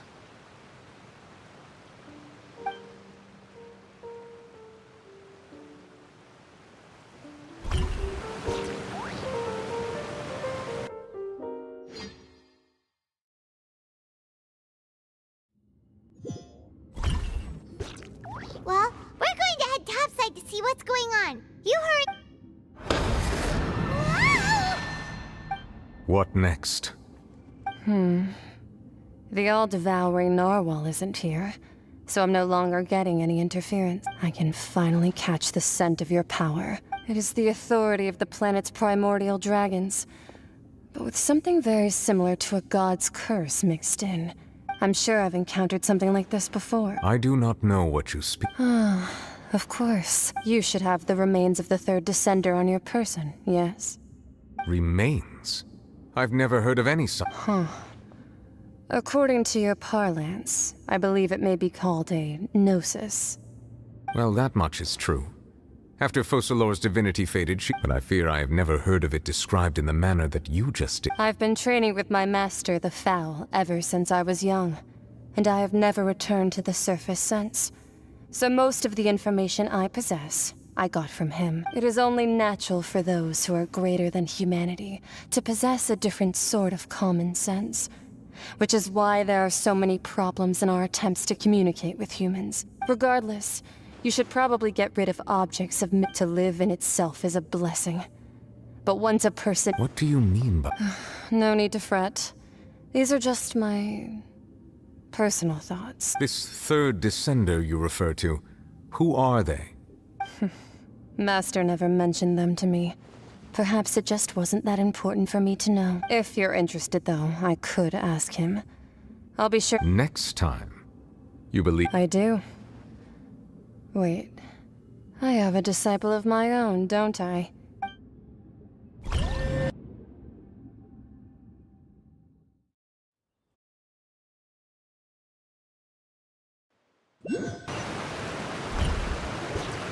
That's what she told me.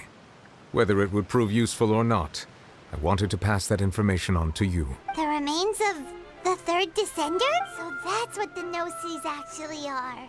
Paimon just thought they looked like chess pieces. All the same, assuming that there was no misunderstanding or special metaphor at play, that is what she meant to say. And she said that it would bring misfortune and that you should check it, which... If she speaks the truth, then I would simply be putting Fontaine at unnecessary risk by keeping it here.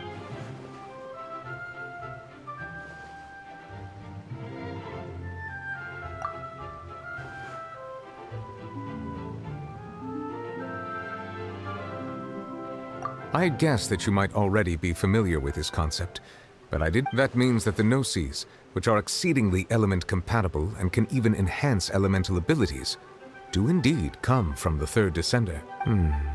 I wonder, does your body also possess Like being able to use all... No, let's not think about this stuff right now. It's just comparing the Traveler to the dead third descender and all. That's what you say, but this topic still feels like bad luck. Once Child recovers, let's get some more answers out of him. Or go look for his master and get the answers that way. I too believe it unwise to make too many blind guesses when information is lacking. All right. Whatever the case, it seems like the crisis... Yes. All... But she sacrificed herself in the end as a god, and she suffered... I suppose that would be the mystery of a god's will. I suspect not. But once in a while, I too would guess that if wishes were like the clouds in the sky, life flows like water, and rain is the final answer. The water levels may sometimes... And what, ultimately, is the difference between the rains that fall upon all of us?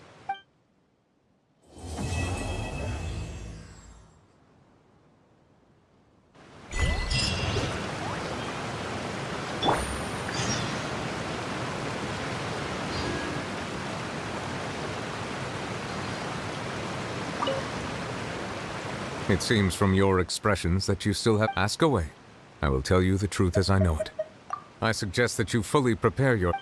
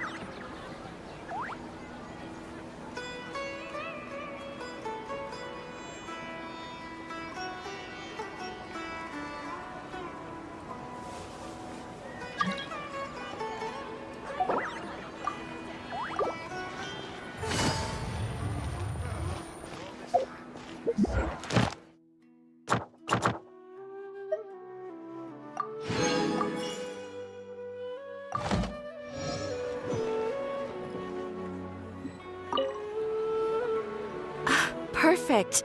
It's you two. I have a commission here that has your names. The only ones for the job? Huh. If our help is really that important, it's probably some Archon-class commission.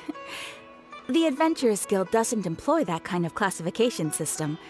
In fact, all it asks us to do is to find a missing person.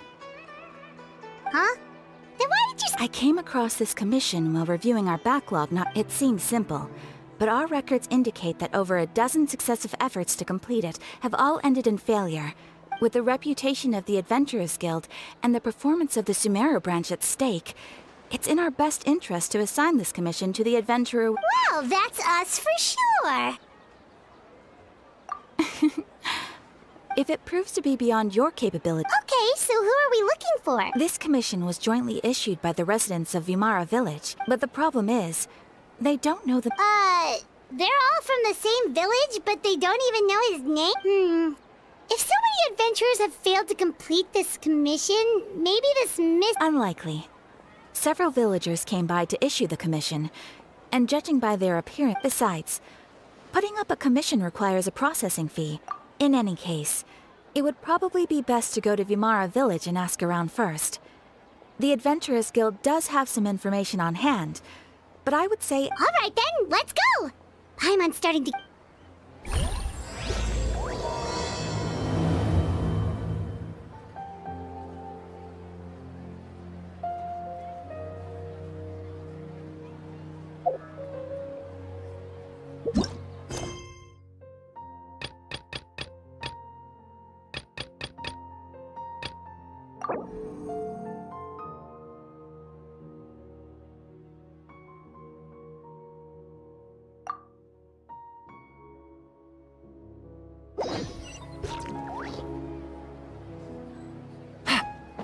Ad Astra Abyss. Thank you for completing.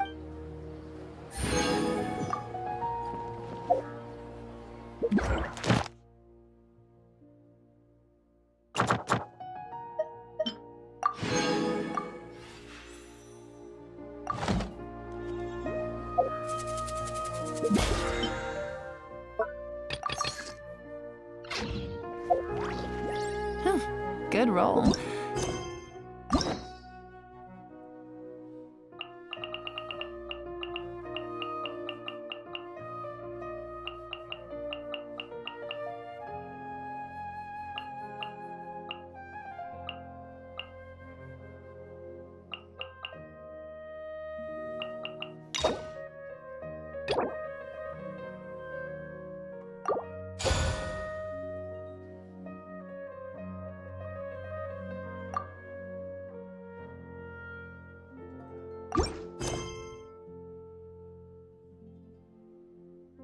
All right, maybe I'll take one more day off, and...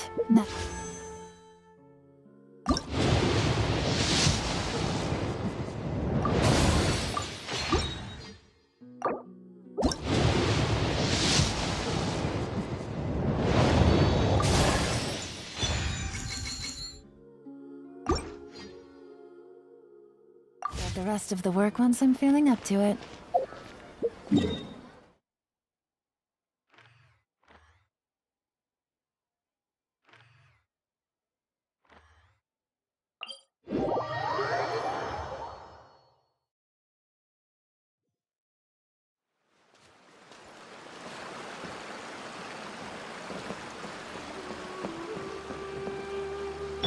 Don't be scared.